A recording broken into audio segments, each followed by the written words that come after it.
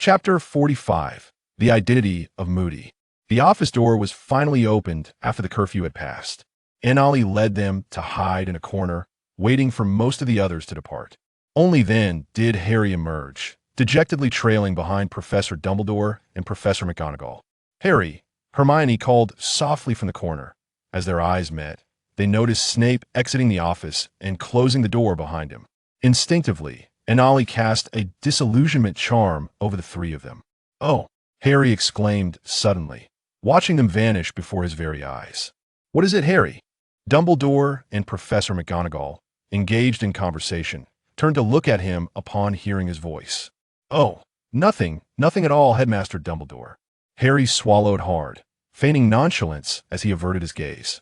Snape furrowed his brow and glanced in the direction Harry had been looking, while Ollie held her breath in trepidation. Fortunately, he merely glanced and showed no further reaction. "Let's leave it at that for today, Harry. Make sure to rest well and prepare for the first task in 3 days." Dumbledore, noticing Harry's distracted demeanor, permitted him to return to his quarters for some rest. "All right, Headmaster Dumbledore," Harry replied, bidding farewell to the 3 professors as he walked towards the corner, while Dumbledore and Professor McGonagall conversed as they returned to the headmaster's office from another direction. Snape did not follow Dumbledore's departure, but instead trailed after Harry. Sensing someone behind him, Harry turned to see Snape regarding him with a cold stare, and nervously inquired, "Professor Snape, is there something you require?" Renaming a professor without consent, Potter, results in a deduction of 2 points for Gryffindor. Snape shot him a glance, remarking, "You would do well to behave normally over the next 3 days, lest you resemble a troll with its brains stuffed full of slug." Having uttered his remarks, he disregarded Harry's expression and called out towards the corner. "Anna, come with me." Ollie sighed deeply, reluctantly dispelling the disillusionment charm and waving goodbye to them. "I can hardly believe they are truly together. How can Anna endure him?" Ron observed their receding figures, still somewhat incredulous. Can one treat students and a girlfriend the same way? Ever since the summer conversations among the girls, she had been quite invested in the Snape and Anna pairing, and she felt an urge to punch Ron for his foolishness. Ron scratched his head in frustration and returned to the common room with them. On the other side, Severus, "How did you know I was there?" Ollie nearly laughed at Snape's rationale for deducting points. He truly was a jealous one. With this thought, she quickened her pace to catch up with Snape. "If Potter had been less conspicuous, I might not have guessed." Snape cast her a sidelong glance as he led her back to the dungeon. Professor Snape, aren't you going to escort me back to the common room?" As he led her into the cellar, Annalise felt a sense of bewilderment. At this hour, was he not supposed to escort her to the lounge door? Could it be that he intended for her to spend the night here, although she would not object to such an arrangement? "Recently, Moody has been inquiring about you," Severus finally remarked as they settled down. "Inquiring about me?" Annalise was taken aback. Despite her low profile, how could that individual have noticed her? "Are you that surprised?" Severus grasped her hand gently. Initially, he sought confirmation from Dumbledore regarding a student who was exempt from classes, presumably out of curiosity about your relationship with him. Due to Annalise's insistence, apart from Harry and his companions, the other young wizards at school remained oblivious to her connection with Dumbledore, who had also promised not to disclose any details about her. So what was he investigating? Annalise was uncertain how to articulate her thoughts to draw attention to Moody's inquiries. "Severus, have you interacted with him recently?" "At the start of the term, your professor is quite busy," he replied. Severus gestured towards the pile of summer essays from the 6th year, indicating that he was engrossed in his work and had little time to engage with that eccentric old man. Harry mentioned that during their first class, he demonstrated the 3 unforgivable curses using a spider. Neville had yet to recover from the traumatic experience with the spider, often burying himself in books, rendering him significantly quieter, though he was not particularly talkative even on ordinary days. "Moreover, I sense a multitude of potion aromas emanating from him." Annalise recounted her observations from Harry and the others, such as, upon hearing about the unforgivable curses, Severus's body stiffened momentarily. "Polyjuice potion," Annalise tentatively uttered. "Does it pertain to my ingredients?" The rapidity with which Severus connected the dots was nearly maddening. Annalise could scarcely fathom that he would recall her recent appropriation of a substantial portion of his supplies for the Polyjuice potion. After all, once one enters the school, it is challenging to exit. Moreover, following the incidents surrounding the Quidditch World Cup during the summer, the Ministry of Magic has intensified its surveillance. Yours is the only potion supply that remains comprehensive, thus Annali dared not continue to conceal the truth from him. He had already deduced it, truly deserving of the title of the most exceptional double agent. Severus sighed and embraced her. You are still young, Annali. I genuinely wish for you to find joy each day. That simply cannot be. As the partner of a master of potions, I must also be formidable. Annali understood his desire to protect her. Yet in this tumultuous world, she could not allow him to bear every burden alone. Otherwise, her presence would hold no significance. Very well, you are formidable indeed. The term partner elicited a chuckle from Severus, momentarily dismissing all else. Rest assured, I promise you that if any issues arise, I will seek your assistance. Therefore, you must also allow me the patience to grow. Annali locked eyes with him, yearning for the greatest degree of autonomy. Otherwise, should she wish to undertake any endeavors later, with his overly protective demeanor, she would become akin to Harry, confined beneath his wings, rendered incapable of action. Fine. Severus ultimately found himself at a loss against her persistence. Should he refuse, she would undoubtedly find ways to evade him, making it more prudent to acquiesce, as she would likely consult him should any matters arise. I will inform Dumbledore about Moody's affairs. You must also exercise caution around him. An individual of dubious identity, likely having consumed Polyjuice potion, brazenly infiltrating the school, was a matter for Dumbledore to address. I shall escort you back. With that declaration, Severus acknowledged that time was of the essence. I won't go. Annali stubbornly settled into her chair, refusing to budge. It is too late, Annali. Can I not sleep here? Severus, the tower is so far. I wish not to return. Annali pouted, employing playful obstinacy. That is inappropriate, Annali. Be obedient. Severus felt as though he were soothing a child. I find it entirely appropriate. We have both met each other's guardians. Annali huffed, reluctant to leave. You have two choices. First, you carry me back. Second, I shall stay here for the night. Severus watched her as she playfully pouted at him. After a moment of contemplation, he made his decision. Only for one night. Excellent. Upon hearing his agreement, Annali excitedly leaped from her chair and embraced him around the neck. I must attend to some work for a while. You should rest first. Severus resigned himself to carry her into the inner room, cautioning her, do not stay up too late. Annali nodded, understanding the burdens of his laborious existence. Her small bag contained various items, including toiletries and clothing, as she had prepared for such an eventuality, never anticipating its necessity. By the time Annali had completed her ablutions and nestled into the bed laden with the comforting scent of bitterness, Severus was still occupied with his work. Inhaling the fragrance that belonged to him, she peacefully drifted into slumber. In the early hours of the morning, tormented by his essays, Severus furrowed his brows as he penned the final P with his quill. Rising to the inner room to wash up and rest, he opened the bedroom door and was greeted by a faint, unfamiliar fragrance that distinguished itself from the usual scent. It suddenly dawned upon him that Annali was spending the night at his abode. Treading lightly, he entered the washroom, and upon his emergence, he had donned a robe. Noticing that Annali was nestled in the half of the bed he typically occupied, his ears flushed with embarrassment, compelling him to cautiously slip beneath the covers from the opposite side. Sensing the sudden warmth beside him, Annali instinctively nestled closer in her slumber, burrowing into Severus's embrace.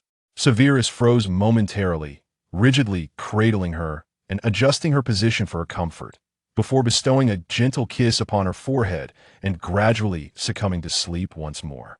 Awakening at dawn, Annali's eyes fluttered open to reveal a partially exposed chest before her. As clarity returned, she contemplated making a movement, only to realize she was firmly ensconced in Severus's tight embrace, rendering her immobile. Awake are we? Severus, a light sleeper by nature, had already stirred at her movements. His voice emerged low and gravelly from the remnants of sleep, exuding a captivating allure. Annali, her cheeks aflame, clung to his waist, inching closer into his warmth. Such a transgression. Assuming she wished to linger in slumber a while longer, Severus gently patted her back to soothe her. Good morning, Severus. Annali, relishing his affection, leaned up to plant a kiss on his chin. Good morning, Anali. I must attend to my morning rituals. Observing her shyly burrowing into the covers, he rose first to prepare himself, allowing her a moment to gather her composure. The potions class at 10. Does the assistant not intend to rise? Fully dressed, Severus gazed at the cocooned Anali with an affectionate expression. Anali peeked out with slightly bewildered eyes. Indeed, she had dozed off again after he departed. Hearing his voice, she groggily prepared to wash up. Once clad in her robe and realizing the room was empty, she ventured outside to find a steaming breakfast and coffee awaiting her on the table. Anali felt that this life was exceedingly blissful. After savoring her breakfast with delight, she clung to Severus like a playful kitten. What troubles you? Severus, charmed by her contented expression, inquired. This life is so blissful. I wish to move in permanently. Anali blinked at him with wide eyes. That's out of the question, Anali, he decisively refused. While it is delightful to have one's beloved nearby, it may prove to be overwhelming. I understand. You are indeed quite the fortress, Severus. Anali muttered in a huff under her breath. Severus, momentarily unclear of her words, was soon met with Anali's lips as she wrapped her arms around his neck and kissed him, her soft lips pressing against his cool ones. He swiftly reciprocated, gently prying open her slightly parted lips. In a short while, Anali found herself languidly melting against him, supported solely by his arm encircling her waist. Enough, she murmured, sensing her lips beginning to swell once more, and playfully swatted at his shoulder. Gather yourself. We have class shortly. Severus pressed his lips together, lifting her back to her own chair before turning to organize his lesson plans, utilizing the task to temper his emotions. Chapter 46. The Unseen Killing Curse. After attending 2 potions classes, Anali made her way to the room of requirement to meet the twins. The time felt fleeting, and she had been contemplating an idea. If Harry could rebound the killing curse during his final confrontation with Voldemort, perhaps it would be possible to create an alchemical artifact capable of doing the same. After all, Horcruxes were also vessels made through alchemy. However, would it not be more effective to utilize Voldemort's own Horcrux? Yet, she feared that such thoughts might alert him. Hello, gentlemen. Have you begun your new experiments? Anali entered the room to find the twins fiddling with several chains reminiscent of those used in formal attire. Just in time, boss. We were just discussing whether to find someone to test it out. After all, we can't very well experiment on our own identical faces. It feels a bit foolish. George exclaimed, approaching her with one of the chains. Are you planning to use me as a test subject? Anali asked, her expression a mix of apprehension and curiosity as she eyed the chain he extended towards her. Oh no, how could we let our esteemed boss endure such discomfort? Allow us to explain first, Fred interjected with a grin, sensing her unease. We purchased several dress chains, and this inconspicuous little brooch is actually the most crucial component. We've reinforced it with 2 layers of protective armor, but it will likely break after being struck a second time. How exquisite. So, shall we conduct a simple test with the disarming charm? It shouldn't cause too much harm. What do you think? Anali felt a pang of worry that if she were injured, Snape would find out and her days would become quite arduous. I have some healing potions that could assist in your recovery in case of any unforeseen circumstances, she remembered, retrieving a plethora of potions from her satchel. Good heavens. Our thoughtful boss. We are truly honored. Thank you. The twins were astounded by the abundance of potions she produced, having never seen so many at once. Save for during assignments after class.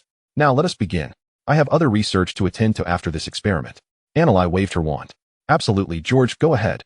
Oh, if it weren't for our boss's kindness, Fred, next time it would be you, George grumbled as Fred nudged him forward, feeling slightly vexed. However, with Anali's generous contribution of potions, they refrained from causing a ruckus. I'm starting now. Anali watched as George donned the chain, holding his wand with his right hand while standing defenseless 10 meters away. Disarm. The spell shot towards George, only to be immediately deflected, though the magical backlash forced him to stumble back a step. Another round, get ready. After a friendly warning from Anali, she swiftly cast another spell. Petrificus Totalis. Observing the potency of the previous disarming charm, she decided to escalate her attack, knowing she had ample potions to spare. Upon hearing the incantation, George's expression shifted, and then there was a distinct crack as the chain around his collar snapped, sending him reeling several steps back, though thankfully he sustained no injuries. Apologies, George. I thought the disarming charm would be within safe limits, and I decided to switch things up, Anali explained, sensing his lingering shock. Oh, Anali, you nearly frightened me to death, George replied, still shaken. I never expected our defense could actually repel the petrification curse, though it does seem to always result in a magical recoil. Fred, having observed the entire exchange, approached them to discuss the chain's defensive capabilities and its shortcomings. Why not stack a shock-absorbing layer onto each protective armor? Annalise suggested after pondering for a moment. Great idea. Let us give it a try. Fred and George's eyes lit up with enthusiasm. They realized through experimentation that one spell alone was insufficient, and layering spells might just achieve the desired effect. Watching them eagerly dive into further experimentation, Annalise took the opportunity to pick up some silver badges she had prepared, mindful that success was not guaranteed on the first attempt. These were remnants she had acquired from Gapes. Fortunately, she had learned some ancient runes during her first year, originally intending to create her own spell, and now she found that it might serve her well in alchemy. The twins had not concealed their ideas and processes for crafting their defensive artifacts from her. They employed engraving spells and infused magic directly into the objects, a straightforward method limited to defending against basic attacks, with varying effects based on the amount of magic infused. Given the twins' current magical capacity, managing to ward off the petrification curse was already impressive, even with the accompanying magical tremors. However, her approach differed from theirs, relying instead on the most ancient methods. Due to time constraints, she had not been able to refine the metal step by step, so she resorted to polishing Gapes. She then layered the outer metal with silver, disguising it as a badge, making it less suspicious. Taking a deep breath, Annalise raised her wand and meticulously inscribed the incantation of the unseen killing curse in ancient runes upon the badge, infusing it with magic with each stroke until, on the 10th pass, she sensed the artifact had reached magical saturation. Her long-held concept was to use dark magic to counter dark magic. The reason she had borrowed Snape's potions book was to study his original unseen killing curse, for which she had specifically learned the translation of the runes. Now, this badge was in a state of both offense and defense. Should it encounter an attacking spell, it would passively rebound the curse, and any residual magic would be maximally directed back along the original trajectory of the unseen killing curse. However, a concept is merely a concept. How would she even experiment with it? Moreover, if memory served, George had been struck by the unseen killing curse. But because he was unaware of the counter curse, he had not managed to save his ear in time. Yet, this was indeed quite perilous. Boss, are you daydreaming? George's voice broke through Annalise's reverie as she gazed at the completed badge on the table. She could discern the differences in their tones. Although they mimicked each other's speech patterns and intonations, when alone, each possessed distinct qualities. Speaking to Fred felt like basking in sunlight, uplifting her spirits, while George's voice exuded a gentle humility, akin to that of a neighborly older brother. However, when together, they intentionally adopted a tone befitting pranksters, making it impossible for anyone to tell them apart. I was pondering how to conduct the experiment, Annalise replied, lowering her gaze, her mind still occupied with thoughts of how to proceed. Let me handle it. Besides, we have other potions to try. If I get hurt, I can simply rest in the hospital wing and skip class. How wonderful, George said nonchalantly. This is a bit different. Annalise avoided George's gaze, reluctant to disclose that he would eventually be struck by this very spell. After all, it was a curse conceived by Snape, albeit unintentionally. Is there truly no remedy for anything that isn't dark magic? George jestingly remarked, while Fred was still grappling with the chain on the other side. They had just taken turns channeling their magical energy to inscribe spells. George had already completed his segment, leaving the remainder to Fred, which is why he had the leisure to check on what Annalise was up to. It's dark magic, George, and it's quite potent. Annalise lifted her gaze to meet George's, not surprised to find a myriad of expressions playing across his face. Annalise, have you lost your mind? You're only in 4th year at Hogwarts, and you've conjured dark magic. Well, to be precise, I inadvertently stumbled upon it. I lack the capability to create magic. Annalise awkwardly touched her nose. Merlin's undergarments. How cool is that? I want to learn too. Before she could comprehend, George exclaimed excitedly, drawing Fred's attention from across the room. What? Learn what? Dark magic, Fred. It's amazing. Can you teach us dark magic? Fred's excitement began to mirror George's, leaving Annalise quite perplexed by the two brothers. Wait, this is dark magic. Aren't you afraid at all? She had prepared to feign a joke, lest she frighten them. What's there to fear? You wouldn't use it to harm us. Fred and George stood beside her, utterly unfazed by their discussion of the feared dark arts. What is it? Do tell us, Fred urged. Annalise paused for a few seconds, realizing this was the infamous Weasley twins. It made sense they had dared to trick their 5-year-old brother Ron into making an unbreakable vow at the tender age of 7. After some contemplation, she divulged her ideas to them. The only challenge now was how to conduct the experiment, as the spell's damage was too severe. Isn't there a counter curse? We could give it a try. No, Even with a counter curse, being struck by this magic would leave you bedridden for at least 10 days. Such a degree of injury would certainly attract the attention of Professor Dumbledore. Anneli remained unconvinced by their suggestion. Can the protective armor withstand it? George pointed to a nearby necklace they had just completed, quietly resting on the table. As long as it can defend against other dark magic attacks, it should suffice, right? We could also test our layered necklaces at the same time. Fred echoed George's sentiments. It's a 2-for-1 deal, Anneli. But, Anneli hesitated, genuinely uncertain, not wishing to harm them. How about this, Anneli? Christmas is around the corner. We'll have a long holiday. Let us arrange to meet here then. Even if we get hurt, we'll be right here, and no one will discover us. What do you think? I'll think about it. Regret washed over her for voicing her thoughts. After all, couldn't she seek out Gapes for assistance? No worries, Anneli. We're always here to help you, including keeping it a secret, as this is a truly magnificent prank experiment. Both brothers winked at her. Thank you. Do you have any other ideas? We still have time to discuss something else. Anneli felt quite touched. They truly resembled warm older brothers. After tidying up their belongings, she inquired further. Of course, we have a few concepts that require your input. The twins clearly understood the need to shift the topic and naturally presented their ideas for defensive and offensive items they had discussed on paper. After more than an hour of lively discussion, the trio reluctantly concluded their meeting, as Anneli still had a potions class to attend that afternoon. The next day, Anneli went to the Great Hall for breakfast as usual. On her way from the common room to the hall, she couldn't help but lament once more why she had chosen a house so far from the castle. Stepping outside felt like a tiresome ordeal. Hey, Anneli. Good morning. As Anneli walked across the stone bridge, a voice called out from behind her. Good morning. Luna. Anneli turned to see Luna and greeted her with a smile. Are you heading to the Great Hall for breakfast? Yes. Would you like to join me? Oh, if that is all right. Then of course. Luna hadn't anticipated Anneli would extend a breakfast invitation. She was aware that she had few friends at school, as others often found her a bit peculiar. But she didn't mind much. The two girls quickly found common ground, discussing amusing classroom anecdotes. Luna would occasionally ask about textbook content she found confusing. And for the first time, Anneli felt the journey wasn't so long. That's absolute nonsense. As they stepped into the hall, they heard Hermione's irate voice resonating. Anneli glanced towards the Gryffindor table. Hermione was angrily slamming a newspaper down on the table, causing a cup of milk to topple over, while Harry sat beside her, looking quite embarrassed, and Ron stood behind him, wearing a grim expression. Most others in the hall were also holding newspapers, whispering amongst themselves. What happened? Anneli and Luna approached them. Noticing Hermione's eyes were already glistening with unshed tears. Oh, yesterday, the Daily Prophet sent a reporter to interview us about the Triwizard Tournament. Hermione came over to help me research competition materials, and that Rita Skeeter, or whatever her name is, snapped a picture of her. She wrote a slanderous article about Hermione in the paper. Oh. Anneli grabbed the newspaper to read, finding it riddled with insults regarding Hermione's muggle background and insinuations that she sought fame through Harry. What utter rubbish. Anneli angrily tossed the newspaper to the ground and stepped forward to embrace Hermione in comfort. The tournament hasn't even started yet. How can they let reporters in? Because there's a pre-tournament interview. Dumbledore allowed them in, stating they would conduct interviews after each round. Harry explained. Hermione, don't be disheartened. We all know you're the most diligent and intelligent witch. This reporter's libelous article will surely backfire. Anneli resolved to teach that Rita a lesson. Oh, the Daily Prophet? There's really nothing of substance there.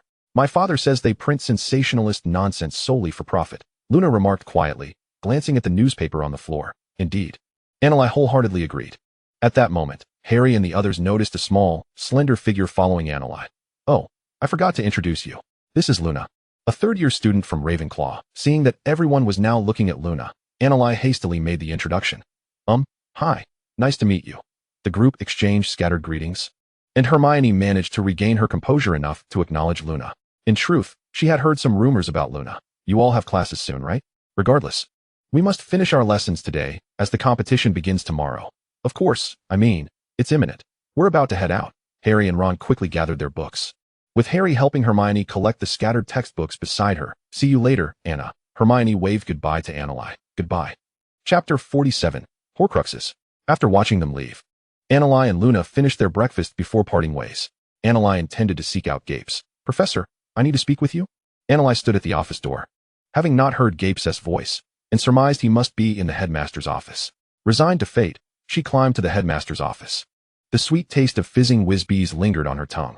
Annalise experimented with the names of several desserts before pushing open the door to the office.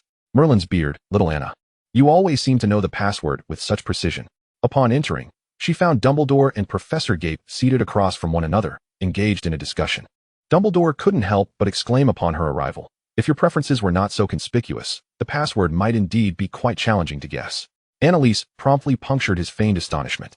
Oh, little Anna, you understand me so well, Dumbledore replied with a wink. Professor Gape, I have a question regarding alchemy that I would like to discuss privately. May we converse alone? Annalise felt that Dumbledore's lingering presence had somewhat infected Gape. After all, she had not come to seek him out.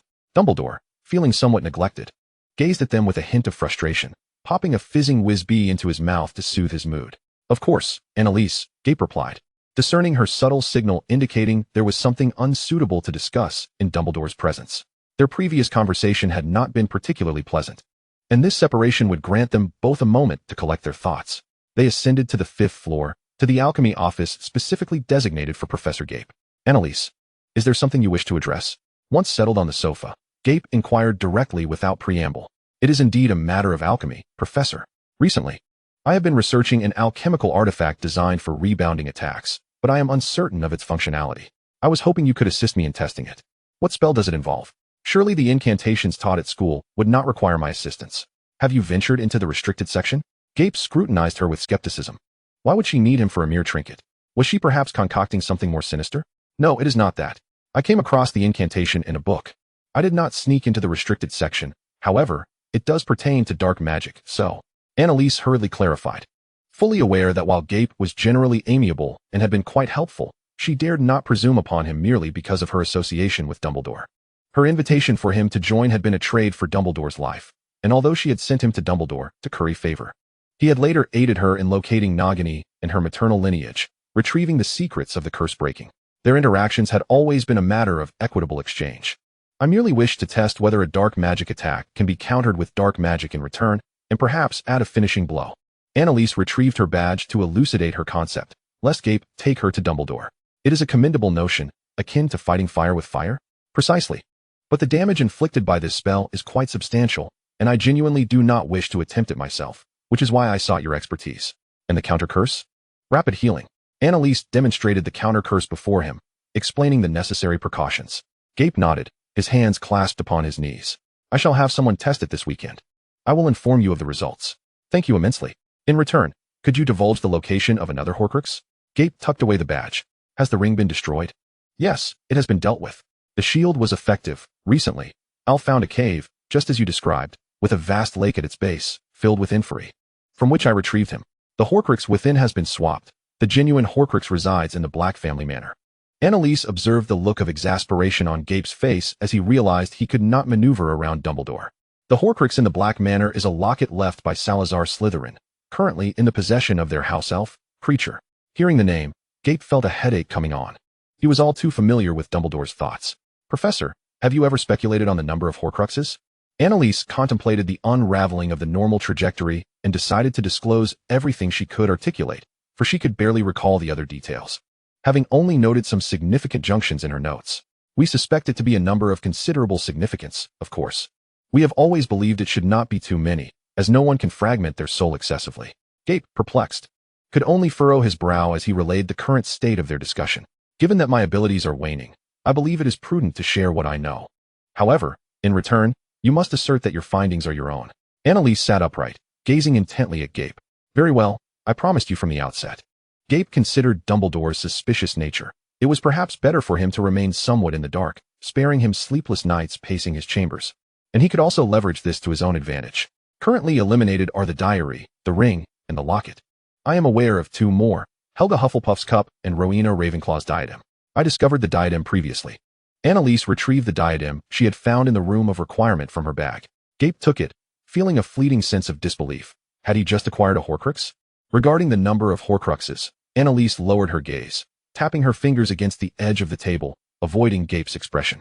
It could be 6 or perhaps 7. Why? Gape struggled to comprehend the significance of this number. Dumbledore had mentioned it could either be 3 or 7, but no matter how one divided it, it could not exceed that. In second year, Harry exhibited the ability to speak Parseltongue. He had shown signs of confusion, and I suspect he must have questioned it. Annalise refrained from addressing his inquiry directly, instead introducing Harry's situation. Gape's mind flickered with a sudden realization, his face reflecting shock. Are you suggesting Harry is also a Horcrux? However, I am uncertain whether there are 6 or 7 in total. I apologize. My insistence may have introduced a considerable variable into this matter. Annalise bowed her head, the weight of the secret she'd carried for 2 years pressing heavily upon her heart. Yet, she could not articulate it. Nor did she know how to express it. I simply wished to save as many as I could, but now it seems I may have erred. It is all my fault. It was only when Annalise began to enumerate the Horcruxes that she grasped the true implications of their quantity. Yet, due to her interference, Nagini and Snape's fates had already been altered. Would the outcome of the impending war still unfold favorably? The number 7 held great significance for Voldemort. He had unwittingly fractured a piece of his soul within Harry, and thus, he need only kill again to discover he could only fragment one more. Yet what would serve as the medium for that final piece? She seemed to have truly made a grave mistake, all for her own desires. Overwhelmed with self-reproach, Annalise succumbed to despair, prompting Gape to act swiftly, rendering her unconscious. As he looked upon Annalise slumped on the sofa, Gape pondered his next steps. Seeking out Dumbledore was not an option, as he could not explain the situation. Thus, there was only one person to turn to. Gape summoned his Patronus, a phoenix akin to Dumbledore's, and declared, Severus, I must trouble you to come to my office on the 5th floor at the far end. 10 minutes later, the sound of heavy footsteps echoed at the entrance, followed by a firm knock on the door. Come in. Severus Snape opened the door expressionlessly and stepped inside, shutting it behind him. Professor Gapus? Before he could inquire about the purpose of his visit, he noticed Annalise collapsed nearby and hurried to her side to assess her condition. Confirming that she was merely unconscious and not seriously harmed, he turned to Gapus and asked, what transpired? She was simply a bit emotionally unstable. I had no choice but to render her unconscious, hence my summoning you. Gapus replied nonchalantly, reclining in a chair with his legs casually swinging. Thank you. Snape's expression darkened. Yet given the circumstances as described, it was indeed prudent to have subdued her.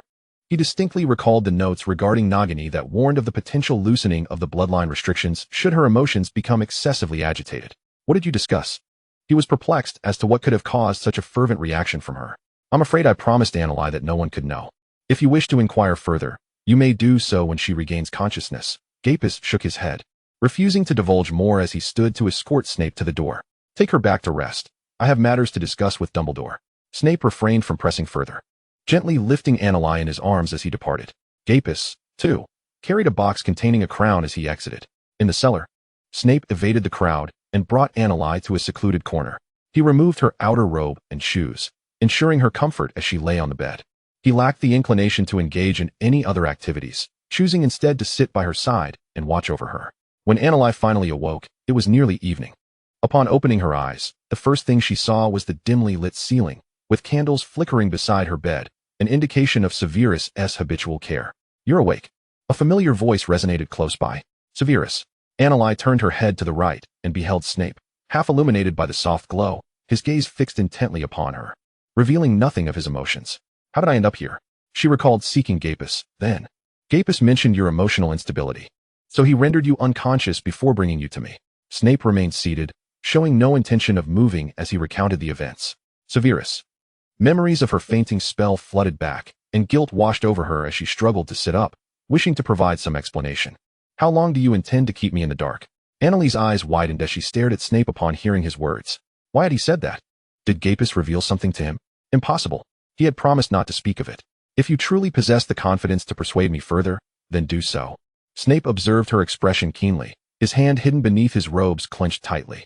Annalise felt a sudden wave of anxiety wash over her, as if a chasm would open between them should she make the wrong choice, leaving them forever gazing at one another from opposite sides. I'm sorry, Severus. I cannot tell you. She averted her gaze, focusing on the blanket covering her. She wished to be selfish just a little longer. She had already chosen him over the greater good, as well as her family. She could not divulge everything. If there were burdens to bear, she would shoulder them alone. Once the dust settled after the great battle, she would reveal everything to him, sharing all her secrets. Thus, could she remain silent? Very well, I shall grant you time. Until then, Annalise, we needn't see each other. Why won't you tell me anything? Snape stood, his upper body swallowed by shadows, leaving Annalise unable to discern his expression in the dim light. You should rest. While it's still before curfew, you may leave. I have been waiting for you to tell me. She pressed on, moving to his side, yet still unable to see his face clearly. I believe I have made my position clear. Snape's voice remained devoid of inflection. You know what I wish to learn. You always said you would share with me. I thought that if it were insignificant, I could patiently await your revelations. You promised me. Yet it was evident that whatever had stirred such intense emotions within him, and could potentially disrupt her bloodline restrictions, was of grave significance. No matter what occurs, you should have confided in me. I could have been by your side. You promised, Anneli. Why can't you rely on me, Anneli? I'm sorry. Anneli felt as though the blood in her veins had congealed, her mind sluggish. She could only instinctively utter apologies, but more words eluded her. We need time to calm down. I will wait for you. Until you are ready to confide in me, he added. All right. Anneli struggled to articulate her agreement, not raising her gaze again as she stiffly opened the door and exited, finally closing it behind her. Through the door, he could faintly hear the sound of another door shutting, and Snape slumped back into his chair, a hand barely covering his face. A solitary tear traced down his cheek, slipping into his dark hair before vanishing from sight. Anneli, I am sorry. Chapter 48, Fainting. After leaving the cellar, Anneli returned to her dormitory, lost and despondent, cocooned in her blankets as silent tears streamed down her face. She understood that this was the crux of their conflict. Snape did not wish to part ways with her, but simply sought the truth. Yet she could not reveal it. Should she admit that from the very beginning, all her plans were aimed at rescuing him from the abyss, even altering the course of their story without a second thought, leading to outcomes spiraling beyond control? Had she not been Nagini's daughter, she might have chosen a different path to intervene in his fate. However, the love and sacrifices of her family were palpable, compelling her to address the root of his mortality directly by bringing back Nagini, thus averting her death. Initially, she had deliberately avoided contemplating the seventh Horcrux, perhaps out of selfishness. She had assumed her actions were for the sake of saving more lives. Yet now it was evident that the unknown outcome of that unpredictable Horcrux posed the greatest risk, potentially resulting in even more casualties. Though she had already alerted Grindelwald, Anneli wept herself to sleep. The following day marked the commencement of the Triwizard Tournament's first event. Hermione and Ron escorted Harry to the designated tent, exchanging brief greetings with the other three before hastily departing. Where's Anneli? I haven't seen her all morning. Aren't there no classes for the next 3 days? As they made their way to the stands, Hermione felt a twinge of unease, inquiring of Ron if he had spotted Anneli. No, I haven't seen her. Perhaps she is still in the common room? It is inconceivable. Harry has a competition today, and Sirius has already approached Dumbledore regarding this matter. Anna must surely be here. Something must have occurred. Hermione felt a growing unease in her heart. Without Annalise, she sensed an undeniable absence. Hello, Hermione, Ron, good morning. As they were about to ascend the stairs to the stands to see if Annalise was present, they encountered Luna. Oh, hey Luna, what a coincidence. Have you seen Annalise this morning? Hermione inquired, noticing the joy radiating from Luna. No. I left quite early to read in the common room, and haven't seen Annalise, Luna replied, shaking her head. She had just come from the tower to watch the match. Something must be amiss, Luna. Could you please assist us in searching for Annalise? We can't leave Harry's side, Hermione implored, her anxiety mounting as the competition was about to commence. She feared Harry might get injured or feel disheartened if he didn't see them afterward. Of course, I intended to just take a glance and leave anyway, Luna expressed without hesitation. After 3 days of classes being cancelled, she was unsure of what else to do, and the raucousness of the match was not particularly appealing to her. With that, Hermione and Ron climbed to the stands, while Luna headed towards the tower. Annalise, are you inside? The entire school was off to watch the competition, and as Luna entered the dormitory, she found it desolate. She swiftly located Annalise's room, but, upon knocking, received no response. Annalise. Luna knocked again, faint sounds emanating from within. Can I come in? Luna asked at the door, gently pulling on the handle, which yielded open. Cautiously, she pushed the door ajar. The room was shrouded in darkness, thick curtains blocking any light from outside. Only when the door opened did the corridor's illumination spill into the room, allowing Luna to discern a small mound on the bed. Annalise. The lump stirred as Annalise slowly sat up from under the covers, her gaze falling upon Luna at the door. Good morning, Luna. Good morning. I ran into Hermione and the others at the stands. They were quite worried about you since they couldn't find you. So they asked me to check in on you, Luna explained. Oh, today is Harry's match. Annalise's voice was barely audible, reminiscent of a hungover soul. Had the dormitory not been so quiet, Luna might have missed it entirely. Yes, Annalise, are you all right?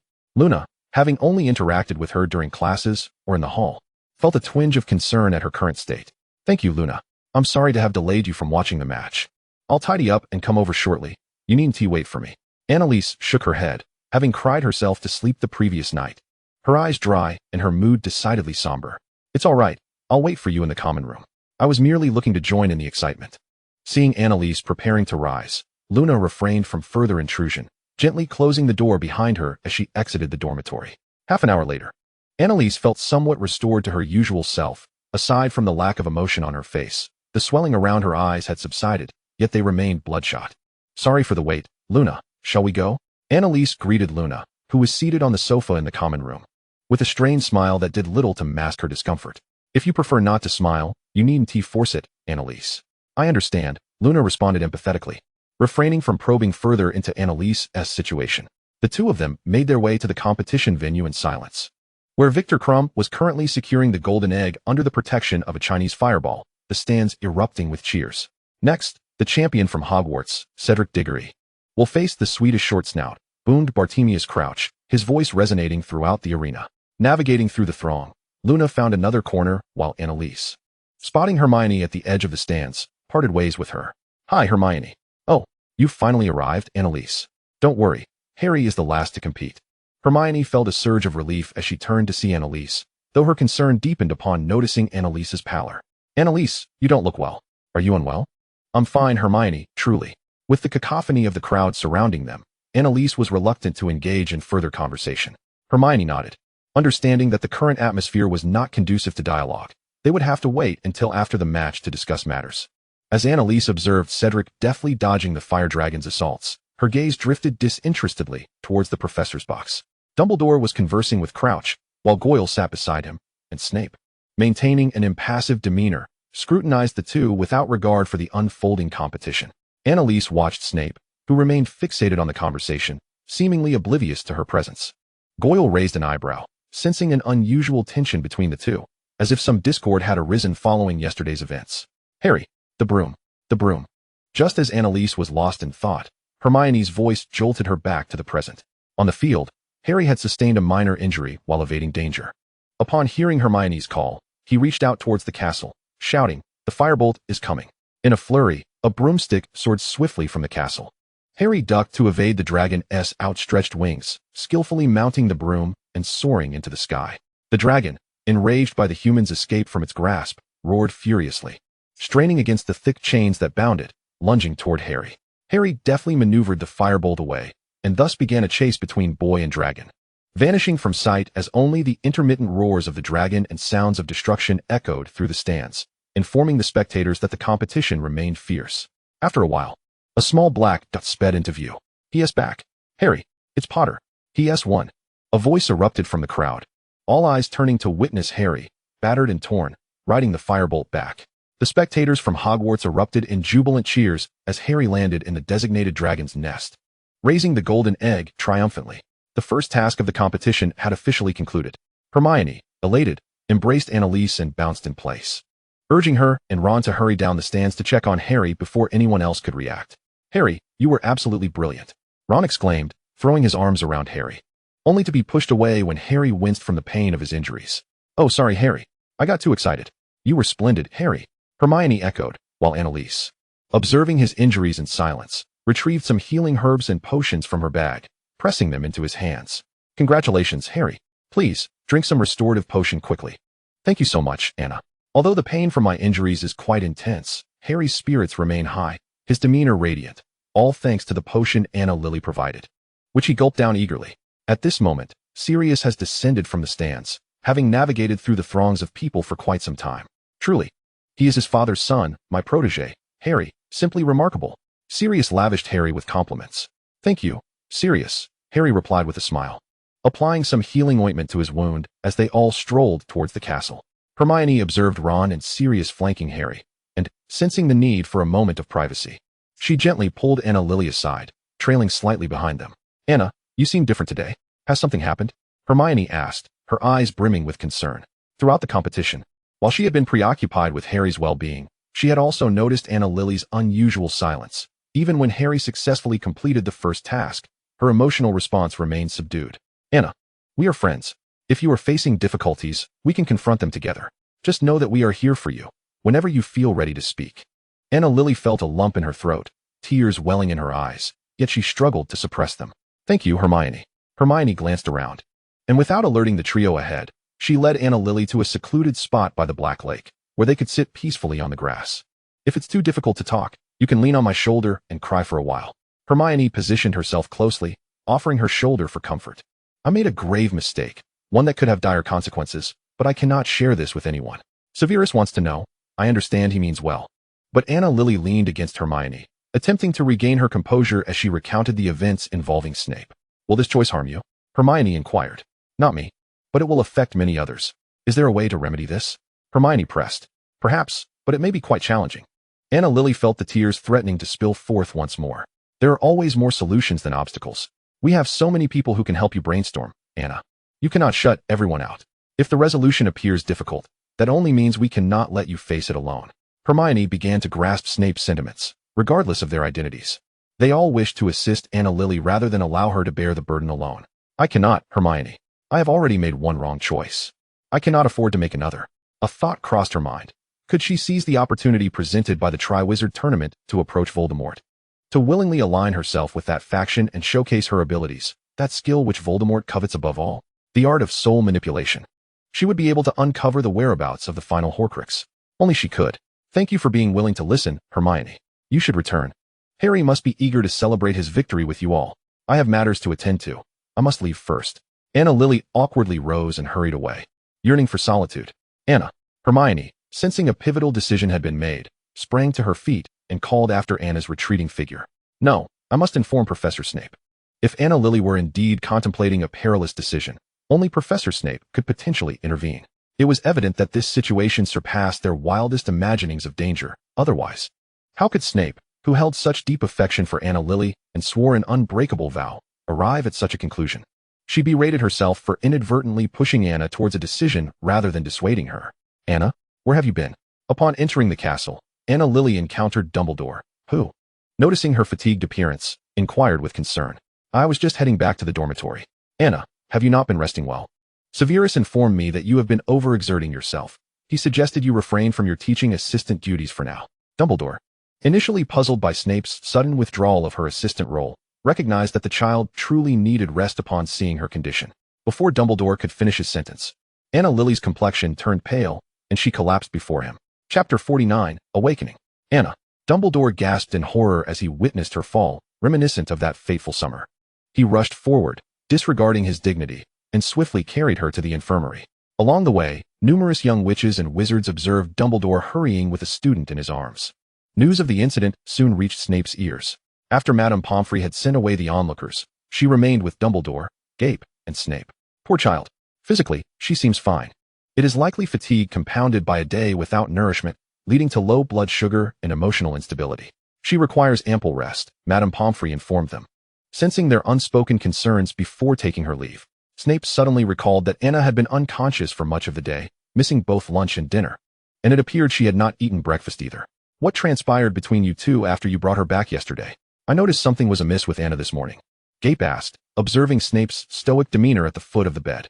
Dumbledore turned to look at Snape as well. She is concealing from us a perilous undertaking of which we are entirely unaware. I only wish she would confide in me rather than making decisions unilaterally, Snape revealed candidly. If you know anything, I urge you to speak. I would prefer to know what you discussed yesterday, Gape insisted, meeting Snape's penetrating gaze. Wait, Dumbledore interjected, feeling caught in the middle of their exchange. Gape, are you fully aware of what Anna is currently involved in? I am unaware of her intentions. But I promised her I would not disclose anything unless you discerned it yourselves. Besides, from what I do know, it does not pose any threat. Most of the actions are being handled by others. She merely needs to provide information, Gape explained, bewildered as to how it had escalated to a matter of danger. She is your kin, Albus. I will not stand by and watch her harm herself, Snape retorted. Have you forgotten the blood curse sealed within Anna? Since yesterday, she has experienced 2 emotional outbursts. If she were not engaged in something perilous, the curse would not be provoked. What was discussed yesterday? At that moment, Snape had no interest in hearing a man's loyalty to another. His face set in cold determination, he approached Gape, his dark eyes glinting with intensity. I must inform you. What we discussed yesterday was certainly not a matter of danger.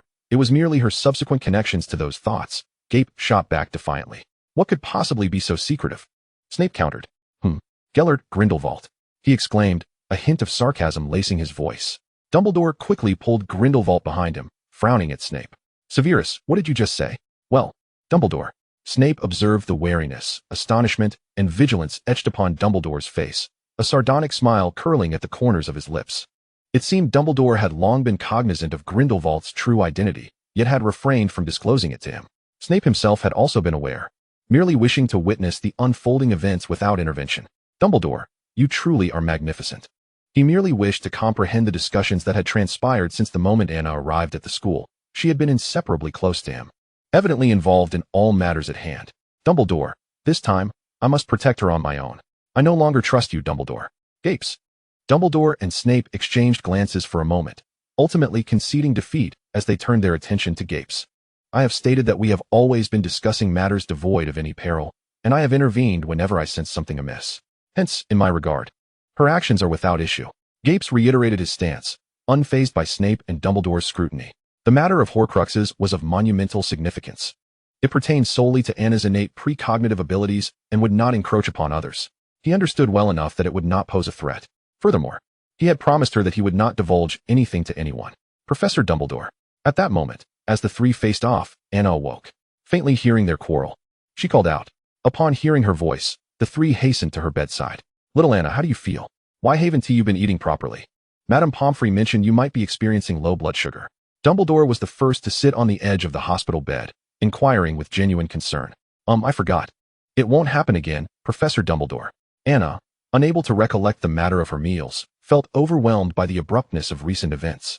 I think I'm fine now. I want to go back. She wished to avoid any further company.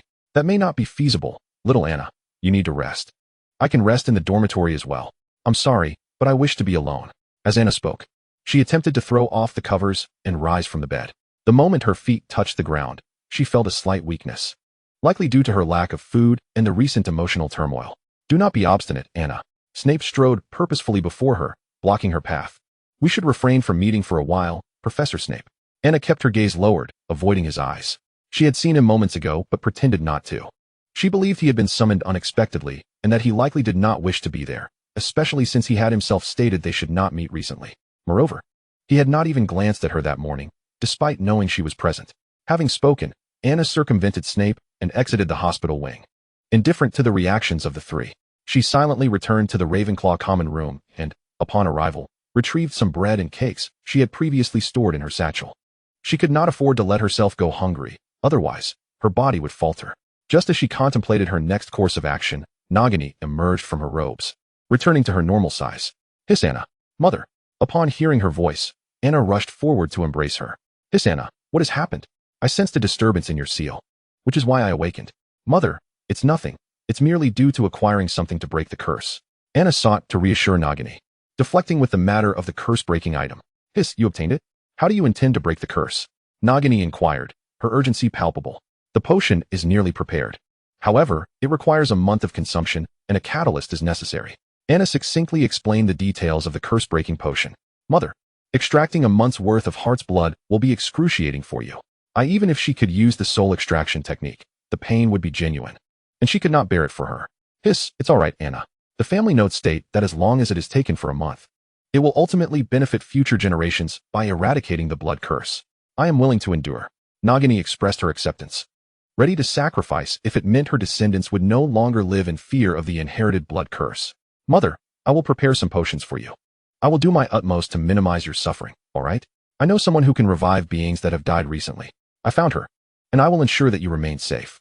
Anna refrained from revealing her abilities, as it would be too abrupt and complicated to explain. Very well, Anna. Nagini did not dwell on the truthfulness of this claim, assuming it pertained to a resurrection stone or the like, and felt joy that Anna cared for her so deeply. After all, she was the only child of her and Credence. Hiss, shall we commence? I fear I may soon fall into a stupor, and I want to be able to control my own actions. Mother, can you manage now? Hiss, I can. Nagini settled onto her bed, awaiting Anna's actions. At that moment, Anna's eyes brimmed with tears. The series of events had forced her to accept a harsh reality. She retained confidence in her soul extraction technique and had prepared numerous pain-relieving potions.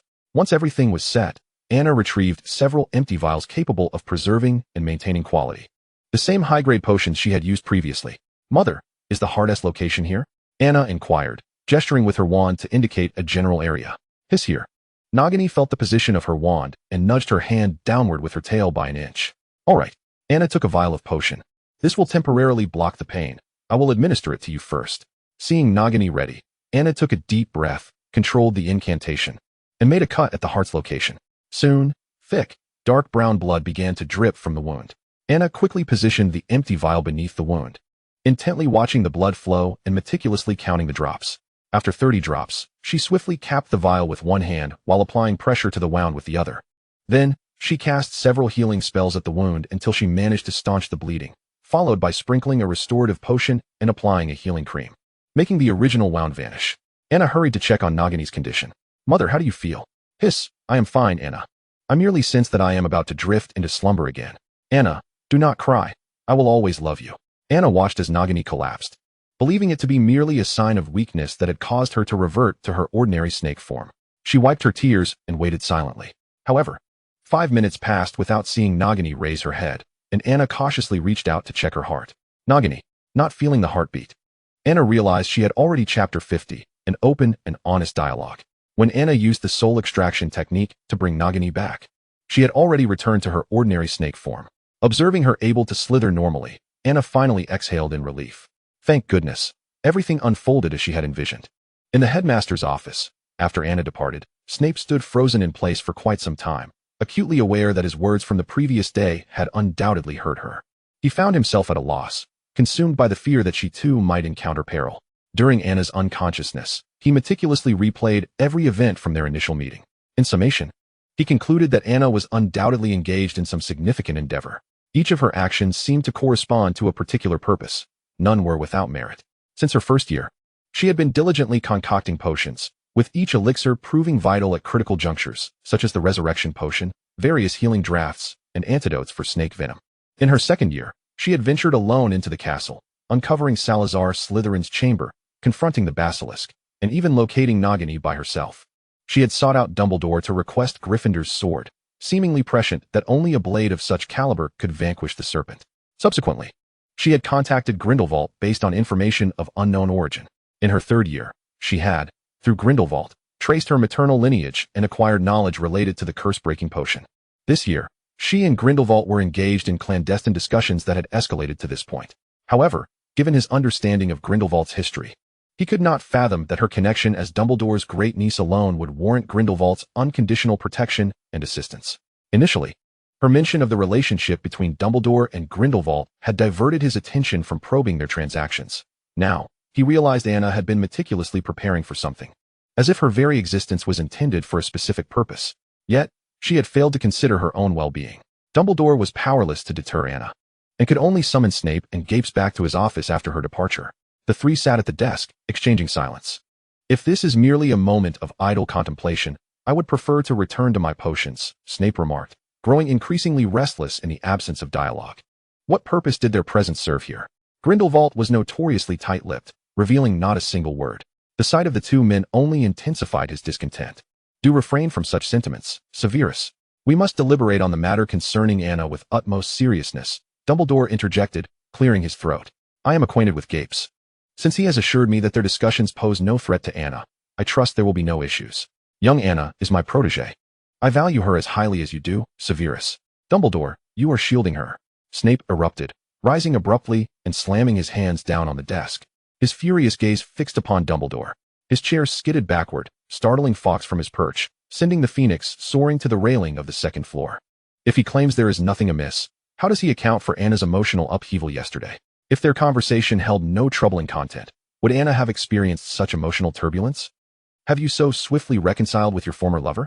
Are you willing to disregard Anna's situation for him? How does that differ from your past behavior? After listening in silence to Snape's outburst, Dumbledore seized upon a question he had previously intended to pose. "Severus, first tell me how you came to know of my relationship with Gapes, and when you learned of it." Dumbledore's blue eyes bore into Snape, reminiscent of the way he had once gazed through Harry's eyes at Lily, and he found himself struck by how much Dumbledore's gaze mirrored Anna's. "Anna revealed it to me last year when she arranged to meet Grindelwald at the Hog's Head to retrieve her maternal heirlooms." Snape's palms, resting on the desk, gradually curled into fists. "So, you never inquired why he suddenly appeared before you?" "The illustrious Dumbledore." Snape nearly spat the words through clenched teeth. "Last summer, Anna used a key that could bypass my wards to leave my home alone. That was her first encounter with Grindelwald. Thus, it stands to reason that prior to that meeting, they had at least corresponded through letters. Anna returned without incident, and given the subsequent whirlwind of events, He had forgotten to mention this to Dumbledore. Gellert, you must provide me with an explanation. You claimed you came to assist me because you foresaw my future. Dumbledore found the truth of this revelation almost unfathomable. After their return from the Hog's Head, he had discussed it with Grindelwald, suspecting that Anna's closeness to a newly appointed professor was concerning, especially considering that she had shared such vital information regarding blood curses and had entrusted him with the task of retrieving items from her maternal lineage, a lineage he had long sought but failed to locate. Under duress, Grindelwald had ultimately disclosed his identity, initially intending to send him away, but claimed he had come to help Anna after glimpsing her future. It was only because he had seen Grindelwald's assistance in helping Anna locate her ancestral grave that Dumbledore had reluctantly permitted him to remain. Moreover, he had harbored the notion that an additional capable ally would be beneficial. Little did he know, the truth was that Anna had sought him out. How did young Anna manage to contact you? You must tell us the truth. Dumbledore's expression turned grave as he regarded Grindelwald. Clearly, Anna had concealed an abundance of knowledge from them. How had she come to learn of their dealings? Very well, I shall divulge this matter, Grindelwald sighed. He had promised Anna not to disclose the true reason for his appearance, but now that Dumbledore was aware, he felt no breach of promise. I was still in Nurmengard when a phoenix appeared before me, accompanied by a letter. I recognized Credence's phoenix and had seen yours in the papers. So I surmised it was related to you, and read the letter. Indeed, it was Anna who reached out to me, informing me of your connection and warning that there were many dangers within the school, imploring me to assist based on our past camaraderie. I do miss you, Dumbledore. I have been aware of your affairs throughout the years, yet I never dared to glimpse your future. However, her letter compelled me to do so. Thus I arrived under a pseudonym after settling matters in Nurmengard. You are aware of the subsequent events. Grindelwald withheld the portion of the letter regarding Anna's prophecy about Dumbledore, a secret he vowed not to share unless she herself chose to reveal it. He took the opportunity to express his long-standing feelings of longing for Dumbledore, who feigned ignorance, inwardly cursing Grindelwald for his audacity to indulge in sentimentality at such a critical juncture. This seems amiss. When did she contact you? Snape inquired, piecing together the timeline. It was a date worth commemorating, Valentine's Day. Grindelwald winked at Dumbledore, seemingly unfazed by his reaction, for he had ventured this far and cared not for appearances. Valentine's Day. Valentine's Day, Snape muttered, rapidly recalling events from the first and second years. It should not have been. Prior to that time, there had been no particularly alarming incidents within the castle. Any disturbances had remained manageable. Why would Anna have used the pretext of danger at school to lure Grindelwald here? Unless it pertained to Voldemort. Dumbledore suddenly spoke, and upon hearing Voldemort's name, Snape's body noticeably trembled. I apologize, Severus, for not revealing the truth to you sooner. Given the nature of their conversation that day, Dumbledore felt it was indeed time for greater candor, despite his initial intention to tackle the matter alone. Yet, it was becoming clear that only honesty could resolve Annalise's predicament. To him, Annalise was second only to Ariana in significance. She had always embodied the very essence of the person Ariana aspired to be. Chapter 51, A Heart-to-Heart. During my first year, I explained to the outside world that Quirrell sought to steal the Philosopher's Stone, and to you, I mentioned that he intended to use it to resurrect Voldemort. Dumbledore paused before continuing. In truth, Voldemort had already possessed Quirrell at that time, lurking at the back of his head, which is why he kept it covered. This revelation came to me from Harry after he confronted Quirrell. From that day forth, I became convinced that Voldemort would soon return. Consequently, I pondered the circumstances of his resurgence, for he had perished along with his physical form. In your second year, you faced the events surrounding the Chamber of Secrets. I intended to resolve it myself, which is why I did not confide in you. The diary that led Ginny Weasley astray was a Horcrux. I believed it prudent to keep the existence of Horcruxes as obscure as possible, considering the dark nature of that malevolent magic. I had failed to prevent Voldemort from exploring this path, and I could not allow others to be aware of it now. Horcrux?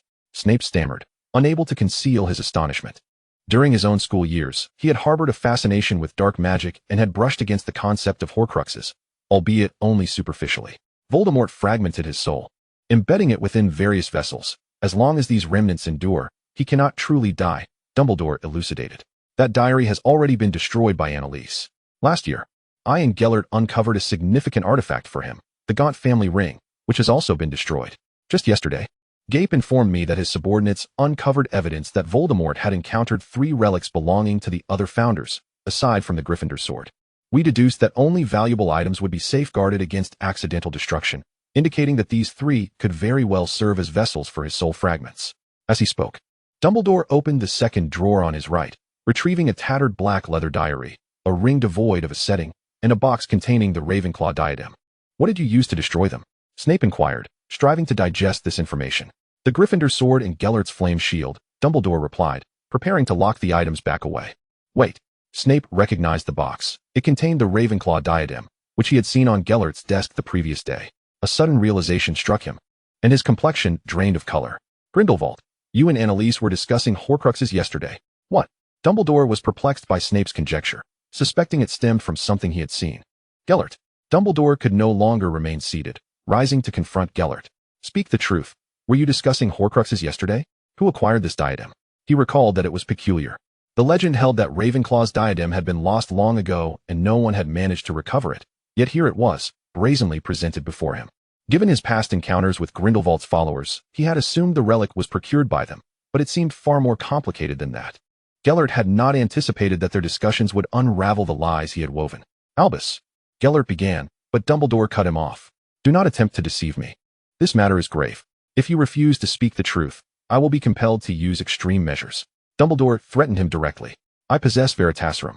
A single drop will suffice, Snape chimed in, collaborating with Dumbledore's stance. Gellert realized there was no evading the inevitable. I promised Annalise I would not disclose anything. Watching Dumbledore's expression falter, Gellert reluctantly extracted a glowing silver memory from his temple with his wand, and simultaneously, Dumbledore summoned his hidden pensieve.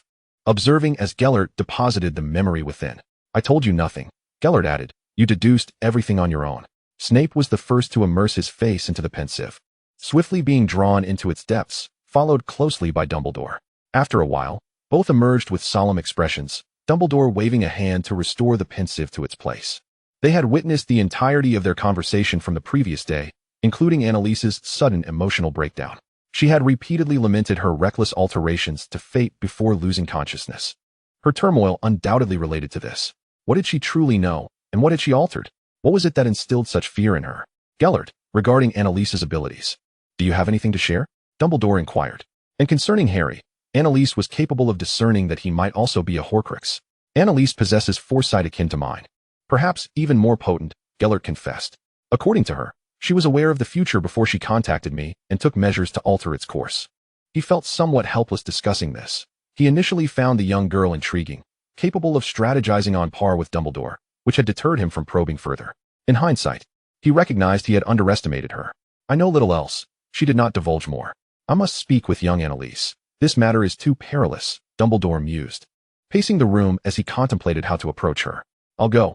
I need to speak with her, Snape interjected, feeling a stirring in his heart. They needed to have a serious conversation. His impulsiveness yesterday stemmed from a deeply rooted insecurity. Despite Annalise's unwavering affection towards him, he still felt unworthy, desiring to offer her everything he possessed and shield her from harm. The realization that she might have been engaging in something dangerous filled him with dread, fearing she would one day depart from him as Lily had. He was terrified of returning to a life devoid of her presence. He could not forget how she had ignored him in the infirmary. He longed to converse with her, as the current situation felt like an immense weight upon his chest.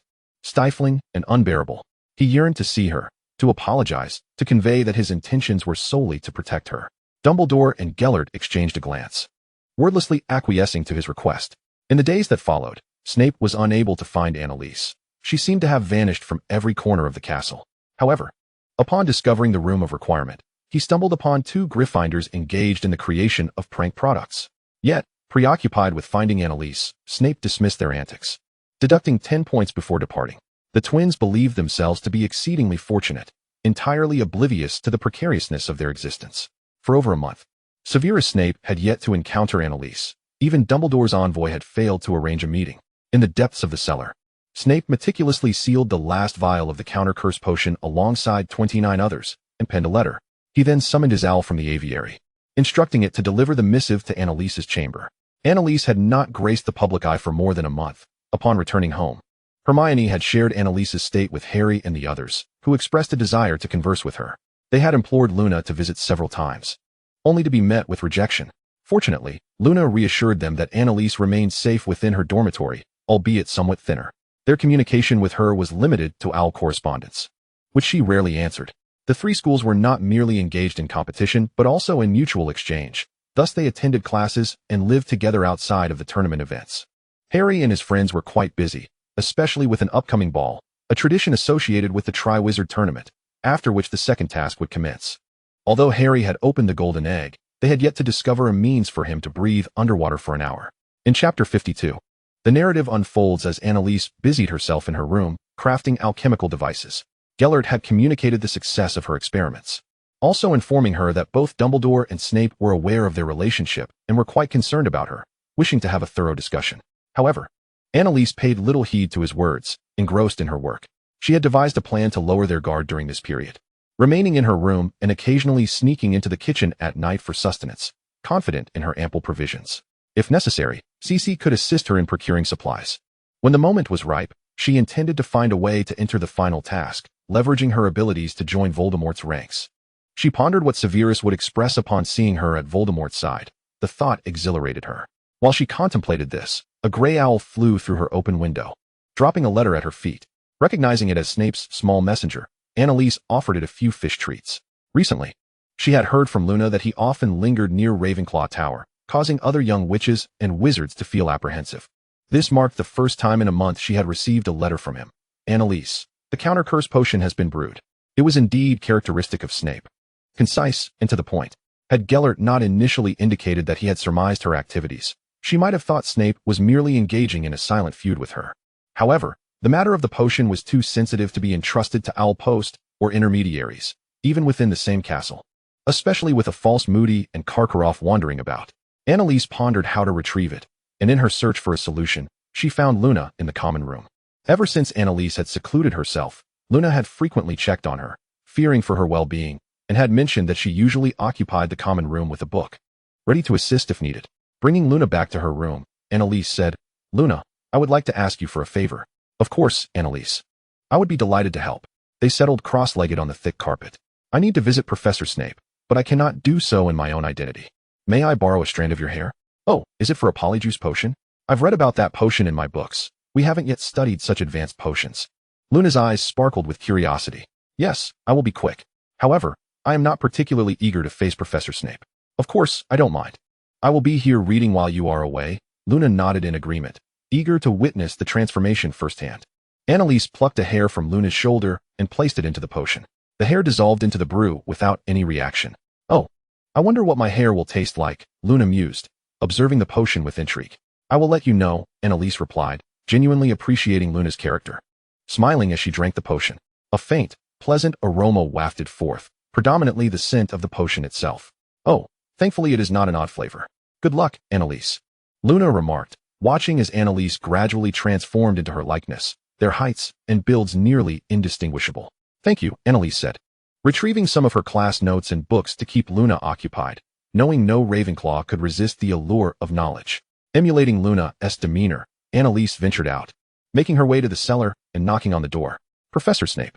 The door swung open, revealing Snape standing there, his expression one of stoic disbelief, disappointment flickering in his eyes. "Professor, Annalise asked me to retrieve something for her. She said you would give it to me." Annalise hesitated to meet his gaze, her hands fidgeting within her robes. "Come in," he instructed. Snape stepped into the cellar, retrieving the prepared box from his quarters. "Thank you, Professor Snape. I shall take my leave now." Annalise accepted the box, eager to depart, fearing she might reveal too much. Snape watched her retreating figure, contemplating uttering something, but ultimately chose silence. Upon her return to the dormitory, Luna was sprawled across the carpet, engrossed in Annalise's notes. Annalise settled beside her, placing the potion in her drawer. "Annalise, your notes are incredibly detailed. Many of your techniques are more refined than those in the textbooks. I believe you could very well update the curriculum." Luna sat up, reluctantly parting from her notes. "Oh, I shouldn't flaunt it. The methods in the textbooks are safe and reliable. I primarily do this for my own convenience. There are indeed risks involved in practical application. You may borrow my notes, but it would be best not to brew alone. I can accompany you when time allows." Annalise admired the occasionally whimsical girl, finding her an eager learner. "Oh, I am truly grateful, Annalise," Luna exclaimed, hugging the notes to her chest. And after discussing potion recipes for a while, she departed for the Great Hall to dine. Once alone, Annalise retrieved the counter-curse potion and Nagini's blood. Placing them on the table, holding her breath, she carefully dripped the blood into each vial. Once the last vial was filled, the container that had held the blood was empty. Counting the days, Annalise calculated that if she consumed one vial each day starting today, she would finish by December, just in time for the commencement of the third task. This month would afford her the opportunity to accumulate more potions. Before the second task began, Annalise had Luna deliver some potions to Harry and the others for their use. Upon her return, Luna shared that the second task required 4 individuals to rescue the most important people from the depths of the Black Lake. She also brought Annalise a bit of gossip. The person Victor Crumb was rescuing was none other than Hermione. Later, Luna discovered that Crumb had harbored a deep affection for Hermione all along.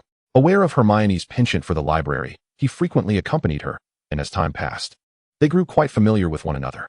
Just days prior, they had even performed the opening dance of the Triwizard Tournament together. Upon hearing this, Annalise found their budding relationship rather endearing. After Luna departed, Annalise retrieved some beauty and hair potions she had previously concocted. Recalling how Hermione had often lamented her excessively voluminous hair, she penned a letter, accompanying it with a collection of potions, and entrusted them to Sissy for delivery to Hermione. Having secluded herself in the dormitory for an extended period, Annalise felt a sense of relief that the events unfolding outside remained largely consistent with the original narrative. Her primary focus now was to diligently prepare for the third task, set to take place in just over 20 days. Chapter 53, The Abduction. Annalise unfurled the Marauder's map, a treasure she had seized from Gellert. Presently, there existed 3 copies within the school, one held by the twins, another by Gellert, and the last by her. She scrutinized the map intently, having studied it for the past fortnight to ascertain the perfect moment to execute her subsequent plan. Throughout her observations, she noted that Cedric, as the head boy, dedicated one evening each week to patrolling the castle. Even as a champion, he remained committed to fulfilling his responsibilities. Such a warm-hearted, sunlit young man could not be allowed to perish at the hands of that foul rat. As Annalise watched Cedric descend from the 5th floor of the castle, she realized his patrol was nearing its conclusion. Once he completed his rounds on the final floor, he would return to the common room. She swiftly rose, consumed a vial of potion, and cast several disillusionment charms upon herself. The potion was specifically designed to render her invisible on the map. As the charms alone would not suffice, Annalise departed the tower and made her way to the castle, taking cover along the path Cedric would traverse to return to the common room.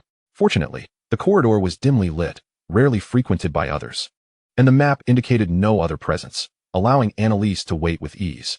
Indeed, her intention was to abduct Cedric and take his place in the third task, to confront Voldemort. Fortunately, as head boy, Cedric resided in a private dormitory. Even if he did not return, his absence would likely go unnoticed. With only 2 days remaining until the final competition, his non-appearance would likely lead others to assume he was practicing alone, thus avoiding panic. After a brief wait of approximately 10 minutes, Annalise heard the faint sound of footsteps. Cedric was steadily approaching her direction. With a swift incantation, she petrified him before he could comprehend what was happening. Fearing the noise of his fall might attract attention, she followed up with a levitation charm, ensuring he floated silently in midair. Throughout the encounter, she remained voiceless and concealed, leaving Cedric in a state of bewilderment, unable to discern the identity of his assailant. Annalise transported Cedric to the room of requirement. I hope for a safe, undiscovered space to conceal someone. She paced thrice before the entrance, which then manifested itself, allowing her to usher Cedric inside. The room resembled a cozy lounge, furnished with a 4-poster bed, similar to that of the dormitories. Gently, Annalise laid Cedric upon the bed and tucked him in before speaking. Cedric, I apologize for meeting you in such a manner, but I am compelled to do this. The third task is perilous, and you cannot participate. I require a few strands of your hair. With this potion, no one will discover your absence, and in 3 days, you shall be free to move about once more. Annalise administered a potion into his mouth, snipped a lock of his hair, and then released him from his petrified state. Cedric blinked at her in surprise. I will explain everything after the tournament. Farewell. She waved at him and departed. Just as Annalise exited the room of requirement, she unexpectedly collided with Sirius, who was out for a midnight snack. Annalise, initially intending to ignore him and continue on her way, she lamented having forgotten to cast a disillusionment charm before stepping out. Who could have anticipated anyone wandering the castle at such a late hour? Students typically refrained from nocturnal excursions. What were you doing in the room of requirement? Sirius inquired, stepping closer to scrutinize her. It was unusual to find her emerging from that particular room, especially since they had not crossed paths for a while. I believe I am under no obligation to explain myself to you, Sirius. Annalise's impression of him was not entirely negative. As long as he did not target Snape, she could tolerate his presence. Shall I escort you to the headmaster's office, so you can explain yourself to Professor Dumbledore? Sirius, aware of her formidable magical prowess, found himself unable to resist provoking her, despite her evident irritation. Go on, leave. Once you do, I shall bring Professor Dumbledore to uncover what transpires within, he declared, sensing her frustration as she refrained from retaliating. The environment felt like his domain, immune to the constraints of school rules. Annalise sighed, contemplating how she might wish to confront Sirius again if it did not risk attracting more attention. I was practicing potions with a classmate and just finished. I am on my way back to the dormitory. Are you certain? Otherwise, I might just have to take a look myself. Sirius raised an eyebrow, clearly skeptical of her explanation and poised to test the Room of Requirements incantation.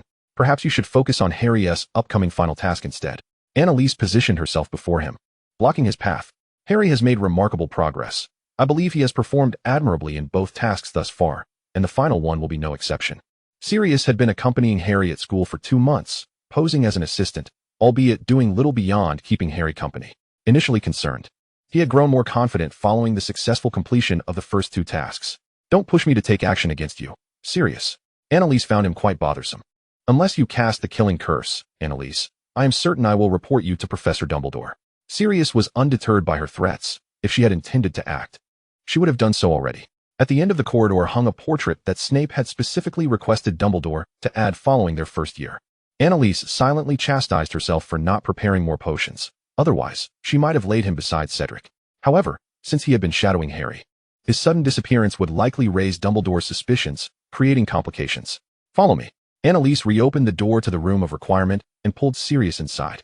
The room was dimly lit, and Sirius could only vaguely perceive it resembling a dormitory. You must promise me that you will not disclose this to anyone else. I promise. Sirius observed Annalise's serious demeanor, sensing that the information he was about to receive might be perilous, especially as Dumbledore would not permit such occurrences. I am aware that someone will target Harry during the 3rd task, and I intend to use Polyjuice Potion to impersonate Cedric and participate in his stead. Annalise conveyed this crucial information, carefully omitting certain details. This matter cannot be resolved by anyone. Only participation in the competition can yield any results. Therefore, even if you were to inform Professor Dumbledore, it would be futile. It is far too perilous, Annalise. You cannot go. Sirius no longer entertained doubts regarding the veracity of her words. His immediate instinct was to thwart her intentions. I am aware of their scheme, and only I possess the ability to intervene. Annalise shook her head in refusal. I will inform Dumbledore, Annalise. Do you wonder why I permitted you to enter, Sirius? Annalise chuckled softly, beginning to manipulate Sirius. If you insist on obstructing me, I shall have no choice but to render you temporarily invisible to everyone, leaving you to reside here for 3 days, much like Cedric. I believe you would prefer not to cause Harry any further concern regarding your safety before the competition. Would you? You wouldn't dare do that. Harry is your friend. It is uncertain whether to be grateful for Sirius's unwavering trust in the friendship he shares with her and Harry, or to chastise him for his stubbornness. Annalise found herself somewhat exasperated by him. I have already commenced this endeavor. The plan is underway. Then allow me to take your place. I shall become Cedric. Sirius asserted resolutely, his tone leaving no room for dissent. Harry is my godson. I have been away from him too long and have failed to protect him. If protection is required, it must be I who provides it. Annalise regarded him in silence, contemplating the feasibility of this course of action. You must promise that should anything occur, you will absolutely heed my instructions. You would not wish to regret any impulsiveness that leads to misfortune, would you? Annalise had just been caught off guard by his assurances, and this time she directly invoked Harry's safety as a warning. I will not disclose anything to others. I shall heed your counsel. When it comes to Harry, Sirius dared not exhibit the slightest negligence. Annalise took a deep breath, producing a vial of Polyjuice Potion, into which she added a lock of hair she had just severed from Cedric's head. The hair dissolved within the potion, emitting the scent of fresh grass. This is Polyjuice Potion. You must consume it 2 days prior to the competition, allowing you to enter the event. The potion's effects will last for 5 hours. Ample time for you to navigate within. Annalise thrust the potion into his hands. All you need to do is locate Harry and emerge together. This is a defensive alchemical device that you must carry with you at all times. As she spoke, Annalise produced a pendant, which was the alchemical artifact she had previously studied, enhanced with 2 layers of protection and a spell rebound, alongside 3 layers of stinging hex. Sirius promptly donned it around his neck. I shall do so. After confirming the details with him, Annalise departed from the Room of Requirement. Chapter 54, The Goblet of Fire. On the eve of the competition, Annalise composed a letter and a note for Cece to deliver to Gellert, instructing him to open it in a discreet location once the competition commenced. Aside from concerns regarding Harry's safety, she had not forgotten about the Death Eater lurking within the school. The 3rd task would certainly afford them ample time to execute their plans. Unsettled by Sirius's nature, Annalise stealthily employed the disillusionment charm to arrive at the site of the 3rd task. Sirius, now transformed into Cedric, stood alongside Harry, engaging in minimal conversation, appearing quite normal. After observing from the periphery for a while, Anneli felt reassured enough to depart. Each time Cece transported her via apparition, there was always some noise. So she needed to make her way to the Gaunt family graveyard from a distance to avoid detection, all while remaining vigilant against Death Eaters. Anneli had contemplated numerous possibilities, unwilling to take unnecessary risks. Upon returning to her dormitory, she informed Cece of the approximate location of the Gaunt estate. With their family graveyard nestled at the base of the nearby mountain, Cece led Anneli to a thicket before departing. Anneli cast several protective charms upon herself, including the disillusionment charm and the invisibility charm, cautiously navigating her surroundings. After approximately half an hour, Anneli finally caught sight of the ominous outline of a manor, resembling the Gaunt estate. However, several Death Eaters roamed nearby, as if on patrol. They appeared rather relaxed, engaged in idle chatter due to the lack of oversight. That repugnant fellow is also going. The Dark Lord has decreed it. It would have been preferable had we gone instead. He should be stationed here as a guard. We have been hiding here for so long, with nothing around. What is there to see? Hush! Lower your voices. According to the plan, the Dark Lord shall return today. Do not let others overhear, lest you be the first to perish. By the Dark Lord's return, we shall once again see the light of day. Dumbledore can do nothing.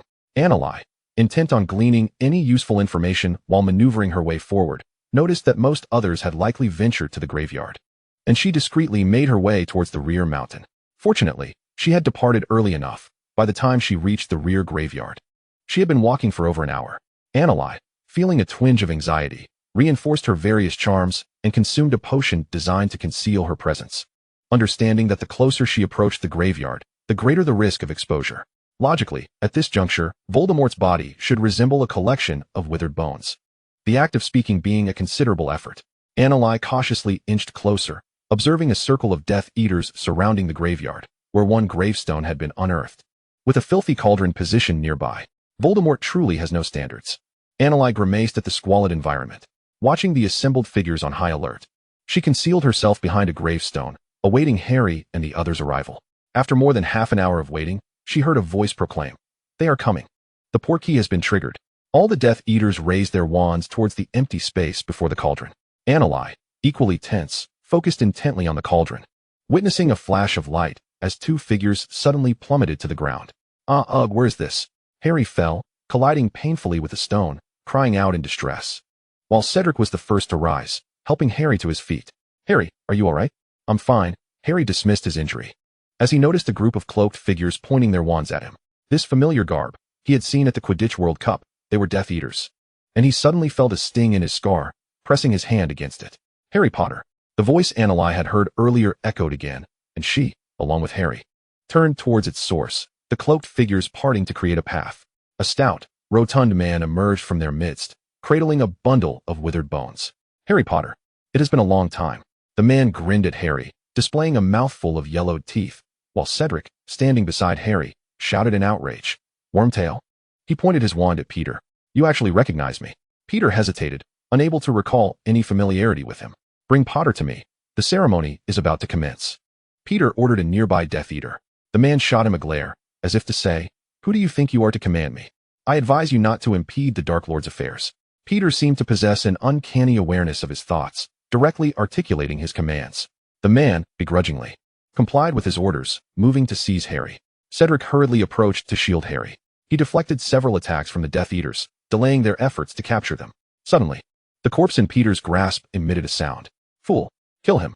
Upon hearing the Dark Lord's command, Peter immediately raised his wand, aiming it at Cedric, uttering the incantation for the killing curse. Avada Kedavra! No. Cedric, still entangled with the Death Eater, lacked the energy to evade Peter's lethal curse, prompting a terrified cry from Harry. Annalise, hidden behind a gravestone, felt a surge of anxiety. This curse, cast by Peter, lacked the depth of the Dark Lord's magic, and her pendant could easily withstand it. Sirius. Cedric began to morph into Sirius's likeness. As the effects of the polyjuice potion waned, Harry's eyes widened in shock at this unforeseen turn of events, helplessly witnessing Peter's curse strike. The anticipated rebound of the spell did not occur. When Sirius fully reverted to his true form, he collapsed silently to the ground. Annalise could not suppress her growing concern. How could this be? Her alchemical device had failed. "Sirius!" Harry cried out in despair, stumbling to his side, trembling hands shaking him. He could scarcely believe that after only a year together, he was losing him in such a manner. He was left without family. Ha ha ha. Sirius Black is dead. Peter cackled with glee, and the surrounding Death Eaters shared in his excitement. The original Death Eater stepped forward and aimed a curse at Harry, expecting him to writhe in agony on the ground. However, the spell rebounded, striking another Death Eater behind them. Instantly, that Death Eater screamed as he fell, writhing on the ground, causing the others to scatter in fear of being next. Before they could react further, another Death Eater beside Harry also fell, clutching his chest, blood pouring through his fingers. Only then did Annalise realize that it was not her alchemical device that had failed, but rather that at some point, Sirius had passed the pendant to Harry. That foolish dog. You fools, go capture Potter. Peter shouted anxiously, but the surrounding Death Eaters merely exchanged glances, too fearful to advance. Wiping his tears, Harry confronted the Death Eaters, pointing his wand at Peter. You traitor. Get him. Peter, unable to contain his disdain for Harry's defiance, called out to the other Death Eaters. Petrify them all.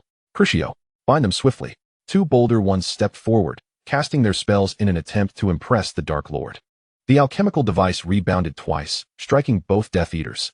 Ultimately, the binding curse hit Harry. Bind him up. Peter shrieked. Harry found himself immobilized, helplessly secured to a gravestone beside a large cauldron. The ritual is about to commence. Keep vigilant. No one paid heed to the three fallen Death Eaters as Peter cautiously placed Voldemort's remains into the cauldron. The blood of kin, the flesh of a servant. Peter sequentially tossed the remains from the grave into the cauldron, then painfully severed his own palm, brandishing the knife as he approached Harry. The blood of an enemy. He slashed Harry's sleeve, making a cut on his forearm to draw blood, which dripped into the cauldron. As the blood fell, flames erupted within the cauldron, and Harry, bound, gazed at the blaze, where a figure gradually took shape. Annalise crept behind the gravestone binding Harry, silently dispelling his restraints. Harry, tense, focused on Voldemort's form, entirely oblivious to his newfound freedom. Ha ha ha. Voldemort surveyed his restored body, accepting the wand that Peter offered him, glancing around at his subordinates and the three who had succumbed to blood loss from dark magic. Harry Potter. Voldemort approached the gravestone, facing Harry with an arrogant expression. Once more, we meet, the boy who lived. Harry glared at him. Look at you, so pathetic. Oh, Sirius Black, Black. A traitor of pure blood. Voldemort slowly sauntered to Sirius's side, nudging his arm with his foot. Don't touch him. Harry could no longer bear Voldemort's desecration of Sirius's body. Come now, Potter. We must have our duel. Voldemort untied Harry, stepping back to a distance of 30 meters. Come, Harry Potter, I shall shatter that cursed prophecy here. Annalise observed Voldemort, sensing something amiss in his mental state. Could it be that their preemptive actions against his Horcruxes had taken a toll? Previously, by splitting those Horcruxes, he had inadvertently divided his own emotions and desires, leaving his essence steeped only in violence and cruelty. This would explain the fear his followers held of him. Was it possible he could no longer fragment his soul further? Annalise swiftly dismissed the notion. No, such assumptions were perilous, and she could not afford to entertain any false hopes.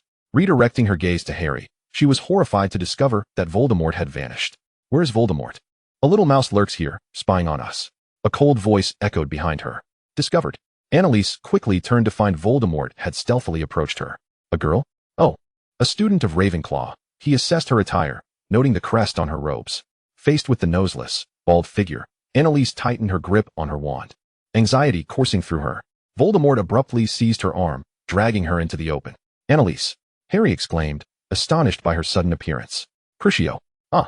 Voldemort unleashed a curse towards Peter, who collapsed in agony. You fool! You didn't even notice you were being followed to the graveyard. He cast another Crucio before turning his gaze to Annalise. Your name? Annalise. Realizing the gravity of the situation, Annalise understood she could not act recklessly. Annalise, when did you arrive? What do you intend?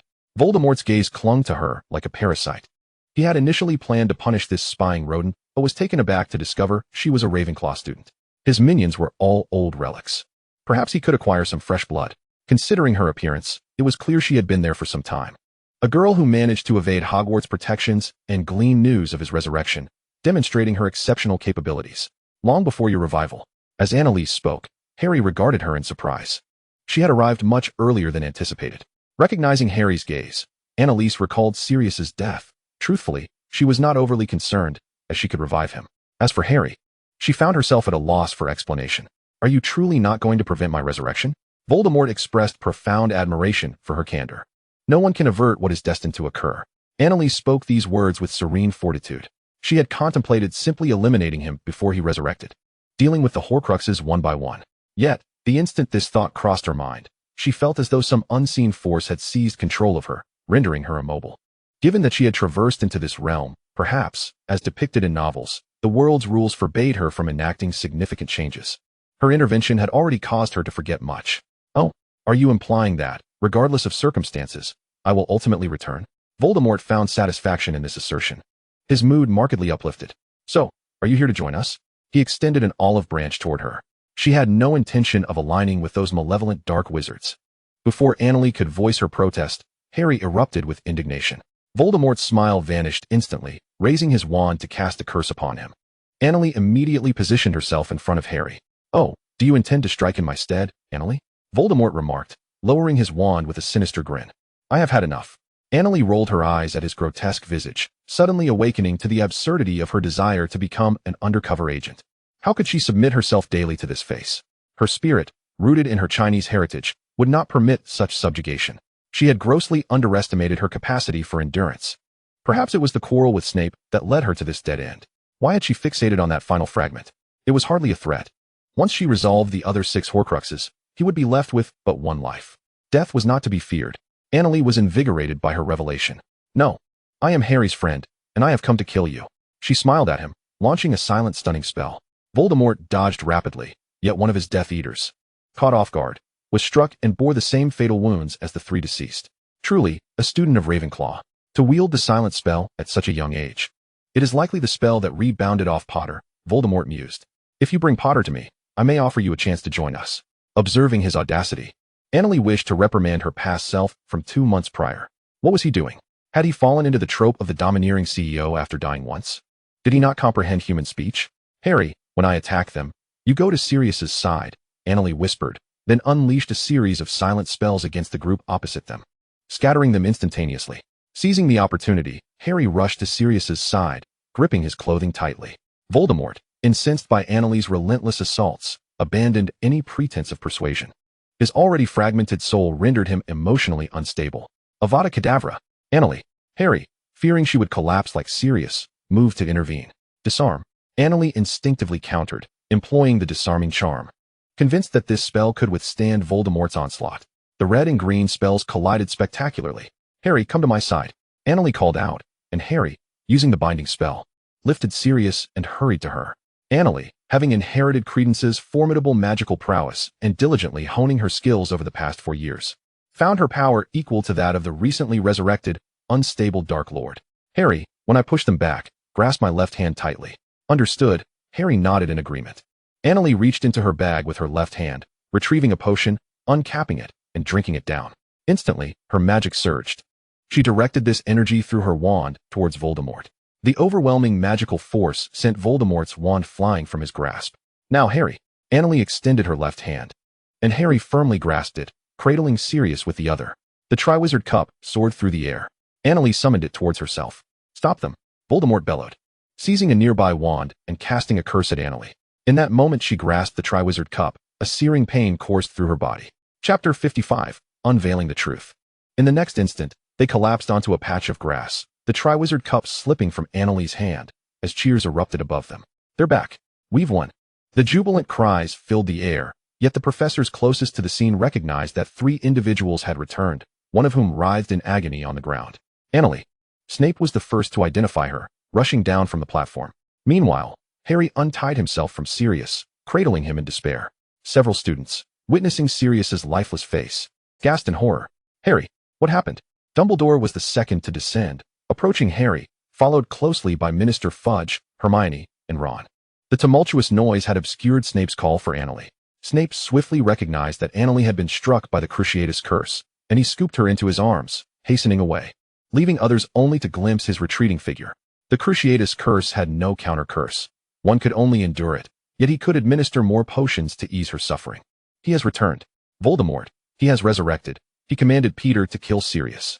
Sirius is dead. Harry clung to Sirius's lifeless form, unwilling to let go. Fudge, concerned for the multitude of students present, feared the panic that would ensue upon his assumption of office with news of a Dark Lord's return. Albus, there are too many people. Hurry and take him away. Dumbledore helped Harry to his feet, intending to call for Snape, only to find he had vanished. His attention diverted from another presence. I will handle it. Grindelwald stood beside him, lifting Sirius to allow Dumbledore to escort Harry away. The other professors maintained order, directing the young wizards to depart. In the dungeons, Snape laid Annalie upon a bed, hastily stepping outside to retrieve potions. "Annalie, do not fear. Drink this. It will ease your pain."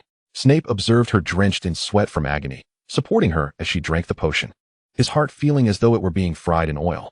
Annalie, gritting her teeth, could hardly hear Snape's voice. The pain felt as if it emanated from the depths of her soul, rendering her unable to ingest the potion.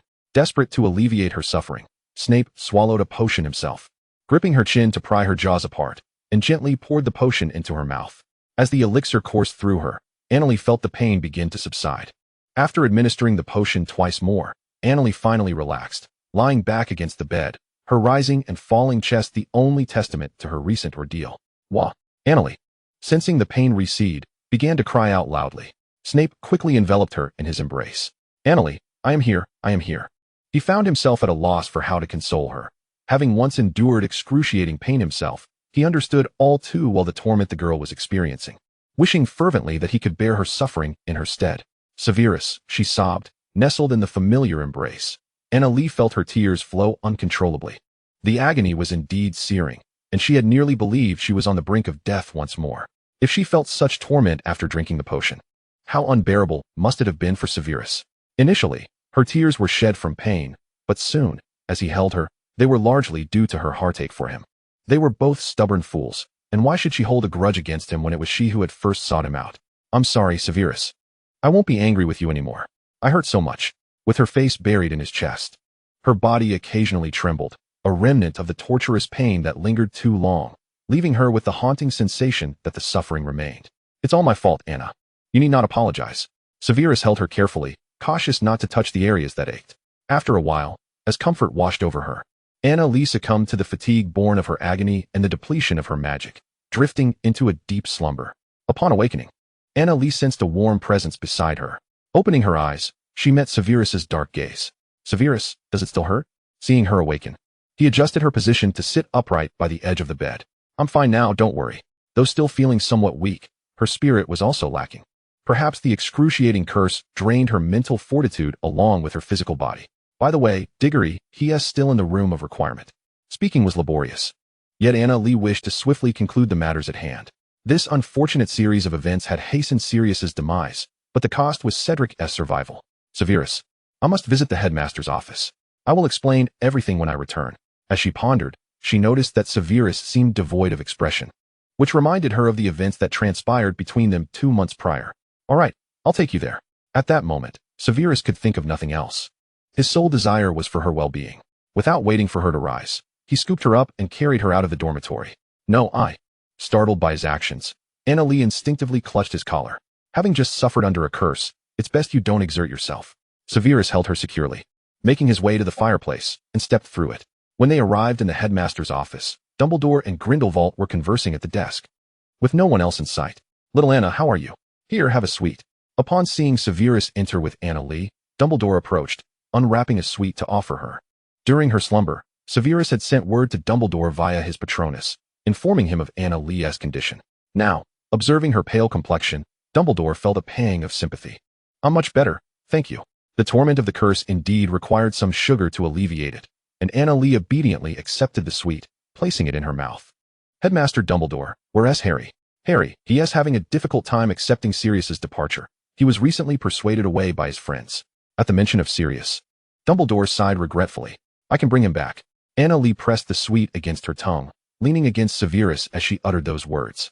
The moment she spoke, the 3 men turned their gazes towards her. "I cannot explain how, but I can save him." Annalie paid no heed to the emotions of the other 2. Instead, turning her head to look at Severus, where she discerned a peculiar emotion reflected in his eyes. "Will this harm you in any way?"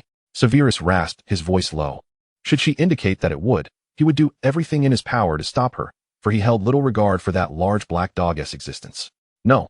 As for any potential side effects, Annalie felt a twinge of uncertainty. Few in her family had possessed the aptitude for mastering the art of soul manipulation, and only she had inherited the means to wield and cultivate it. Although she thought Sirius's decision to secretly bestow life-saving items upon Harry was foolish, one could not deny the depth of his love for Harry was truly immense. Before proceeding, she might first need to release Diggory from the room of requirement. as she had petrified him and concealed him there days prior. Feeling somewhat embarrassed, Annalie admitted, though he would eventually regain mobility. His prolonged absence since the tournament had been quite worrisome. By Merlin S. Beard, Dumbledore suddenly realized the extent of what Annalie had undertaken during her time of hiding. He quickly scribbled a note, inscribing the command she had mentioned, and tossed it into the fireplace. Anna, what have you been up to while hiding from us?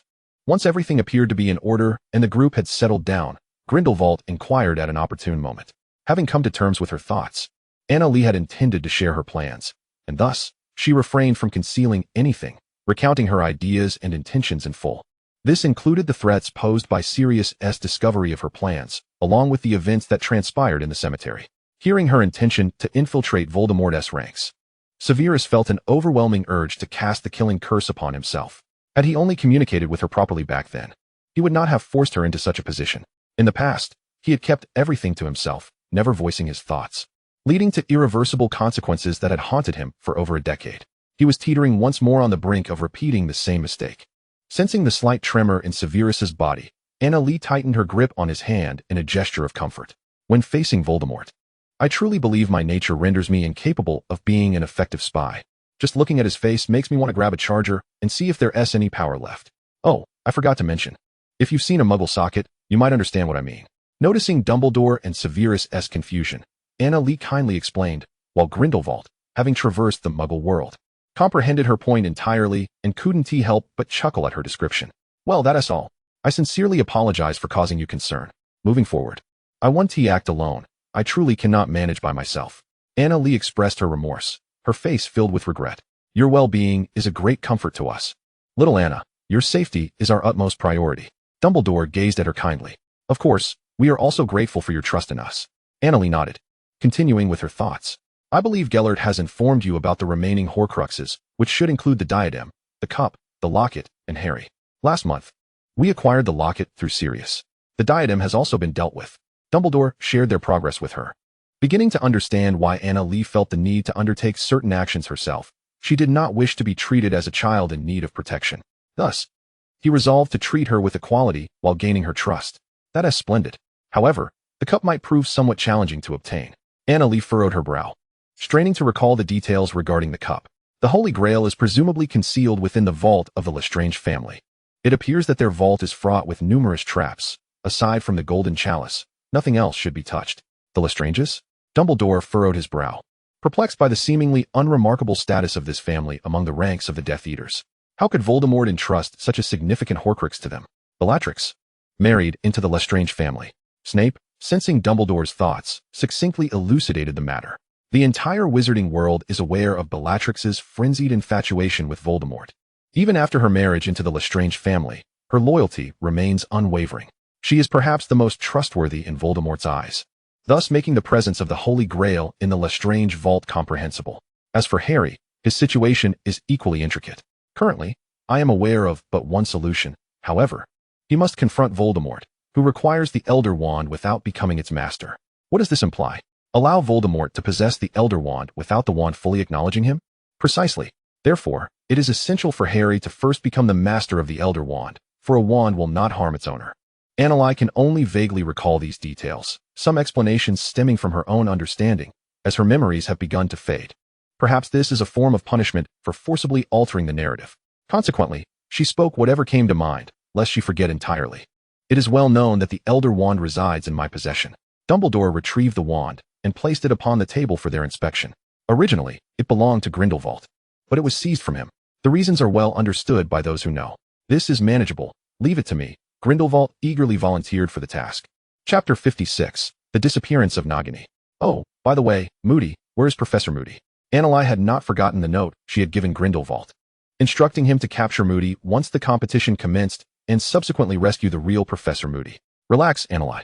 Little Barty has already been taken to the depths of the Ministry of Magic. Once Azkaban is restored to normalcy, he will be transferred there. Previously, Azkaban had suffered significant damage and had yet to return to its usual state, with many criminals detained in the Ministry's underground prison, overseen by Aurors. All right, as long as everything is fine. Annalie conversed extensively with them, but her previously strained spirit ultimately waned. I will take her back to rest.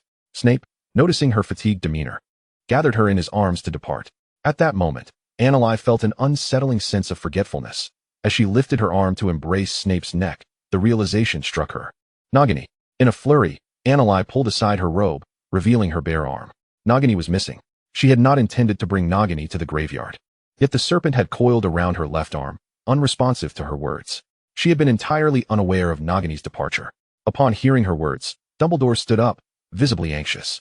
I will accompany Gale to the graveyard. Do not fret, little Anna. With that, Dumbledore took Grindelwald and Fawkes and left.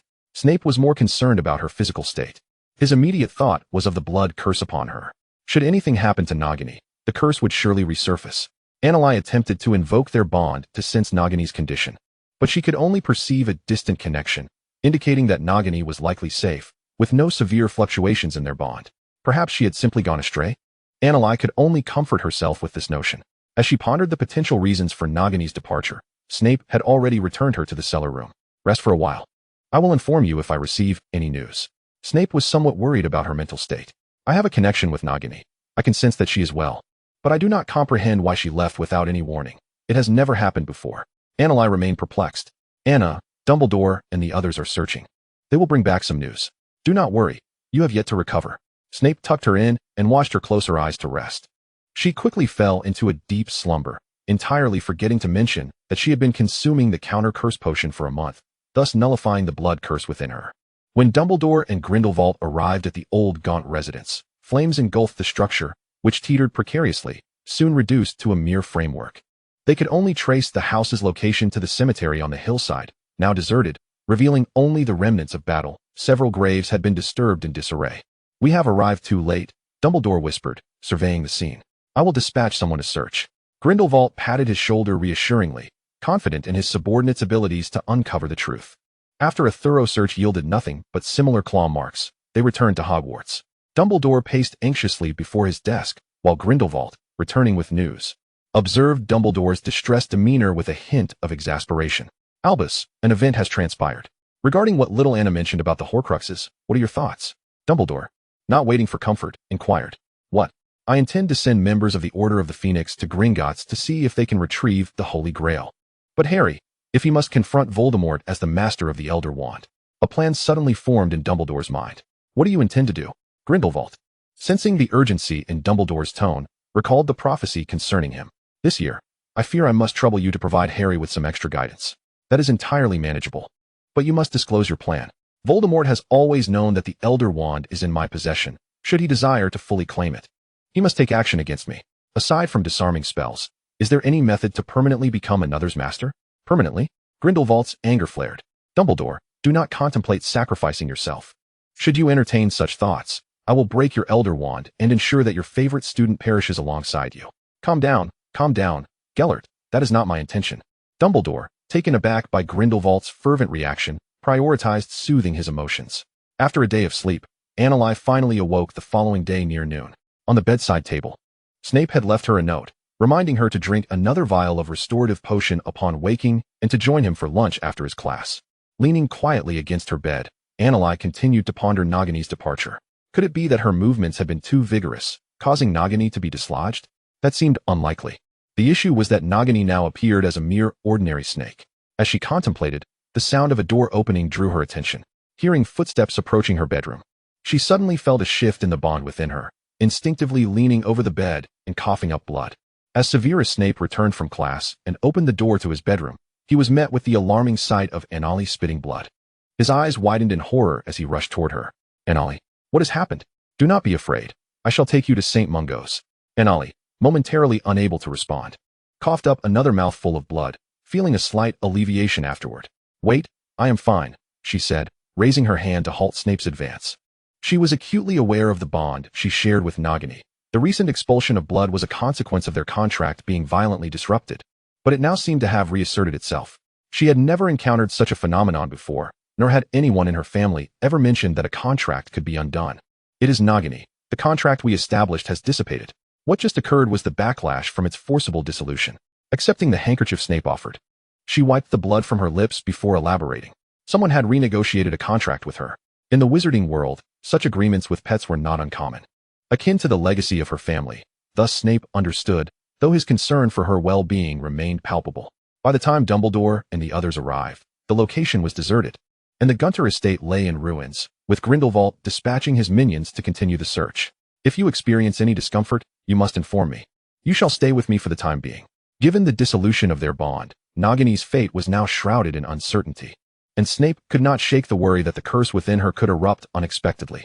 I assure you, I am quite well. I do not wish to stay with you. And Ollie was resolute.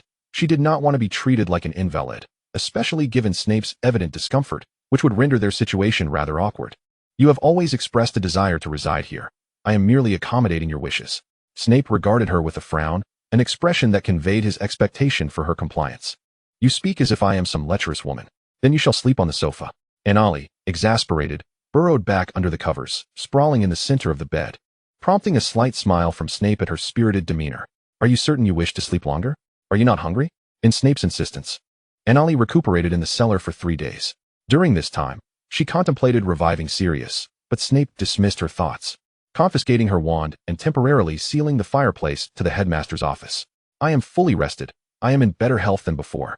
On the 4th day, and Ollie once again voiced her dissatisfaction, exclaiming, who wishes to remain confined in a cellar?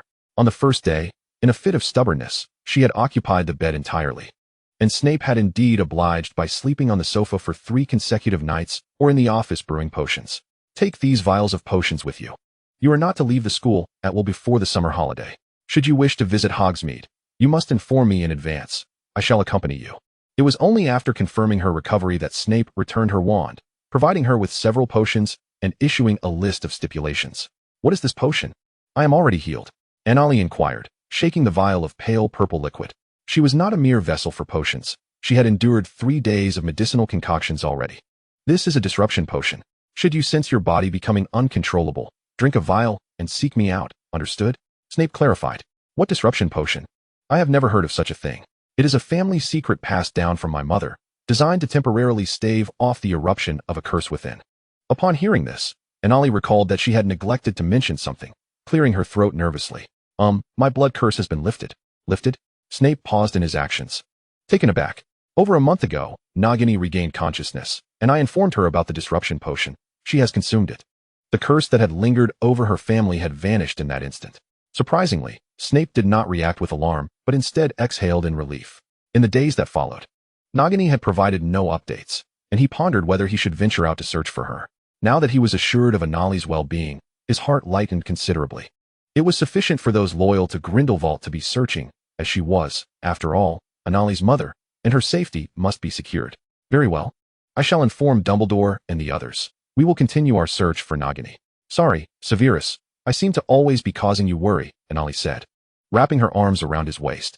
Snape reciprocated the gesture, gently embracing her. It was the first time they had shared such an intimate moment in over a month. It is my choice to worry. He felt no regret. Speaking of which, now that I am well, we should revive Sirius as soon as possible. After a brief embrace, Ollie, uncertain of what else to say, merely filled the silence with conversation. Once her words hung in the air, the warm atmosphere dissipated. Very well. Let us proceed to the headmaster's office. Snape pressed his lips together and activated the fireplace, leading her through. Upon their arrival, Dumbledore greeted them with evident delight. Ollie, you have finally recovered. We are all so pleased for you. Thank you, Grandpa Albus, Ollie exclaimed joyfully, eliciting a smile from Dumbledore. Snape began by explaining that Anali's blood curse had been lifted, expressing his hope that they could continue searching for Nagini's whereabouts. Reluctantly, he mentioned, today, Ollie wishes to discuss Sirius. Dumbledore recalled Anali's previous mention of her resurrection abilities. Ollie, do you feel confident in your ability? The funeral for Sirius had proceeded according to custom, with the Black family's estate being inherited by Harry as per Sirius's will. Meanwhile, Grindelwald's henchmen had concealed Sirius's body in a remote location. I am confident. Ollie nodded. She had previously revived numerous animals, and though reviving a human was a first, she believed it would not pose significant differences. Then we shall wait a while. After curfew, we will take you there. Dumbledore and the others agreed on a time, and Ollie wished to return to check on her potions, opting to bring along some restorative elixirs for safety. Understanding her needs, Snape provided her with the potions he had brewed, including some soul-nourishing elixirs. Later that night, Dumbledore led them to a house in Godric's Hollow, a place where he and Grindelwald had once forged their bond in youth. Following the events that transpired, they had gone their separate ways, with Dumbledore returning only occasionally. I shall begin, he stated. Dumbledore placed Sirius's body on the living room carpet, while Anali arranged the potions she might need within easy reach. Sitting cross-legged on the floor, she began to channel her soul-capturing magic. After consuming 3 vials of restorative potions, Sirius finally stirred back to life on the floor. Dumbledore and the others observed the entire process of Anali resurrecting Sirius, and to their astonishment, they had never witnessed such a peculiar method before. Had they been acquainted with the world of Eastern cultivation, their astonishment would have been considerably diminished. The method of soul capture bears a resemblance to the transcendent spell. However, the internal energies differ. In terms that wizards might comprehend, it could be likened to channeling magical energy to tug at the soul. Upon hearing him emit a groan, Anali discerned that he was likely unscathed and attempted to rise. Unexpectedly, darkness enveloped her vision, and she could no longer hear the frantic calls of Dumbledore and Snape. Anali Dumbledore, a dispassionate voice echoed in her mind, each word resonating like a hammer striking her very soul. The souls of the damned must traverse the river Styx. To forcibly pull a soul in defiance of this path warrants punishment. This is your first transgression. A minor reprimand shall suffice this time. Take heed. As the voice faded, Anali gradually regained her sight and hearing. Snape had seated her on a nearby sofa, his expression laden with concern as he examined her condition. Anali, you claimed this would not affect you. Have you deceived me? Snape observed her sudden loss of consciousness and realized she had once again misled him. No, I truly am fine. I merely felt a momentary dizziness upon standing. A normal reaction to magical exhaustion, Anali hastily clarified, feeling only slightly weak, but otherwise well. Despite the ominous mention of punishment from the voice, after checking her condition and confirming her words, Snape's tension eased, albeit reluctantly. Dumbledore, why do I remember? Sirius, revived, sat up and gazed at them, feeling somewhat disoriented. His last memory involved being struck by Peter's killing curse. I instructed you to don the locket, yet you entrusted it to Harry? Anali exclaimed, irritation flaring at his foolishness. Harry's safety is paramount, Sirius retorted with conviction. You are utterly foolish. Voldemort poses no threat to Harry. It is you who is in danger. Do you not realize this? Sirius, genuinely oblivious, had yanked the locket from around his neck and stowed it in Harry's pocket the moment he sensed something was amiss after being transported to the graveyard. Sirius, you acted recklessly. Had it not been for Anali, you would have truly perished. Do you not wish to protect Harry? Dumbledore interjected, attempting to mediate, his words echoing the advice he once offered to himself. Snape let out a quiet scoff, and Dumbledore cast him a glance before elucidating the current circumstances to Sirius. Standing beside Snape, Anali caught his amused expression, instantly comprehending his thoughts. She smiled back at him, and their eyes met, sharing a moment of levity. Going forward, Sirius, if you intend to intervene, it would be prudent to assume your animagus form.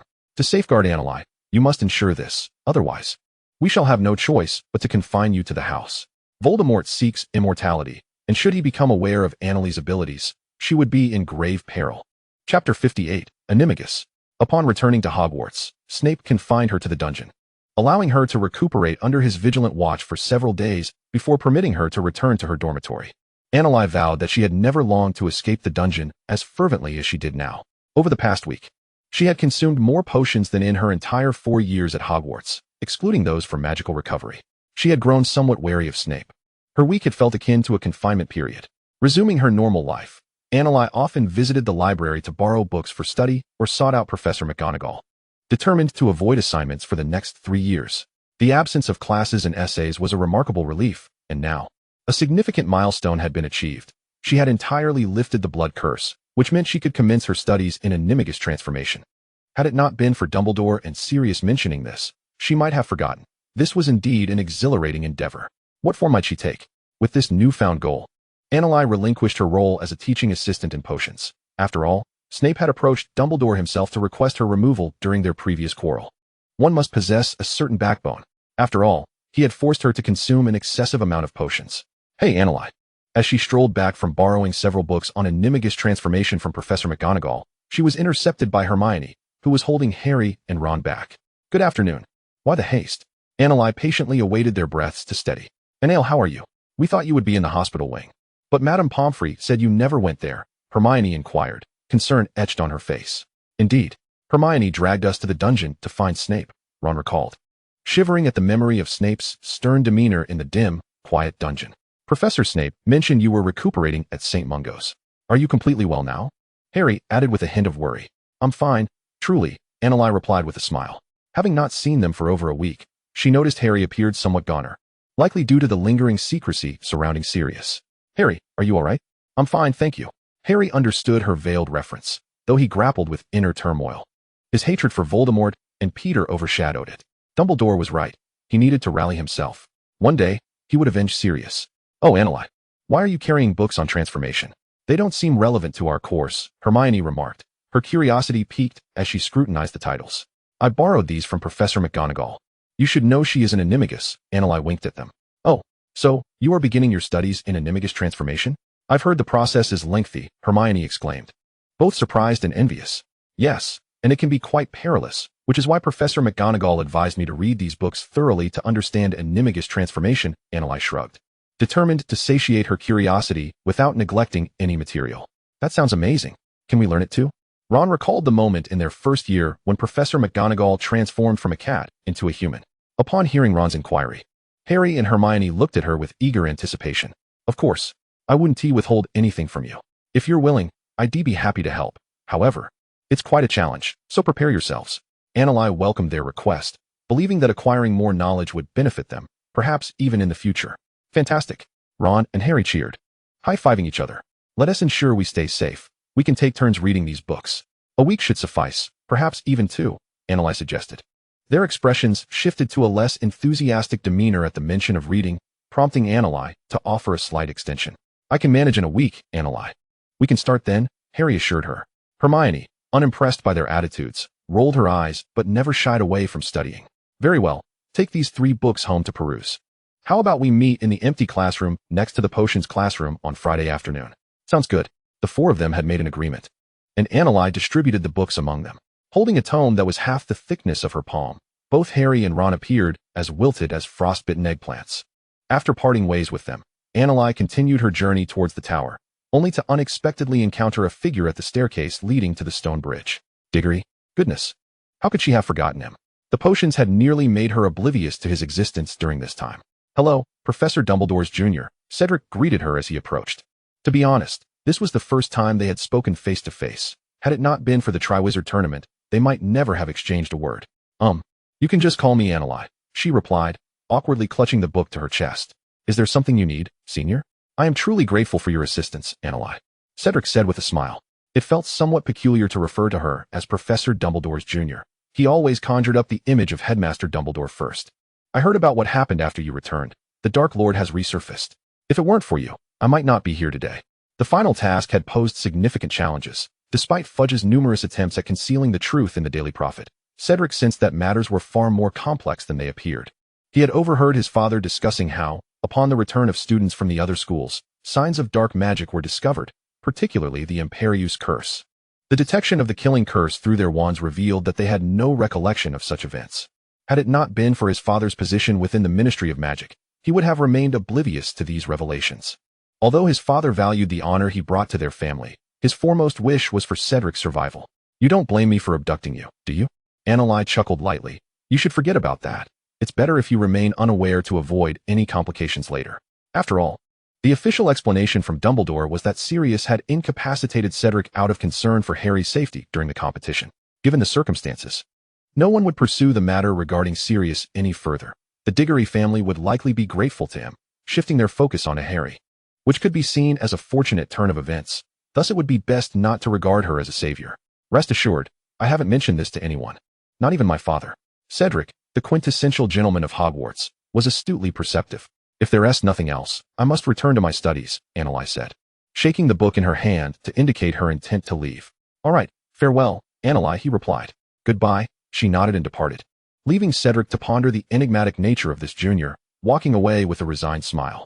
Upon returning, Anneli dedicated herself to her studies, spending her days in the library and not forgetting to review her materials even in the dormitory, thankful that Hogwarts did not enforce a curfew. Hermione's reading pace was roughly parallel to hers. By Friday, they had already exchanged notes once. While the 2 books in Harry and Ron's possession could only be described as barely completed, when queried about certain topics, Harry could manage a semblance of answers, while Ron often jumbled his responses.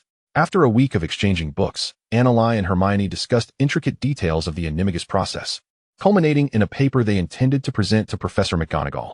Should there be no issues, they could begin their preparations, albeit excluding Harry and Ron for the time being. At their current pace, it would take them another week, A slower approach was preferable, as they would need someone to safeguard them on their path to success. Oh, Anneli, your comprehension of Animagus is profound. I believe you are ready to attempt practical application. However, you must promise me that a professor will be present for the final step. Professor McGonagall remarked after reviewing Anneli's paper, momentarily taken aback. It was astonishing that within just half a month, Anneli had managed to fully grasp the contents of those tomes. Of course, Professor, I will, Anneli assured her. Understanding McGonagall's apprehensions, she thought to enlist either Severus or Grindelwald for supervision. Professor McGonagall was well aware of Anneli's extraordinary talent. Yet, as a professor, she couldn't help but impart additional warnings before allowing her to depart. Chapter 59, Unexpected Scores. Hey, are you eating? Can you not enjoy your meal properly? Surely no one has poisoned your breakfast? Anneli teased, noticing how their meal appeared decidedly unappetizing. She had acquired several leaves of mandrake from Snape, which she and Hermione had been sucking on for several days since the last full moon. It was undeniably cumbersome to eat, drink, or even speak with the leaves in their mouths. Hermione had refrained from raising her hand to answer questions during class, enduring considerable discomfort. Yet, they had resolved to endure it for an entire month. Therefore, Anneli and Hermione often tried to seclude themselves from the crowd. During meals, they had to carefully chew their food, petrified of breaking the leaves and needing to start over. However, this morning, they arrived a bit late and unexpectedly encountered the Weasley twins, who, upon seeing them struggle with their food, hurried over to tease them. Get lost. Anneli frowned and glared at them. Oh, little eagle, you've never spoken to us like that before. You've become quite fierce. The twins dramatically clutched their hearts, feigning dismay. Ignoring them, Anneli hastily grabbed some food and dashed away, with Hermione, Harry, and Ron following suit. There is something amiss. They are definitely hiding something from us. We must get to the bottom of it. You're absolutely right, Fred. The twins exchanged knowing glances, amusement evident in their eyes. As Hermione had classes to attend, Anneli parted ways with them at the staircase. Originally intending to return to the tower, she realized the route was rather lengthy, and upon glancing back, she spotted two familiar figures. Without a moment's hesitation, she altered her course towards the dungeons. Snape often served as an excellent shield. Most young wizards would not venture near the dungeons, especially when there were no classes. However, the Weasley twins were the exception during their initial years. They had been frequently caught and punished. After Anneli's arrival, Snape had mostly resorted to deducting points or assigning extra essays, so they hadn't returned to the dungeons since. What was she doing in the dungeons? Shoo, Fred, keep it down. The twins stealthily trailed Anneli. Once the dungeon door closed behind her, she finally exhaled, turning to see Snape calmly grading essays. His lack of surprise at her sudden appearance was expected. Ah, Professor Snape, there are still so many papers to grade this week.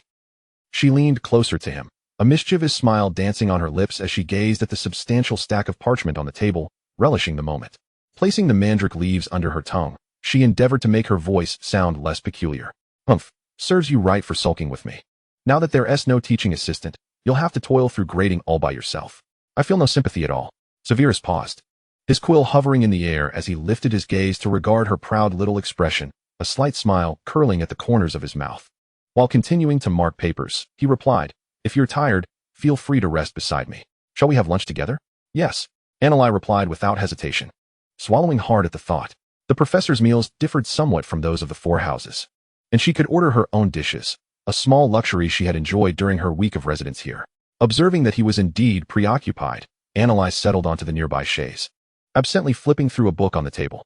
The room was filled with a rare tranquility, the only sounds being the rustle of pages and the gentle scratch of the quill on parchment. It was not until lunchtime that Anneli began to tidy up the papers strewn across the desk, retrieving her small stool from beneath and sitting obediently. However, upon seeing the day's lunch, she suddenly remembered she needed to mention a few important points. Due to the mandrake leaves, she had been mostly consuming soft foods to avoid biting through them or swallowing the leaves whole. What's wrong? Is it unappetizing? Severus inquired, noticing her hesitation as she stared at the steak, assuming she didn't wish to eat it today. I can't eat it. Anneli gazed longingly at the meat on her plate, the torment of being able to see it, yet not partake. Is there a problem with your teeth? Severus's immediate concern was that something was amiss with her dental health, perhaps due to an overindulgence in the tooth-strengthening potion. This was not the case, Anneli sighed. I've been holding onto the mandrake leaves lately. Alas, she had not yet had the chance to mention this to him, and when she met his gaze, she noticed a slight frown forming on his brow. I'll get you something else to eat. Just wait a moment. Severus said nothing further, flicking his wand to summon an alternate meal. You're not angry? Please let me know before the final step. The Triwizard Tournament had indeed unsettled Severus. making him realize he had become much like the Dumbledore of old, demanding much out of concern and inadvertently restricting her actions. He had not anticipated that this would only push her further away. Thus, he endeavored to suppress his desire to shield her completely, recognizing that the world was no longer safe, and she needed to grow stronger. Annalise sensed his resolve to effect change, her eyes brightening as her smile widened. Seeing her reaction, Severus chuckled softly in return. Let us eat. After finishing their meal, Annalise naturally retreated to her bedroom, donning her pajamas and lying down for a nap, leaving Severus to continue grading. This habit had not existed previously, but during her recovery, with little to occupy her, she had grown accustomed to napping after meals. Awakening from her slumber, she estimated that she would likely avoid running into the twins and decided to return to the dormitory, where she could work on some alchemical devices. As Grindelwald had given her some practice tasks. I heard from Gellert that you invented a dark magic? Before she could reach the door, Severus's voice cut through the air. Huh, what dark magic? Annalise blinked in confusion. The one you gave to Black, Severus reminded her. I never claimed that I invented it. What was Grindelwald up to? When did she ever say that? That's yours, the killing curse. Do you wish to learn anything else? Severus was well aware of where she had acquired her knowledge, as he had entrusted her with his books from his student days. Is that allowed? Wow, Severus is actually offering to teach me dark magic. Is this a once-in-a-lifetime opportunity? During the summer. In truth, Severus was merely seeking an excuse to see her during the break. Okay, Annalise nodded eagerly, excitedly wrapping her arms around his neck and planting a kiss on his cheek. Severus lowered his gaze, discarding his quill to pull her into his embrace. And just as his lips descended towards hers, Annalise pressed her lips tightly shut, permitting only a gentle brush against her mouth. Annalise.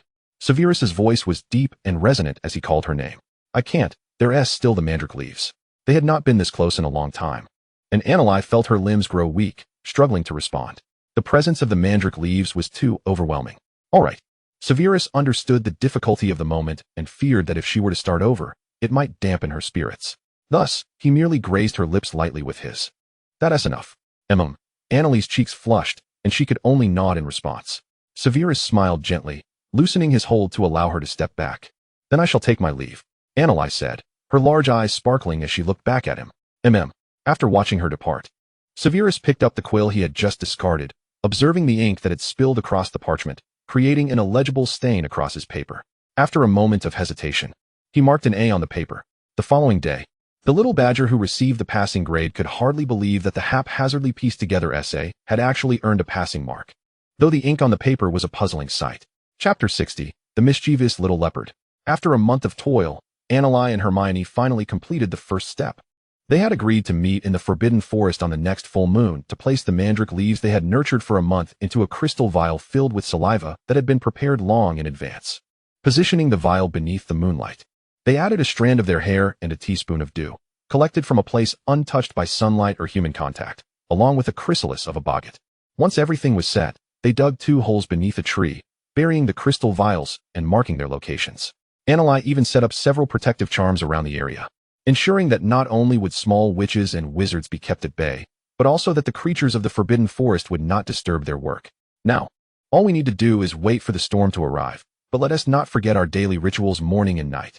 Annalise released a breath she hadn't realized she was holding. It had been over a month, and she was unsure how she had endured it all. Yes, fortunately. The weather has been persistently gloomy. Perhaps a storm will come soon. Hermione nodded in agreement. Honestly, I still find it hard to accept. It's such a personal matter. On their way back, Ron could no longer contain himself, having worn a grimace throughout their discussion. Of course, it's not that simple, Ron. You must come to terms with it. Hermione countered his perspective. If you cannot accept it, then you may very well have to witness us become animagi. Harry chimed in, teasing Ron, though he himself had initially struggled with the concept. However, he had adapted his thinking. As long as he considered the end result not as saliva but as potion ingredients. After all, potions could be quite unpalatable, featuring many rather unpleasant materials. Harry had a point.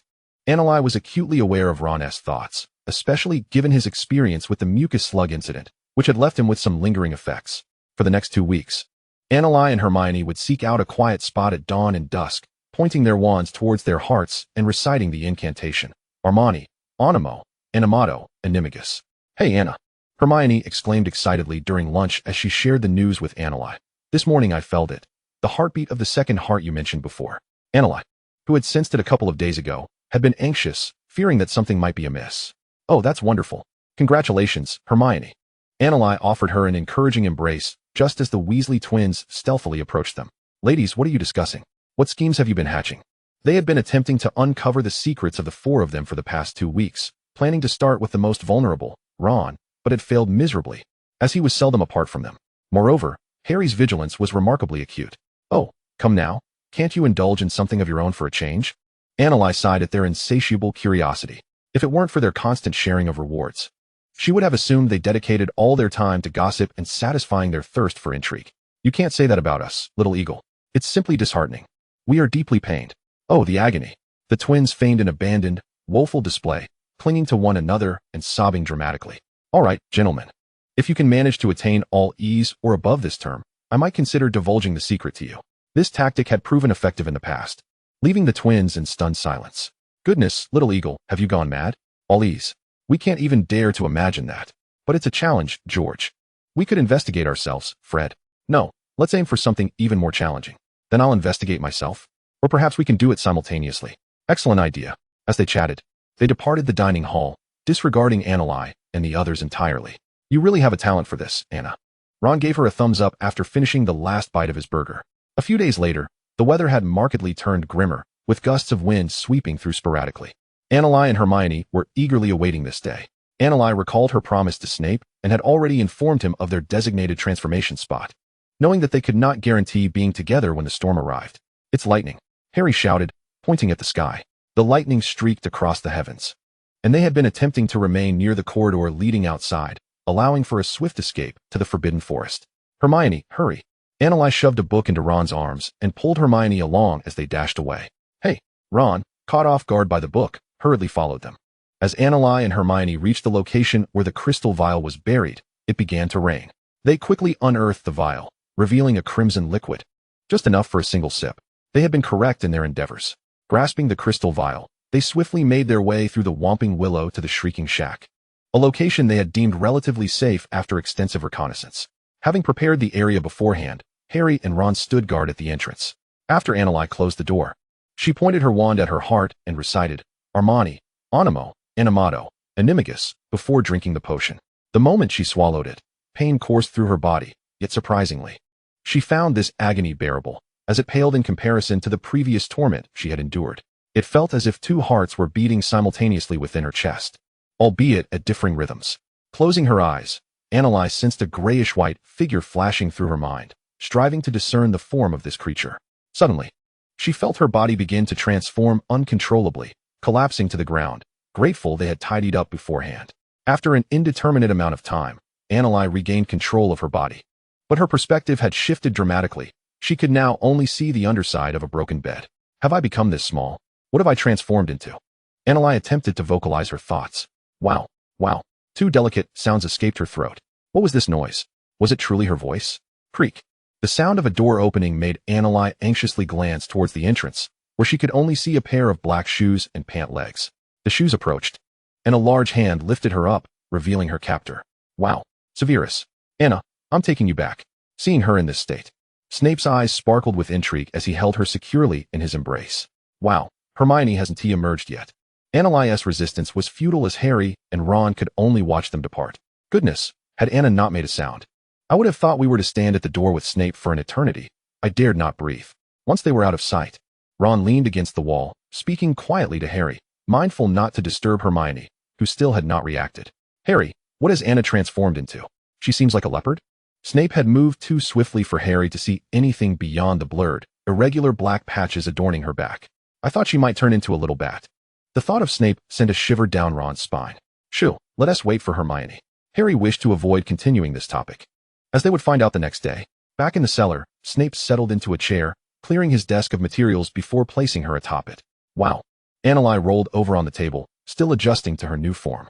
Snape observed her endearingly clumsy demeanor, feeling an unexpected softness within. "You are a little snow leopard, Anna." He reached out to ruffle her long, dense fur, which felt delightful to the touch. Annalise found his persistent petting uncomfortable, attempting to swat his hand away. A fluffy tail swept past, only to be swiftly caught by Snape. "Anna, your tail is larger than your head." Snape teased her with a smile. "Wow, nonsense." Annalise pouted in indignation. "You're quite adorable, Anna." Snape found the fluffy little creature charming, a sentiment that seemed to apply solely to Annalise in her transformed state. As she dodged his large hand, she lost her footing and fell onto the table, struggling to rise. Wow! Help! Snape, witnessing her predicament, reached out to assist. But upon touching her soft abdomen, he instantly forgot his intent. Annalise felt utterly deflated. What did that mean? She could only strive to recall her human form while using her hind legs to push against his meddling hand. Suddenly, something flashed before her eyes. And with a determined push, she broke free from his grasp and sprang into his arms, instantly transforming back into her human shape. Severus! Annalise exclaimed. Her cheeks flushed with embarrassment. She had finally understood what it felt like to be a pampered cat, faced with her flushed cheeks, a result of her anger. Snape chuckled softly.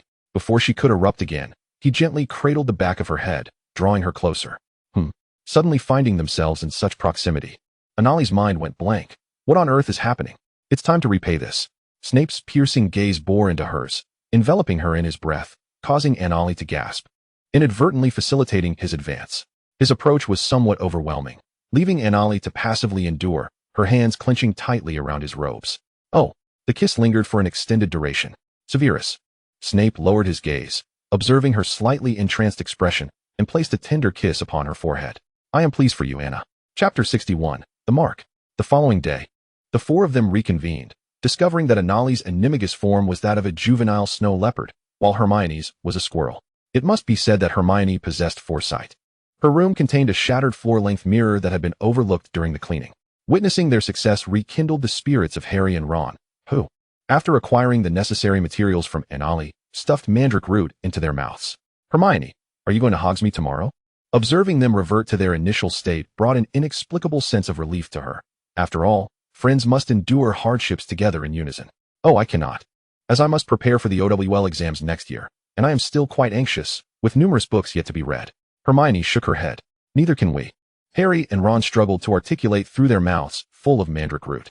Very well, I shall return to check on Aberforth and bring you some butterbeer upon my return. How does that sound? Thank you so much, Anna. They indeed relished the taste of butterbeer. On the weekend, Annalise made her way to Hogsmeade. Heading directly to the Hogshead Inn, Aberforth welcomed her with open arms, presenting her with an abundance of snacks and beverages he had prepared. Thank you, Aberforth. Accepting the tray, Annalise ascended the stairs with Aberforth, transforming into her snow leopard form to show him. Aberforth, I have mastered my animagus transformation. Isn't it adorable? Annalise nuzzled against Aberforth's leg with her head before reverting to her human form. Impressive, Anna. Aberforth exclaimed sincerely. Ever since Dumbledore had informed him that Annalise had lifted the blood curse, he felt a renewed sense of joy, believing he might live long enough to witness his great-grandson grow to adulthood. However, he had been quite worried about Nagini's sudden disappearance. Although they had not spent much time together, she was a fine young lady, and he could only hope she would be found soon. Of course, many events occurring at school were concealed from Aberforth, as they were not suitable for him to know, lest he worry for Annalise. After assisting at the Hog's Head for a while, Annalise was ushered outside to enjoy some leisure. Today, she refrained from summoning Snape, as she observed him too occupied, wishing not to squander his time. However, assistance was not forthcoming. Perhaps next academic year would suffice. Strolling through Hogsmeade, she purchased various trinkets and snacks, unconsciously wandering near the Shrieking Shack, a place that could potentially become a tourist attraction in the future. Numerous events had transpired here. As she gazed at the waist-high grass before her, inspiration struck. She rustled through the foliage, discovering a familiar scratch, seemingly made by something sliding against it. This was the mark she and the little black snake had agreed upon for communication, and it appeared the earth was still quite fresh. Are you there? In Parseltongue, Annalise whispered softly. Rustle. A sound emerged from the nearby grass, prompting Annalise to hold her breath in anticipation. Soon, a robust black snake slithered forth from the underbrush. Hiss. Greetings, lady. Hello. Is this what you left for me? Have you found her? Annalise inquired eagerly, noticing the snake was evidently larger than before. Yes. She is in a magnificent estate in Wiltshire. My friend saw her there last week. In Parseltongue. The black snake nodded, relaying all it knew. However, there are numerous wizards coming and going, and it seems rather perilous. There are screams to be heard. In Parseltongue. Thank you so much. Is there anything you require? In Parseltongue. Although Annalise was uncertain of the location, she made a note to inquire further upon her return, knowing Dumbledore would surely have the answers. I am grateful for your assistance back then, lady. That is sufficient. In Parseltongue. The black snake shook its head and then departed. Annalise watched it slither away before burying the mark, as though it had never existed.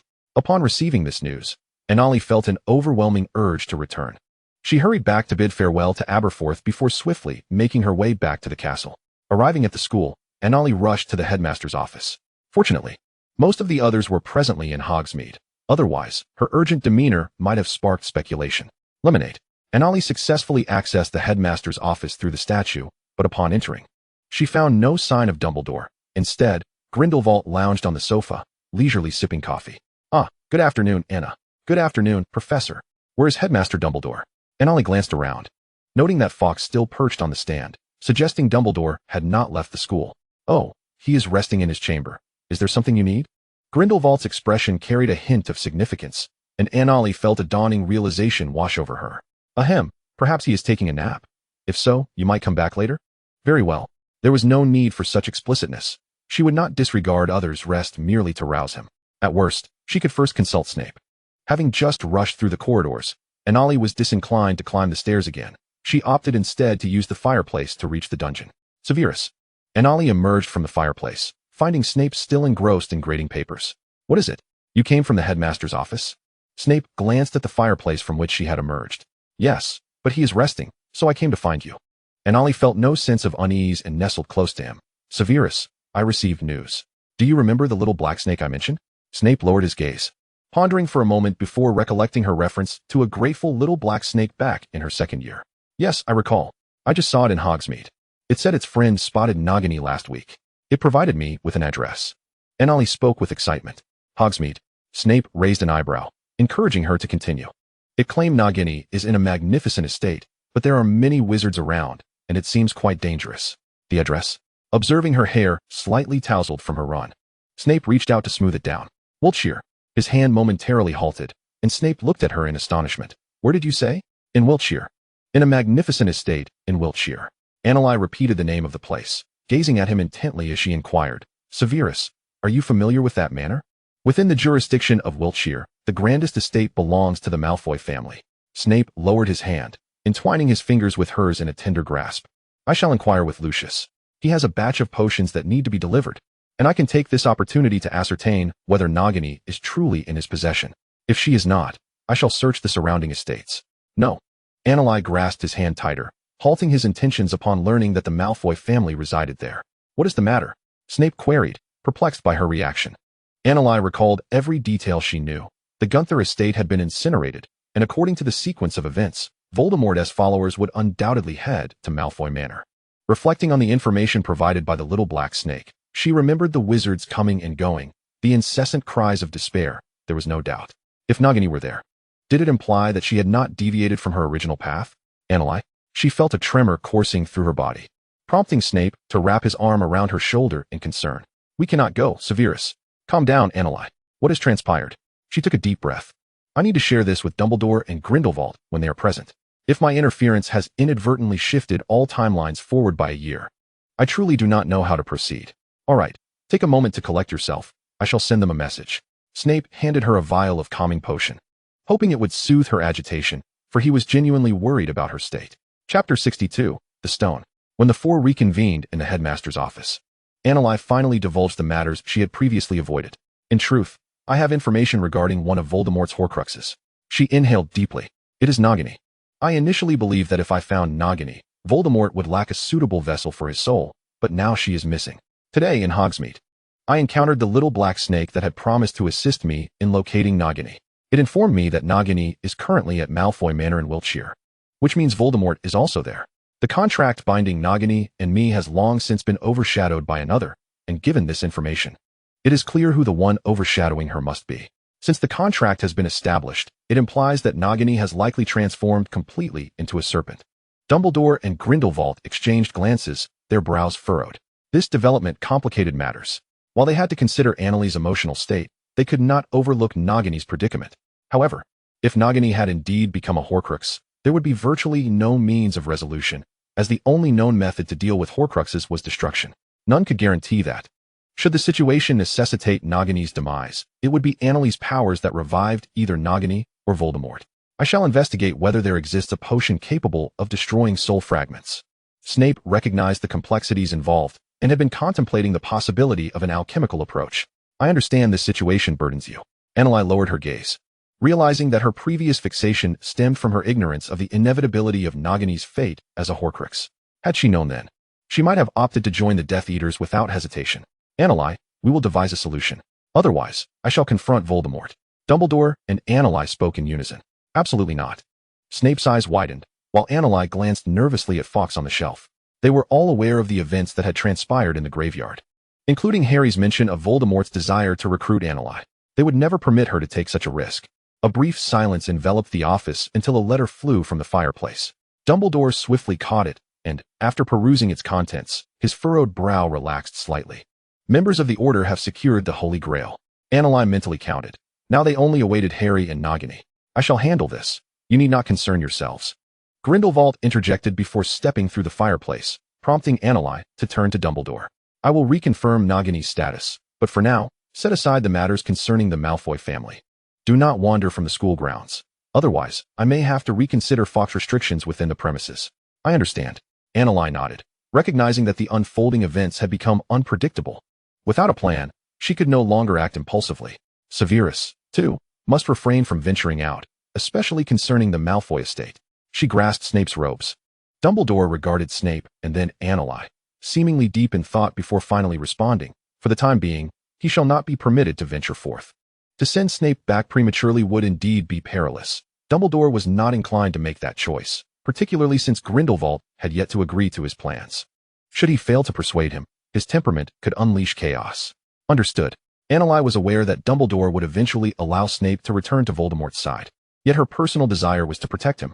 Their conversation was not particularly pleasant. Aside from her own secrets, Anneli had disclosed nearly everything else to them. After Snape escorted her back to her dormitory, he departed, intending to thoroughly investigate methods for destroying soul fragments.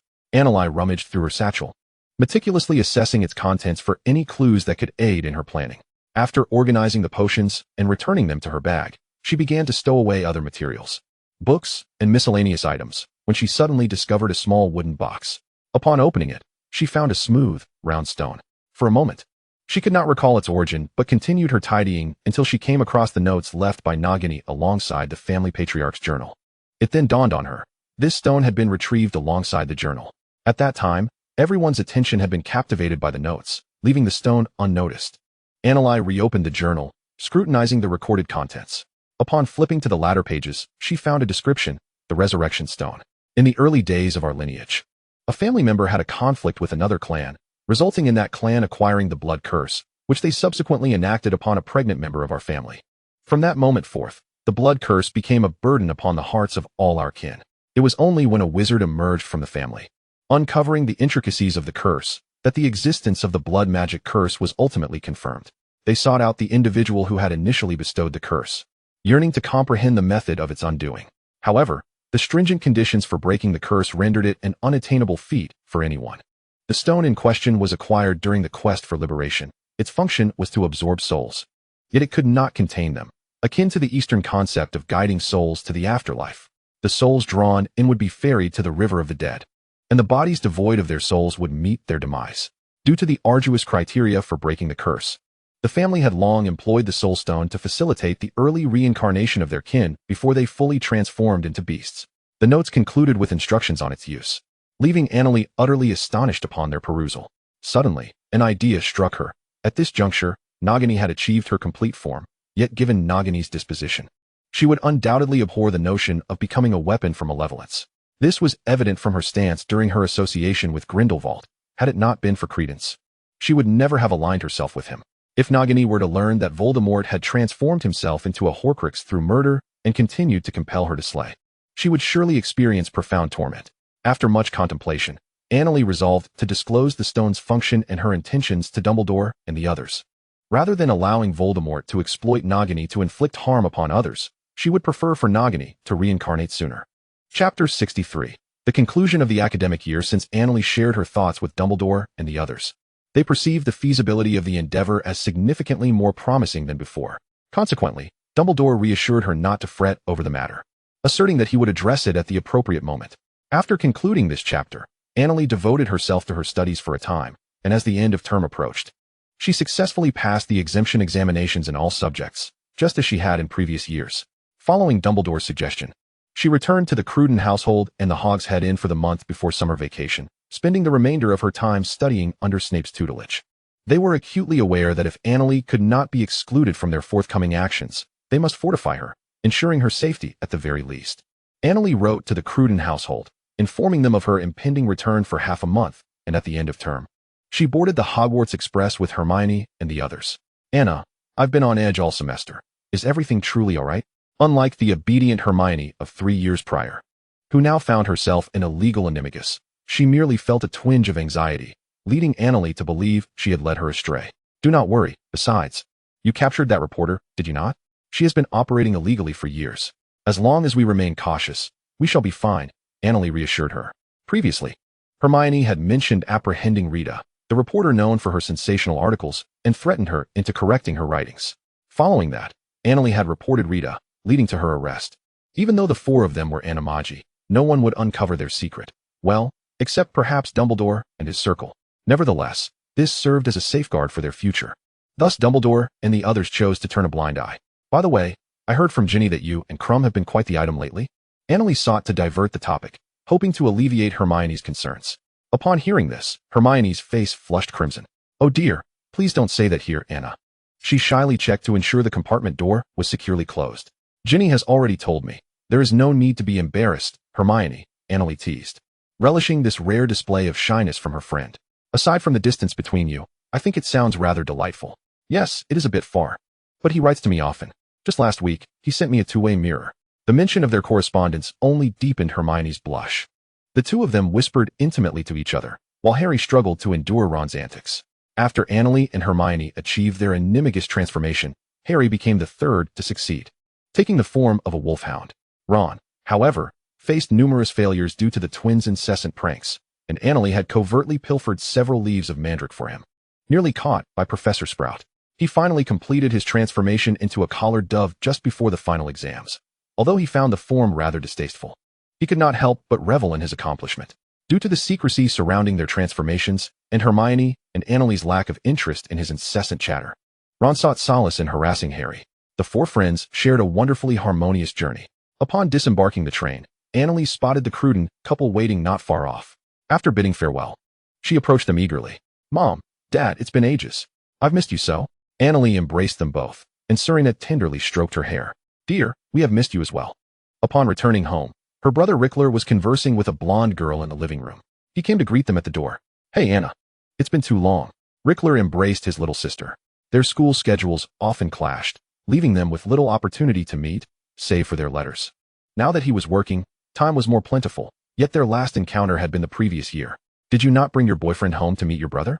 He inquired, having learned of Annalie's romantic involvement only through snippets from their parents. There will always be a chance to meet, Annalie mumbled, turning to the side to greet Flaviano. Good afternoon, Leah. As with her rare encounters with Rickler, their correspondence had been frequent, exchanging small gifts during holidays. Particularly the dress Annalie had gifted her, which Flaviano cherished. However, due to the secrecy of the wizarding world, they had not disclosed Annalie's identity as a witch, merely stating that she was studying away from home. Finally meeting you, Annalie, Flaviano beamed. Having longed to meet her sister after learning about her through Rickler and their occasional letters, the family enjoyed a delightful lunch together, and in the afternoon, Mrs. Cruden took the 2 girls out shopping. Rickler and Flaviano had returned for their wedding preparations, having bypassed the engagement phase due to their prolonged work abroad. A simple family meal to discuss the wedding sufficed. Since Rickler and Flaviano had already confirmed their intention to marry, the Cruden family had been making arrangements. So there was no rush, primarily aiming for a time when all family members could attend. Annalie assisted Mrs. Cruden in managing the wedding details and, after enduring the lengthy festivities, returned to her room utterly exhausted, falling asleep as soon as she arrived. For several days following their wedding, Rickler and Flaviano lived together until Annalie's departure for Hogsmeade, when they reluctantly bid farewell. Upon returning to the Hogshead Inn, Annalie brought some wedding sweets and small gifts for Aberforth, who reciprocated with some uniquely wizarding butterbeer, mainly to avoid drawing too much attention. The Cruden family was pleasantly surprised by the treats. After all, they tasted quite different from Muggle beverages and were rumored to be delightful. And they all found it to be most enjoyable.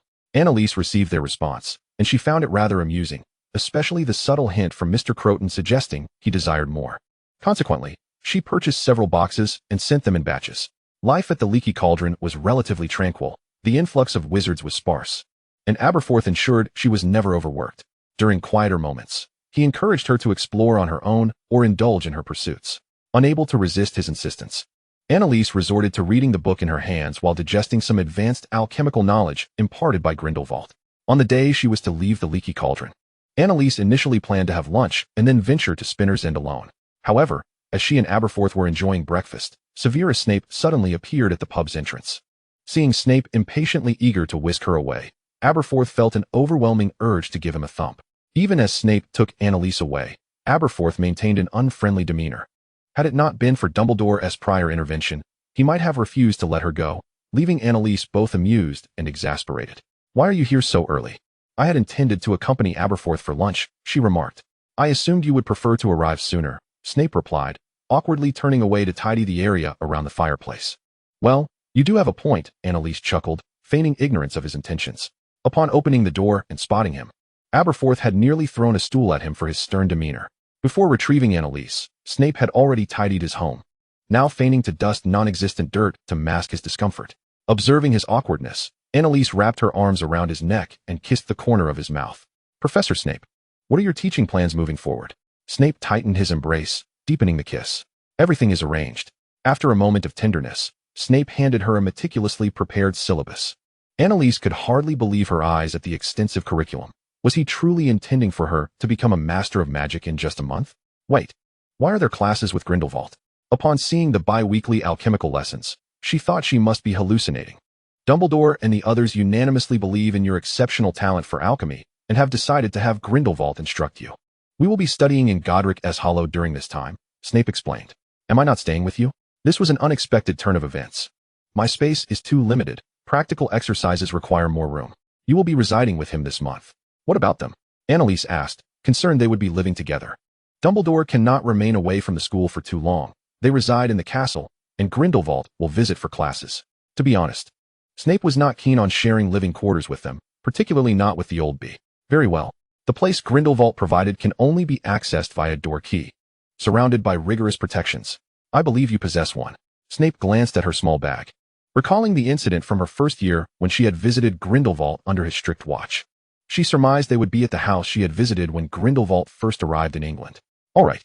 After lunch, the two leisurely made their way to Godric's Hollow, to Grindelwald's residence. The chosen animagi for the four of them were carefully considered. Annalise's snow leopard symbolized mystery, Harry's wolfhound represented courage, Ron's dove stood for sincerity, and Hermione's squirrel denoted wisdom. Chapter 64, The Start of Term. Throughout the summer, Annalise studied dark arts, defensive magic, and alchemy under the stringent supervision of Snape and Grindelwald. Although Snape's expertise in dark magic paled in comparison to Grindelwald's, Dumbledore's disapproval kept him from taking the lead. Thus, Grindelwald primarily assessed her progress in dark magic following alchemical lessons, making necessary adjustments. By the end of the summer, Annalise felt her control over magic had significantly improved, and she had learned numerous spells likely forbidden in the school's restricted section. Under Dumbledore's nose, Grindelwald had secretly taught her his signature technique, the fire release shield. The first time she witnessed the gas stove ignite, she was left in awe for a considerable time. Seeing is believing. It is simply astonishing. Later, when Dumbledore happened by to check on Annalise, he discovered her practicing the fire release shield and was furious, ignoring Grindelwald for an entire week. His primary concern was the arduous nature of learning dark magic and the potential irreversible impact it could have on her psyche. Annalise was only permitted to rest and recuperate 2 days before the term began. After a summer filled with rigorous study, she had nearly lost touch with Hermione and the others, as their letters and gifts had been sent to the leaky cauldron. Particularly, Hermione, experiencing her first romance, inundated Annalise with nearly daily correspondence. Had it not been for Annalise, Aberforth would have incinerated them all. Eventually, to alleviate the burden, he had to reply to Hermione, explaining that Annalise was currently unable to communicate. Consequently, Hermione turned to Ginny for discussion, given Ginny's prior relationship experience. All of Annalise's belongings were collected by Snape and returned after her arrival in Spinner's End. Before the term began, Annalise took the time to respond to each letter, simply stating she had been studying and could not reply in detail until they returned to school. In the final 2 days, she was not inclined to study any longer. Should anyone mention summer studies again, she would be quite upset. Snape's rigorous training throughout the month had honed her practical abilities without mercy. Each day left her both frustrated and exasperated. She understood his intentions were for her benefit, yet her annoyance was palpable. Thus, in the last 2 days of vacation, she mischievously followed Snape around, seeking a semblance of psychological balance. For instance, while he drafted lesson plans, she would sit on his lap, playfully distracting him. And during potion brewing, she would create minor disturbances to divert his attention. Her antics were rather juvenile, yet Snape indulged her whims. Typically, he was undisturbed while brewing potions. But under Annalise's bold teasing, he nearly caused an explosion. Since he had not experienced such an incident since he was 15, he seized Annalise and gave her a stern reprimand. Afterward, a sore and exhausted Annalise was more subdued, having failed to prank him. She returned from Spinner's End in a huff, not bothering to say goodbye as she grabbed her suitcase. Snape watched her leave with a deep gaze. Having reapplied for her to return as a teaching assistant last semester, he had ample time to placate her. Though she claimed to be angry, Annalise was predominantly flustered. Despite their relationship being filled with affectionate moments, such intimate contact was a first for her.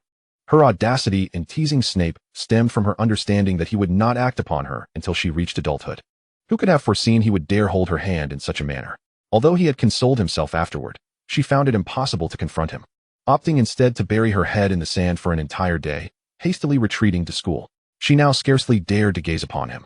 The mere sight of him conjured vivid images and sounds from that fateful day, leaving her engulfed in a mortifying blend of shame and anger that made her yearn to burrow into the earth.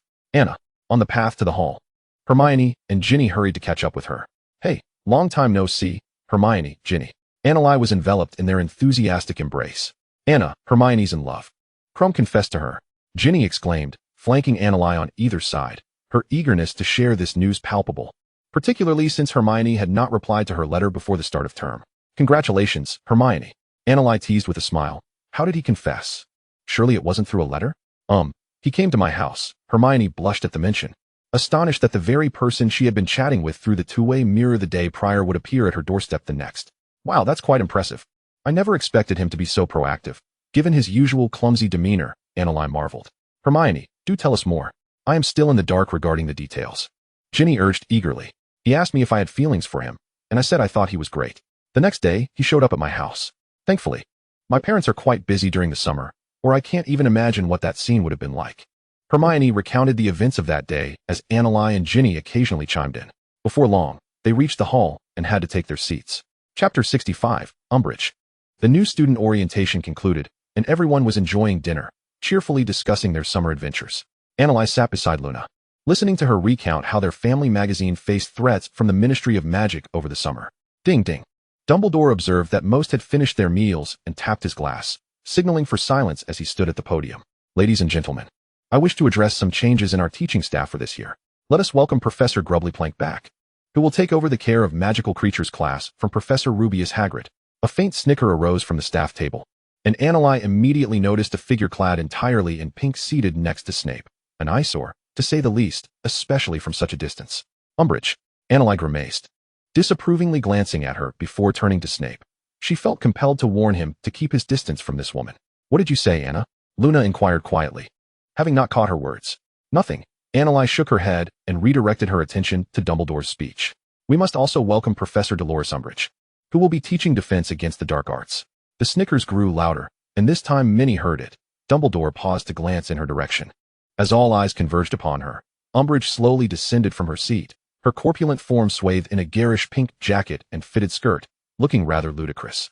Mischievous young witches and wizards seated further away quietly mocked her taste. I extend my heartfelt gratitude to Headmaster Dumbledore for his welcoming remarks. It brings me great joy to see your radiant, happy faces, and I look forward to spending a considerable amount of time with you all.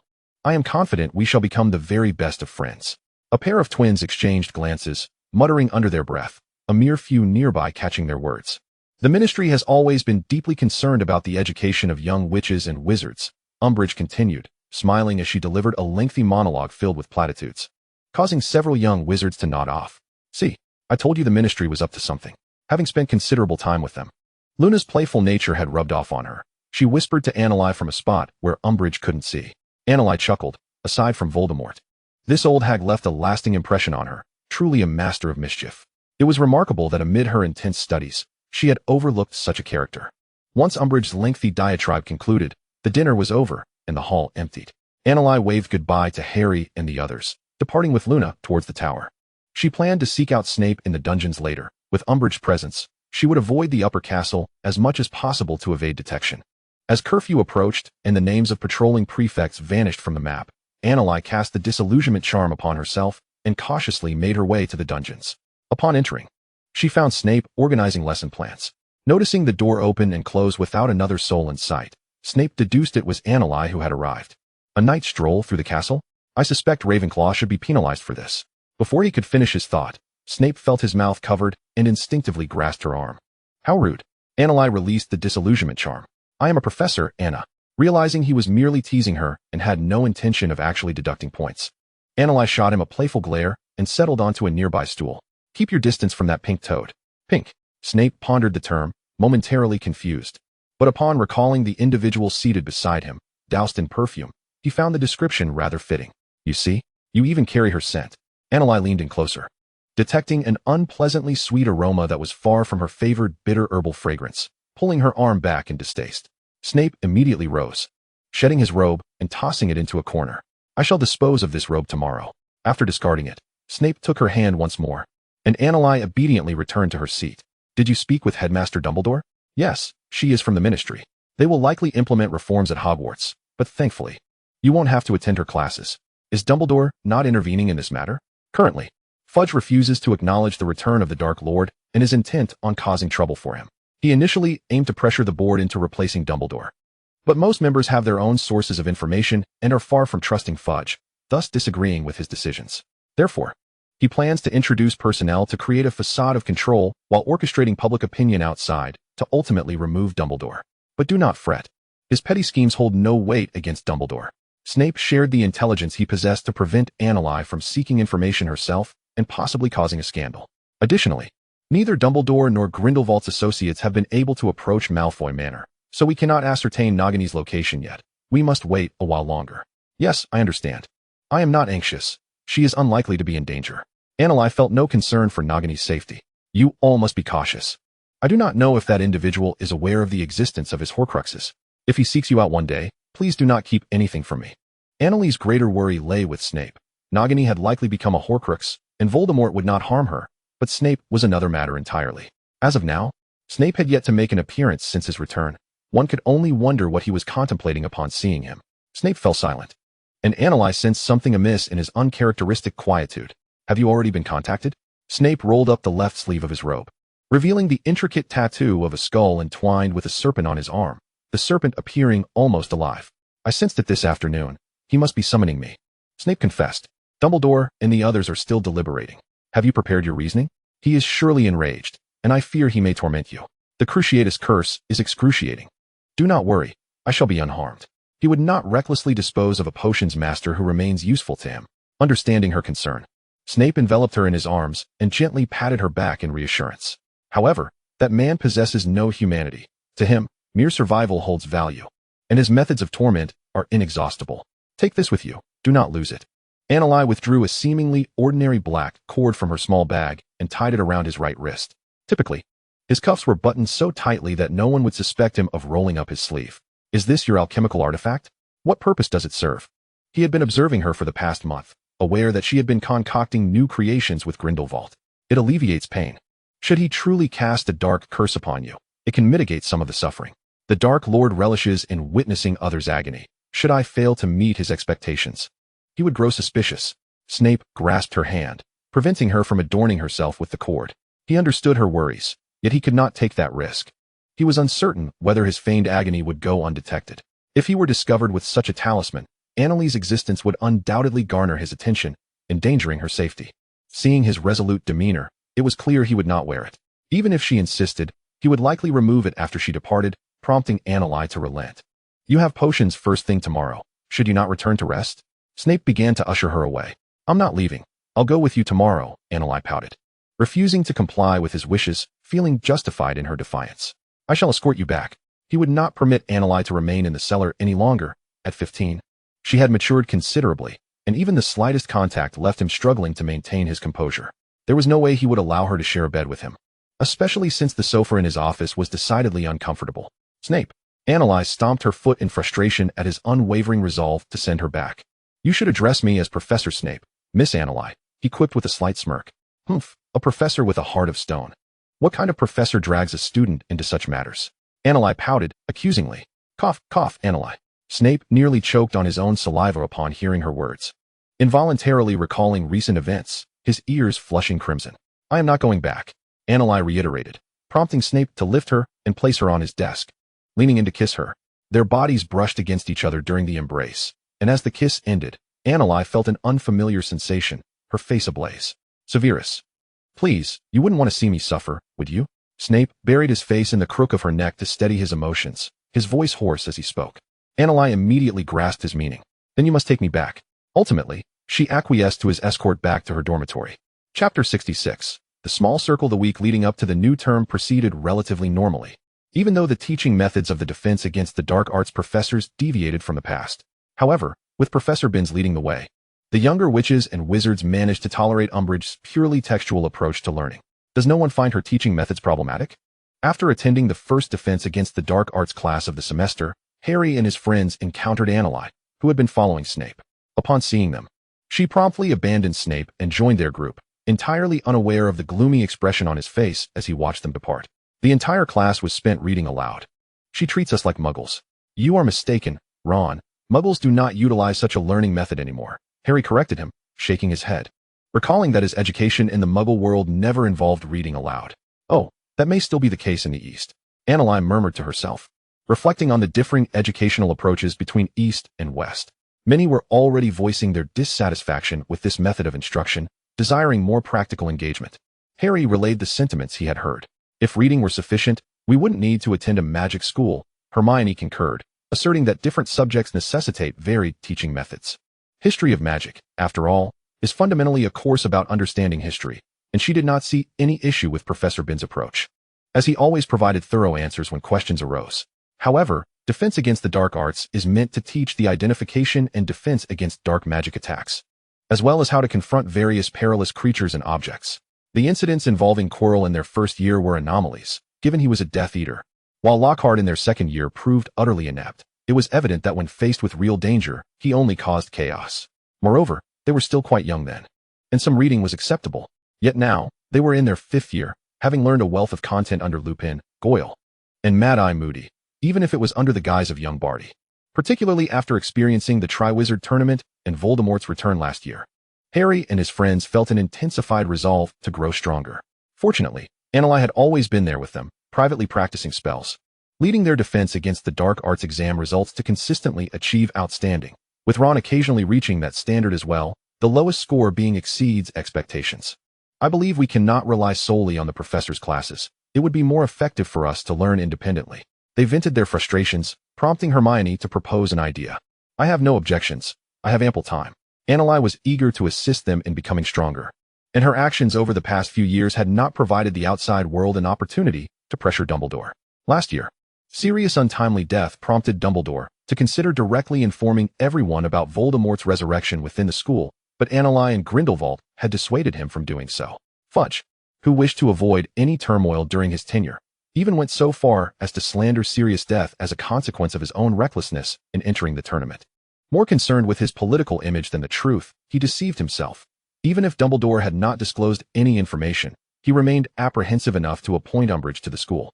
Harry felt a deep-seated hatred for this, and he burned several issues of the Daily Prophet that were manipulated by the Ministry of Magic in the fire. Unable to fathom what he could do about it, he had approached Dumbledore several times, but the latter only urged him to wait, never revealing what he was waiting for. Intensifying Harry's desire to become powerful, he had a premonition that one day he would confront Voldemort directly, seeking closure for his parents, Sirius, and many others. Anneli, haven't you been studying all summer? You haven't had time to reply to our letters. Observing that Harry and Ron had no objections, Hermione put forth her suggestion. Why not do as we did before, and you can teach us? Hermione always perceived a compelling aura emanating from Annalise, coupled with her propensity for engaging in perilous endeavors, which undoubtedly stemmed from her formidable strength. True to her astute nature, Hermione had no reservations. Her sensitivity and meticulousness allowed her to deftly identify and harness every resource available around her. Annalise had arranged to meet them twice weekly, once again within the confines of the Room of Requirement. Upon returning, she meticulously organized the practical spells they had learned thus far, as well as some she had acquired over the summer. Though she had indeed mastered several new spells during the month, they were of the dark arts, which she could not impart.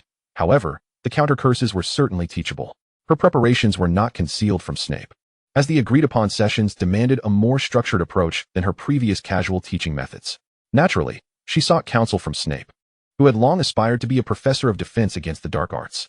"You may proceed, just do not harm yourselves," he advised while assisting Annalise in readying her lesson plans.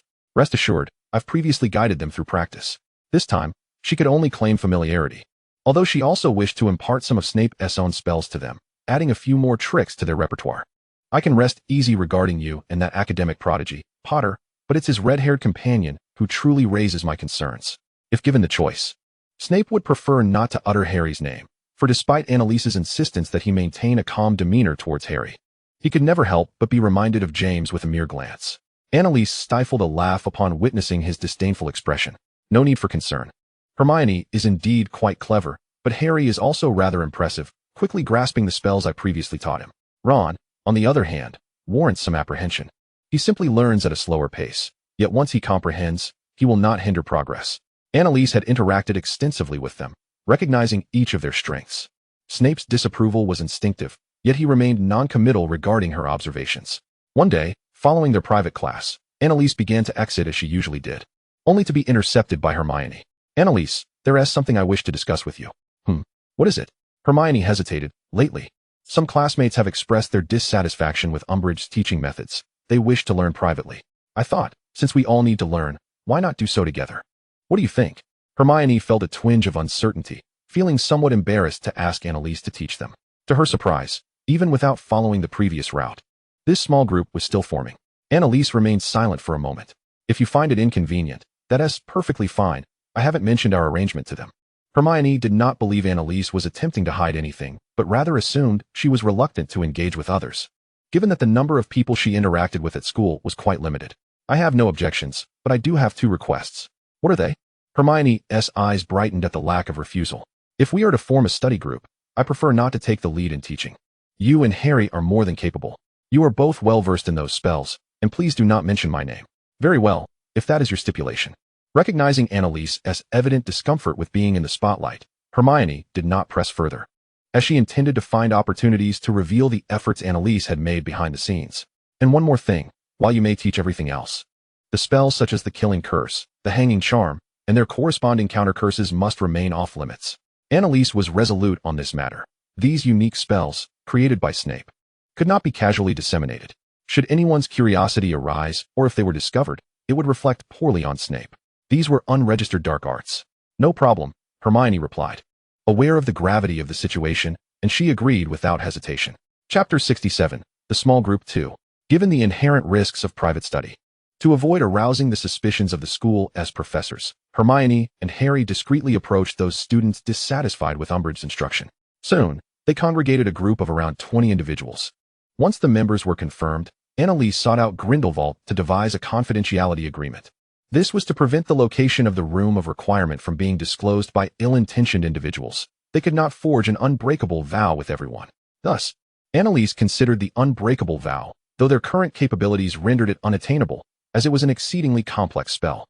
Consequently, she contemplated creating a similar effect, such as a warning mechanism triggered upon verbal acknowledgement. After all, their numbers were considerable, and Umbridge was perpetually on the lookout for information regarding other professors and Dumbledore. Her intentions as transparent as Sima Zhao's. Therefore, their gatherings required heightened caution. With Grindelwald's assistance, they swiftly acquired a sheet of iron, enchanted with the confidentiality stipulations and fortified with numerous protective spells. "We have agreed to meet this Friday afternoon on the 8th floor. I have scheduled various times with them, and we will bring them in groups. Otherwise, the number would be too conspicuous."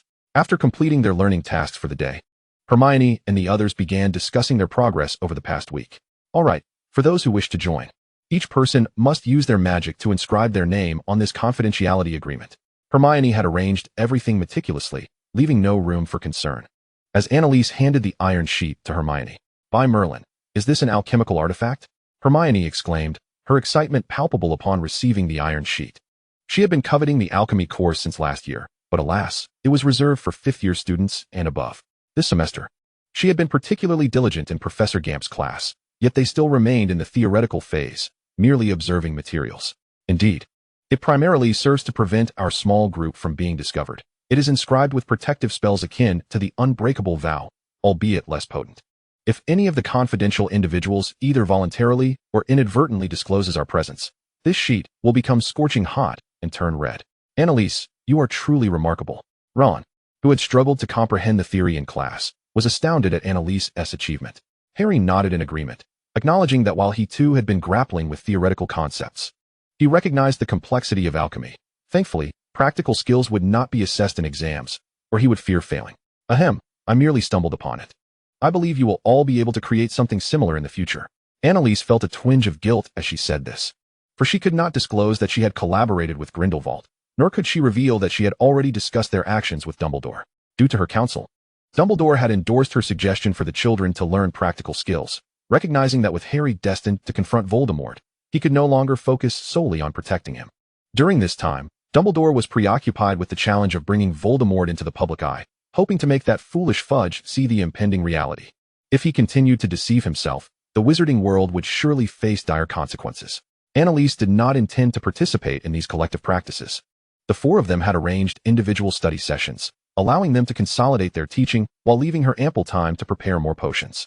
Uncertain of the reason, she has been feeling an unsettling anxiety of late, though she cannot articulate precisely what it is that troubles her. Nevertheless, she resolves to be better prepared, even if such preparations may ultimately prove unnecessary. A moment of tranquility ensued. Half a semester had passed when Dumbledore rapped lightly on his goblet as dinner approached its conclusion. He had an urgent matter to communicate to everyone regarding the Ministry of Magic. Pardon me, Professor Dumbledore, but I believe it would be more appropriate for me to address this matter. A sharp, syrupy voice interrupted just as Dumbledore was beginning to share a special announcement. Dumbledore nodded slightly at Umbridge, who had stepped down from the faculty table, indicating she should feel free to return to her seat.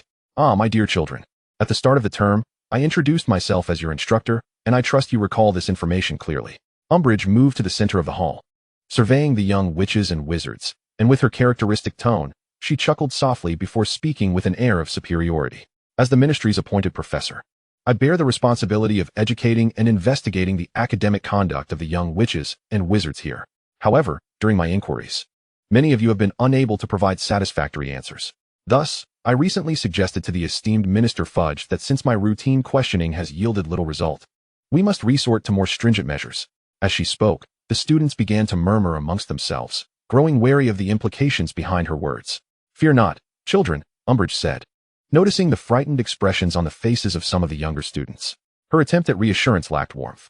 The ministry's primary aim is your better education. Therefore, I shall serve as the special investigator appointed directly by the Minister of Magic, wielding authority second only to the headmaster, tasked with thoroughly examining the teaching practices of each professor here.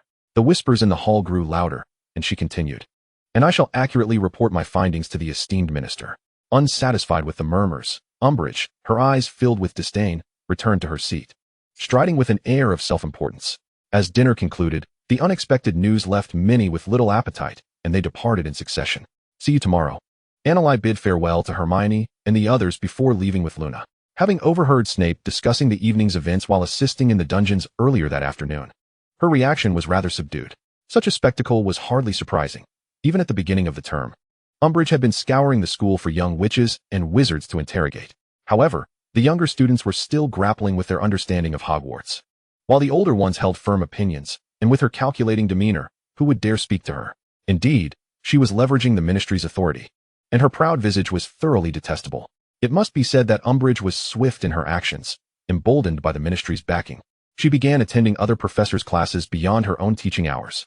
Rumor had it that she had audited Professor Bin's history of magic class that morning, where she had inquired about his death, his sentiments, and his motivations for teaching without compensation. Oh, how utterly rude. Shoo, keep it down, Annalise remarked as she strolled through the corridors, occasionally catching snippets of conversation among her peers. At some point, the Toad had become a moniker for Umbridge among the students, likely due to her increasingly obnoxious behavior.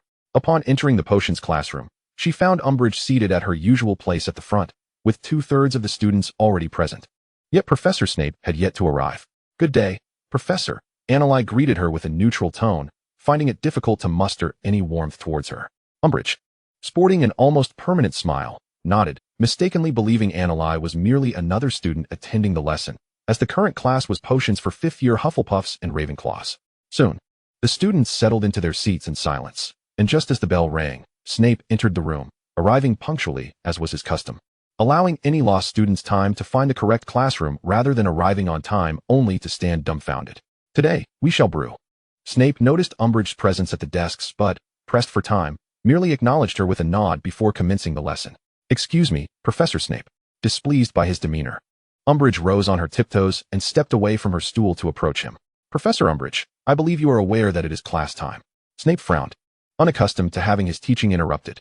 "Of course, but as the special investigator, you ought to assist me in my duties, Professor Snape." Ignoring his displeasure, Umbridge replied with an air of arrogance.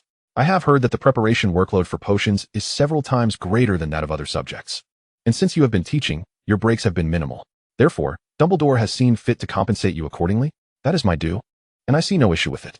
He was baffled by the insistent woman interrupting his lesson simply to pose vague inquiries, yet he endeavored to respond patiently. "Oh, I do not share your sentiment." Umbridge flipped through her notes. "It has come to my attention that the school has provided you with an assistant in recent years, hence, I believe your salary should be reconsidered. The assistant performs manageable tasks. Certain complex materials are not suitable for students. I still feel an adjustment is warranted." Completely unconcerned about Snape's growing ire, she continued to jot notes in her booklet. "I have heard that you previously applied for the position of Defense Against the Dark Arts professor, but Dumbledore has consistently declined your candidacy. What do you think is the reason for that?"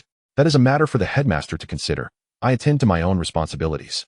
Snape felt his patience waning, while Annalise stood at the classroom door, frowning, knowing she could not interject without provoking Umbridge further. "I believe that even in the course of an investigation, normal teaching practices should not be disrupted." Snape shot her a cold glance. "Of course, one final question. Why have you ceased applying for this position in recent years?"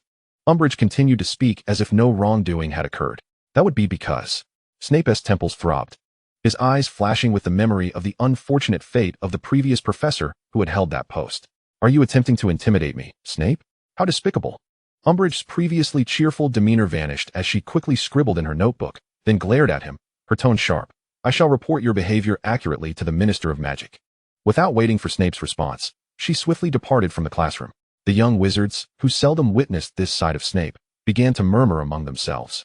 And Annalise surmised that his words would likely infuriate Umbridge, so she had already taken her leave. The lesson was about preparing the ingredients for a decongestant potion, with the actual brewing scheduled for the next session. Annalise, well aware of the curriculum, took the initiative to organize the class before Snape could speak.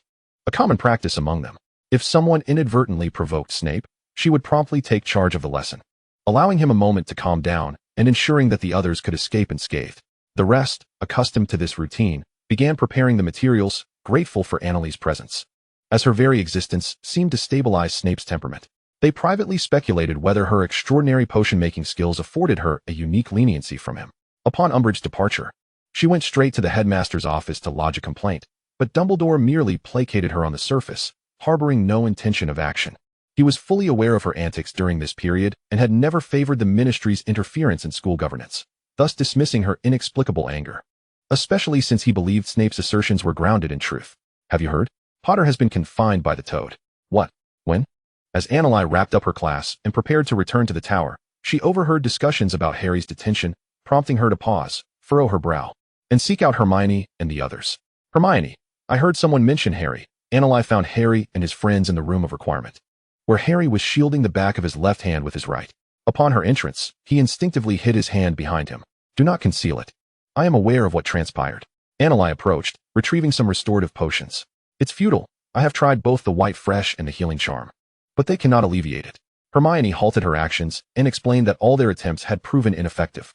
"What she used derives from the user's blood. It's utterly vile. She is inflicting corporal punishment on a minor wizard." Fuming, Hermione recounted all that Harry had endured. Moreover, she confiscated Fudge's photograph, ensuring no one would know what she had done. Harry interjected, "I just want to see her gone."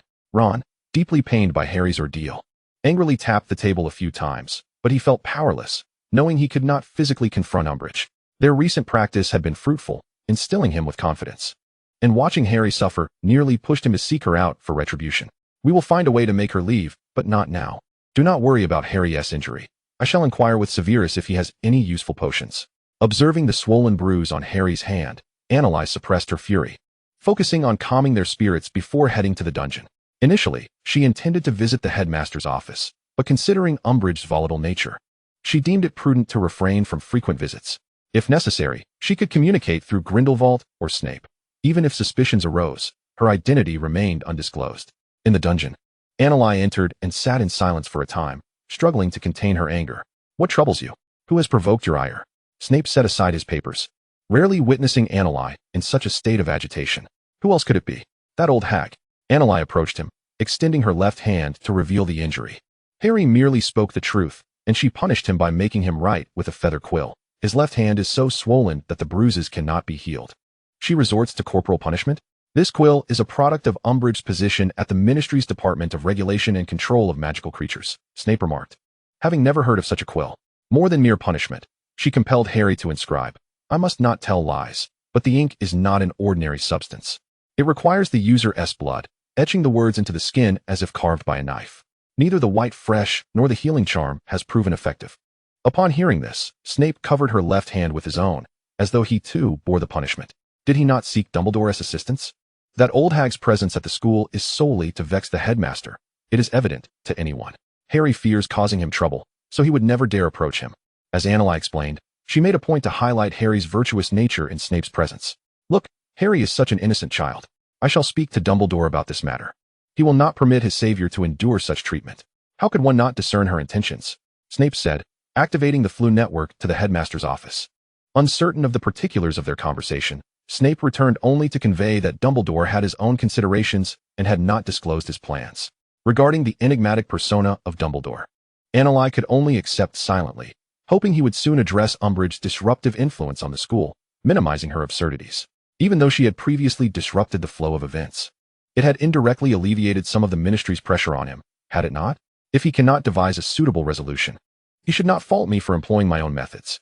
Since investing in the twins, I have yet to truly experiment with those delightful contraptions. During the following week, Umbridge, emboldened by her status as a special investigator, prowled the classrooms, seeking to instigate trouble, much to the disdain of every professor. In her classes, she consistently targeted defiant students for detention, resulting in several young wizards being unable to use their left hands for a time. Anneli, tired of speculating on Dumbledore's intentions, decided to seize the initiative and approach the twins, who were preparing to procure food from the kitchen. "Hey, ladies, what brings you here?" It was a rarity for them to see her take the initiative to seek them out, as they typically delivered her share of the profits. If not for their commendable character, her laissez-faire attitude would suggest she was indifferent to profit margins. "Listen, gentlemen, I wish to orchestrate a prank, and I wonder if you would be interested?" Anneli wasted no time with pleasantries, directly stating her purpose for seeking them out. "The place is under constant surveillance, and I have never seen so many portraits. The stench is unbearable, worse than Filch's dormitory." Upon mentioning Umbridge's office, the twins exchanged exasperated glances. Oh. Anneli also contemplated the role of the portraits, akin to Dumbledore's, albeit with entirely different intentions. "That's fine. We can set up some decorations in the office. I will figure it out." However, when it came to concealing one's presence and scent, Anneli was adept. No portrait, no matter how formidable, could penetrate her disguise. For they were not Voldemort. "We recently disposed of a batch of supplies, so we may need to wait until we prepare the necessary tools." Fred and George calculated their current inventory of items, realizing they were nearly sold out and would need to procure substantial quantities of materials to ensure they had enough. "Not a problem. I can assist you if needed." Anneli nodded, knowing that more hands would expedite the process. After a thorough discussion, Annalise provided a portion of galleons, and the twins borrowed Harry's Hedwig to procure materials. Time was of the essence. They could not wait for their aging Errol to retire. Annalise was singularly focused on expelling Umbridge, initially perceiving her as merely a paper-thin figure, yet upon closer interaction, she discovered just how loathsome this person truly was. Moreover, she could not bear to witness her friends being thus harmed. Chapter 69, The Prank. While the twins were out acquiring materials for their props, Annalise discreetly began to observe and inquire about Umbridge's preferences and habits, for knowledge of oneself and one's adversary is the key to invincibility. Over the course of a week, the twins crafted a variety of concoctions at Annalise's behest, including vomit-flavored sugar, stink bombs, and exploding beans, alongside an assortment of comically terrifying picture frames and other trinkets, all infused with Annalise's creative ideas. Given that their usual products were widely recognized, using them directly would surely lead to their identification. Thus, Annalise ensured they would not face repercussions for their involvement in this endeavor. During these days, Annalise also gleaned some of Umbridge's preferences, such as her fondness for sherry and her penchant for collecting whimsical cat-themed decorative plates. Seizing an opportunity, she convened with the twins in an empty classroom. The existence of the room of requirement had become common knowledge, leaving them no choice but to meet there. "Oh, we were right about you. You are truly a prankster prodigy, Annalise," Fred remarked, draping an arm over George's shoulder and teasingly addressing her. "Indeed, your ideas are simply splendid," George chimed in. "Rest assured, we will execute your plan as instructed, but are you sure you want to go to her office alone? Perhaps we should accompany you?" "Fear not. I believe I shall be safer alone. Your task is equally crucial," Annalise replied, shaking her head in gratitude for their concern. "Very well, then, may success be ours." The twins echoed in unison before gathering their belongings and departing. Annalise tucked the remaining items into her small bag, glancing at the time and her schedule. Oh, Umbridge's timetable had been meticulously tracked by her for an entire week. With practiced skill, she cast several protective charms upon herself to ensure her safety before leaving the classroom. Thankfully, most students harbored a strong dislike for Umbridge, making her office largely deserted, and Annalise encountered few others on her way. Pausing at her office door, Annalise mentally rehearsed her carefully devised plan. With a simple unlocking charm, she effortlessly entered the office, an unpleasant odor wafting from within, prompting her to hold her breath as she sensed the eerie silence of the room.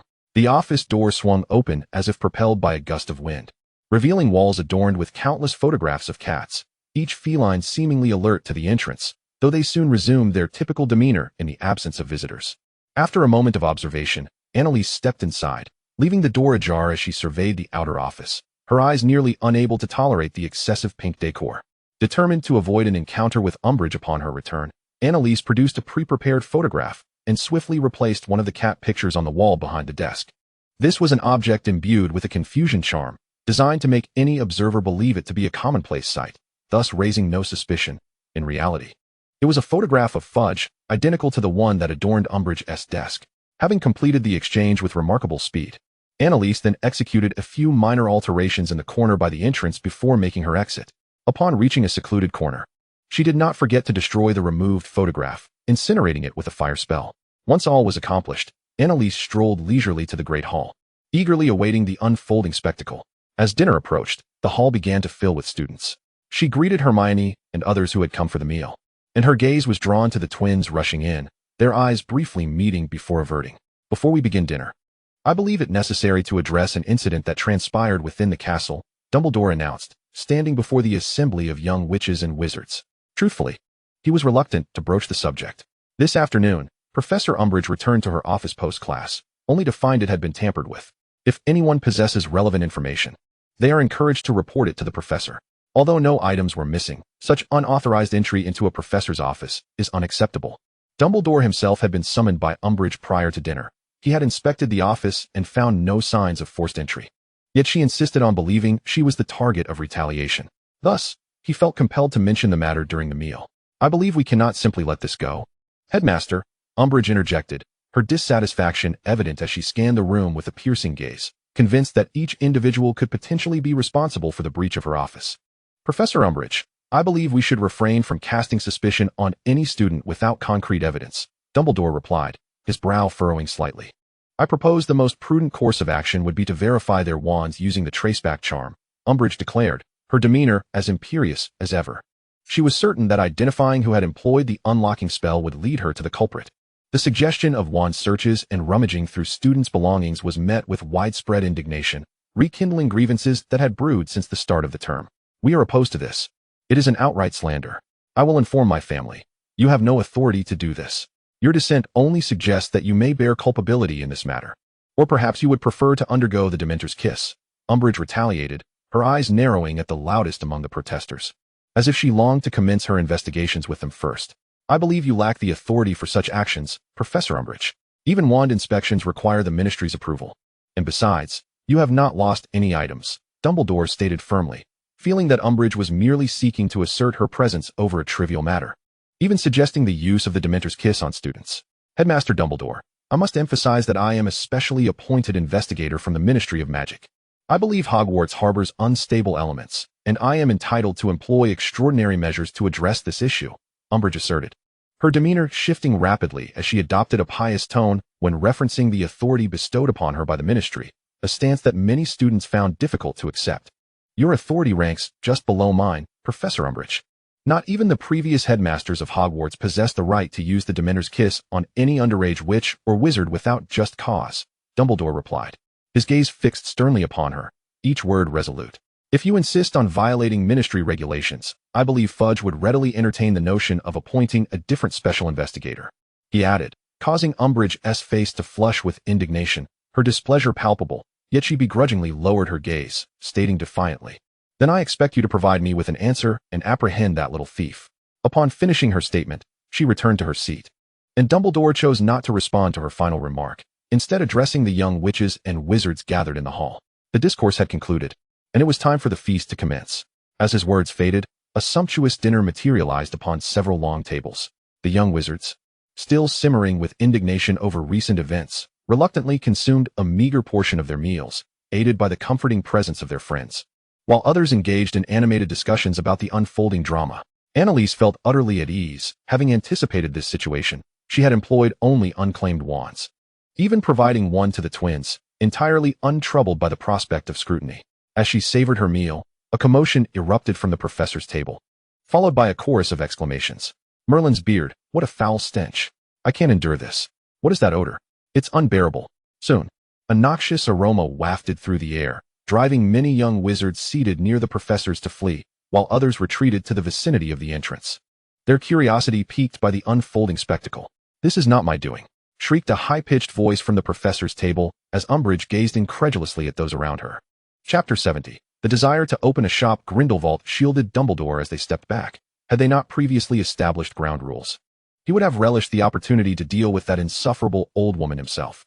None were quite sure what had transpired. One moment they were enjoying their meal, and the next, Umbridge had commenced a series of flatulent emissions, unleashing a repugnant stench that sent surrounding professors scurrying away from their seats. Annalise, concealed at the back of the crowd, exchanged a sly smile with the twins, relishing the tumult that ensued. "There must be something amiss with my dinner. This requires a thorough investigation."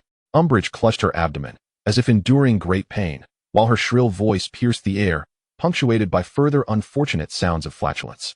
"The meal was prepared uniformly. None of us experienced any issues." "It is highly likely you consumed something else," another professor interjected.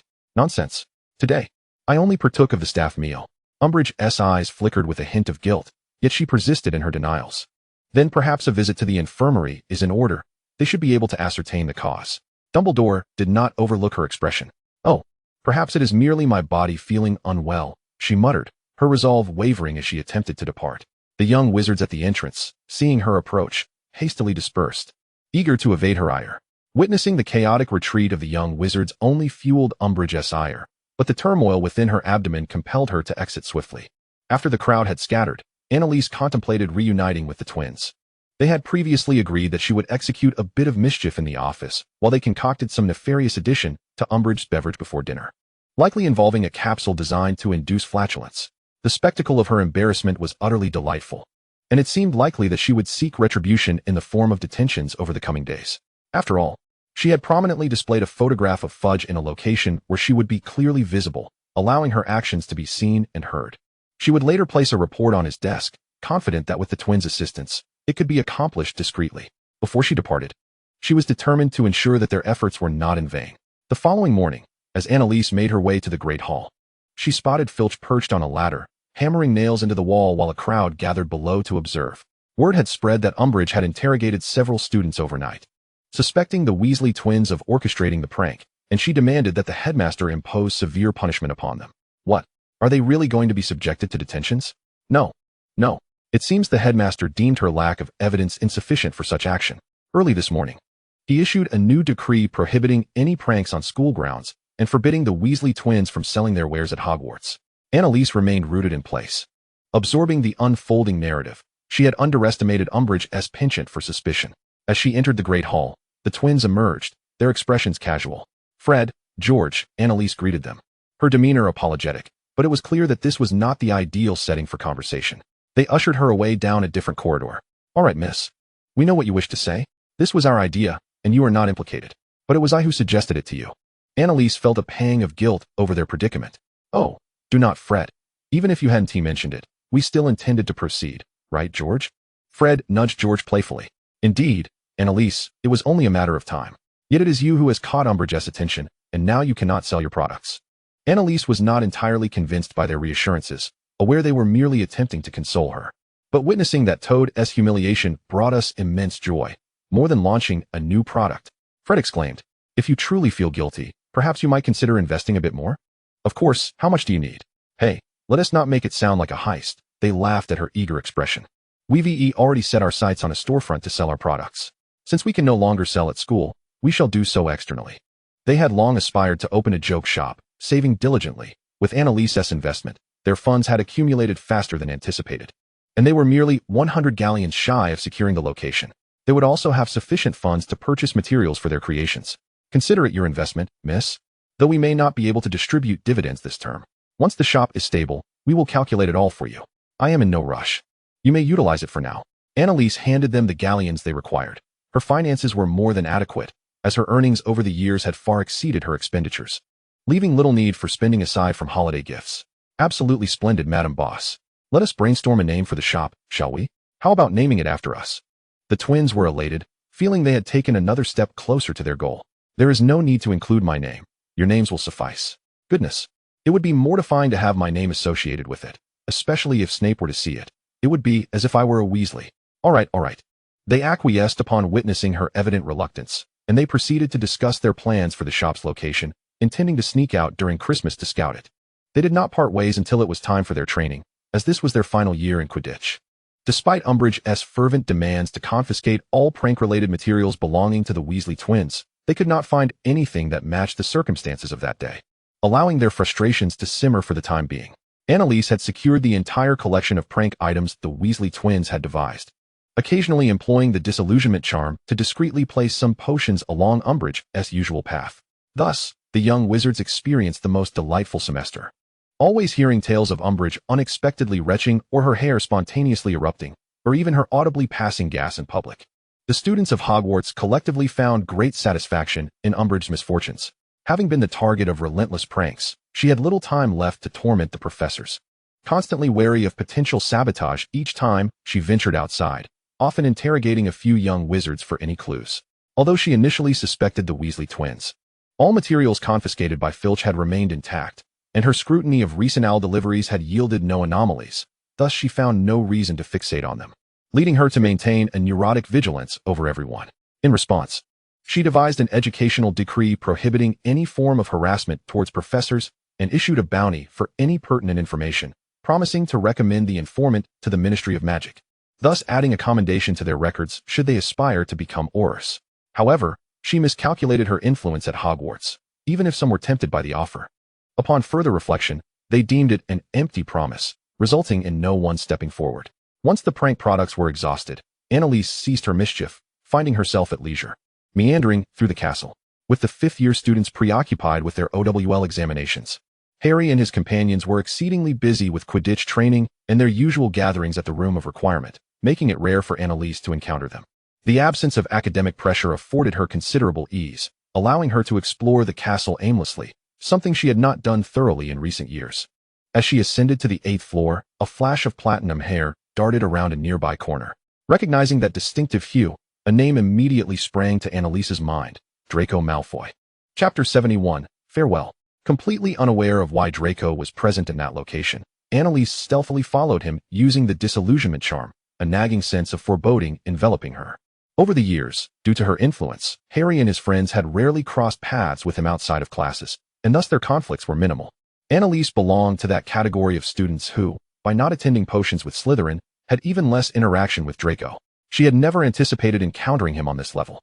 Following him to the tapestry of the Panama, she suddenly comprehended his intentions. He was likely aware of the Room of Requirement's existence. Fortunately, this was not the time when Harry and the others gathered. Witnessing him open the door, Annalise hurriedly followed him inside. Upon entering, she was met with heaps of refuse nearly reaching the ceiling, a plethora of items, including the place where she had once discovered the diadem and a lost wand. The closer she drew, the heavier her heart felt, until Draco brought her to a halt before a massive cabinet, the Vanishing Cabinet. Annalise could now fully ascertain that, due to the chaos of the timeline, Draco had likely been compelled by Voldemort to establish a connection between the outside world and Hogwarts. Finding a corner to sit in, she watched as Draco attempted to interact with it repeatedly, uncertain how long it would take before he departed. After he left, Annalise finally stretched and sauntered out. She made her way directly to the headmaster's office, relieved to find only Dumbledore and Grindelwald present. "Annalise, what brings you here so suddenly?" Dumbledore inquired. As this marked her first visit to the office since the start of term. Previously, she had communicated with Harry through Snape. "I just discovered something and felt it was imperative to inform you both." Annalise seated herself in the chair opposite him. "Today, I saw Malfoy in the room of requirement, fiddling with a cabinet for the entire afternoon." "A cabinet?" Dumbledore appeared puzzled. If it were merely an ordinary cabinet, there would be no need for such urgency. "What have you been occupied with lately?" "Umbridge has been administering corporal punishment to students and issuing various bans, yet you seem unconcerned. Have you forgotten about Voldemort's activities at Malfoy Manor?" Annalise was taken aback at Dumbledore's response. She wondered if he was secretly plotting something. "We have been investigating Voldemort's movements. And indeed, we have not paid much attention to the school."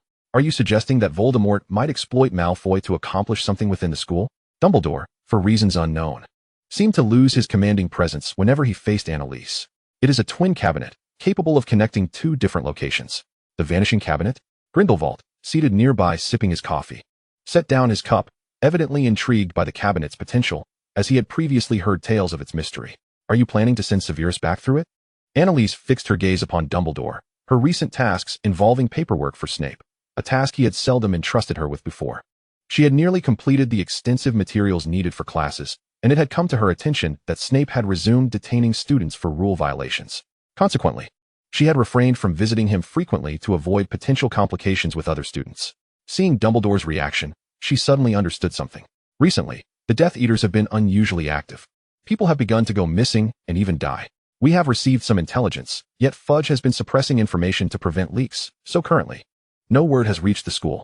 Dumbledore sensed that this matter could not remain hidden from her for long, so he decided to disclose what he could. "You have been unable to gather any news on Voldemort, so you intend to send Severus back to glean information?" "The area surrounding Malfoy Manor has been fortified with concealment charms and spells to prevent discovery by wizards. We truly have no better options." "And what about you? What is your plan?" "We have devised a plan, but it hinges on Severus bringing back the information before we can finalize it." Dumbledore did not intend to reveal the specifics of their plan to her just yet. Ideally, he preferred that she remain insulated from the external turmoil, focusing solely on her studies like the other young witches and wizards. Understanding their concerns, Annalise chose not to press further, leaving him a pile of healing potions. "He has been quite busy lately. If he is preparing to finish his work and head over there, you might as well not ask him to brew healing potions." Turning to Grindelwald, she regarded him with a mixture of exasperation and disappointment.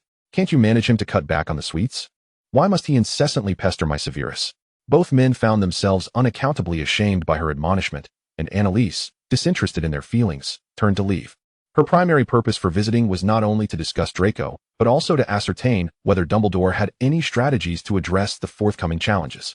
It seemed he intended to use Snape to discern Voldemort's intentions before planning a means to draw him out. Given that Dumbledore showed little interest in school affairs, she resolved that she would visit the Ministry of Magic that very evening. For whatever it took, she needed to find a way to remove Umbridge. Otherwise, Hogwarts would descend into chaos. Upon returning to her dormitory, Annalise penned an extensive and exaggerated letter of complaint, detailing Umbridge's transgressions at the school. One could not help but think she was indeed suited for a bureaucratic role. Throughout her missive, she lauded Fudge while depicting Umbridge as a tyrant who wielded her authority like a feathered quill, freely committing misdeeds and contravening multiple protective edicts from the Ministry of Magic designed to safeguard underage wizards. After completing her lengthy letter, she awaited the fall of night before allowing Cece to escort her to the ministry. Though Cece possessed the ability to locate certain places, her precision was far from flawless. Annalise, fumbling in the darkness, remained oblivious to which section of the ministry she had reached, cautiously exploring her surroundings. However, it was already a chilly autumn night, and the deserted offices felt particularly frigid. She wrapped her robe tighter around herself, relying on the dim flicker of candlelight along the walls to navigate her way.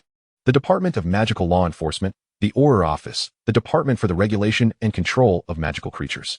Annalise examined each office in turn, realizing this floor did not appear to house any leaders. Eventually, she stumbled upon an elevator, surmising that the offices of the higher-ups must be located above. Upon entering, she heard a voice inquire about her desired floor, to which she confidently replied, the top floor. The ornate elevator ascended rapidly, a gust of cold air accompanying its ascent, intensifying her chill. Ninth floor, Department of Mysteries. The Department of Mysteries? As she stepped out of the elevator, It struck her that this entire floor was dedicated to a single department. Gazing into the darkened corridor before her, a sense of trepidation enveloped her. Just as she hesitated to retreat, a loud thud echoed from the depths of the corridor, accompanied by a faint, serpentine hiss. Without a moment's thought, Anali instinctively sprinted toward the source of the sound. Upon reaching the end of the hall, she beheld a figure cloaked in black, beside which lay a portion of a serpentine body. The serpent's crimson eyes fixed intently on her, as if poised to strike at its master's command. Anali halted, staring at the pair partially obscured by shadows. Anali. The figure hidden in the darkness seemed to recognize her, uncertainly calling her name and taking a cautious step closer. As the flickering candlelight illuminated the face of the figure, Anali's pupils dilated, her heart racing violently. Voldemort. She had not anticipated encountering him here, nor did she expect to meet a Hogwarts student in such a context. Voldemort caressed the serpent's head, his voice rasping uncomfortably. A student capable of leaving Hogwarts at will. Anali, you harbor many secrets. How intriguing. Anali felt the blood drain from her face, her grip on her wand tightening in fear. She had never imagined she would confront Voldemort here, and after Nagini's disappearance, their reunion unfolded in such a perilous scene. Yet it was evident that he no longer recognized her. Chapter 72, Prophetic Dreams? Anali remained vigilant, acutely aware that he could strike at any moment. Just then, a cacophony of hurried footsteps approached from behind her. Voldemort narrowed his eyes, waving his hand as he and Nagini vanished, leaving behind only 4 ominous words. We shall meet again. As they disappeared, Anali finally noticed a middle-aged man, previously obscured by Voldemort's presence, bleeding profusely on the ground. Without hesitation, she stepped forward to assess his wounds, discovering to her relief that it was Arthur Weasley, who had merely been knocked unconscious. With no signs of venom from the bite, sighing in relief, she quickly slipped into a dark corner just as the others arrived. Arthur! A burly man rushed over, slapping Arthur's cheeks, while another frail man examined his condition, with additional onlookers standing at a distance. He is unconscious. Quickly, take him to St. Mungo's. The slender man shouted to those behind him, who levitated Arthur away with their wands. I'll stay on patrol. You go inform Dumbledore about the situation here and notify Arthur's family. Understood. The thin man nodded before departing. Come out. I just saw you. Once the others had left, the tall man lingered, speaking softly as he turned to face Anali's hidden spot. I ran past quickly and caught sight of your school uniform. His deep, measured voice conveyed a sense of calm. Anali held her breath, remaining motionless. She was under the disillusionment charm and should not have been visible, but if Moody were present, she would have revealed herself.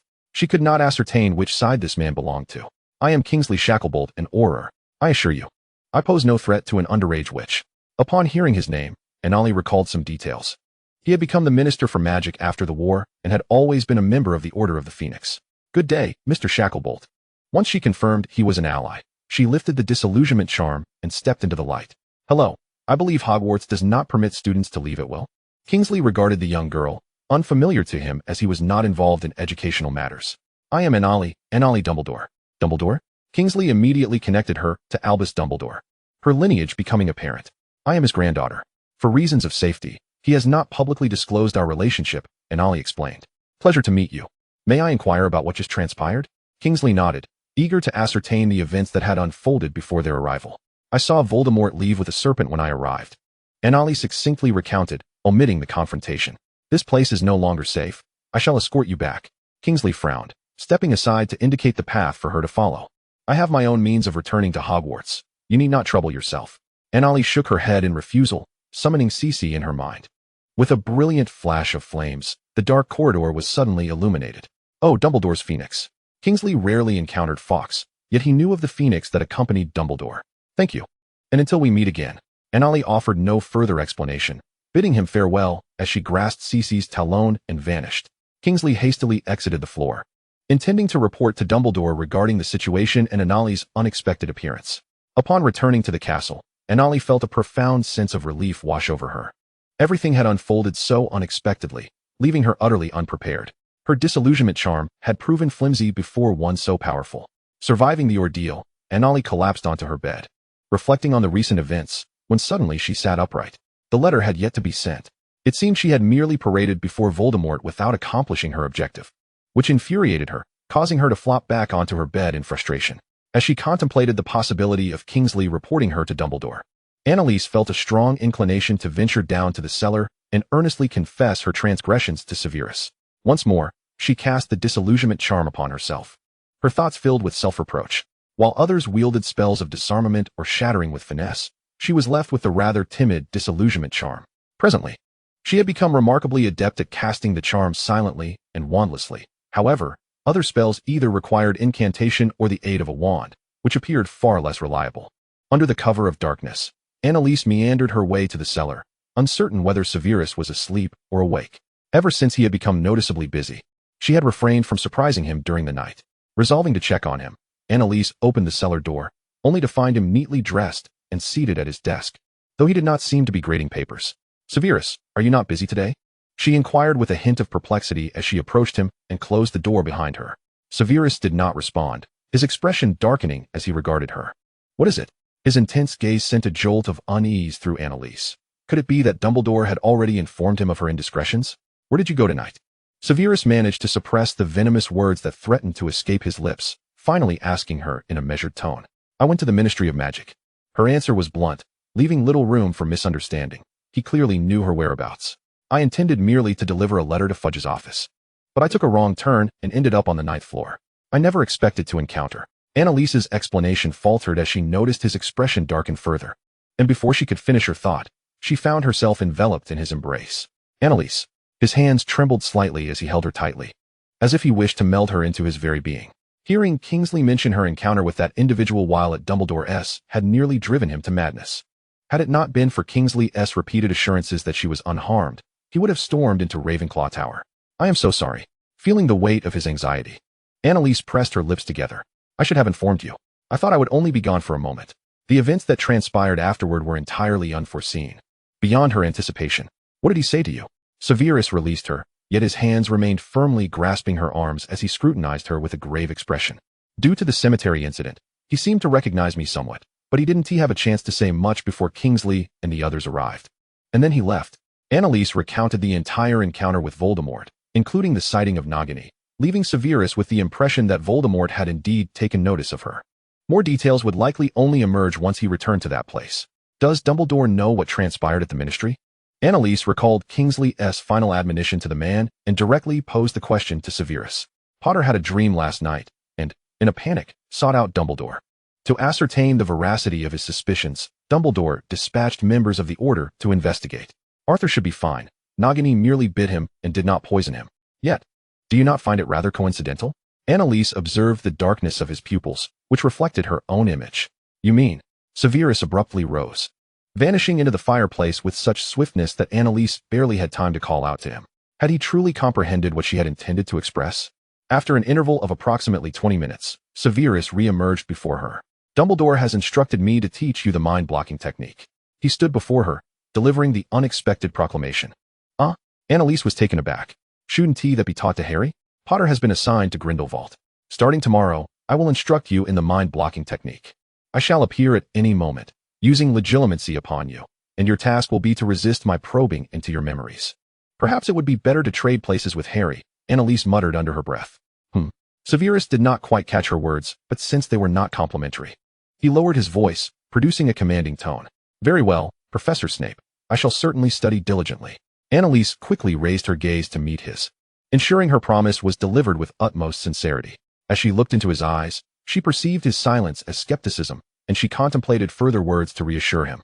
Yet, her mind involuntarily drifted back to the harrowing encounter with Voldemort in the Department of Mysteries, particularly his parting words hinting at a future meeting. Regaining her composure, she felt a wave of dizziness wash over her, and as she touched her forehead, a sudden realization struck her, prompting her to glance back at Severus. "You just..." Indeed, Severus had, without warning, utilized legilimency during their exchange, directly witnessing her memory of the encounter with Voldemort, causing his dark mark to burn with renewed intensity. "Didn't you say starting tomorrow?" Annalise's expression contorted in displeasure as she regarded him. He had ambushed her. Fortunately, she had been honest about everything. Had he discovered she had withheld information, the consequences would have been dire. "I believe that frequent practice will better hone your reflexes, Miss Annalise." Despite the shock of what he had just seen, Severus felt a surge of satisfaction at her unabashed honesty. If you're so capable, then look again." Annalise met his gaze with defiance, her expression betraying no fear. Severus complied, locking eyes with her, only to find her mind flashing with various fragments. One particular image crystallizing before him. Upon realizing its nature, he abruptly averted his gaze, a flush of crimson creeping up to his ears.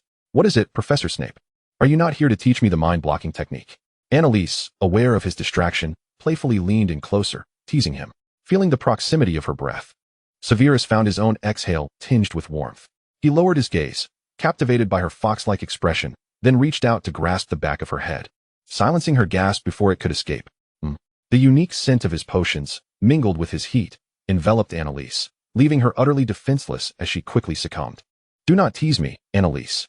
Chapter 73. The mind-blocking technique. Since the decision was made for them to learn the mind-blocking technique, Annalise was required to frequently traverse the castle grounds, unable to remain cooped up in the dormitory for extended periods.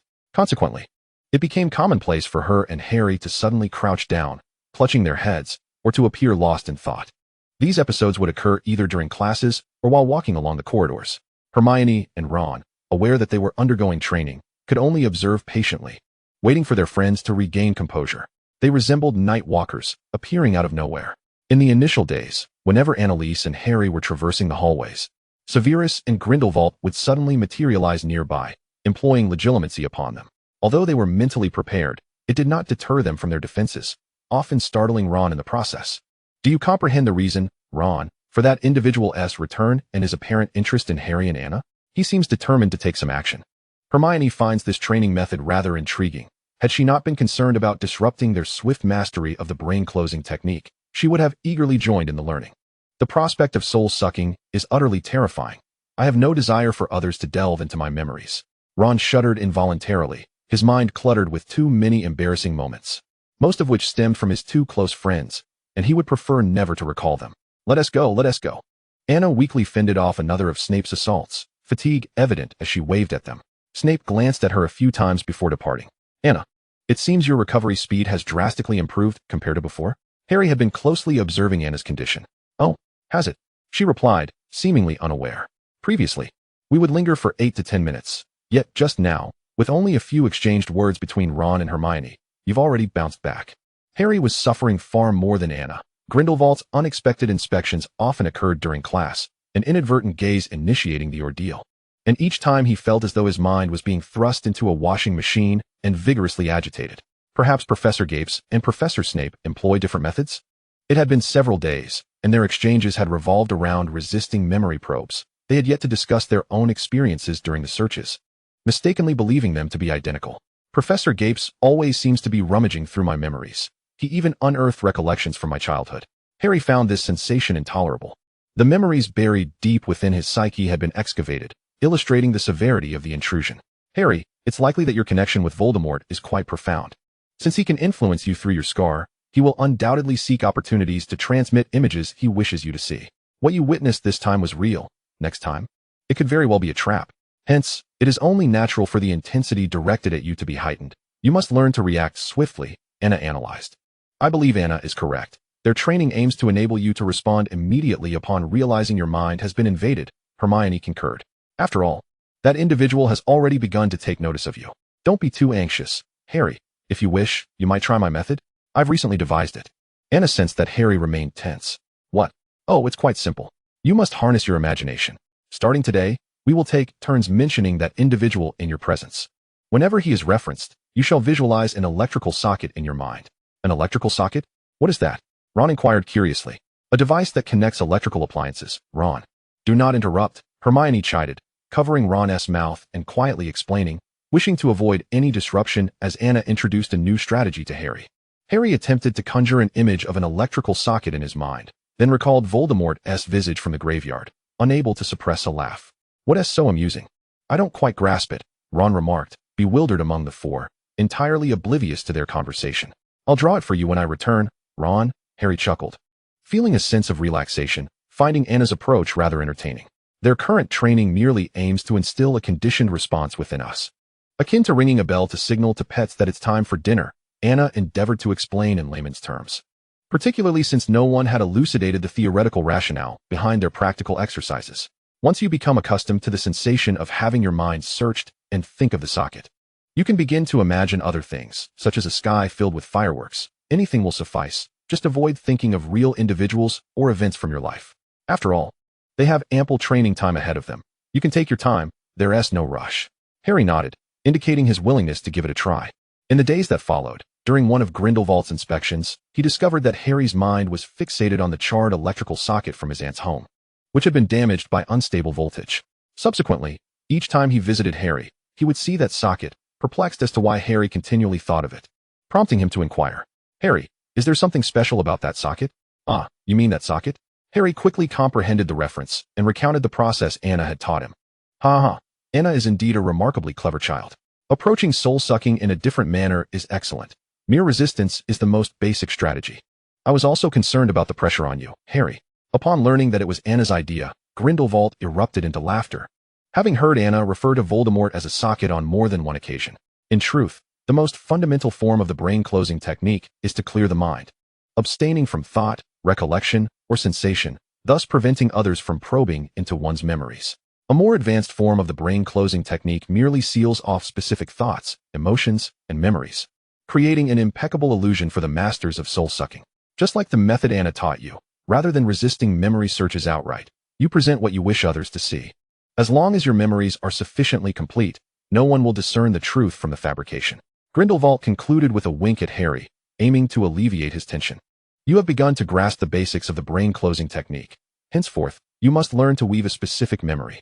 Of course, I will provide the content, but you must not disclose it to anyone apart from Anna. Of course, Professor, Harry nodded, his gratitude towards Anna deepening. Grindelwald promptly reported Harry's progress to Dumbledore and discussed the next steps in their plan. Let us allow Harry to attempt it first. If he can succeed before Christmas, Severus will be much safer upon his return. They meticulously revised and finalized a memory, with Dumbledore enlisting Grindelwald's assistance to help Harry weave it into his mind swiftly. With over a month until Christmas, and observing the actions of the Death Eaters, they recognized the urgency of facilitating Snape's return to their ranks. The Christmas holiday presented an opportune moment. They could not afford to delay further. Harry assumed this was merely a component of his training. Although he didn't fully comprehend it, he had no objections and diligently began to envision the memory they had provided him. In truth, the memory assigned to him was not entirely fabricated. It resembled a patchwork of experiences from different time periods. The primary objective was to utilize this memory to ensure Snape's smooth reintegration into the ranks of the Death Eaters. The protagonist of this memory was Anna. Given Voldemort's intense interest in Anna during both encounters, Dumbledore and Grindelwald deliberated on the opportunity to publicly reveal Anna's identity. With Voldemort already informed of Anna's identity and her connection to Snape through Harry's mind, he would seek the same answers from Snape, ensuring that whether or not he harbored doubts, Snape would, for the time being, remain out of danger. Upon discovering the memory that Grindelwald had entrusted to Harry, Anna felt as though she might shatter into pieces. Her thoughts raced far beyond Harry's. She did not perceive this as merely a part of their training. It was evident that those two cunning old foxes had devised a trap for Voldemort, utilizing her relationship with Snape as bait. Initially eager to confront them, she abruptly grasped their intention midway and altered her course towards the cellar. Clearly, these two schemers had acted without prior consultation, and she was certain they had not informed Snape of this memory. They had simply instructed Harry not to conceal anything from her, implying that she should coax Snape into compliance. Had they broached the subject with him, he would undoubtedly have refused, for he would never place her in jeopardy. Yet, she held no grudge against Dumbledore and Grindelwald for their actions. Were she in their position, she might have made the same choice. After all, to ensure Snape's safe return, a satisfactory explanation must be provided. Merely stating that he was biding his time at Hogwarts, preparing for Voldemort's resurrection, would certainly invite skepticism from the other Death Eaters. Even if he were a highly gifted potions master, Voldemort would assuredly torment him before exploiting his talents. It would be far more prudent for Snape to convey this information, showcasing his sincerity to Voldemort. A man who had once made his affections known over 20 years prior would be willing to lower himself to seduce Dumbledore's most cherished family member, that embodiment of love. Such a revelation would surely thrill the sadistic Voldemort. Not to mention, her identity in Harry's memory was that of Dumbledore's beloved granddaughter, a relative of great significance to a white wizard. Chapter 74, Persuasion. Upon arriving at the cellar, Anna paced back and forth, realizing her impulsiveness.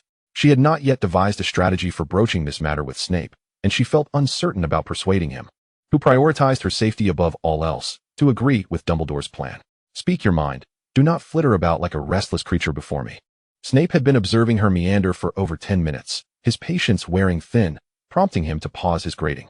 Since her entrance, she had uttered nothing, either gazing at him or diverting her eyes the moment he caught her gaze, fearful of meeting his eyes, or pacing in front of his desk. I still need to think, Annalise stammered, feeling that none of her contemplated approaches were satisfactory. If you are reluctant to speak, let me see what you are truly thinking. Snape regarded her, beckoning her to reveal her thoughts or allow him to delve into her mind.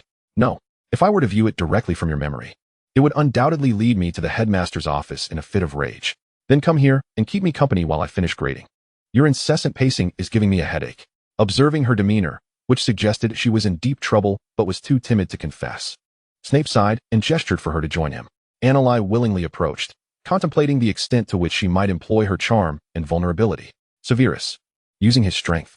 She wrapped her arms around his neck and nestled into his embrace, yet she still dared not meet his gaze, fearing he might delve into her mind. Have you done something that you believe would anger me, prompting you to avoid my eyes? Snape observed her darting eyes, avoiding his, and suspected he had unraveled her secret. I haven't. However, there is something I wish to discuss, but I am unsure how to articulate it. Look at me, Annalise. Snape reached out to grasp her chin, attempting to raise her gaze, but with no means to resist his strength, she simply shut her eyes. What perilous act have you committed now? Snape felt as though her audacious behavior was honing his ability to remain unruffled. It's not me, and the deed has yet to be performed. Unable to meet his eyes, she turned her head, contemplating how to explain the situation, when suddenly she felt his lips against hers. You are crossing the line, Severus. Before she could fully utter his name, her words were swallowed by the kiss. Annalise found herself unable to think, peeking through her lashes to gauge his reaction, only to discover he had been patiently awaiting her to open her eyes. Her eyes widened in surprise as she sensed him probing her mind. Just as she contemplated resisting his intrusion, she felt his warm hand slip beneath her robe, sending shivers through her skin, rendering her unable to resist. Soon, she felt his hand cease its exploration, and the emotions swirling in his gaze intensified, just as she began to gather her thoughts. His lips pressed against hers with renewed fervor, and his hand glided over her softness beneath her robe. She had never experienced such sensations, feeling utterly devoid of strength. After what felt like an eternity, he released her, lowering his head to straighten her disheveled clothing. Severus, listen to me. Knowing he must have witnessed everything, he would undoubtedly have surmised Dumbledore's plans. I saw it all. His voice seemed to carry the lingering heat of their encounter. I will protect you. No one shall harm you. I will comply with their wishes. Since you are here, it seems you wish to persuade me. With her clothing adjusted, he lifted his gaze to meet hers. Very well. I understand you are also concerned for my safety, which is why I will not refuse to proceed with this plan. I will protect you diligently. Regarding Voldemort, Snape believed he possessed some understanding. At least he was not one to pursue women, and during their two encounters, he had refrained from violence, indicating a desire for alliance. Once she publicly revealed her identity as Dumbledore's granddaughter, she would become Voldemort's most formidable weapon.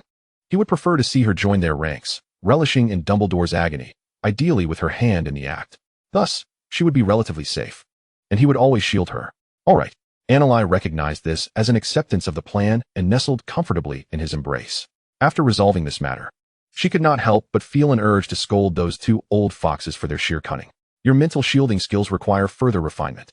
I can weave memories at will. Do I still need practice? Her acceptance surpassed Harry's by leaps and bounds. Were it not for Snape, she would not have found herself so flustered. If you had not lost your memory, who had I just caught red-handed? You employed improper means. Snape, you are far too sly. You three are nothing but old foxes. How could he have the audacity to bring up the earlier incident, as if he were innocent? Did he not possess awareness of his own actions? Now he turned the tables and accused her of lacking scholarly finesse. Am I old? Snape's expression darkened as he gazed down at her. Why do you always miss the point when I ask you to behave? Annalise, feeling a mixture of embarrassment and anger, tugged at his ear. I should have simply come here to witness you three bickering. Either of those two would suffice to keep you occupied. Severus, you are insufferable. As she became increasingly agitated by his relentless reproaches, he gently grasped her waist and leaned in once more, this time lavishing her with tender licks, as if attempting to soothe the tempest of emotions that had just surged within her. Chapter 75, Her Identity. Before the Christmas holiday, Harry finally completed his profound rehearsal of that particular memory. Regardless of who sought to delve into his soul, they would invariably encounter the same recollection. Once this was confirmed, Snape prepared to leave Hogwarts during the holiday, opting not to bid farewell to Annalise in order to spare her unnecessary worry about their brief separation, and departed that very evening. Oh, my capable subordinate, Severus. It seems you have arrived rather late. I had anticipated your visit last year. As Snape arrived at Malfoy Manor, he was met with a landscape devoid of the once blooming flowers and the cheerful calls of peacocks. Instead, he found a scene marred by scorch marks and craters. Upon gathering his thoughts, He entered the parlor and immediately spotted the man seated in the principal chair. My apologies, my esteemed master. Ever since the dark mark appeared, Dumbledore's restrictions upon me have been particularly stringent, and it is only today that I have had the opportunity to emerge. Adhering to customary protocol, Snape bowed before Voldemort, who lounged on the sofa. Given your consistent provision of potions, Severus, I require you to answer a question. Voldemort regarded the kneeling man with an icy stare, his hand caressing Nagini's smooth scales. It is my honor, master, Snape replied without lifting his gaze, maintaining his posture. There is a student at Hogwarts, Annalise. Do you know her? Indeed, there exists such a person, a fifth-year student from Ravenclaw, currently serving as my potions assistant, master. Unprepared for Voldemort to inquire about her upon his return, Snape could only respond truthfully, his heart pounding like a drum. Is she merely your assistant, Severus? You are aware that I detest being deceived. Voldemort gripped his wand with the other hand, as if poised to unleash a killing curse at any moment. She is also my current partner, master. The previously hushed atmosphere shifted. Even the Death Eaters who had been silently anticipating his torment began to murmur amongst themselves, prompting Voldemort to furrow his brow in irritation. Silence. All of you be quiet. Bellatrix, who had been intently observing Voldemort's mood, quickly recognized his displeasure at the chatter, casting an angry glare around the room as she shouted, Nobody can serve as my master, Bella. Cruciatus. Although the murmurs ceased, Voldemort remained unable to conceal his vexation, directing a Cruciatus curse at Bellatrix, who immediately collapsed to the ground, writhing in agony. Her suffering provided Voldemort with a measure of relief, allowing him to refocus on the still kneeling Snape. Do you possess any information to share with me, Severus? Yes, master. Annalise is the granddaughter of Dumbledore. Her mother discovered her pregnancy on her way home to visit, and after giving birth to her, she tragically passed away. Annalise was subsequently raised by Muggles and was only reclaimed 4 years ago. Dumbledore has taken great measures to protect her, keeping her identity a secret until now. Recently, she has developed an inexplicable fondness for one of my subordinates, who believes that if they can gain her favor, it may prove advantageous for you in the future, thus becoming her partner. This was the carefully orchestrated narrative they had agreed upon, a blend of truth and deception that, coupled with Harry's memories, was sufficient to create a convincing facade. Excellent, excellent. Severus, you have made a splendid choice. A flicker of pleasure crossed Voldemort's face, while Bellatrix, having regained some composure, gazed at him with a pale countenance, her eyes still fixated upon Voldemort. I require you to return and maintain control over the school, employing all necessary means to ensure that Annalise aligns herself with our ranks. As you command, master. Rise. Yes, master. Snape slowly stood, bowing his head as he positioned himself to one side. Sensing something amiss, he inadvertently glanced at the group across from him, catching sight of Draco, who appeared stunned by the unfolding events behind Bellatrix. Master, if you desire that girl, Bella can retrieve her for you. Bellatrix, having discerned Voldemort's significant interest in Annalise, had been discreetly gathering information about her for months. Suppressing her jealousy, she leaned closer to Voldemort, her expression bordering on obsession. You still have not heeded my earlier words. Bella. Voldemort's previously relaxed demeanor abruptly shifted to one of ire, directing 2 Cruciatus curses at her. Bellatrix writhed on the ground, screaming in torment, which served to elevate Voldemort's mood slightly. Now that Severus has returned, we must discuss the next phase of our plans. Voldemort rose and strode towards the reception room, with Nagini following closely at his heels. There lay a vast conference table, capable of accommodating a larger assembly. Take a seat here, Severus. Once Voldemort settled into the principal chair, he gestured towards the first position on his left. Yes, master. Snape executed a slight bow before moving to take his seat, and the others gradually followed suit, their placements arranged according to the significance of their allegiance to Voldemort. Despite Snape's prolonged absence, it was evident that the information he brought was a testament to his loyalty, much like that prophecy from over 20 years ago. Since that day in the graveyard, my wand has been damaged, Lucius, and yours is also less than optimal. Voldemort frowned as he toyed with his wand, while Lucius, seated towards the middle of the opposite side, glanced at him with trepidation upon hearing his name. Yes, master, my wand is unlikely to withstand your formidable power. It is its inadequacy. Indeed, it is inadequate. Voldemort did not discard the wand casually. Until he acquired one truly suited to his needs, he required a wand to wield. We have located Ollivander's hiding place. Master, news will arrive shortly.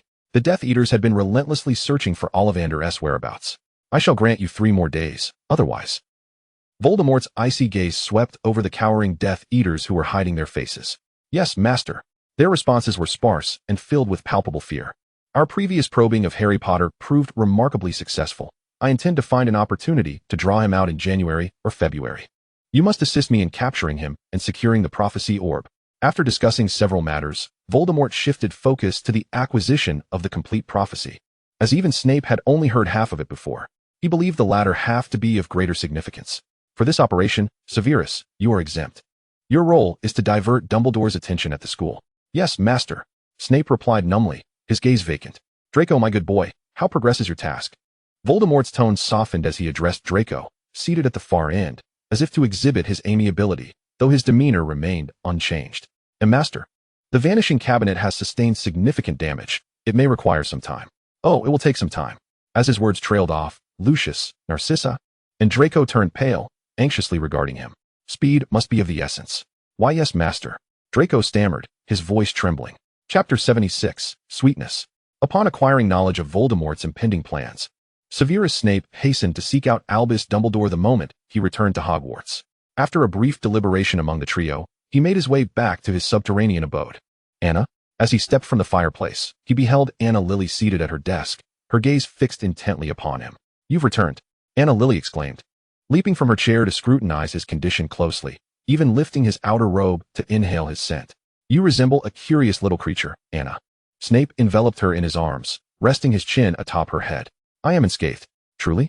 You haven't secretly tended to any injuries to deceive me? Ever since he had ventured to Malfoy Manor, she had nestled in the cellar, anxiously awaiting his return, fearing he might come back marred and remain silent about it, tending to his wounds in solitude. Indeed, or would you prefer to conduct a more thorough inspection? Snape feigned a motion to remove his robe. I never anticipated this side of you, Snape. Anna Lily tightened her grip on his robe, unwilling to let him move. Where had the acerbic, composed, and dignified professor she once knew vanished to? Surely, he had not been wholly led astray by her. Huh, Snape chuckled softly, reaching out to caress her cheek before guiding her to sit upon a chair. Everything is meticulously calculated. I shall not come to harm. He then recounted the events that transpired at Malfoy Manor. Allow me to accompany you. I yearn to go.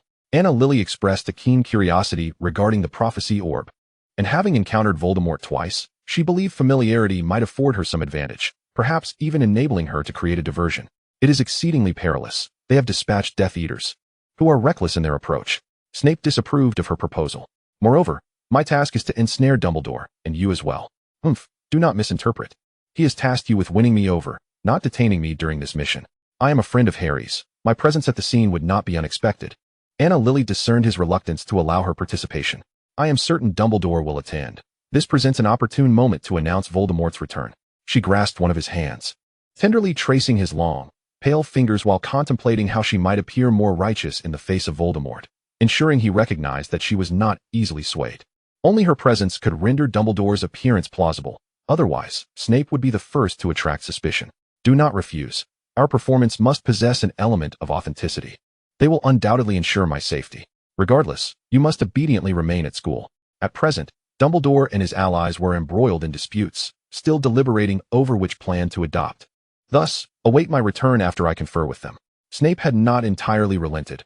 Earlier in the headmaster's office, when Dumbledore sought to elucidate the plan, Grindelwald had clearly opposed it, leading to a contentious argument that had proved too bothersome, prompting his retreat. He still wished to ascertain their intended course of action. Very well. Anna Lily nodded, aware that persuading him would not be an easy task. Would you care for some rest? After all, during this recent holiday, you need not attend classes.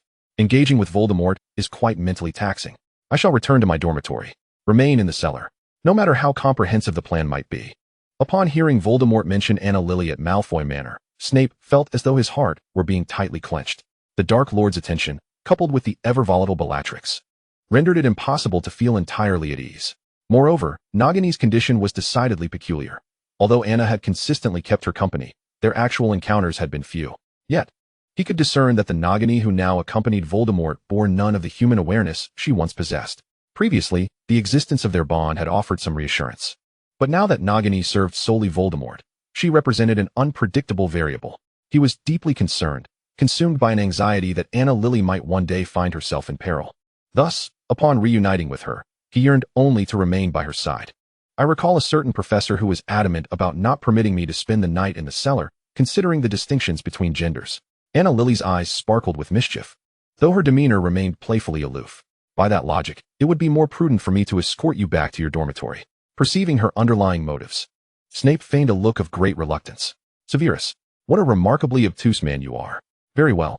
Snape ceased his teasing, sweeping her into his arms and carrying her into the inner bedroom. Anna Lily swiftly shed her outer robe and nestled into the familiar embrace of the sheets, revealing only her eyes. Will you sleep on the sofa? My dear, this is my bedroom. Expecting me to sleep on the sofa seems rather excessive. Snape paused, turning to regard her. Upon reflection, that does seem somewhat excessive. Snape felt as though he were being treated as a beast. Sliding into the bed from the opposite side and pulling her into his embrace, closing his eyes. Silence enveloped the room, save for the sound of their breathing.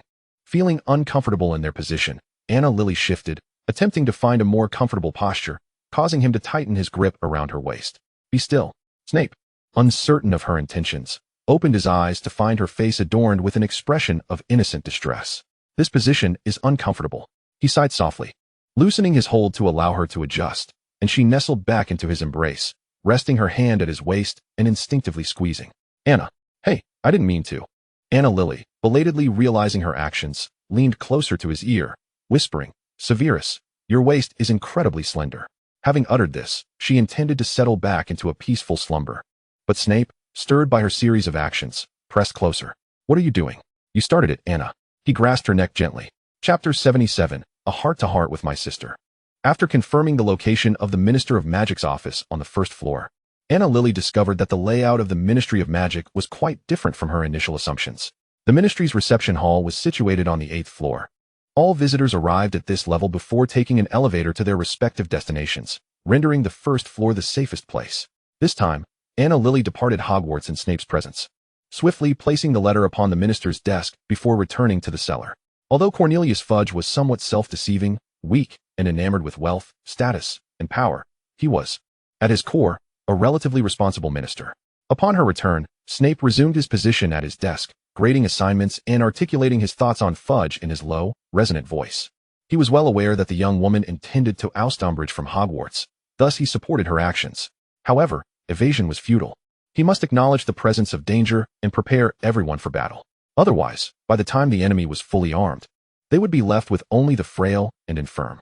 Anna Lily reclined in a chair, somewhat exasperated. She had little desire to discuss Fudge, whose actions epitomized the very definition of burying one's head in the sand. In my opinion, he will not remain in his position as minister for long. Snape remained noncommittal, his grading unceasing. As Anna Lee tilted her head to observe him marking assignments, she suddenly had a moment of inspiration and posed a question. Severus, what would have happened had I been sorted into Gryffindor? Would I have faced the wrath of constant detentions and point deductions? He replied nonchalantly, not necessarily. If Dumbledore requested it, I would still keep an eye on you. Severus paused for a moment, contemplating his words, uncertain of their authenticity. He found it difficult to fathom what it would be like to develop feelings for a girl hailing from a house he despised. Anna Lee had never considered that Severus might reciprocate her feelings. Her affection had always been one-sided. In fact, she had even felt relieved at having been sorted into Ravenclaw. For otherwise, their relationship might have begun with mutual disdain. After all, who was unaware of his aversion to Gryffindor? Yet, I believe you would frequently berate me as a foolish lion, even if I were in Ravenclaw. You've often referred to me in such a manner, she continued, gazing up at the ceiling of the dungeon, reminiscing about how her every encounter with him prior to their relationship seemed to provoke his ire. His words often laced with barely concealed annoyance. Ah, how I suddenly miss your venomous barbs, she lamented, despite his recent disparagement of her as a moonstruck beast. What? Severus turned to her, puzzled. What do you mean by venomous barbs? Ah, it's nothing at all. I merely meant to say you're quite formidable. Anna Lee hurriedly deflected, realizing her slip of the tongue. She had no desire to hear him expound upon his past criticisms. Recognizing her attempt at evasion, Severus affectionately shook his head, choosing not to delve deeper. With the Christmas holidays concluded, the school enjoyed a week of tranquility devoid of Anna Lee's mischief, during which she noticed Draco frequenting the 8th floor more and more. As she contemplated warning Harry and the others to avoid any potential mishaps, she stumbled upon Umbridge publicly announcing several new educational decrees within the school. During school hours, a distance of no less than 1 meter must be maintained between male and female students. All student organizations must be registered prior to establishment. Unregistered organizations will be disbanded immediately. No gatherings of more than 2 individuals are permitted outside of class hours. A school investigation team has been established, currently seeking administrators who will have the authority to investigate students violating educational decrees and enforce detention punishments. The issuance of these decrees sparked an uproar, prompting Anna Lee to roll her eyes dramatically. She never anticipated that even in Dumbledore's absence, this old toad would resort to such measures, transforming Hogwarts into a militarized educational institution. Just as Anna Lee set off to find Harry and the others, she encountered Hermione, who was also seeking her out. Thus far, they had been reluctant to defy the educational decrees, as Umbridge's punishments were notoriously harsh. Hermione, I was just about to look for you. Anna Lee grasped Hermione's hand as they headed outdoors. Recently, I've noticed Malfoy often visiting the room of requirement. Be cautious during your gatherings. Without the proper password, he'll be left outside, but he'll soon realize there are people inside. If he observes frequently, he'll connect the dots. As they walked, Anna Lee quietly alerted her to this development. I was just going to mention that, Hermione exclaimed. Umbridge's decrees regarding student organizations are undoubtedly aimed at us. Hermione continued. Luna told me she saw Malfoy reporting to Umbridge, claiming that there are small factions forming within the school that are targeting her and the ministry. He must be plotting something. But since we often meet in the room of requirement, he can't gain entry. He likely intends to use Umbridge to dismantle our group. True to form. Anna Lee fervently nodded in agreement with Hermione's astute analysis. Her friend was remarkably clever, piecing together Malfoy's intentions from just a few clues. What do you all think? If Malfoy has set his sights on you, it could indeed become quite troublesome. Do not worry, Hermione winked at her with a mysterious smile, producing a gleaming gold galleon from her robe pocket. Thanks to Professor Gapes, I've learned a few tricks about alchemy. This is a counterfeit galleon I created to notify everyone about our meetings. Here, take one. Although you don't usually attend, if you happen to have time, you are welcome to join us. After all, your name is inscribed on it, and no one will think it strange. Anna Lee marveled at the galleon she received. Inspecting it closely, it appeared indistinguishable from a genuine galleon. Hermione, you are truly remarkable. Hermione blushed slightly at the compliment, a shy smile gracing her lips. Oh, I have something that could assist you all, Anna Lee mused, contemplating whether to reveal the existence of the Marauder's map. However, she was reluctant to part with her own copy, and due to her meddling, no one else was aware that the twins still possessed it. Oh, Merlin. They actually have such a thing, Hermione exclaimed, her surprise evident. Aren't they concerned? Despite her extensive reading, this was the first time Hermione had learned of the creation of such a map. Do not fret. In fact, I encountered Sirius while using it previously. It was a creation of him, Harry's father, Lupin, and Pettigrew during their school days, and it was confiscated later on. To alleviate any concerns about its origins, Anna Lee fabricated a reason for its creation, considering the recent pressures stemming from Voldemort, hoping to ease Hermione's worries. That's truly impressive. I must tell Harry. I believe if he learns that his father created something so extraordinary, he will be overjoyed. Let us keep this matter confidential. The fewer who know about the map, the better. Of course. Hermione nodded in understanding, and by now, they had settled by the Black Lake, a secluded spot rarely frequented by others. I believe you need not worry excessively about Umbridge. What goes around comes around. She will undoubtedly reap what she sows. Reflecting on the machinations she had set in motion within her office, which had yet to bear fruit, Anna Lee was confident that with her ongoing disruption of Hogwarts' educational environment and her sporadic punishments of young witches and wizards, it was only a matter of time before she would be ousted. I have never encountered anyone like her. It's astonishing she can even be called a professor. At the mere mention of Umbridge, Hermione could not suppress her frustration, wishing she could physically eject her from Hogwarts. I secretly wrote a report to the Minister of Magic, as well as to the Department of Magical Education and the Ministry's Investigation Committee. Severus suggested casting a wide net. Someone will eventually take notice. Oh, you are brilliant. Anna, ever since I discovered Umbridge would be inspecting our parcels and letters, I've been too afraid to send anything out, and others feel the same. Hermione embraced Anna Lee in excitement. Were it not for my and Wick's two-way mirror, he might have thought I was missing. It seems you two are getting along quite well. Anna Lee could not resist the urge to pry, making Hermione blush slightly. Yes, quite well. I didn't expect him to be so clingy. We chat for a while each night. They relished the rare opportunity to discuss intimate topics, sharing their thoughts on romance as they exchanged insights. Recently, during training, I've sensed that Ginny and Harry's relationship has grown closer. You know, Ginny has always harbored feelings for Harry, and it seems to me that Harry reciprocates her affections. Hermione shares with her the latest gossip about Ginny, and it appears that the only thing standing between them is the act of acknowledging their feelings. By the way, how are things between you and Professor Snape? So far, apart from the four of them, no one else at the school is aware of their relationship. I must say, they have done an excellent job of keeping it under wraps. Oh, it's rather nice. They often meet, and they are undoubtedly the sweetest couple among friends. Although it can be a tad awkward when they flaunt their affection so openly, which she merely brushes off. observing her slight embarrassment. Hermione wore an expression that suggested she was smitten.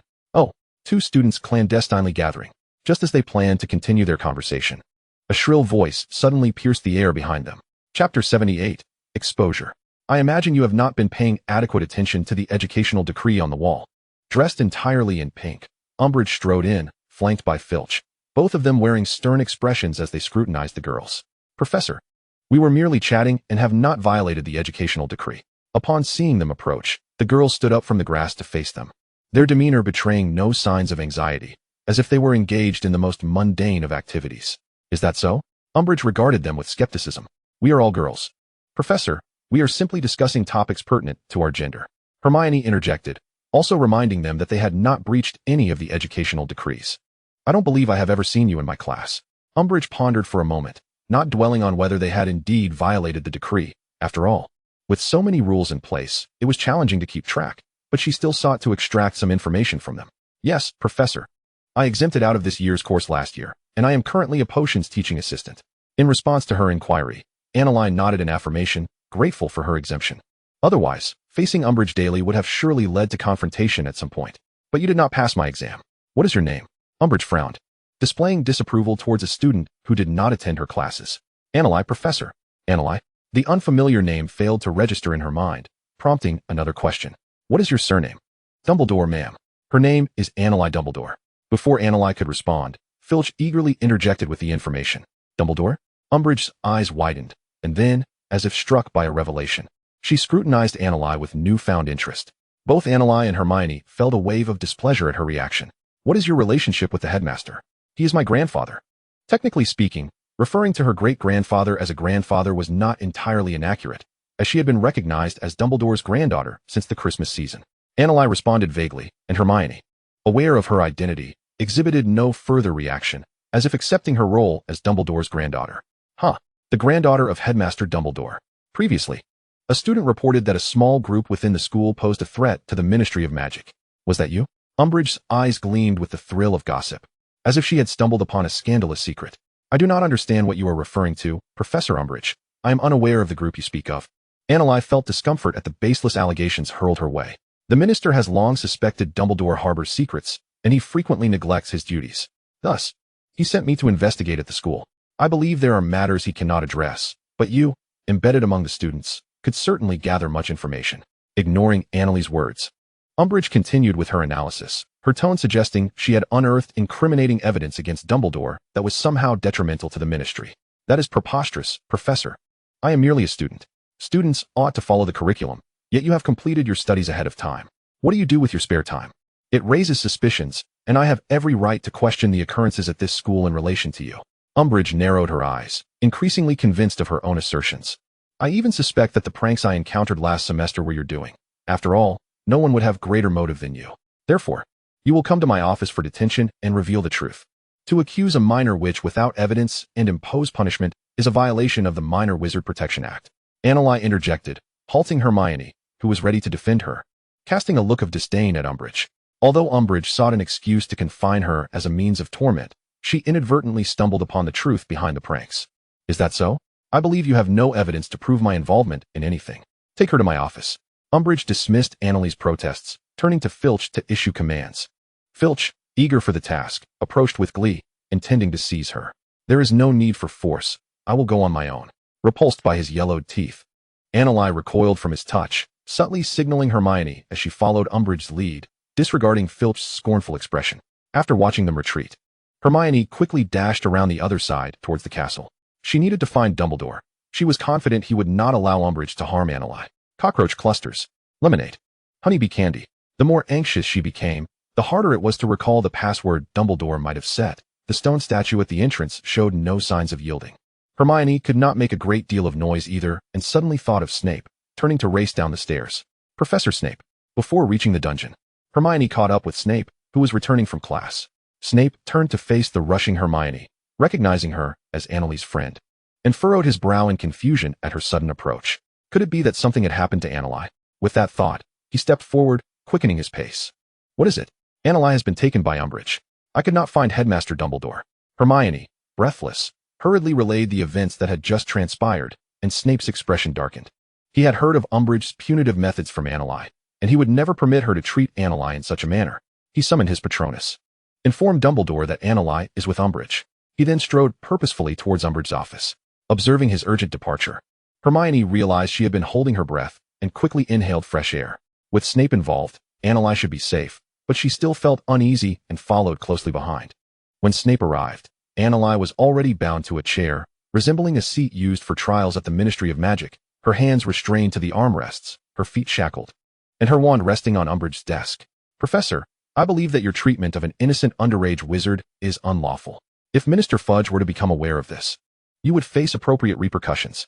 As soon as Annali entered the office, she was forcibly bound to a chair, her wand confiscated. However, she still possessed several wandless spells and was not intimidated by Umbridge's potential actions against her. Minister Fudge will not know what transpires here, Miss Dumbledore. Just as you have punished other students in the past, Umbridge remarked, knocking down a picture of Fudge from the desk. I believe you should divulge everything you know about Dumbledore's secrets. If you do, I shall report to the minister, ensuring you suffer no further punishment. Dumbledore harbors no secrets. That is merely your imagination, Annali replied, casting a discreet glance at a particular photograph on the opposite wall, her brow furrowing.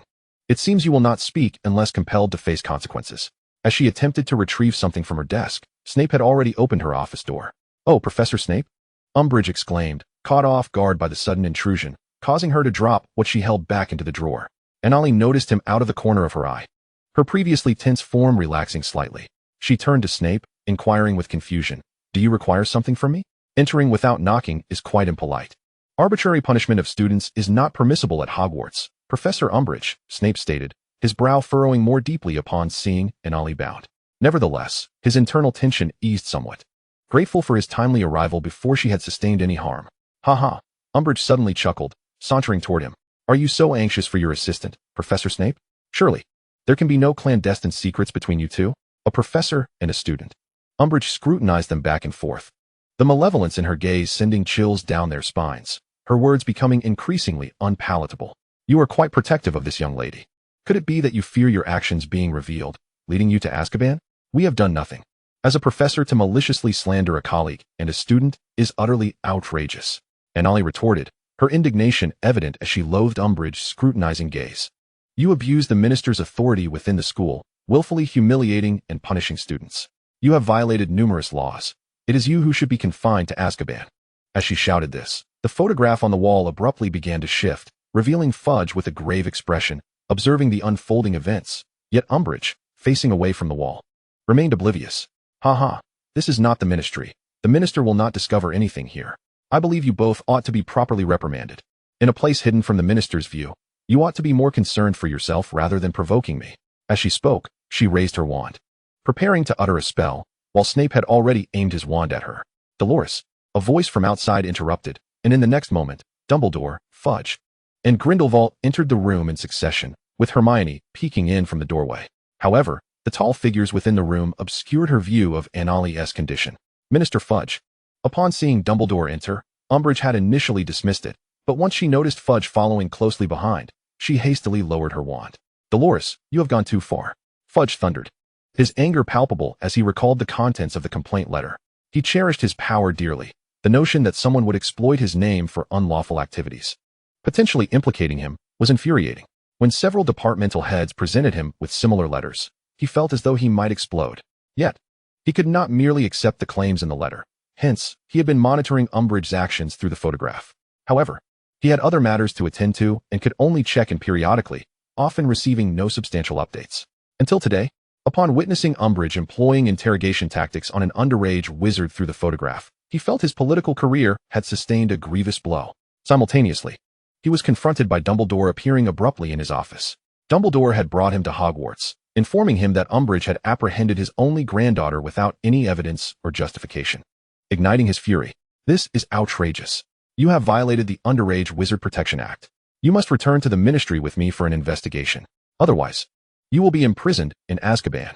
Minister, no minister. Fudge insisted he would provide an explanation to Dumbledore as he stormed out of the office, while Umbridge was escorted away by two Aurors, one on each side.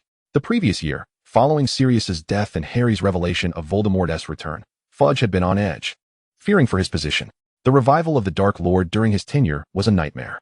Should the public discover this, his job would become untenable, prompting him to delude himself into believing nothing had happened while concealing the truth about Sirius's death. His appointment of Umbridge to Hogwarts was driven by concern that Dumbledore might propagate the news of Voldemort's return, inciting fear among students and their families, jeopardizing his position.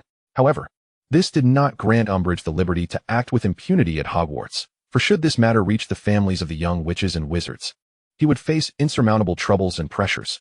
After all, many of the young witches and wizards hailed from illustrious families, some even descended from former Death Eaters. If Voldemort truly returned, his safety would hang by a thread. The Death Eaters were desperate individuals who would not fear a mere minister of magic. He had hoped Dumbledore would assist him in the future, only to find that Umbridge was foolish enough to extend her reach toward Dumbledore's descendants. Chapter 79. The Attempt to Escape. Umbridge's disgraceful removal was witnessed by numerous young witches and wizards, who reveled in her humiliation, eager to witness her downfall. As more and more students gathered around, many of whom had suffered her harsh punishments, they looked at her with a mixture of excitement, joy, and disdain. Having savored the sweetness of power, Umbridge could not bear the sight of her own disgrace. "Minister, I am truly wronged. It is all Dumbledore's scheme. He is shielding his progeny. You must apprehend Dumbledore. And Snape. That Snape is romantically involved with his descendant. They are all in cahoots." In response to Umbridge's cries, Fudge, exasperated, disapparated away, utterly disbelieving her accusations, convinced she had lost her sanity in a fit of rage, even daring to implicate Dumbledore. He felt compelled to confine her to Azkaban. However, his indifference did not extend to the other young witches and wizards. Upon hearing Umbridge's outcries, they began to speculate and discuss the events that had led to her removal. She inquired about the meaning behind descendants, and wondered with whom Professor Snape was romantically involved. It seemed as though he was entangled with a student within the school. Meanwhile, those in the room, who were concerned about Annalie's condition, remained blissfully unaware of the events unfolding outside. "Anna, I'm so relieved to see you're all right." After Grindelwald was escorted away by Umbridge, Annalie was released, and Hermione rushed in to embrace her tightly, filled with worry. "Thank you, Hermione. I'm perfectly fine." The swift arrival of everyone assured her that it was Hermione's doing. Dumbledore turned to check on her, and upon confirming her unscathed state, he breathed a sigh of relief before departing with Grindelwald. Needing to prepare for an important discussion with Fudge, as their plans were about to commence, necessitating Fudge's involvement. Noticing Snape's displeased expression nearby, Hermione quickly feigned having other matters to attend to and hurried away, leaving Annalie calling after her in vain. "Ahem, Professor Snape." Annalie cast a glance toward a nearby photograph, reminding him that there were eyes upon them. "Go to the dungeon and fetch a calming potion for you." Snape, having perceived her subtle hint, replied with a stoic demeanor. "Very well, Professor Snape." Annalie followed in his footsteps and closed the office door behind her. She assumed it was merely a casual remark, but upon reaching the dungeon, Snape indeed produced a vial of potion and handed it to her. "I truly am fine." After all, she had faced Voldemort on 2 occasions. She was hardly so fragile. Yet, Snape remained silent, scrutinizing her, compelling Annalie to shrug and down the potion, the bitter taste causing her to shudder. "Severus, could you perhaps adjust the flavor next time?" After placing the potion bottle down, she complained, genuinely unable to acclimate to such a bitter concoction. "All right." Snape retrieved a piece of candy and offered it to her to alleviate the bitterness, although he withheld the fact that he had indeed prepared a more palatable potion. He had realized last year, when she had been injured and taken potions, that she detested bitter flavors. Thus he had adjusted the taste of the restorative potions he prepared. However, he refrained from presenting it to her now, hoping she would remain vigilant about the dangers surrounding her and avoid injury. Otherwise, she would have to endure the bitterness of this potion. Finally, he managed to send her away, for her presence had been stirring chaos at Hogwarts. Approaching Snape, Annalie sucked on the candy, attempting to forget the potion's bitterness, mumbling her grievances. "It's terribly bitter, Severus." Even the sweetness of the candy could not dispel the lingering bitterness. She furrowed her brow and nestled into his embrace, wrapping her arms around his neck. "You must taste it as well." She tilted her head and pressed her slightly cool lips against his, determined to share the potion's flavor with him. Snape supported her, indulging in her essence until she felt breathless, at which point he released her. "Humph." With the candy taken from her, the bitterness intensified. Snape, chewing the candy in his mouth, chuckled at her sulking expression and unwrapped another piece to place in her mouth, the sweetness flooding her senses, lifting her spirits. Upon exiting the dungeon, Annalie returned to her dormitory and enjoyed a refreshing slumber until dinner time. Still basking in the delight of Umbridge's expulsion from the school, Annalie entered the castle with a buoyant step, only to soon feel the weight of curious gazes from all directions. "What is going on? Why is everyone staring at me?" She slightly furrowed her brow, perplexed by the looks from the young witches and wizards she encountered along the way. After all, she was managing 7 grades alongside Snape. Even if she couldn't remember every individual, others surely recognized her. Yet, she had never been regarded in such a manner by so many. Aside from that initial week when she became a teaching assistant. Nevertheless, she thought she had not recently done anything particularly noteworthy. While trying to recall any recent events that might warrant such attention, 2 figures suddenly appeared on either side of her, simultaneously patting her shoulders and startling her. "Hey, Anna!" the Weasley twins exclaimed in unison. "Goodness, you scared me," Annalie gasped, shooting them each an irritated glare. "How could you be so inconsiderate? We've known each other for ages. And you never told us. You've kept it hidden so well. Were you planning to reveal it dramatically at some pivotal moment, just to shock us like you just did?" "The prankster genius," they chorused, while Annalie grew increasingly bewildered. "I don't understand what you're talking about. What is going on?" She halted her steps. The dining hall not far ahead. She felt that if she couldn't clarify the situation, she would prefer not to enter so abruptly. "You still don't know?" Noticing that she didn't appear to be feigning ignorance, Fred and George exchanged glances. "Know what?" Annalie suddenly felt a foreboding chill. "Miss Dumbledore, you are actually the granddaughter of Professor Dumbledore? I remember you said you grew up in the Muggle world without any relatives?" "Oh, George, that's not the most explosive revelation." "Indeed, Fred is correct. It seems our Miss Dumbledore is in a romantic relationship. And her partner is quite a notable figure. I believe that news is bound to create a stir throughout Hogwarts. No one could have anticipated this." "Exactly, who would have thought?" The twins gazed at her, grinning with gossip-laden delight as her expressions shifted. "All right, gentlemen, I believe it's best if we don't linger here." Although she was unaware of how this information had leaked, it was evident that she absolutely could not appear in the crowded dining hall at this moment. She turned to flee, only to be restrained by the twins, one on each arm. "Where do you think you're going, miss? Running away won't solve anything. I think it's essential for you to introduce everyone to the new you." "What a splendid idea." Feeling as though her neck was being grasped, Annalie found it impossible to escape their hold, especially since her wand remained tucked away in the internal pocket of her robes. She could only be dragged along toward the dining hall. "You are being utterly unreasonable. I refuse to go." "Calm down, Miss Dumbledore." George winked at her. Annalie relinquished her futile struggles, as she could not break free from their grip. Their strides were swift, and within moments they reached the entrance of the dining hall. The moment they stepped inside, Annalie's face visibly flushed, and upon their arrival, the previously lively chatter within the hall gradually ceased. The twins exchanged glances and released her arms, quickly returning to the Gryffindor table, celebrating with high fives. Annalie stood there, absorbing the scrutiny of the entire hall, feeling as though, were it not for her shoes, she could sink into the very foundations of Hogwarts. Unsure of how to respond, she approached her usual seat, unexpectedly meeting Hermione's smiling gaze, which nearly broke her composure, threatening to bring her to tears. As she took her seat, a ripple of commotion spread through the surrounding crowd. Conversations began to rise in volume. Yet, for reasons unbeknownst to her, Annalie could not discern a single word. Her attention diverted as she fiddled with her wand. "Do not fret, Anna. They are merely curious, harboring no malice," Hermione whispered, turning to explain discreetly. When Umbridge was apprehended, she had spitefully revealed Annalie's identity and her connection to Professor Snape, but it was said that the officials from the Ministry of Magic dismissed her claims. Annalie fell silent for a moment, astonished that Umbridge would audaciously vocalize her conjectures. Although she had suspected as much, the implications weighed heavily upon her. A certain phrase lingered on the tip of her tongue, uncertain whether it ought to be spoken. At that moment, she wished desperately to vanish into thin air. Before she could act, the second protagonist at the heart of the gossip made his entrance into the Great Hall. Chapter 80. The sensitive Professor Severus Snape was acutely aware of the gazes directed at him, ever since his arrival at the castle. He had felt the scrutiny of various onlookers. However, he dismissed these thoughts, accustomed to the fearful stares of students whenever he was present. Today, though, their glances seemed unusually intense.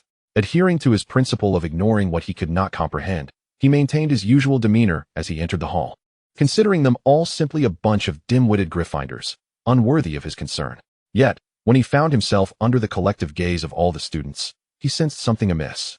Even some professors at the staff table regarded him with inscrutable expressions. He approached his designated seat, deliberately avoiding eye contact, when Professor McGonagall quietly moved closer. "Severus, have you heard the rumors circulating today?" Rumors? He recalled that, having spent the day in the dungeons after finishing 2 classes, he had not encountered any such gossip. "It is said that you and Anna are together." McGonagall's interest in the matter was understandable, for both Snape and Annalie were among her favored students.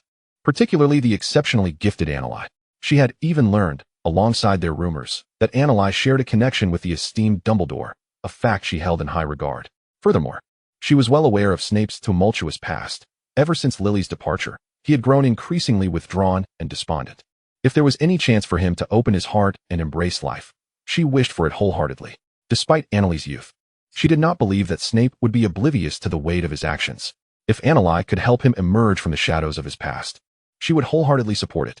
How did you come to know? Snape's expression shifted to one of unease as he searched the Ravenclaw table for that familiar figure. Soon spotting the girl sitting at the edge of the table, her head bowed in evident embarrassment. Observing his reaction, McGonagall's understanding was evident as a pleased smile graced her lips, and she gently patted his shoulder. Dumbledore would undoubtedly approve. He has always held you in high regard. Please. That is hardly admiration. The old coot can be quite duplicitous, Snape replied, exasperation flickering in his eyes.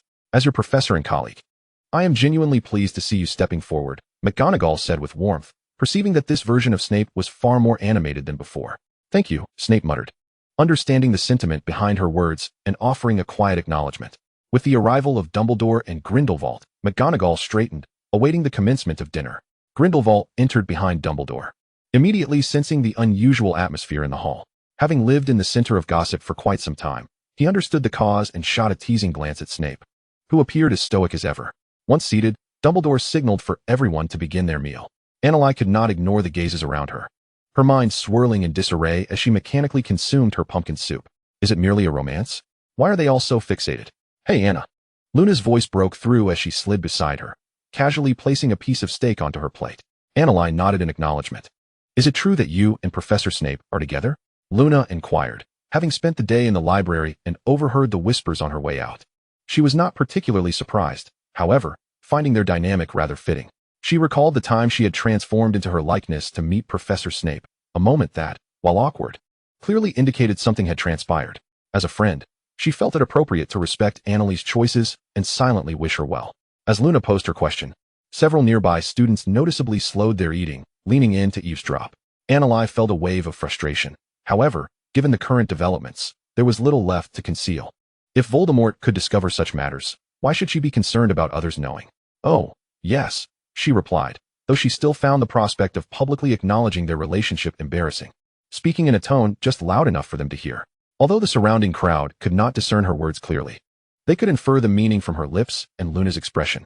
Thus, gossip began to circulate from the Ravenclaw table, spreading like wildfire. Dumbledore observed the young witches and wizards in the hall, a knowing smile gracing his lips. Ah, the joys of youth. Under the watchful eyes of her peers, Annalise struggled to eat a modest meal before hastily bidding farewell to Luna and departing the hall. She foresaw that any appearance in public would lead to a similar situation. After her exit, Snape too slipped away through a side door. Under ordinary circumstances, his departure would have gone unnoticed, but today, Hogwarts was abuzz with their gossip, rendering their exits particularly conspicuous. Oh, how sweet, Ginny whispered to Hermione, her gaze drifting toward Harry, who was engrossed in cutting his steak. Indeed, quite sweet, Hermione replied with a smile, prompting her to yearn to return to the dormitory and contact Victoire. Annalise trudged back, feeling increasingly despondent, contemplating whether to retreat into her dormitory as a hermit for a time. Anna. Snape quickly caught up with her, observing her expression with concern. Knowing she had never expressed a desire to make their relationship public, and only a handful of individuals were privy to it. Annalise was halted in her thoughts. If you have reservations, I will handle this matter, he said, his dark eyes locking onto hers. Handle what? She asked, bewildered. Our situation. Seeing the tension in his demeanor, Annalise understood he was misinterpreting her feelings. With a flutter of her lashes, she exhaled slowly. No need. It will come to light sooner or later. He was not oblivious to the scrutiny they faced during the meal. Insecurities from his student days surged within him, and he found himself somewhat apprehensive. Nevertheless, hearing Annalise's affirming response brought him a measure of relief. Severus, you are truly wonderful. Never let doubt cloud your heart, for I shall never abandon you.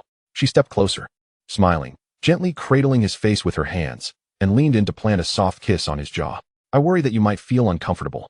He shyly averted his gaze, reflecting on how his long hair concealed his ears, as he became acutely aware of the warmth radiating from his earlobes. Well, it is only natural to feel uneasy at first. One will grow accustomed to it. Observing his demeanor, how could she possibly retreat? He had classes every day. It was unreasonable to allow him to face the myriad of scrutinizing gazes alone, even if she had already acclimatized. Initially, She had planned to publicly declare their relationship once the situation stabilized, even if Voldemort learned of it. He likely wouldn't be so idle as to spread it far and wide, and the attention garnered would be minimal. People would probably be more preoccupied with the joy of survival than anything else. To her surprise, the revelation came far earlier than anticipated. Umbridge was indeed a menace. All right. He nodded, taking her hand to escort her back to the dormitory, a gesture he had longed to make, now rendered permissible. The warmth of his palm was a clear indication of his earlier nervousness, making Anali stifle a laugh. She was hardly a superficial woman. Her only flaw was a touch of social anxiety, yet here he was, acting as if their relationship was on the brink of dissolution. Such a sensitive soul he was. Despite their established intimacy, he still harbored fears of separation. With that thought, Anali's face alternated between shades of crimson and pale before she playfully bit his hand, pulling him along. What was that for? Severus was momentarily befuddled, glancing back at her. Humph, scoundrel. Anali turned her head away, refusing to meet his gaze. What have I done? Severus felt a tinge of grievance. He had done nothing wrong. But what does scoundrel even mean? You, after everything we've been through. You still worry that I might not want to be with you. Anali accused him, her voice laced with indignation. A flicker of guilt crossed Severus's mind. He indeed lacked confidence. Despite their prolonged acquaintance and shared moments of intimacy, he still struggled to fully trust that someone could love him so deeply.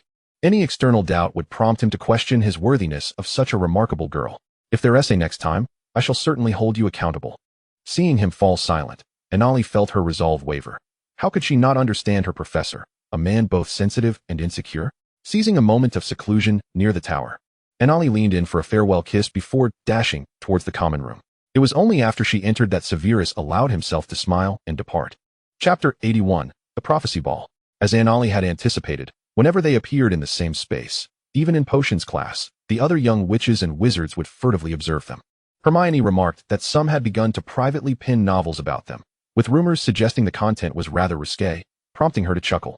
Well, it seemed they were adding a touch of excitement to the otherwise mundane school life. Nonetheless, she was curious to discover what tales would be spun with them as the protagonists and begged Hermione to gather snippets for her perusal. Writing novels was trivial.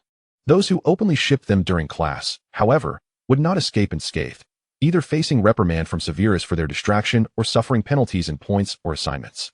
Among the entirety of Hogwarts, Hermione and her trio remained remarkably composed. A month passed, and the incident finally ceased to escalate, with their interactions continuing as usual, beyond reproach. While the novel circulated, almost in every student's possession. Anali, Harry has dreamt again. Just like before, it concerns that person. Hermione encountered Luna on her way back from the library, requesting her to summon Anali from her dormitory, as curfew was fast approaching. What's the matter? Anali feigned surprise. Though she was already aware from Severus that Voldemort was set to act soon. Harry mentioned that Mr. Weasley had been bitten again by that serpent associated with that person. And the injury was far more severe than the last, and they intended to retrieve something from the Ministry of Magic concerning Harry. The prophecy declaring him the chosen one. Hermione, feeling anxious, hurriedly spoke to Anali about Harry's dreams as they made their way to the castle. Have you consulted Professor Dumbledore? He wasn't in his office. Harry found it empty, and Fawkes was also absent, which is why I sought you out. Their urgency stemmed from the inability to locate the headmaster. They could not simply watch as Voldemort's minions absconded with the prophecy. Where are they? They are at the entrance to the headmaster's office. We encountered Neville, Ginny, Fred, and George on our way out. They wish to accompany us. I wanted to ask if you have a way to leave Hogwarts? Given that Anali had previously confided in her about leaving Hogwarts late at night to place a report on Fudge's desk, she was now inquiring about an escape route. The headmaster's office has a fireplace that leads directly to the ministry's 8th floor atrium. This method of departure had been previously agreed upon. Dumbledore and Grindelwald had been waiting at the ministry. Are you referring to the prophecy that Mr. Weasley was attacked over last time, when they congregated in the headmaster's office? Anali queried Harry, who, along with Ron and the twins, exchanged worried glances. Thanks to Harry's timely alert to Dumbledore last time, their father had been spared. With Dumbledore absent now, they felt compelled to ensure their family's safety. Yes, it's exactly in the same location as before. Harry nodded with certainty. All right. Everyone knows how to use Floo powder. Let us proceed from here. Anali retrieved the powder, allowing everyone to take a handful before stepping into the fireplace to depart. Upon their arrival at the ministry's 8th floor atrium, they found themselves in a grand, opulent hall, the dark wooden floor polished to a reflective sheen, while the peacock blue ceiling was adorned with shimmering golden symbols that danced like a colossal celestial bulletin board. At the center stood a statue of the Fountain of Magical Brethren. and at the hall's end loomed a row of golden doors leading to at least 20 elevators. Follow me. The Department of Mysteries is on the 9th floor. And Ollie guided them to the elevators, opening the gate to enter. The cramped space barely accommodated them, making it somewhat uncomfortable. 9th floor, Department of Mysteries. The elevator ascended for a brief moment before halting, with Neville standing at the front, pulling open the gate, prompting everyone to swiftly exit. This way, drawing from her previous visit, Anali led them toward the entrance of the Department of Mysteries. Upon opening the massive door, they were met with a profound darkness, seemingly unfathomable. Anali illuminated the area with her wand. Let us split up and search. At this point, we shouldn't concern ourselves with wand use outside of school. They quickly dispersed down various paths, keeping an eye out for the prophecy ball. In that dimly lit room, silence reigned, with even the slightest disturbance echoing into the vastness. A small group searched for a while, yet they heard no sounds or encountered anyone, and at that moment, they began to feel that they might have been deceived. Their situation growing perilous. Harry, it must be the images Voldemort deliberately implanted in your mind. He is after the prophecy orb, and we must leave swiftly, for without you, he cannot obtain it, Hermione asserted with unwavering conviction. Though she harbored a disdain for divination, she had completed the course in its entirety. Thus she was certain that only the one destined to receive the prophecy could retrieve the orb. We have to leave immediately. Fortunately, my father is unharmed. Let us hasten back to the school. The others expressed no dissent, and they moved towards the doorway. However, just as they took a few steps, a red light flashed towards them, a malevolent attack aimed directly at their group. Scatter! Someone shouted, prompting everyone to disperse instantly, narrowly evading the unknown assault. They fled towards the entrance. Anneli, glancing back, retaliated with a spell, shouting loudly. Yet, it was evident that their assailants were numerous, and they fanned out to pursue them individually.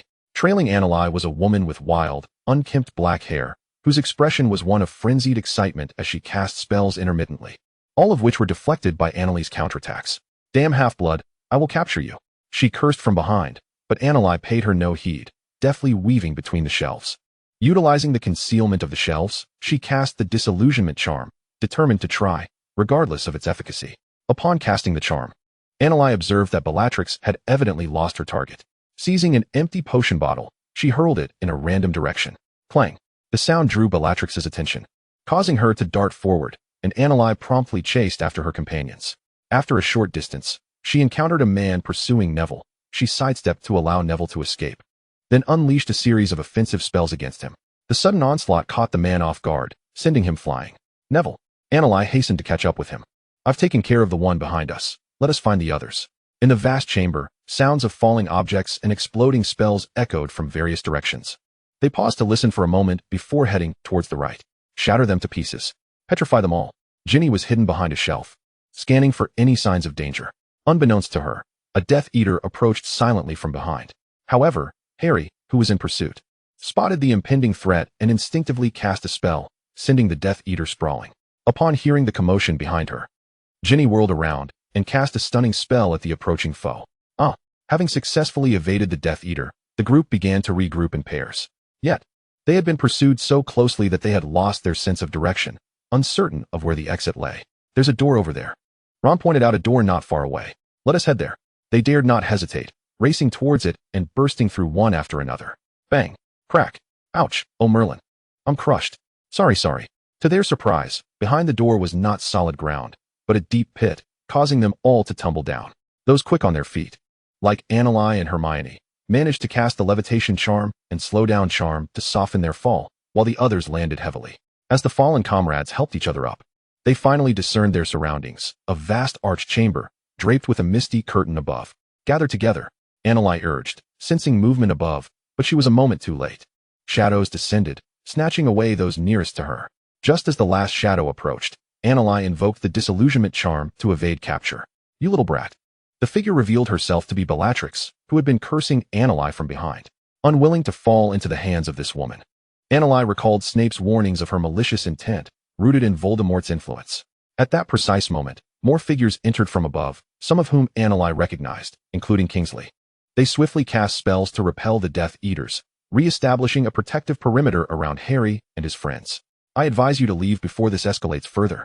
Kingsley warned the gathered Death Eaters, his wand pointed firmly at them. Ha!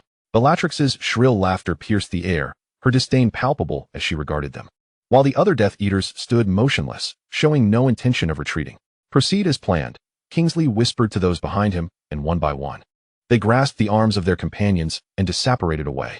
Noticing their departure, the Death Eaters pursued relentlessly. Kingsley turned to Annalai, who had not yet lifted her charm, extending his arm. Come, you have a more critical task at hand. Understanding his implication, Annalai stepped forward and grasped his arm, allowing him to disapparate them away. No. Annalai is still inside. Just as Annalai was returned to the main hall on the 8th floor, she heard Harry's voice. Someone will take her away, came Dumbledore's voice. Annalai pouted, hiding with Kingsley in a corner. Kingsley cast a quick glance at Annalai.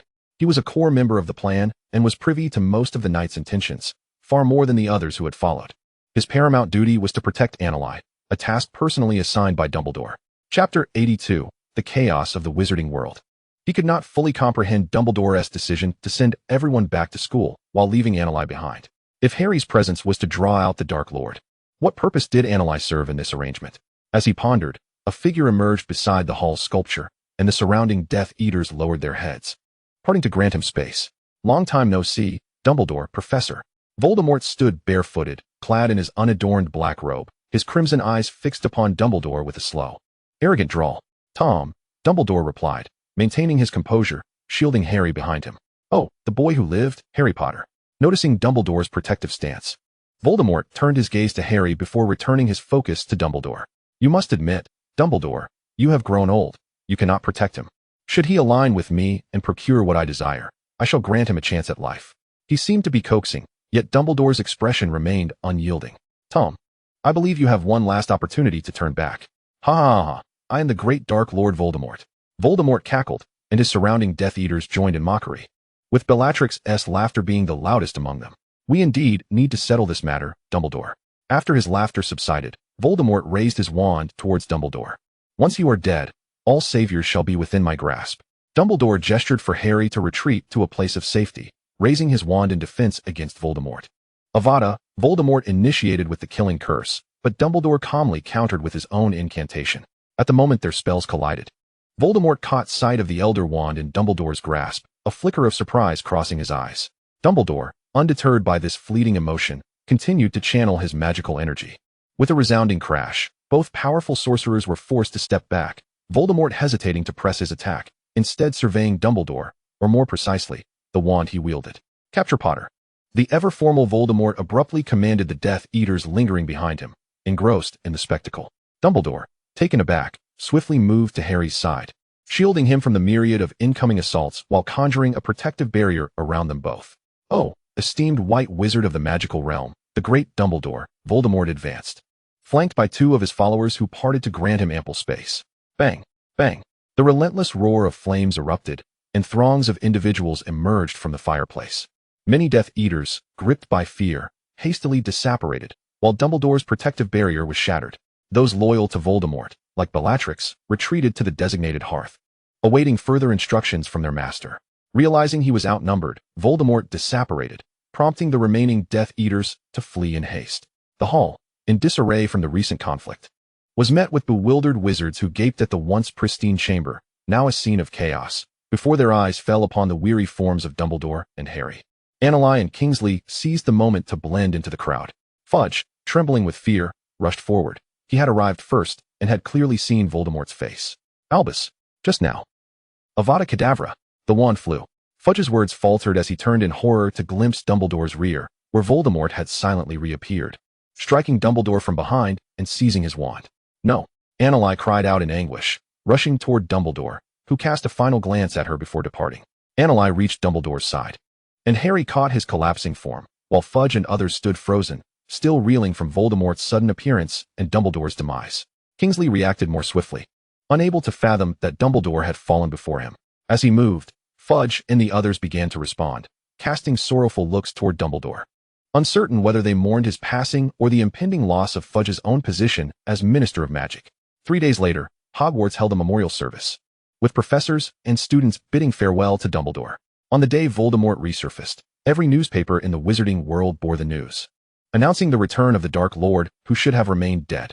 Young wizards, with no respite, were bombarded with successive grim tidings that the wizarding community could scarcely endure. Voldemort had returned. The only one capable of resisting him, Dumbledore, had been slain. Fudge, fearing overthrow and the confrontation with Voldemort, voluntarily relinquished his position as Minister of Magic, passing the mantle to Rufus Scrimgeour. Godric's Hollow. Is Anneli not awake yet? Grindelwald entered the bedroom to find Snape motionless by the bedside. No. His voice hoarse from prolonged fasting. Snape clutched Anneli's hand, unwilling to let go. Grindelwald understood his anguish, sighing as he exited the room. Time rewound to 3 days prior. Following their successful appearance before Voldemort, they were brought to Godric's Hollow by Grindelwald, where Sirius welcomed them warmly. However, upon witnessing Dumbledore, lifeless in Grindelwald's arms, he could hardly believe his eyes. Enough, step aside, do not waste time. Grindelwald, noting Sirius's dazed expression, spoke curtly. Had it not been for Dumbledore's persistent pleas and the undeniable fact of Sirius's revival, he would never have consented to risking his life in such a perilous endeavor. Now, he was far more eager for Anneli to resurrect Dumbledore, lacking patience for any further delay with Sirius. He gently laid Dumbledore in the bedroom and gestured for Anneli to commence. Sirius, who had previously been perplexed by his own inexplicable revival, stood quietly beside Grindelwald, observing Anneli's every move. Anneli, as before, prepared all the necessary potions, including some to stabilize the soul, though she felt somewhat apprehensive, suddenly reminded of the voice that had echoed in her mind. Half an hour later, perhaps due to the sheer potency of Dumbledore's magic, Anneli found herself utilizing 5 times the amount of the potion she had used to revive Sirius before she finally succeeded. Fortunately, her foresight and preparation proved adequate. As Dumbledore's fingers twitched, she was about to speak, but felt a sharp pain in her head, her face paling as she collapsed onto the bed. The awakening Dumbledore, in a state of alarm, attempted to assess her condition but found himself hindered. Do not worry, I am merely fatigued. My internal magic is somewhat disordered. I will seek Snape. Grindelwald stepped forward to assist in checking her state, and upon confirming her safety, breathed a sigh of relief, soothing Dumbledore before departing to find Snape. In a deep state of unconsciousness, Anneli sensed herself in an utterly dark realm. She could only move forward, even without sight of an end. Pausing was not an option, as if doing so would cost her something precious. After what felt like an eternity, weary and exhausted, she suddenly spotted 2 flickering lights ahead, a surge of inexplicable energy propelling her to quicken her pace. It is you again. I warned you last time. One cannot contest with death. To forcibly retain those who ought not remain carries a price. As she approached the 2 flickering lights, a familiar yet ethereal voice resonated, reverberating through her mind with a painful jolt. But Voldemort has cleaved his soul and clung to life for so long. Why will you not take him? She retorted in indignation. I merely save those who ought to be saved. They should not face death so readily. There are many who should not have died. Yet my duty is to guide them to where they are meant to go, regardless of their rightful time of death. Do not attempt to defy death. The voice abruptly dissipated, along with the 2 flickering lights. Anneli was plunged back into slumber. When her consciousness returned, she felt utterly limp, one hand tightly grasped, immobilized. Anneli, sensing the subtle movements in her hand, Severus Snape anxiously rose to lean over her. Anneli blinked her drowsy eyes, and it was only when he called her name for the 3rd time that she distinctly heard him. Severus.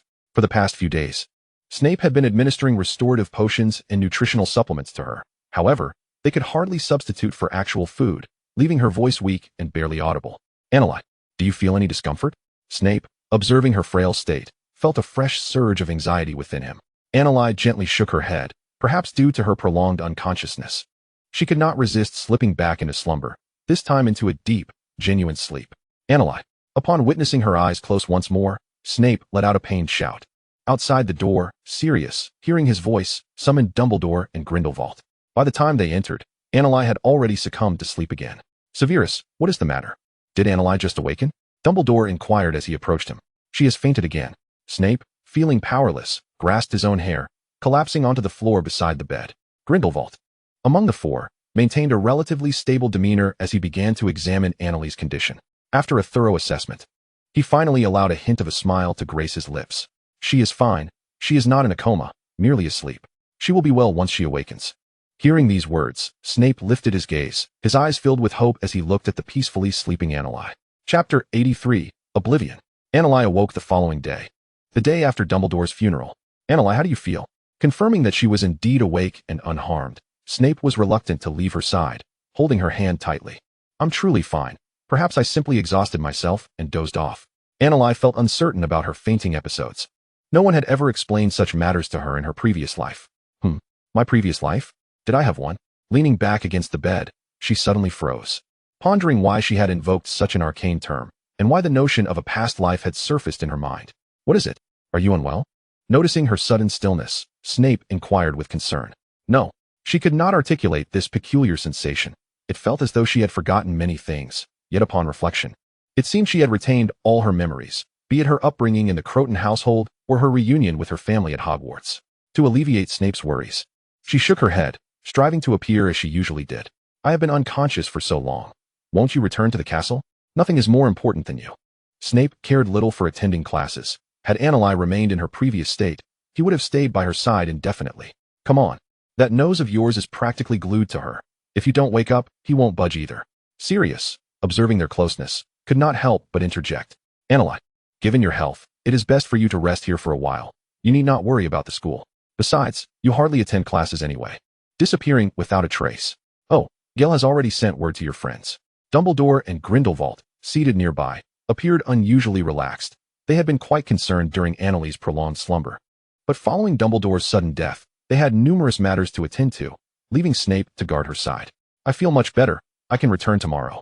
Anneli felt she had already missed the funeral. She ought to make an appearance at school, after all. Do not worry. The word is that you fainted from excessive grief and are recuperating at home. Snape understood her concerns, and upon his utterance, she ceased her protests. So, will you all remain here for an extended period? They had just bombarded her with information, and she still felt somewhat dazed. Yes, this location is currently concealed. Sirius is the keeper of secrecy, so it is quite safe. Before we need to appear, both Sirius and I will be here. You three will need to remain at school. Dumbledore patiently reiterated the plans, while Grindelwald scoffed. If it were up to him, he would prefer not to return to the castle at all. Gale has already delivered my will and possessions to the Ministry of Magic. I suspect Scrimgeour will come looking for you soon. Very well. To be honest, she felt no inclination to contemplate future matters. Her head still throbbed slightly, and she resolved to follow their lead. After spending a night in Godric's Hollow, the next day, Anneli was escorted back to the castle by Snape and Grindelwald. Due to the secrecy surrounding their location, they could not use apparition or the fireplace, necessitating a lengthy detour before they could return. Upon arriving at the castle, Grindelwald parted ways with them, while Snape, at Anneli's request, accompanied her back to her dormitory. Anneli closed her eyes, lying on her small bed, and began to organize her thoughts. The news of Voldemort's ambush resulting in Dumbledore's death had spread like wildfire throughout the wizarding community. During her time in Godric's Hollow, Dumbledore had also discussed the matter with her. According to his analysis, under normal circumstances, Voldemort's arrogance and hubris would have rendered him disdainful of such underhanded tactics. However, this was contingent upon him being the complete version of himself. Once, Voldemort had fragmented his soul into 6 parts, each hidden within his diary from his student days. The gaunt family ring representing his identity, the locket of Slytherin, the crown of Ravenclaw, the goblet of Hufflepuff, and a shard unknowingly lodged within Harry. Upon his resurrection, he had placed the final fragment into Nagini. With Anneli's intervention, they had successfully dealt with 5 of these pieces, leading to his current state of being wholly devoid of control over his own intentions. Should any other fragments still exist, even if temporarily unretrievable, they would not inflict any fundamental harm. However, with 5/7 destroyed, his already incomplete soul was left precariously unstable. According to Snape, prior to his preparations involving the Ministry of Magic, Voldemort had already captured Ollivander, yet he had failed to find a wand suitable for him, which displeased him greatly. The absence of a fitting wand left him feeling unsettled. He yearned for a powerful wand. His follower, Bellatrix, divulged secrets concerning the Deathly Hallows in a bid for his favor, also mentioning the existence of the Elder Wand. As he sought out wand makers across various countries, he uncovered the whereabouts of the Elder Wand, and naturally, this involved the assistance of Grindelwald's loyal followers. The foreign powers relied heavily on them. Thus, when he beheld the Elder Wand in Dumbledore's hand at the Ministry, his demeanor shifted. Under the weight of multiple factors, he could not maintain his usual composure. Particularly in the face of the Elder Wand's temptation, he resorted to treachery, ambushing Dumbledore to seize the Elder Wand. Now, the Daily Prophet and various tabloids vilified him mercilessly, though they chose their words with care, as no one wished to meet an untimely demise. The current Voldemort could no longer be associated with humanity. However, their decision to entrust the Elder Wand was evidently premeditated, as they considered Anneli's previous mention that it was imperative to ensure that the fragment of Voldemort within him would be vanquished when he faced Harry. Thus, Dumbledore, seizing the opportunity during Grindelwald's clandestine tutoring of Harry under the pretext of testing, relinquished the sovereignty of the Elder Wand. This also elucidated why Dumbledore had found himself somewhat beleaguered within the Ministry of Magic, despite being the wand's long-standing master. He could not transcend the fact that it had recognized a new owner. The privilege of wielding the Elder Wand steadily was all that remained to him. After the battle at the Ministry, Voldemort seized the Elder Wand, while Lucius's wand met a catastrophic end. The choice of a wand's master is never a trivial matter. Chapter 84. The turbulent year comes to a close. Having clarified the events that transpired before her unconsciousness, Anna Lee began to contemplate the plans Dumbledore had alluded to. The most pressing concern now was Nagini. The piece of resurrection stone in her possession would still prove useful, for Voldemort's Horcruxes must be destroyed. She yearned to save Nagini, hoping that in the future, she could find solace in a loving family, cherished as a beloved child, and live a life filled with happiness. Yet, she felt an unsettling sense that she should be aware of something significant, though the specifics eluded her grasp. For the moment, she had to set it aside. With the passing of Headmaster Dumbledore, the Ministry of Magic, following his posthumous recommendations, appointed Severus Snape as the new headmaster of Hogwarts. Although the students murmured in confusion as to why Professor McGonagall was not chosen, there was little dissent. The chaotic school year concluded, and the young witches and wizards boarded the Hogwarts Express, apprehensively glancing back at the distant castle, uncertain if they could await the next academic year in peace amidst such tumultuous times. Forgive the interruption to your homeward journey, Severus. Might I speak with them privately? Thank you.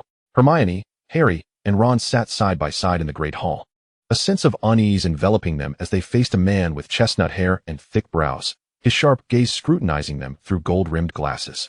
After assessing the trio, he turned to Snape and said, "Certainly, Minister." Snape offered no objection. He understood the purpose of his presence and departed the hall with purposeful strides, closing the doors behind him. The way Snape addressed this man led them to confirm his identity. Rufus Scrimgeour, the newly appointed Minister of Magic.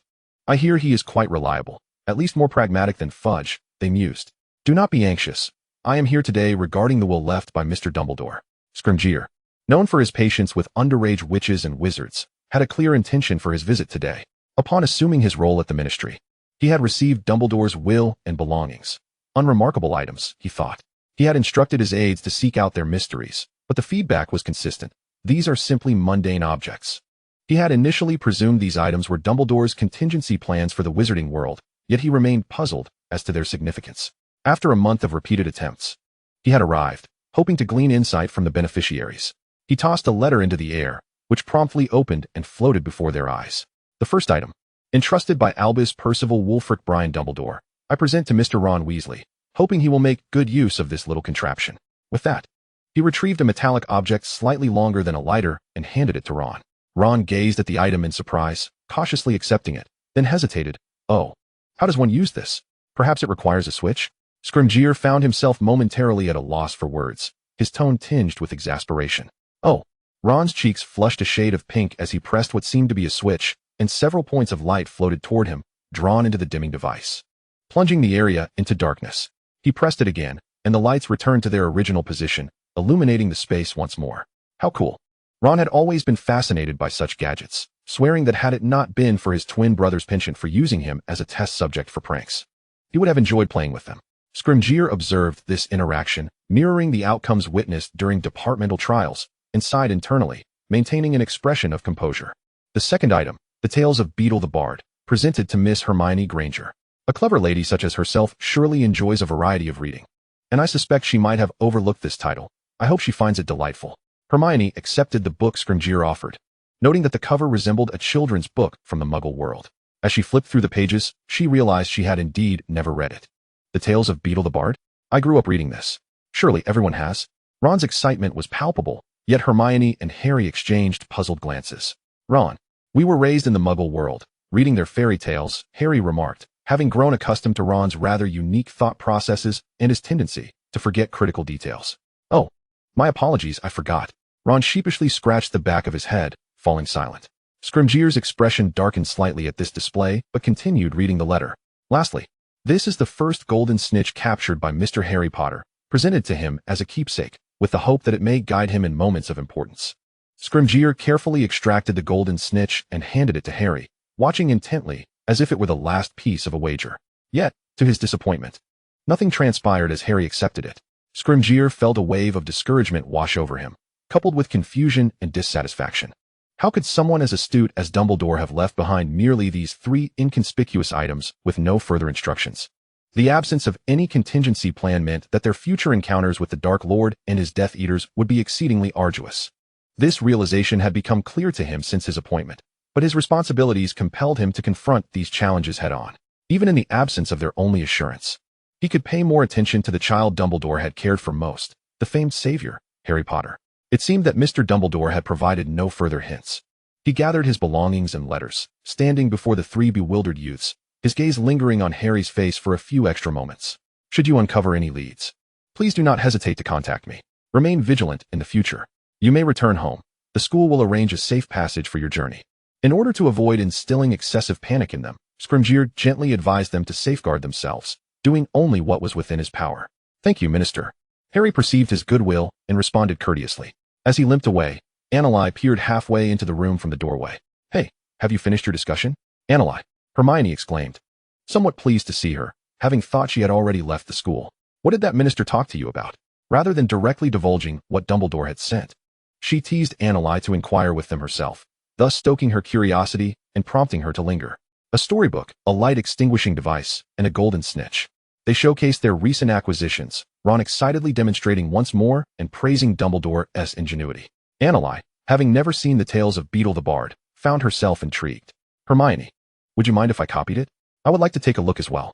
After all, she anticipated having more free time this summer and wished to uncover what Dumbledore was up to. Of course, Hermione readily acquiesced to Anneli's request, promptly handing over the storybook. But this one seems rather useless to me. Observing that their items appeared to have some significance, Harry could not fathom why Dumbledore would gift him a golden snitch. In her first year, Anneli had avoided them, not entirely recalling the reasons for her evasion. However, she never witnessed Harry's inaugural Quidditch match and remained puzzled as to why Dumbledore would present him with such an item. What was so special about that first Quidditch match? We didn't even know each other, and I didn't attend. Her curiosity prompted her to pose the question. Well, it seems nothing extraordinary happened.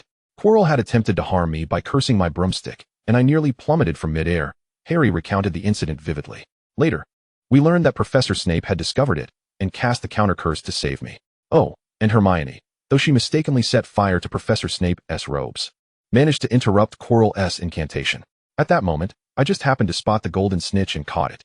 Indeed, at that moment, Harry lunged for the snitch when he was merely a foot above the ground. When he stood up, we thought he might vomit. But it turned out he had swallowed the entire golden snitch, Ron reminisced. Well, so it was your fault that my robes got burned. Snape's voice emerged from the entrance of the Great Hall, having overheard their exchange. Hermione, feeling a pang of guilt, took a couple of steps back, hiding behind Harry and Ron. Oh dear, why is it that after 4 years, I am still being discovered for this incident? Although Snape was now romantically involved with her friend, she could not shake the feeling of potential retribution. Ahem, Severus, we should be on our way. Professor McGonagall is still waiting to send us home, Anneli interjected, sensing Hermione's discomfort and hastily steering the conversation away while nudging Snape forward, casting furtive glances at the boys. Once they departed, the trio allowed themselves to relax, collapsing back into their seats. No matter how long it takes. I still find it hard to accept that they are together, Ron lamented. Quite terrifying. Harry nodded in agreement. I almost thought he was going to punish us. Perhaps with a 30-foot essay or demanding that we replace his robes. Enough of this, we must leave. Did you not hear Anneli say that McGonagall is still waiting for us? Hermione, uninterested in engaging in the boys' banter, urged them to follow her as she stood up and made her way to the door. Meanwhile, on their way back to the dungeons, Anneli, observing Snape's impassive demeanor, surmised that he was not truly angry, though she spoke to him in her usual teasing tone, playfully defying his character. I must advocate for my unjustly damaged robes. To her accusation, Snape remained noncommittal, having originally intended to prompt Anneli to leave. Although he had stepped away, it did not prevent him from eavesdropping at the door. The foolish remarks made by the two boys, particularly Weasley, were utterly ridiculous. He certainly did not wish for Anneli to be concerned over their antics, especially since her health had only recently improved. If this were a riddle set by that old bee, let them solve it on their own. He could not expect everything from Anneli. After all, she was the savior, Dumbledore's favorite student. Despite Anneli's consistent praise of them before him, the sight of Potter's face, increasingly resembling that of his father, irked Snape. Huffed, Anneli chuckled at his jest as she followed him back to his office. I send you robes every year. If you need more, shall I prepare a couple of extra sets? Since their relationship began, she had gifted him several tailored robes each Christmas. So it perplexed her why he fixated on that particular one, which he had not worn in years. You know, that was merely an excuse, a deliberate intimidation tactic. Snape turned, encircling her waist, and pressed a kiss upon her lips. Are you certain you will remain in Godric's Hollow this summer?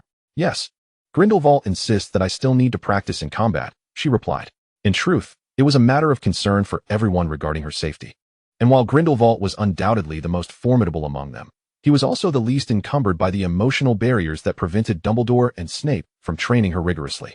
Very well, I shall seek you out. He tenderly caressed her delicate face, as if wishing to imprint her image within his memory. Just be cautious around that fellow. And do not conceal any injuries from me. Annalie's worries were palpable, particularly regarding Voldemort's erratic temperament. I will. After exchanging tender moments, Snape escorted her to the cottage in Godric's Hollow before returning to his solitary home. Chapter 85, Names. The sun shone brightly as Annalie lounged in the small yard, relishing the gentle breeze. With merely 2 days left before the start of the school year, she was enjoying this rare moment of leisure. During the summer, she had been driven nearly to madness by Grindelwald's rigorous training, which not only honed her combat skills, but also involved sudden assaults using the Cruciatus Curse, a barrage of overwhelming tactics. Ultimately, she had to concede to his demands and brew youth potions for both him and Dumbledore, even though she would have readily done so without such coercion. Annalie. As she drifted into a state of relaxation, Snape's figure suddenly appeared at the entrance of the cottage. Severus. Hearing his voice, Annalie sprang to her feet and raced towards him, leaping into his arms and wrapping her arms tightly around his neck. Snape, caught off guard by her enthusiasm, staggered back a step, but swiftly steadied her by supporting her legs. You said you would come to see me. It has been a month and a half, exactly 46 days. Annalise hung upon him, diligently scrutinizing his countenance. His face radiated vitality, devoid of any signs of fatigue from sleepless nights, suggesting that he had indeed taken good care of himself during this time. With a sense of relief, she leaned into him playfully. I apologize for my prolonged stay at Malfoy Manor recently. Over the past 2 months, Voldemort has discovered the destruction of his other Horcruxes, resulting in a furious outburst at Malfoy Manor, where many have faced punishment. I was summoned to brew various potions, leaving me little time to visit. Well, your safety is paramount. Annalise's complaints were merely verbal. She could surmise the reasons for his absence and felt a surge of happiness upon hearing his explanation. She drew closer, pressing a heartfelt kiss upon his lips. I have missed you, Severus. I have missed you too. Snape's gaze deepened, and the arms that had once gently cradled her tightened slightly, his throat moving subtly. Shall we return to the cellar? They had not been apart for such an extended period before. Without communication, letters were out of the question, and he dared not let her venture to Spinner's End, fearing that the suspicious Dark Lord would continue to keep a watchful eye on Annalise. After Dumbledore's demise, the revelation of the destroyed Horcruxes followed swiftly, and throughout the summer, Voldemort had not mentioned Annalise, yet Snape dared not gamble on that silence. Very well, I shall go upstairs to gather my belongings. Annalise nodded, returning to the ground as he guided her gently. In high spirits, she dashed into the house. Ahem. Just as Snape intended to follow her inside, a voice floated down from above. He looked up to see 2 familiar figures leaning against the balcony railing on the 2nd floor, one of whom was grinning mischievously. Oh, youth is a splendid thing, Severus. Dumbledore shot a reproachful glance at Grindelwald, who had deliberately made noise to draw Snape's attention. Yet he could not resist teasing Snape when their eyes met. This was the first time he had witnessed such intimacy between the two, particularly with one of them being his junior, who appeared quite flustered. And congratulations on regaining your youth. Observing their rejuvenated appearances, reminiscent of being in their 30s, Snape smirked sarcastically. Youth potions, indeed. 2 shameless old men daring to mock me. Alas, I have other matters to attend to. At the mention of business, Dumbledore grew slightly uncomfortable, feigning busyness as he retreated indoors, with Grindelwald shrugging and following suit, no longer inclined to tease Snape. Severus, I'm ready. Annalise emerged from the house, her suitcase in hand, with Cece perched upon her shoulder. Snape stepped forward to naturally take the suitcase from her. Cece, you may return to the dormitory now. She patted Cece's tail feathers, and the creature let out a call before vanishing from sight. This marked the 3rd occasion Snape had witnessed Cece since its arrival by Annalise's side. As he observed it disappear into thin air, a contemplative glint flickered in his eyes before he led her away. Once they had safely arrived in the cellar and set down her belongings, he finally voiced his curiosity. Annalise, the name Cece? Ah, it was inspired by your name. A faint blush tinted Annalise's cheeks, yet she readily admitted it. Miss Annalise, it seems you have had designs on me from the very beginning. Unbeknownst to him, a slight smile crept upon Snape's lips as he lifted her into his embrace, settling down upon her favorite sofa. Not just that. The name Xena comes from both of us. Xena? Snape paused at the mention of the long-forgotten name. Recalling the owl he had accompanied her to purchase in Diagon Alley as her first-year guide, which had been left behind at the Crouch residence after Cece's arrival. Was that so early? That was when we first met, wasn't it? Perhaps I exist because of you. Annalise playfully blinked, though she too was puzzled by the joy that had surged within her upon their first meeting. Despite her uncertainty, the flutter of affection from that memory was undeniable. It simply was what it was, especially since they had grown into a married couple over time. Her words resembled a confession, prompting Snape to suppress a slight tightening of his lips as he drew her closer, wrapping his arm around her waist. I am equally delighted that you are by my side, Annalise. His gaze held a rare tenderness, and the uncharacteristic openness caused the typically assertive Annalise to feel a tinge of shyness. Then a kiss. Despite her bashfulness, she placed her hands on his arms, inching closer, her lively eyes meeting his unwaveringly. Snape remained silent, shifting his body from the backrest to press against her soft lips, gently prying apart her slightly parted mouth. Annalise instinctively leaned back, but her back was met with a firm hand, leaving her to grasp his solid arm to steady herself. After a moment, his lips found their way to her neck, granting her a brief respite to breathe. I fear I may have been somewhat swayed by appearances. Clinging to his neck, Annalise murmured softly. Recalling their initial encounter, though his demeanor had been stern, it did little to conceal his cool and noble aura. Snape, regaining his composure, lifted his head from her neck, the desire in his eyes still simmering. I believe it must be your good looks that initially captivated me, leading to love at first sight.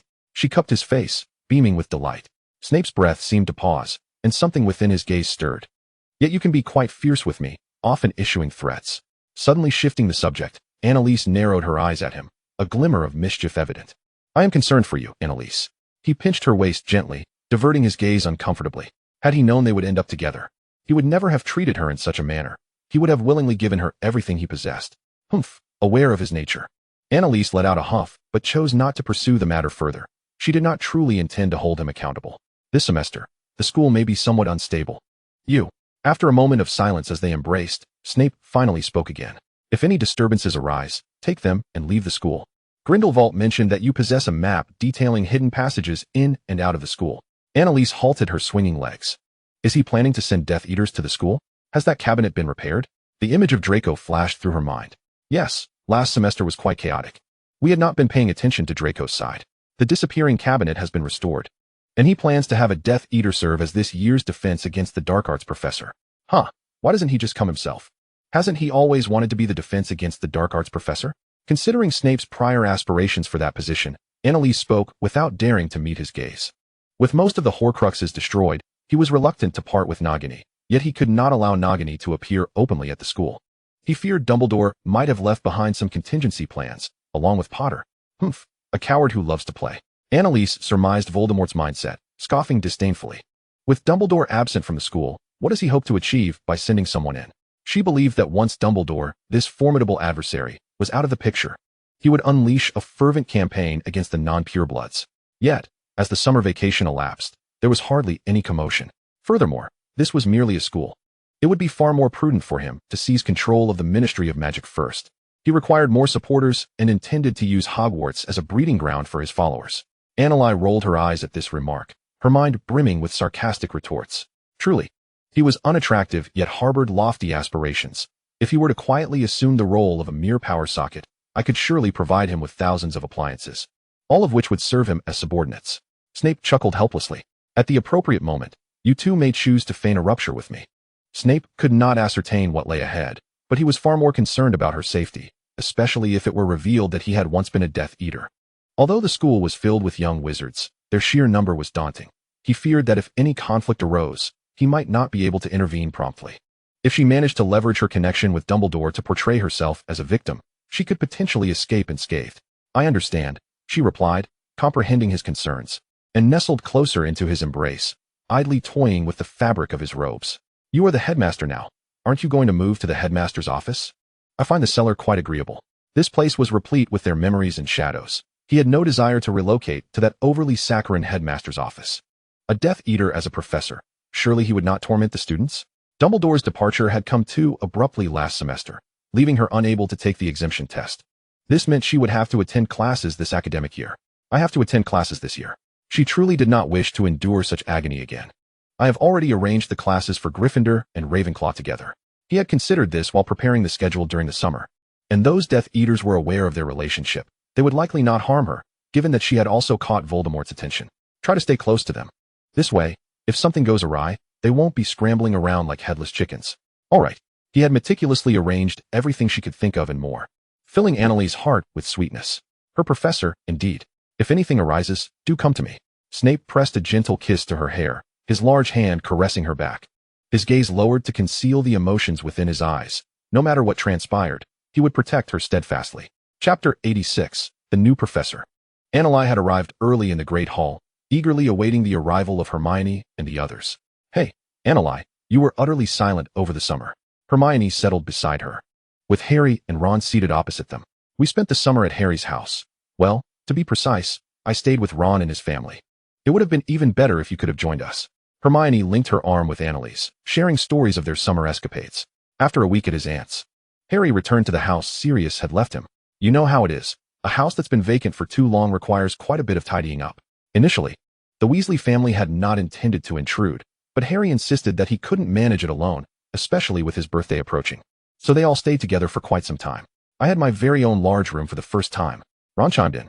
As the entire Black family resided under one roof, allowing each of them to have their own room, Fred and George no longer had to share. Oh, by the way, do you remember Fleur? Oh, I forgot you didn't really attend the Triwizard Tournament. She's from Beauxbatons, that enchanting girl. Hermione shared some details to jog Annalie's memory. Oh, I seem to recall a vague impression. Wasn't she one of the contestants? She's pursuing Ron's brother, Bill. I think she went home to meet his parents over the summer. Not to meet his parents, Hermione. Ron interrupted. It was almost as if she was forcing a marriage proposal. They just started dating this summer. The way they pronounced things over there was indeed quite peculiar. She called Harry Ollie, and the first time I heard it, I thought Ron had another new sibling. Hermione chuckled, not intending to mock Fleur's accent, merely finding it amusing. Hey, that's not funny. Harry ruffled his already messy hair. What about you, Annalie? What did you do over the summer? Oh, I was with my family, Annalie laughed, swiftly changing the subject. Last year was filled with so much turmoil that I couldn't even take the exemption test. This year, I have to attend classes, luckily only the compulsory ones.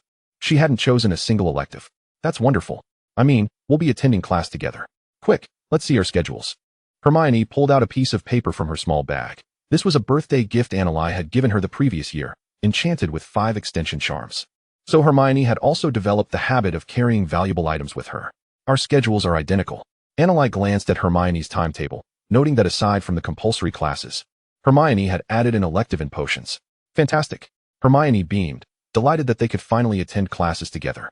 After some conversation, the opening feast commenced, featuring the customary sorting ceremony for first-year students. Annalie noticed a stranger seated in Snape's usual place. I must announce a personnel change. This year, the position of defense against the dark arts professor will be held by Amicus Carrow.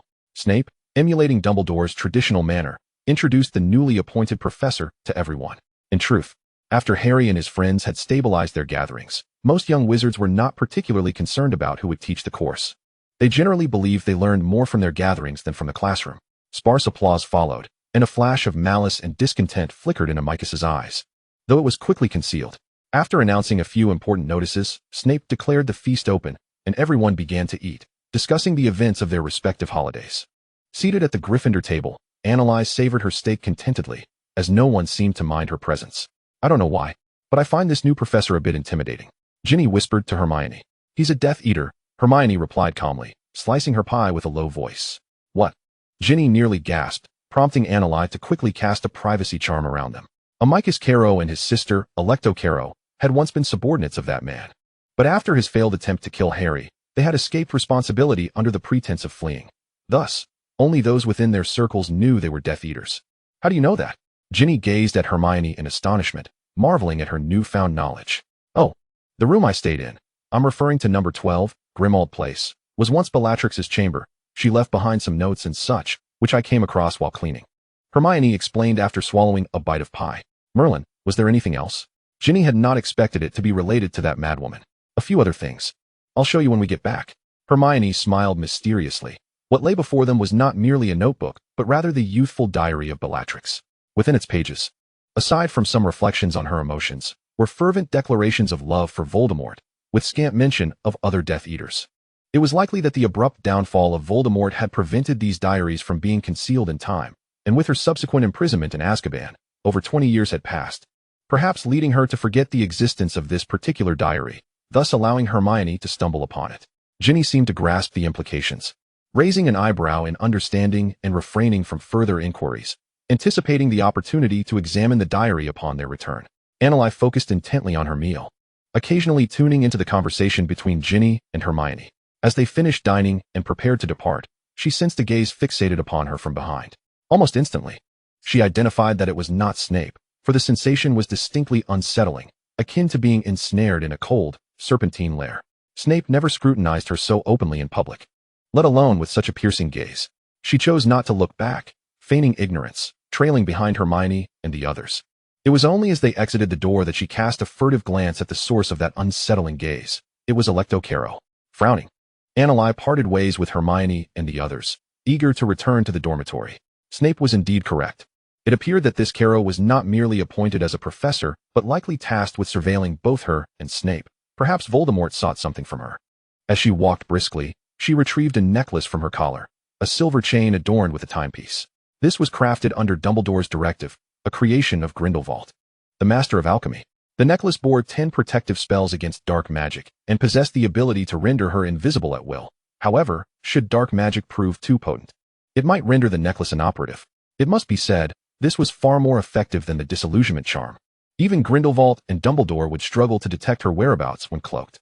Twisting a protrusion on the pocket watch, her form vanished around the corner. She resolved that in solitude, it would be safer to traverse invisibly.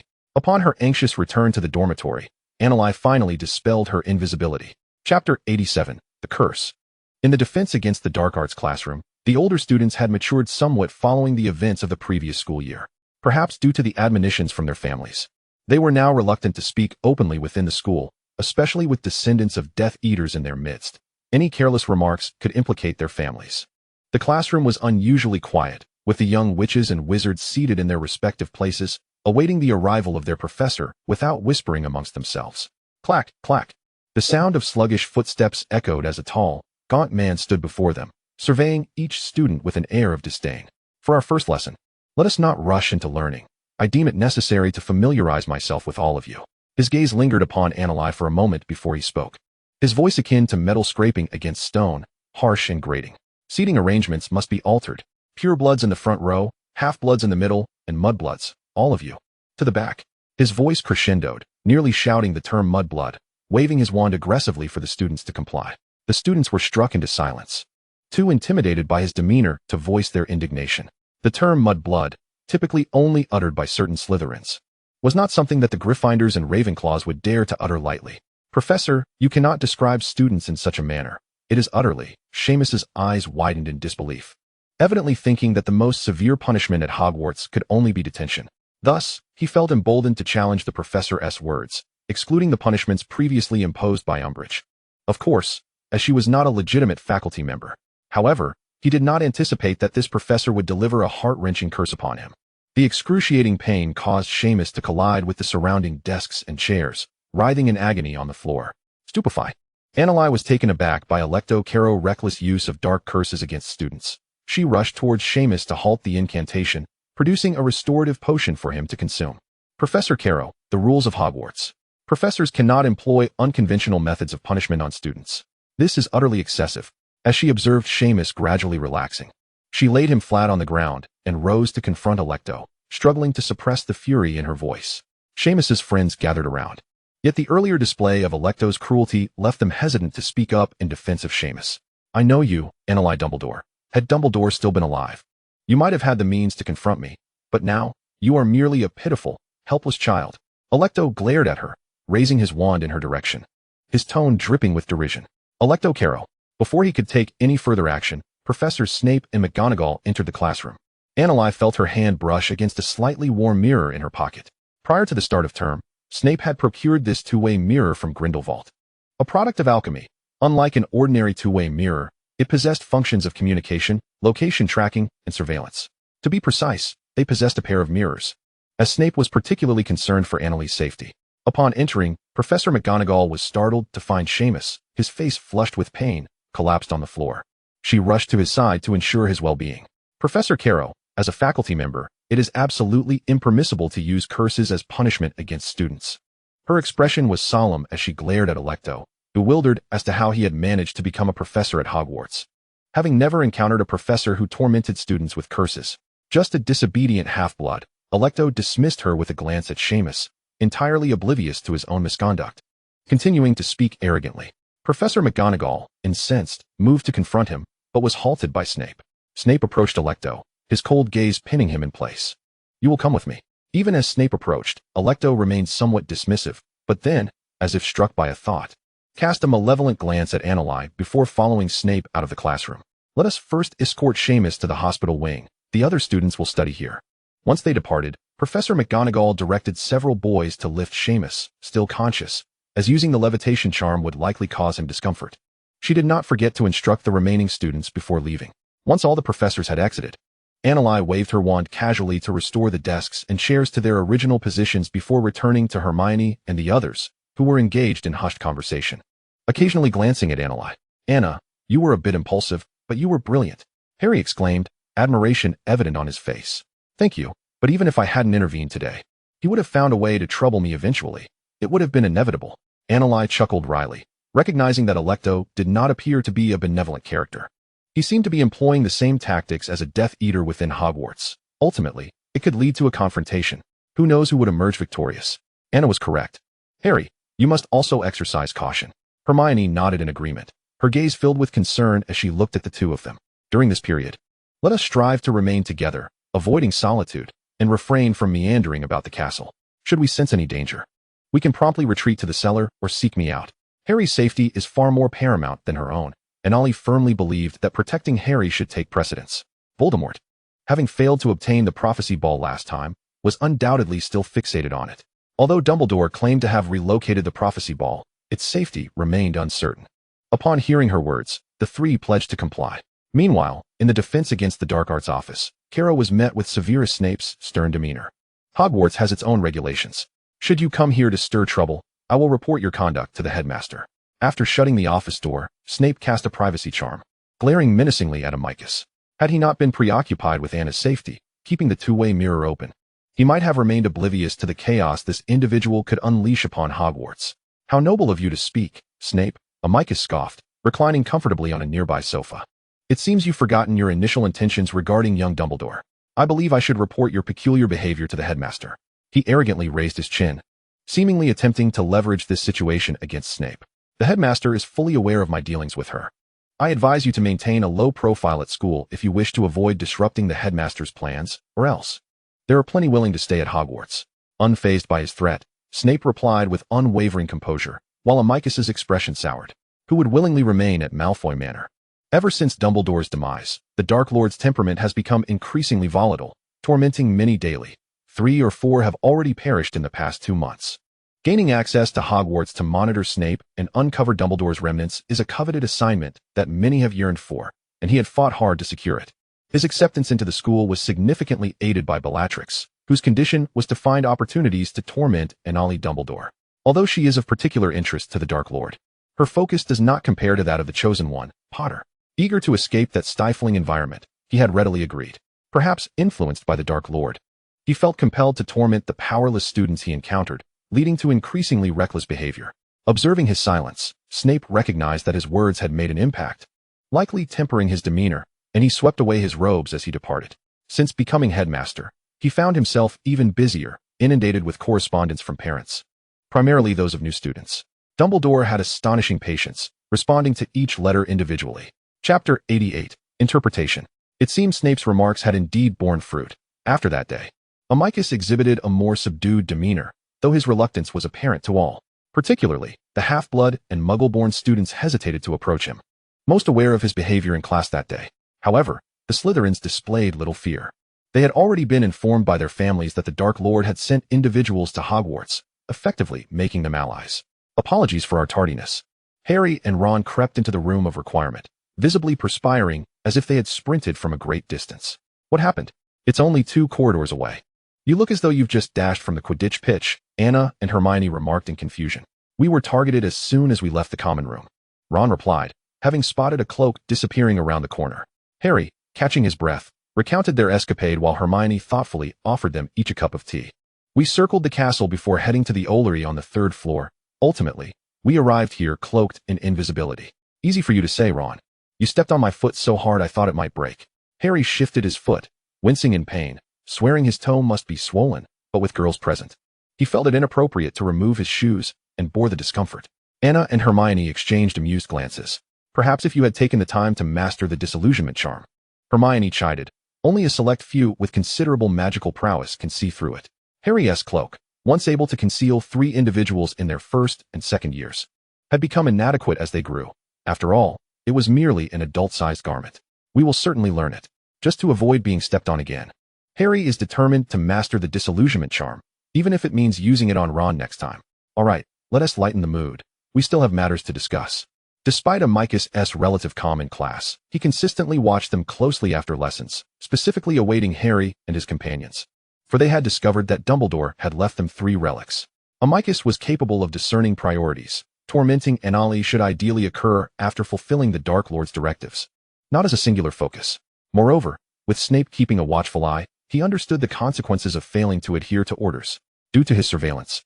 The 4 had been unable to find an opportunity to meet and discuss the significance of the 3 items left by Dumbledore. Let us begin with this book, The Tales of Beedle the Bard, Hermione announced, retrieving the storybook from her bag and placing it on the table. Oh, where did you get that? Ron exclaimed, bewildered, as he could have sworn Hermione had merely touched her cloak before producing the book. This was a gift from Anna. It's an extended bag. Hermione rolled her eyes at Ron's peculiar thought process. At such a moment, why was he fixating on trivialities? Had it not been against ministry regulations to use extension charms on personal items, she would have proudly displayed it long ago, for it was incredibly convenient. By Merlin's beard. Harry and Ron gasped in unison, their eyes gleaming with anticipation as they turned to Anna. Girls tend to have more possessions. Well, I mean, okay. I'll make 2 more for you later. Unable to refuse their eager, puppy-like gazes, Anna relented. I believe today presents a rare opportunity for us to gather. Let us promptly address the matter at hand. Hermione interjected, flipping open the book's table of contents before them. During the holidays, I meticulously read it 5 times. The stories are quite ordinary, reminiscent of those I encountered in the Muggle world, such as the Wicked Witch poisoning an apple or putting a princess into a 100-year slumber. Of course, there's one particular aspect that warrants our attention. Hermione continued to flip through the book, pausing at a page. Pointing to a symbol drawn with a pen, an eye-shaped triangle with a vertical line in the center. What does this signify? Ron asked, perplexed, while Harry, unfamiliar with the book, was equally lost. Hermione shot him another exasperated glance. Can you discern where this illustration is placed? Ron and Harry leaned over the book, flipping through its pages, discovering symbols inscribed in the blank space at the conclusion of the tale of the 3 brothers. The legend of the 3 brothers speaks of their evasion of death, after which death bestowed upon them 3 remarkable objects, does it not? The Elder Wand, the Resurrection Stone, and the Invisibility Cloak. Ron mumbled a brief summary of the narrative. An invisibility cloak? Does death possess an invisibility cloak as well? Apart from the Elder Wand, which Harry was not particularly familiar with, he was well acquainted with the other 2 items. Indeed, it is not uncommon for many wizarding families to possess invisibility cloaks, although they are typically relics of esteemed lineage. And their cloaks often wear out after just a few uses, or even one-time use. This is something Ron, with his penchant for peculiarities, had come to know, influenced by his father's fascination with oddities and the mischief of his twin brothers. Speaking of which, Harry, your invisibility cloak has yet to show any signs of wear. Ron seemed to finally grasp the extraordinary nature of Harry's cloak, his eyes widening as he gazed at the cloak draped over the coat rack upon entering. It is one of the Deathly Hallows. Annalise interjected as she observed their fervent discussion. What? This novel term captivated the attention of the trio, while Annalise reclined nonchalantly in her chair. I believe this is more than mere folklore, my friends. As they turned their gazes toward her, Annalise straightened her posture, retrieving paper and pen from the table, preparing to eloquently articulate her thoughts. The original possessors of the Deathly Hallows were the Peverell brothers, Antioch, Cadmus, and Ignotus. Annalise inscribed the names of the 3 brothers on the paper, annotating alongside each name the respective item they had acquired. Notably, Cadmus was the earliest owner of the Resurrection Stone. She drew a line beneath Cadmus's name, writing Gant below it. Gant. Even Ron, who had grown up in a wizarding family, had never heard of this name. Ah, that refers to his maternal lineage, Annalise calmly remarked, casting a glance at the trio. Chapter 89, Interpretation 2. What? They exclaimed in unison. Annalise felt a sense of satisfaction at their astonishment, recalling her own surprise when she first learned of Voldemort's maternal grandfather belonging to the Gaunt family. How did she find out? Never mind that for now. Annalise shook off the sudden question that surfaced in her mind and continued her discourse. Ignotus was the original owner of the invisibility cloak, and the Potter family is his lineage. Thus, Harry, your invisibility cloak is the only one that will never wear out. No spell can alter that. Harry's mouth fell agape in astonishment. He had never realized the extraordinary heritage of his family. It made sense then. Why Dumbledore sought out his father to borrow the invisibility cloak despite the myriad of cloaks available in the wizarding world.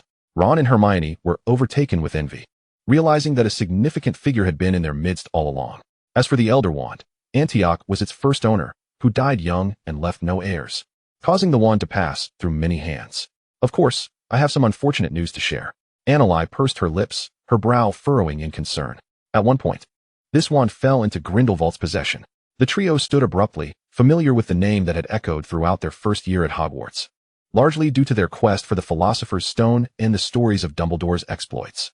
Hermione, having taken it upon herself to delve into the history of the wizarding world, was particularly well informed. Grindelwald's reputation was formidable. It took the efforts of wizards from various nations, but ultimately only Dumbledore could subdue him, leading to his imprisonment in Nurmengard, situated in Austria, for eternity. But that is not the last news of the Elder Wand. Observing their excitement, Annalise hesitated to continue. Did Dumbledore acquire the Elder Wand? Harry suddenly queried, a flash of realization igniting within him. Annalise sipped her tea and nodded in response to their eager gazes, causing the three of them to slump back into their seats as if they had narrowly escaped death. Thank goodness. Ron grinned foolishly. Not so fast. I haven't finished. Annalise rolled her eyes, mimicking Hermione's gesture. About the incident with the Ministry of Magic last semester. The Elder Wand is in Voldemort's possession. Harry's heart raced as he recalled the ambush from Voldemort that day, interrupting her words and glancing at her in terror, disregarding Ron's discomfort with Voldemort's name. Indeed. However, contrary to their hopes, Annalise nodded, confirming the grim reality. Perhaps you should prepare a killing curse for me in advance. This situation feels insurmountable. Ron felt as though he were on a roller coaster at a Muggle amusement park, his emotions swinging wildly, leaving him utterly distressed. We won't need that curse, Ron. Perhaps it would be faster to seek out Amicus Carroll. I'm sure he would be more than willing to assist you. Harry was surprisingly in the mood for jest, prompting Ron to deliver a playful punch. But Hermione, undistracted by their banter, earnestly processed what Annalise had just revealed. What is Dumbledore trying to convey to us? Is he urging us to gather these three objects? After all, the legend states that possessing all three grants one the ability to escape death. Annalise did not directly respond to her query, sighing, Dumbledore and his riddles. He can't expect me to guess every time, can he? Shouldn't we share the burden? All the information had been imparted to her in a rush during the summer by Dumbledore, providing her an opportunity to guide their direction, though she herself felt somewhat bewildered. Was it not intended to lead Harry to confront Voldemort? After all, a fragment of Voldemort's soul resided within him. Could it be that possessing these three items would render them fearless against the Dark Lord? Ron boldly speculated. Annalise remained silent, acknowledging his astute guess with a cryptic smile directed at him. Shall I inquire about his current whereabouts for you? You could steal the Elder Wand? Ron instinctively hugged his arms, shivering at the suggestion, quickly shaking his head and refraining from further commentary. Perhaps it hints at the Elder Wand's immense power? Look, the text describes the Elder Wand as a wand that guarantees its owner victory in duels. Harry flipped to that page and read aloud. Perhaps we should remain vigilant. Feeling that this sentiment held some truth, Annalise hesitantly nodded in agreement. Unfortunately, Ollivander has been captured. When I visited Diagon Alley over the summer, his shop was in utter disarray. The news of Ollivander's capture was no secret. The wizarding community was aware, and many had witnessed Death Eaters seizing him. What about other wand makers? Annalise curiously inquired, recalling that besides Hogwarts, there were magical schools in other countries. After all, 2 other schools had participated during the Triwizard Tournament. Gregory. Who? Harry, Ron, and Annalise looked at Hermione in confusion. Oh dear, I should have mentioned that you ought to read more. Hermione felt a twinge of frustration, mingled with a hint of pride, for she had read books that Annalise had yet to explore. Presently, 2 wand makers stood alongside Ollivander in renown. One remained shrouded in mystery, with his wands sold exclusively by appointed individuals in his shop, never having been seen by anyone. Yet his creations always resonated perfectly with the character of their wielders. The other was Gregorovic, the wand maker from Germany, where students of Durmstrang procured their wands, much like we do at Ollivander's. How fortuitous. You could inquire with your boyfriend, Hermione. Speaking of Durmstrang, Annalise wore a sly smile, nudging her with her shoulder, causing Hermione, who had been speaking earnestly, to blush deeply. What on earth? She shot a reproachful glance at Annalise. I will ask when I return. However, I can only share what I learn next time or during class. Harry and the others, being together daily, will surely discover the outcome first. No problem. We still have ample time. Annalise had no objections, as Dumbledore's cryptic remarks often left her bewildered. Now, it's your turn, Ron. Annalise was indeed intrigued by the dimmer device he held. It was quite a remarkable item that Dumbledore had not offered her. I find it rather impressive. During the holidays, Fred and George had gone to great lengths to borrow my dimmer, attempting to curry favor with me, even suggesting I could choose anything from their shop. You wouldn't believe it, they had never been so generous. Ron grew animated at the mention of the dimmer. So, did you lend it to them? They must be planning to dismantle it and create their own version. But can they truly restore what Dumbledore crafted? Surely they won't damage it. No. I resisted numerous temptations. Ron was quite indignant at Annalise's skepticism. Nonetheless, he did permit them to play with it a few times under his watchful eye. They used the dimmer to pull pranks, causing the lights to flicker during dinner, which infuriated Mrs. Weasley, who gave all three of them a sound scolding. Hermione candidly relayed the incident to Annalise with a chuckle. Oh, Hermione. The embarrassment of having such a blunder recounted made Ron flush, and Annalise stifled her laughter, wary of hurting his fragile feelings. However, I believe it's inconsequential. Anna, its function is to absorb light and then release it. I must admit that Fred and George provided a different perspective. Hermione ceased her laughter and continued discussing the dimmer. They proposed storing light within it, then finding a dark place to see if it could illuminate, and after experimentation, they discovered it indeed could release the stored light anywhere. Though that was the extent of their findings. And what of you, Harry? Annalise turned to him, recalling their previous conversation about the golden snitch, which had been interrupted by Snape's sudden appearance before the holidays. We've all encountered the snitch, but nothing particularly remarkable occurred. Perhaps it recognizes its master? Once released, it merely follows my flight. This differed from its behavior during Quidditch matches, where it flits about, not adhering to a single individual, which surprised him. Is that all there is to it? Annalise was puzzled. Regarding these three items, Dumbledore had only provided additional commentary on the storybook for Hermione, leaving the rest unmentioned. Could they merely be gifts? Given his character, that seemed unlikely. Each item should possess its own purpose and utility. Annalise rested her chin on her hand in contemplation. Perhaps it will reveal its purpose when the time comes. There's no point in being troubled. She had no desire to entrap herself in unproductive thoughts. Would you be so kind as to lend me a piece of your clothing? I find that carrying small bags isn't overly feminine, but should you both carry them, we may attract undue attention. It would be better to simply create spatial extensions on your garments. Annalise recalled her promise to provide them with bags, but felt it was somewhat inappropriate. The four of them were already conspicuous enough, especially with Amicus always watching. For identical bags would certainly raise suspicions. Very well, I shall bring it to our next Transfiguration class. Harry and Ron were pleased with the prospect and showed no signs of discontent. Chapter 90, Departure. Anna, they mentioned they needed to see you, so I brought them in. I hope it's not inconvenient. Luna entered Annalise's room with Harry and the others, explaining with a hint of surprise in her voice. No worries, thank you, Luna. Although she was perplexed by their sudden urgency to find her, even intruding into Ravenclaw's common room, she stepped aside to allow them into her bedroom. Watching as Luna departed. What is happening? Didn't we agree to meet at the come-and-go room? Annalise beckoned them to sit on the carpet, pouring each a glass of water. We initially planned to wait for you at the come-and-go room. Harry took a hefty sip. However, we saw a multitude of robed figures emerging from there. Robed figures? Annalise furrowed her brow. Where did they come from? Were they all adults? Wearing masks? She suddenly sat upright, her tone tinged with anxiety. I didn't notice any masks, but they were all quite tall. We took a glance and hurried to find you. Harry shook his head, not having examined them closely, while Hermione intended to add something, but a cloud of smoke wafted into the dormitory, accompanied by Snape's urgent voice. They're here, hurry and leave. Annalise sprang to her feet, startled, as the smoke dissipated. She hastily gathered her belongings, reminding them, do you have everything? I recall telling you when I made the extension pockets to keep all essential items close. I have everything. I do too. Me as well. They all simultaneously checked their pockets, ensuring no vital items were left behind, while Annalise meticulously packed her own necessities into her small bag. The school is unsafe now. I will escort you out. We can discuss everything once we're in a secure location. Before we depart, put this on. Annalise distributed 3 bracelets to them. She waved to Cece, who was resting on the bed frame. I can only take one person at a time. Ron, you go first. Ron hurried to her side, and she grasped his arm, simultaneously holding on to Cece, and with a flash, the two vanished from the room. Wow.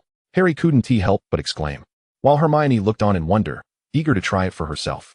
Harry, within moments, Annalise returned to the room, extending her arm toward Harry, allowing him to link up, and similarly whisked him away, followed last by Hermione. Her movements with Hermione were notably gentler than with the two boys, and in a blink, they found themselves on a staircase, mere steps away from a large gray iron door, a sight all too familiar to Harry and his companions. Is this Grimmauld Place? Hermione queried uncertainly. Indeed. Harry, why don't you open the door? Annalise called out to Harry beside her, mindful that it was his home and she should refrain from entering uninvited. Oh, right, okay. Harry felt a bit dizzy. Ron, who had arrived first, had already regained his composure and stepped forward to open the door to number 12, Grimmauld Place, allowing them all to enter one by one. Are we really leaving like this? Is it truly all right? What just happened? The house was eerily quiet, devoid of any presence, reminiscent of their previous holiday here, prompting Hermione to finally voice her concerns. If I am not mistaken, those individuals must be Death Eaters. Just then, a clattering noise echoed from the cluttered room behind them as Annalise spoke. Oh no. The four of them froze like startled sparrows, their gazes fixed on the small door. Harry suddenly seemed to recall something, striding forward with determination to wrench it open. Creature! A hoarse, deep voice cried out as Harry yanked him out. Annalise then beheld the creature clearly, a house elf, nearly naked except for a tattered, filthy cloth wrapped around his waist. His skin appeared to be excessively stretched, his bald head adorned with a tuft of white hair sprouting from his large, bat-like ears. Bloodshot, grayish eyes and a bulbous, pig-like nose completed the disheveled appearance. And he clutched a small iron pot in his hands. Clearly, the noise had originated from him inadvertently. Harry, is this what Sirius left for you? Annalise inquired. Having only encountered other house elves like Creature in books, and certainly none as aged as he. Yes, along with this house, Creature was also bequeathed to me, Harry replied, though he had little desire for him, as the elf was insufferably rude, often hurling insults at his friends, and even using that rag to clean the foul-talking statue. You must rein in his behavior and speech, Harry, or our whereabouts will soon be compromised, Annalise warned, having only a cursory understanding of house elves from her readings. Oh, what a peculiar student. No noble pureblood would deign to associate with such beings, Creature muttered as he glanced at the two conversing. A pureblood traitor, a mudblood. Silence, Creature, Harry shouted, unable to tolerate the elf's slander against his friends. Under the constraints of his elf blood, Creature was forced to comply and fell silent. Creature, I command you, from this moment, you shall not disclose anything that transpires within this house in any form. You are forbidden to step outside without my permission and may not converse with anyone other than the four of us. Harry recognized Annalise's point. He needed to effectively control Creature, or their stay would become unbearable. Creature. After a prolonged silence, Harry called out again, brandishing his wand. I shall obey your commands. Creature reluctantly replied, acquiescing to Harry's orders. Prepare 3 meals daily for us, and if food runs low, inform me in advance. Harry felt weary at this, yet continued to issue commands. Very well. With nothing further to occupy him, Creature mumbled to himself and hobbled away until he was out of sight, allowing them to return to their seats at the table. You ought to be gentler, Harry. He is rather pitiable, Hermione remarked with a hint of compassion. Let us not dwell on that for now. Harry understood her sentiment, but Creature was not one to respond to kind words. He needed firm handling to be obedient. Let us discuss our upcoming plans. Annalise seized the conversation, retrieving 3 wands and some potions from her bag. Annalise, have you been robbing someone? Ron exclaimed, astonished by the quantity of wands and potions. Why do you need so many wands? Not for my use. Annalise distributed the items evenly before them. From today onwards, you are all to cease using your own wands. Put them in your pockets. As for these potions, they are for emergencies. Is the wand exchange due to the trace?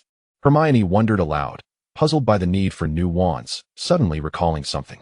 After all, they were still minors. If they used their own wands, they might inadvertently cast a spell and reveal their location. Wait, we have the trace on us too. Harry suddenly realized, growing anxious. Our trace is inconsequential. I brought you all bracelets, which are alchemical devices that can shield against the Ministry's tracking. Do not lose them. Annalise displayed her matching bracelet. That is reassuring.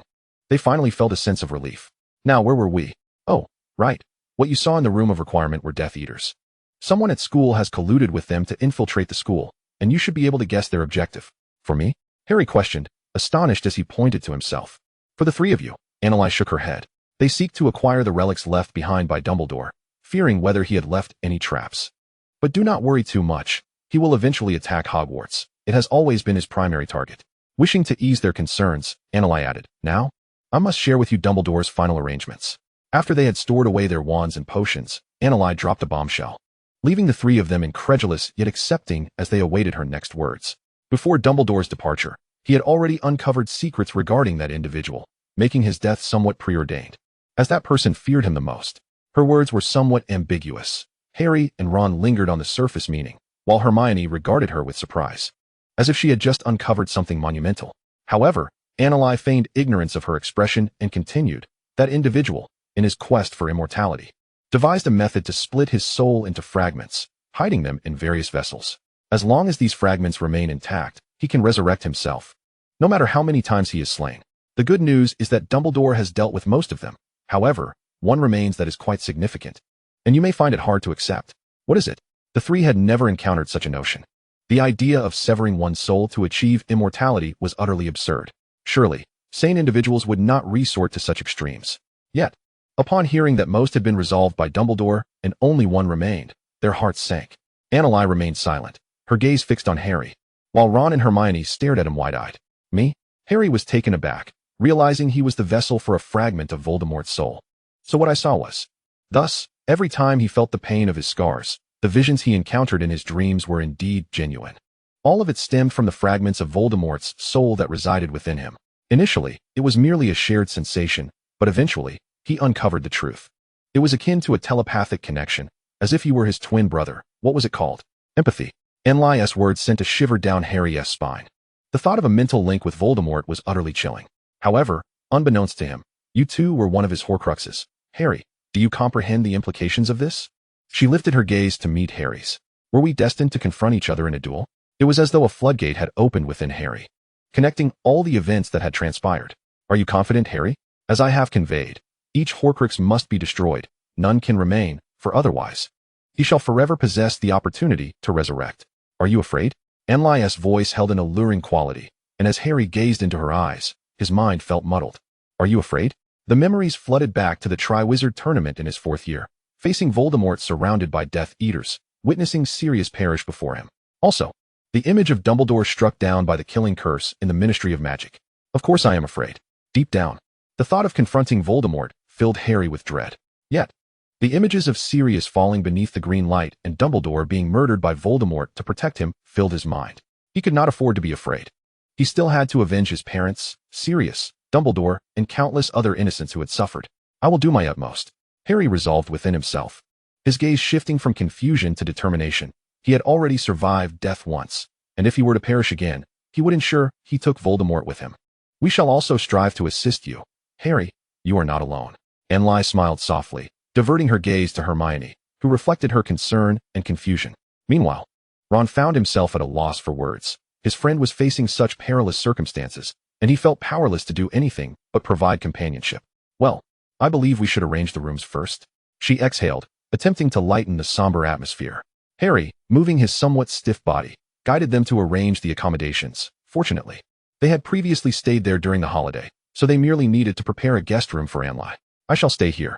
As they led Anneli upstairs to choose her room, Harry introduced her to the surroundings. It was her first visit, and as the host, he was obliged to show her around. Ascending to the 5th floor, Anneli noticed a grand sign hanging on a door with exquisitely handwritten letters. No entry without explicit permission. Regulus Arcturus Black.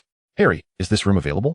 For some reason, Anneli felt an inexplicable allure towards this room, or perhaps a sense of familiarity. Regulus Arcturus Black. Yes. Of course, Anneli. Harry hesitated for only a moment before promptly agreeing. However, we all reside on the 3rd floor, Anneli, so if you need anything, do come find us. I will, thank you. I can skip dinner tonight. I still need to prepare some potions. Anneli smiled, graciously declining their offer to assist with cleaning. They had hurriedly fled the school, and she had just delivered news that was as grim as it was significant. They needed time to think and to calm themselves. Anneli waved her wand, employing a few household spells to tidy the room thoroughly.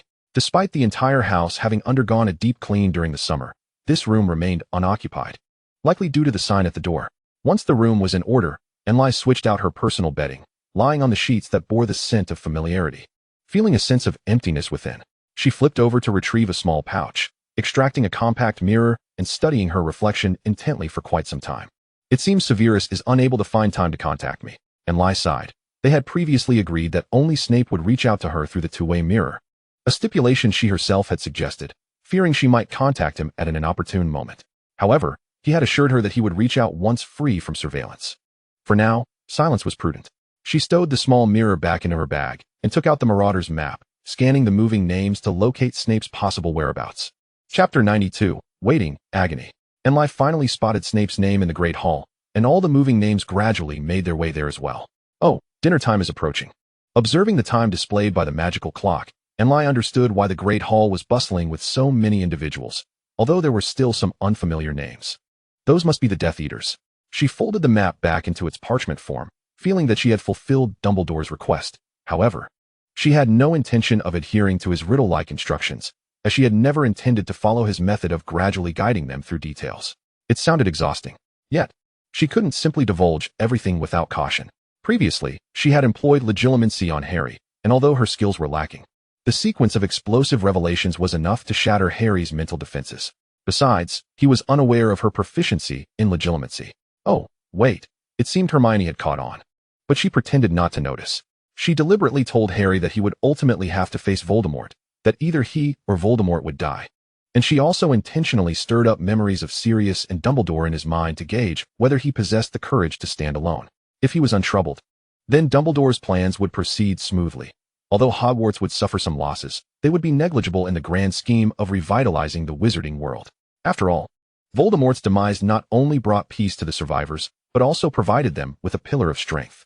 When Voldemort had fallen, the magical community felt as though it had shed a layer of skin, yet successive ministers of magic had proven ineffective, failing to encourage wizards to grow stronger.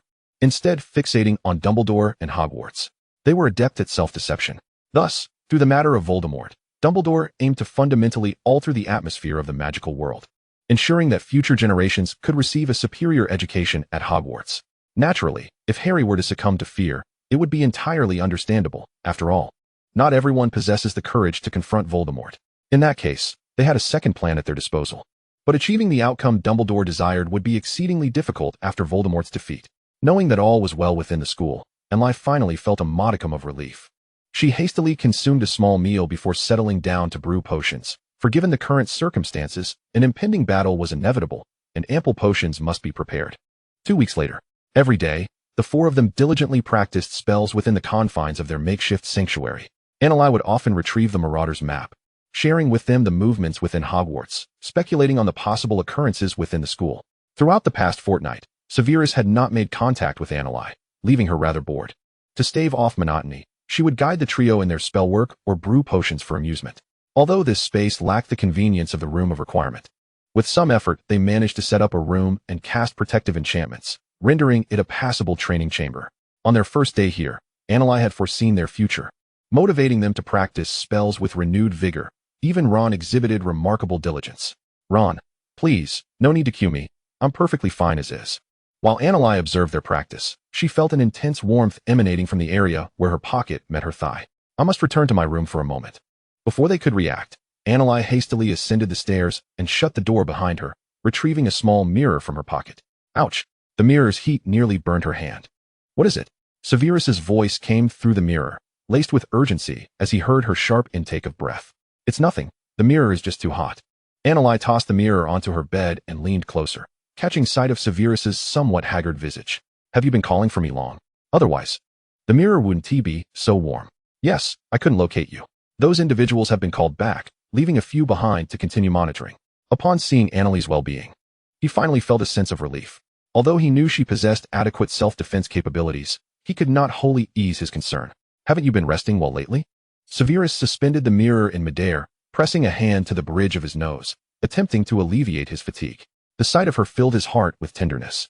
"You can contact me after you've had a proper rest. I fear for your well-being." Severus's voice was low, tinged with worry, especially after the past month of silence concerning their whereabouts, despite knowing that no news was often the best news. "We are well here. You must take care of yourself." In terms of comfort, it was likely that no one had fared as well as the four of them during this past month. He would probably send those individuals to search for them, and if they found themselves cornered, they should seek refuge in Godric's Hollow, disregarding Dumbledore's plans. "Your safety is paramount." Severus lightly acknowledged her words and continued discussing subsequent matters. "Dumbledore has already spoken with Aberforth regarding your situation. You need not worry. He has erased any information regarding the Crouch and Granger families, ensuring that no Death Eaters will disturb them. The Weasley and Dursley families have already relocated. All right, Annalise sniffled. Having intentionally distanced herself from the Crouch family since the ministry incident last semester, fearing that any connection might leave a trace should situations worsen. I miss you, Severus. Her voice trembled through the mirror. Seeing her sorrowful expression tugged at his heartstrings. He had intended to say more, but it all culminated in a heavy sigh. Annalise, I await your return. He hesitated to voice his own longing, fearful that her already fragile emotions might unravel, yet he felt utterly helpless. Annalise understood that the current circumstances did not permit indulgence in whims, quickly regaining her composure. Severus then recounted recent events at Hogwarts, and Annalise, lulled by the conversation, unintentionally drifted into slumber. Good night, Annalise, Severus murmured, gazing at her serene sleeping face before reluctantly severing the connection. The following morning, Annalise awoke, regretting having fallen asleep the previous night, but feeling her spirits visibly lifted. Upon reuniting with Harry and the others, she eagerly shared the news Severus had conveyed, also offering comfort to Hermione, who had been anxious about her parents ever since the Death Eaters infiltrated the school. Thank you, Annalise, Hermione exclaimed, embracing her in excitement. As long as her parents remained unharmed, she felt much more at ease, while Harry and Ron shared the same relief. Chapter 93, The Radio. Look what I've found, Ron exclaimed, bursting into the living room with an iron box, his excitement palpable. The trio, engrossed in their books and occasionally exchanging thoughts, looked up. What is it? A radio?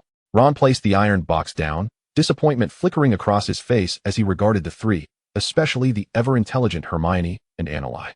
We've been here for over a month, completely cut off from the outside world. I kept wondering if there was something that could connect us to the news. See, I rummaged through all the empty rooms and found this in Fred and George's quarters. It must be something they tinkered with while they stayed here. It might be useful. At his explanation, the trio's eyes shone with hope. Indeed, they could not remain isolated until Severus delivered messages. Luckily, they inherited their father's knack for gadgets. I believe we should adjust the frequency or something. Perhaps we can catch some news. As Ron fiddled with the radio, a cacophony of static erupted. Zzz, zzz. They shielded their ears and stepped back from the table, discomfort evident on their faces. Oh, that is too piercing, Ron. Hermione's voice sounded muffled as she tried to speak over the noise. Sorry, I'll fix it right away, Ron shouted back. One hand pressed against his ear while he hurriedly adjusted the radio. Crackle, the latest report from the Daily Prophet. The radio finally emitted a coherent sound, and the four felt a wave of relief wash over them, the voice piercing through their minds. Currently, the Death Eaters are conducting large-scale operations. Minister of Magic Rufus Scrimgeour has announced his resignation, and the Death Eaters have taken control of the ministry, searching for the treasures left by Albus Dumbledore. If anyone has relevant information, they had actually seized the ministry? The minister resigned just like that? They had previously thought he was far superior to Fudge. Why were they so obsessed with those 3 items? Aside from that book, which merely held sentimental value for Ron and me, it seemed to provide no clear answers, only further muddling their already confused minds. Who knows? Let me try another channel. Ron shrugged, continuing to experiment with the radio, marveling at how his twin brothers had accomplished this.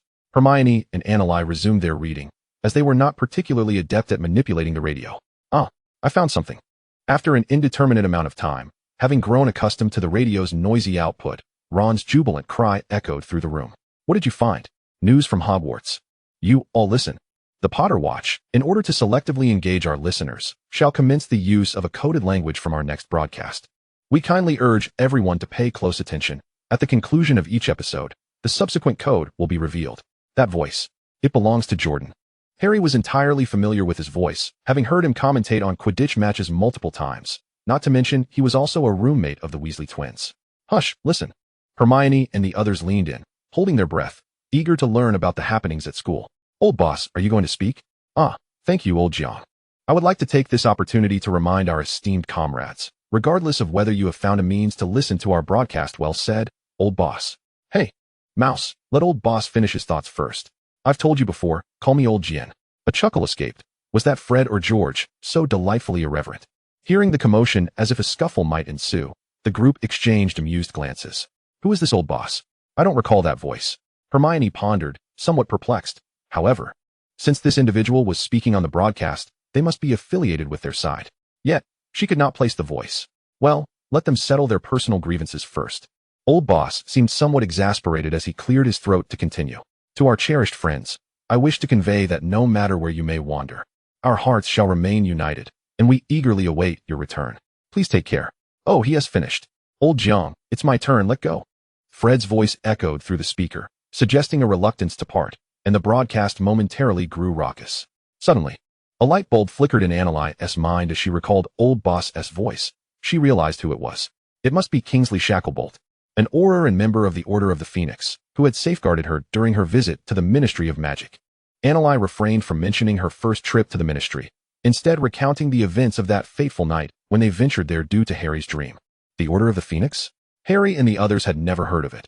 Why did Annalie always seem to know so much? Wait, Harry suddenly exclaimed, not pausing for Annalie to elaborate, as he fished out an album from his pocket, quickly flipping through the pages until he carefully extracted a particular photo. Within it were many familiar faces, and he turned it over, revealing a somewhat unclear inscription. In honor of the members of the Order of the Phoenix who shall ultimately triumph over darkness. Look, this is a photograph Sirius gave me, mentioning the Order, which seems to be an organization. I suspect my parents were also members. Harry glanced at Annalie, seeking confirmation. Oh, indeed, Harry, Annalie nodded. The Order of the Phoenix was established by Dumbledore to combat that individual. And now, dear listeners, it is time for Potter Watch to bid you farewell. We do not know when we shall broadcast again, so please keep adjusting your dials. The next code word is Albus. Stay safe, remain steadfast, and good night. As they continued to discuss the Order of the Phoenix, the broadcast hastily concluded, likely due to their late adjustments, leaving them to await the next occasion. Well then, it appears we have tasks ahead of us. Let us take turns operating the radio. I shall begin tomorrow. Sound good? Annalie stood, stretching, noting the late hour. Although they had little to occupy their time, it would be prudent to maintain adequate rest. Good night. Good night. They exchanged farewells as they returned to their respective rooms, with Annalie taking the radio along. Chapter 94, The Search. Incompetence. The minions dispatched have been searching for nearly 2 months without locating those 4 brats, Voldemort seethed. Feeling his patience waning. Master, Bella suddenly recalled a place. Master Bella had been among the first dispatched, but after weeks of fruitless searching, she was summoned back to take control of the Ministry of Magic. Eager to ascertain whether Potter and his companions possessed any artifacts left by Dumbledore to combat her master, Bella interrogated all who had handled Dumbledore's belongings, including several currently at large. Fortunately, Scrimgeour had earlier avoided catastrophe. All those examining the artifacts were his loyal subordinates. While some had been uncovered by Death Eaters, others remained hidden. Thus far, they had only identified one item, a nonverbal light extinguishing charm crafted by Dumbledore himself, which held little significance. Naturally, Voldemort was far from satisfied, deeming this lot utterly worthless. Today marked the day Bella returned with no valuable information, and the others who had ventured out brought back only news of untraceable leads. You had better have arrived at the right place, Bella. Voldemort glowered at her with disdainful eyes. Yes, master, I believe we should search at 12, Grimmauld Place. Bella licked her dry lips, retreating a step, a mix of fear and eagerness flickering in her gaze. 12, Grimmauld Place? The address sparked a semblance of familiarity within Voldemort. Yes, master. It is the ancestral home of the Black family, once belonging to Sirius, the traitor, and also to your loyal follower, Walburga Black. At the mention of Sirius, a glint of malice crossed Bella's eyes. Since Sirius's death, that estate has been inherited by Potter. I believe we should investigate there. Excellent, Bella. Finally, we have a lead. Voldemort's expression softened slightly as he surveyed the gathering, his gaze lingering on Snape for several moments, a thought igniting in his mind. Take a few people and search there. You won't disappoint me again, will you, Bella? The tone of Voldemort's words turned unexpectedly gentle, causing Bellatrix to widen her eyes in astonishment. I shall fulfill your command, master. With that, she eagerly selected several individuals to accompany her, determined to bring back something to please her master. Severus? Once Bellatrix departed, others also trickled out to continue the search, preferring to remain outside regardless of the outcome. The vast drawing room was left occupied only by Voldemort, Snape, the Malfoys, and a few Death Eaters poised to serve. Yes, master. Snape's gaze was vacant and numb. He had clenched the fabric of his robes when Bella mentioned Grimmauld Place. In truth, during Annalie's predictions about their potential separation, she had indicated that location to him. Should any turmoil arise and they were to part ways, she would undoubtedly seek refuge there. Thus, when he urged them to leave hastily, he suspected they might go there, and he had been deeply concerned that one day Voldemort would think of it. However, Bella had subsequently been sent away on other missions, allowing Annalie and the others to remain undisturbed for nearly 2 months. Unbeknownst to him, upon summoning everyone back, Voldemort had still been reminded of that location by Bella. An unease settled within him, a fear that Voldemort might indeed capture Annalie and her companions. That little Dumbledore, has she ever said anything to you? Although Severus had faithfully divulged his connection with Annalise to Voldemort, the Dark Lord remained steadfast in his suspicions. When the Death Eaters suddenly appeared within the school, their swift disappearance left little room for doubt regarding Severus's involvement. Let me ponder, Severus, you would not betray little Dumbledore out of some so-called love, would you? Voldemort narrowed his eyes, scrutinizing him, while his left hand gently caressed Nagini beside him. Of course not, my lord, Severus replied with an air of indifference. Raise your head. Severus. Voldemort, still unconvinced by his words, contemplated using legilimency to delve into his memories. In truth, he had intended to do so from the moment he found no trace of anyone within the school. As Severus met Voldemort's gaze, he allowed the Dark Lord to sift through his memories, even as it muddled his thoughts. Voldemort discovered nothing amiss. Only the infatuation in Annalise's eyes when she looked at him and the peculiar intimacy they shared, reminiscent of Bellatrix's gaze upon him. A wave of nausea washed over Voldemort, prompting him to release Severus, ignoring the sweat glistening upon his brow, and waved him away. Meanwhile, at 12, Grimmauld Place, Bellatrix, accompanied by several others, arrived via apparition at the familiar doorstep, nostalgia flickering in her eyes. This is the place, blow the door open. As a former member of the Black family, though she now bore the surname Lestrange, she was intimately acquainted with the old house as defenses against intruders without keys. Rather than attempting to unlock it, she deemed it more effective to blast it open, requiring only a few spells. Thus, they all aimed their wands at the door and unleashed their incantations. Boom. The explosion reverberated through the house, startling the four inside who were engrossed in a radio broadcast. What happened? Ron exclaimed, jolted into alertness. Hearing the noise emanating from the doorway, Annalise and the others hurried to the window, cautiously lifting a corner of the curtain. Though the windows were enchanted against prying eyes, they opted for caution. It's Bellatrix. Hermione recognized the deranged woman amidst the crowd, her appearance too conspicuous to overlook. Oh no, they must have traced us here. What do we do? Harry and Ron spoke in hushed panic, as cracks began to form in the door, threatening imminent breach. Bang! Another thunderous crash echoed, even louder than the last. The black cloth that had covered the portrait at the entrance was suddenly shaken loose, revealing the likeness of Walburga Black, who, momentarily stunned, erupted into a tirade. Filth! Wretched scum! Dirty and vile mudblood! Half-breed! Freak! Ugly monstrosity! Get out of my ancestral home! Oh, Merlin's beard! Amidst the chaos of explosions and curses, Ron felt he might lose his sanity. In the midst of her calm strategizing, Annalise had a sudden flash of inspiration. Quick! We need to go upstairs. She seized Hermione's hand and dashed up the stairs, ignoring Walburga's insults as they passed. Harry, send Creature to hide in the Hogwarts kitchen and have him find Dobby. Once upstairs, they gathered in Regulus's room where Hermione anxiously kept watch at the staircase. Annalise, pressed for time, urged Harry to arrange a safe route for Creature, as it was crucial they didn't allow him to fall into Voldemort's clutches. Otherwise, he might reveal their activities during the past weeks. Creature, understanding the urgency, Harry called out, and with a pop, Creature appeared, still hunched over. Creature, I command you to go to the Hogwarts kitchen and find the other house elf, Dobby. Stay hidden from everyone else and ensure your safety. After Harry spoke, Creature looked puzzled but said nothing, bowing slightly as he snapped his fingers and vanished. Oh no, they're coming in. I saw Bellatrix. Hermione peered down the staircase and immediately met Bellatrix's gaze, retreating in panic, unsure of Annalise's next move. Don't be afraid. You too, hold on tight to Hermione, Annalise said, maintaining her composure amidst the sound of many footsteps climbing the stairs. Unhurriedly, she pulled out a crumpled handkerchief from her bag, revealing a gleaming key. She glanced at the three, who were already gripping each other's hands tightly, then extended her left hand to Hermione. Hermione, hold on to my arm. Are you all ready? Hermione complied, gripping her arm firmly. With preparations complete, Annalise spotted Bellatrix, having just pushed through the front line of Death Eaters, smirking provocatively at her. Potter! Bellatrix screamed as she charged forward, her mind set on achieving a victory that would surely earn her Voldemort's favor. However, Annalise swiftly grasped the key from the handkerchief, clutching it tightly. In mere moments, with a swish, the four vanished from sight. No, Bellatrix could hardly fathom being outmaneuvered. She was mere steps away from fulfilling her masteress orders. Reflecting on Voldemort's fury earlier at Malfoy Manor, she shivered involuntarily. Quick, return and inform the master.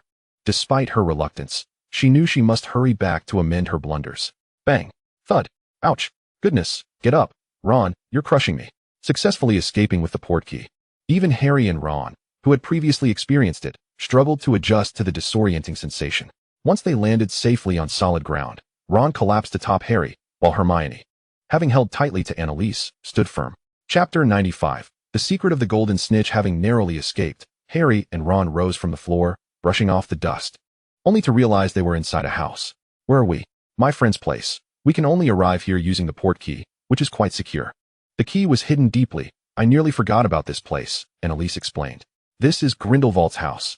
I've only been here once before, and it's quite close to Dumbledore's location. Perhaps they will realize we're here when they see the lights. Furthermore, Dumbledore need not worry about Harry's safety now. Both parties safe, it was a relief. Annalise turned on the lights in the room, while Grindelwald, noticing their presence, furrowed his brow, contemplating what might have transpired outside that led Annalise to seek refuge in her home. What's the matter, Gellert? Dumbledore inquired, noting his gaze fixated on the house. Is that not Bida's home? I advised her to go away last year, and even escorted her abroad. She shouldn't have returned at this time. Bida likely hasn't come back. It's probably Annalise and the others. Can you finally rest easy? Grindelwald raised an eyebrow at him, his ambition truly vast. First for that freckled boy, and now for some savior. The recent stirrings of the Death Eaters were far from trivial, and he had been on edge for quite some time, their unrest weighing heavily upon him. Perhaps now he could finally find some solace. Harry? Is Harry across from us? Sirius, with keen ears, caught their exchange and leaned toward the window, straining to see through the distant glow to ascertain Harry's safety. It had been far too long since he had laid eyes on Harry, confined here for what felt like an eternity, were it not for Dumbledore's presence. He might have bolted long ago. Grindelwald observed Sirius, who was stubbornly distancing himself from Dumbledore, and a surge of irritation welled up within him. What an annoying fellow he was, blissfully unaware of the tension he created. Sensing the atmosphere shift, Dumbledore urged him to ascend the stairs.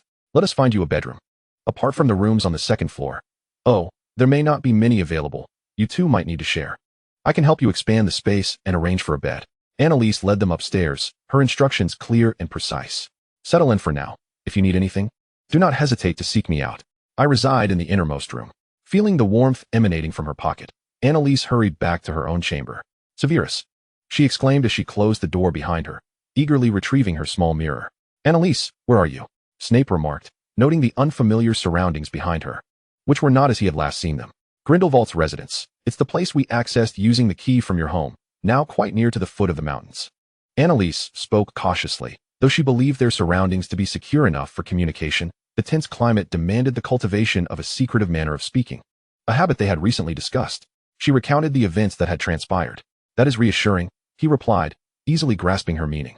Today, Bellatrix suggested searching the Black Estate for your whereabouts, and I find myself rather concerned. Knowing their safety, he relaxed his tense body, leaning back against the chair as he regarded her. Yet, he remained suspicious of me. Today he employed the Cruciatus Curse, though he found nothing of consequence. However, his temper has been deteriorating, and I fear he may resort to more drastic measures soon. I cannot guarantee our communication will remain intact, but I advise you to keep an ear out for the Potter Watch. Grindelwald and his associates also utilize it to gather information from the outside world. Despite Grindelwald's identity remaining concealed, he traveled daily between the school and Dumbledore's location, seemingly oblivious to the fervent emotions brewing between them. Nevertheless, the mere thought of a large black dog lurking nearby brought him a sense of glee. After all, following his supposed death, Dumbledore had been thriving, while the burdens of toil fell solely upon him. We discovered that it was Ron who unearthed the radio left behind by the twins. Quite an amusing turn of events. Annalise was taken aback by the fact he had noticed this too. Given the recent upheaval, do take care. They remained in relative safety and comfort. Thus it was his own security that warranted concern. Annalise, Hermione's voice called from outside, interrupting their conversation. You should go. Yes, I will return soon, Severus. She could only hastily conclude their exchange and open the door to find Hermione wearing an expression of excitement. What has happened? Come quickly. Harry has discovered something within the golden snitch. Something within it? Annalise, intrigued, followed him downstairs to the sitting room, where she beheld Harry holding a somewhat irregular stone. What is that? I tripped over the carpet on my way down and bumped into the golden snitch in front of me, and this fell out. Harry handed her the stone. I've seen this before. It is the Philosopher's Stone, belonging to Dumbledore's friend, Nicholas Flamel. Oh, I know him. She recalled that the card featuring Flamel had been tucked into the items she had given Hermione, though she could not quite remember her reasoning at the time. So, is this truly what Dumbledore intended for you? What is the key to unlocking it? A kiss? Annalise was filled with curiosity. I have an idea, Harry. Ron interjected. Remember, when you caught the snitch, it was with your mouth, so it recognizes your lips, not your hands. Oh, I suppose that makes sense, Harry said, scratching his head. having come to the same conclusion. Chapter 96, The Resurrection Stone. But what purpose does the Philosopher's Stone serve for me? Harry still felt puzzled. He had no need for the stone to extend his life, so what use could it possibly have? Hey, do you recall the stone's abilities? Hermione reminded them. The Philosopher's Stone can transmute any metal into pure gold and create the elixir of life, granting immortality to those who consume it. Wait, how do you know it is the Philosopher's Stone? I feel it resembles the Resurrection Stone more, Annalise suggested, pulling out a storybook. Cadmus was the owner of the Philosopher's Stone, and his descendants are the Gaunts. While the Resurrection Stone was once taken by Dumbledore to destroy the soul fragments attached to it, if it was left behind by him, I think it's more likely to be the Resurrection Stone. Annalise had never witnessed Dumbledore destroy a Horcrux. They had merely discussed the necessity of doing so, and she had assumed Grindelwald's fire would incinerate all the Horcruxes to ashes. But it seems that is not the case, right? I recall Dumbledore mentioning that the Philosopher's Stone had been returned to Nicholas and was destroyed, so this cannot possibly be the Philosopher's Stone. Hermione began to recollect Dumbledore's words from back then. So it could resurrect the person I wish to bring back? Harry's eyes widened, a sudden thought occurring to him. No, Harry, do not forget Cadmus's fate. Hermione cautioned him. Oh, Harry's enthusiasm dampened as he watched Annalise toy with the stone. What would Dumbledore hope to achieve with the Resurrection Stone? Why not give it a try, Harry? Annalise offered him the stone. As she had no one she wished to revive, she could not answer that question, nor could she fathom Dumbledore's intentions. However, since it was meant for Harry, perhaps only he could uncover its purpose. Harry stared intently at the Resurrection Stone, carefully cradling it in his hands. How do I use it? Think of the person you wish to bring back, Ron suggested, eager to discover the stone's effects. Harry closed his eyes and concentrated for a moment, but nothing happened, leaving him somewhat disheartened. Nothing happened. Perhaps I did something wrong? What were you thinking of? Annalise inquired. I wish to see Sirius one more time. Harry lowered his head, his spirits waning. Perhaps think of your parents? Annalise found herself at a loss for words. That remark was difficult to navigate. After all, Sirius was not dead, and the Resurrection Stone would surely not summon him. Well, let me give it another try. Harry once again delved into contemplation, and this time, two ethereal figures gradually materialized beside him. Hermione gasped in surprise, covering her mouth in fear of disturbing Harry, while Ron's jaw hung wide open. And only Annalise watched with keen interest. It was her first experience witnessing souls, and the sensation felt utterly magical. Harry. He heard a foreign voice calling his name, and hurriedly opened his eyes, only to behold the two figures nestled before him, their appearances gradually aligning with those of the individuals in the photographs he had cherished. Father, Mother. His eyes began to glisten with tears. Hermione and Annalise exchanged a glance, both deciding to grant them privacy, as they pulled Ron, who stood frozen as though petrified, upstairs. Harry, you have grown. I am truly sorry, dear child, that we could not accompany you in your journey of growth. James and Lily stepped closer, gazing at him with tenderness, their eyes brimming with guilt. No, I understand this is not your fault. Harry vigorously shook his head, wiping away his tears. He had never before experienced such a visceral connection with his parents. He could scarcely bear to part from them. Good boy, you still have a formidable task ahead. Though they had passed, Dumbledore had previously summoned them and briefly conveyed the current circumstances, suggesting that Grindelwald might endeavor to allow them to exist in a spectral form within Hogwarts. However, they had declined, acutely aware that while they appeared as souls, their state was precarious, likely allowing them only a few fleeting appearances. Since they had already said their farewells, they wished to harbor no hopes, lest disappointment loom larger. I must face him eventually. At least, for now, we hold the advantage, do we not? Harry looked at them, his eyes filled with deep admiration. Indeed, Harry. We shall remain by your side until the very end. Lily encouraged him gently. Well done, Harry, you truly resemble me in my youth. James beamed with pride, reaching out to pat Harry's shoulder, only for his hand to pass through, leaving him to sheepishly ruffle his hair, grasping at nothing. If you ever need us, you can summon us at any time. This was a promise infused with the love and anticipation for their child, and although Lily's heart ached with longing, she spoke those words nonetheless. Harry nodded earnestly. By the way, son, those three earlier, are they your friends? Do you have a little girlfriend? As they departed, James had cast a distracted glance, for his greatest pride in life was having courted Lily at Hogwarts, and if his son inherited his traits, surely he must have a girlfriend by now. Oh, not yet. They are all my friends. Right now, the Death Eaters have invaded Hogwarts, and they helped me escape. Harry felt his face flush, not expecting his father to tease him. Ha ha ha. Do not be shy, son. Back in my day, I fell head over heels for your mother at school, and it took me quite a while to win her over. James laughed heartily at Harry's bashfulness, noting how strikingly similar Harry's appearance was to his own youth. Had he been this shy too? James, Lily shot him a look, prompting him to compose himself. All right, I suppose Lily has him firmly in her grasp. Honestly, Harry, school romances are always pure and beautiful. You should give it a try. I think that petite girl suits you wonderfully. Though momentarily serious under Lily's gaze, James soon reverted to his playful demeanor, and Lily, not wishing to express anger in front of their son, relented. Oh, Harry felt a touch awkward. His father, much like Sirius, had a similar eye for charm. I once had feelings for her, but having feelings is reason enough to pursue her. Do not be shy. The bold woman fears not the persistent suitor. Learn from your father. James immediately recognized Harry's tone, surmising that he had likely given up before attempting anything. Had they not been spirits, Lily would have wanted to chastise him. Huh. Sirius said the same thing. Harry chuckled awkwardly, regretting mentioning it. Oh, by the way, where's Sirius? With him around, there would surely be no issue. He provided me with plenty of invaluable advice. Upon hearing Sirius's name, James instinctively looked around, only to be met with an immediate glare from Lily, who was clearly exasperated by his momentary lapse into self-importance. Suddenly, recalling Dumbledore's warning, James's demeanor shifted. Sirius protected me from Peter's killing curse. Harry bowed his head in anguish. Just now, I wished for him to appear, but he did not come. James and Lily exchanged a glance, hesitating, before ultimately opting to comfort him. Perhaps he has been reincarnated, say, as a large black dog? You know, his animagus form is that of a large black dog. With that teasing remark, James sought to distract Harry from dwelling on Sirius's absence. However, I see you have your own good friends now. That boy, right? I believe he will also provide you with sound advice. No, Anneli already has a boyfriend.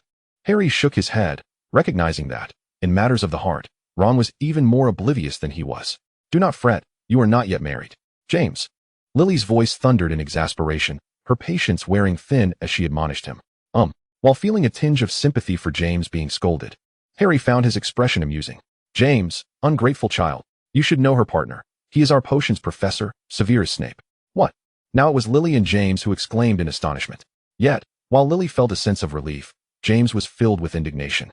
The very person who had thwarted him during his pursuit of Lily was now dating his son's crush. Oh, Harry had not anticipated that this revelation would elicit such fervent reactions from them. They have been together for quite some time. Merlin's trousers. Considering their ages.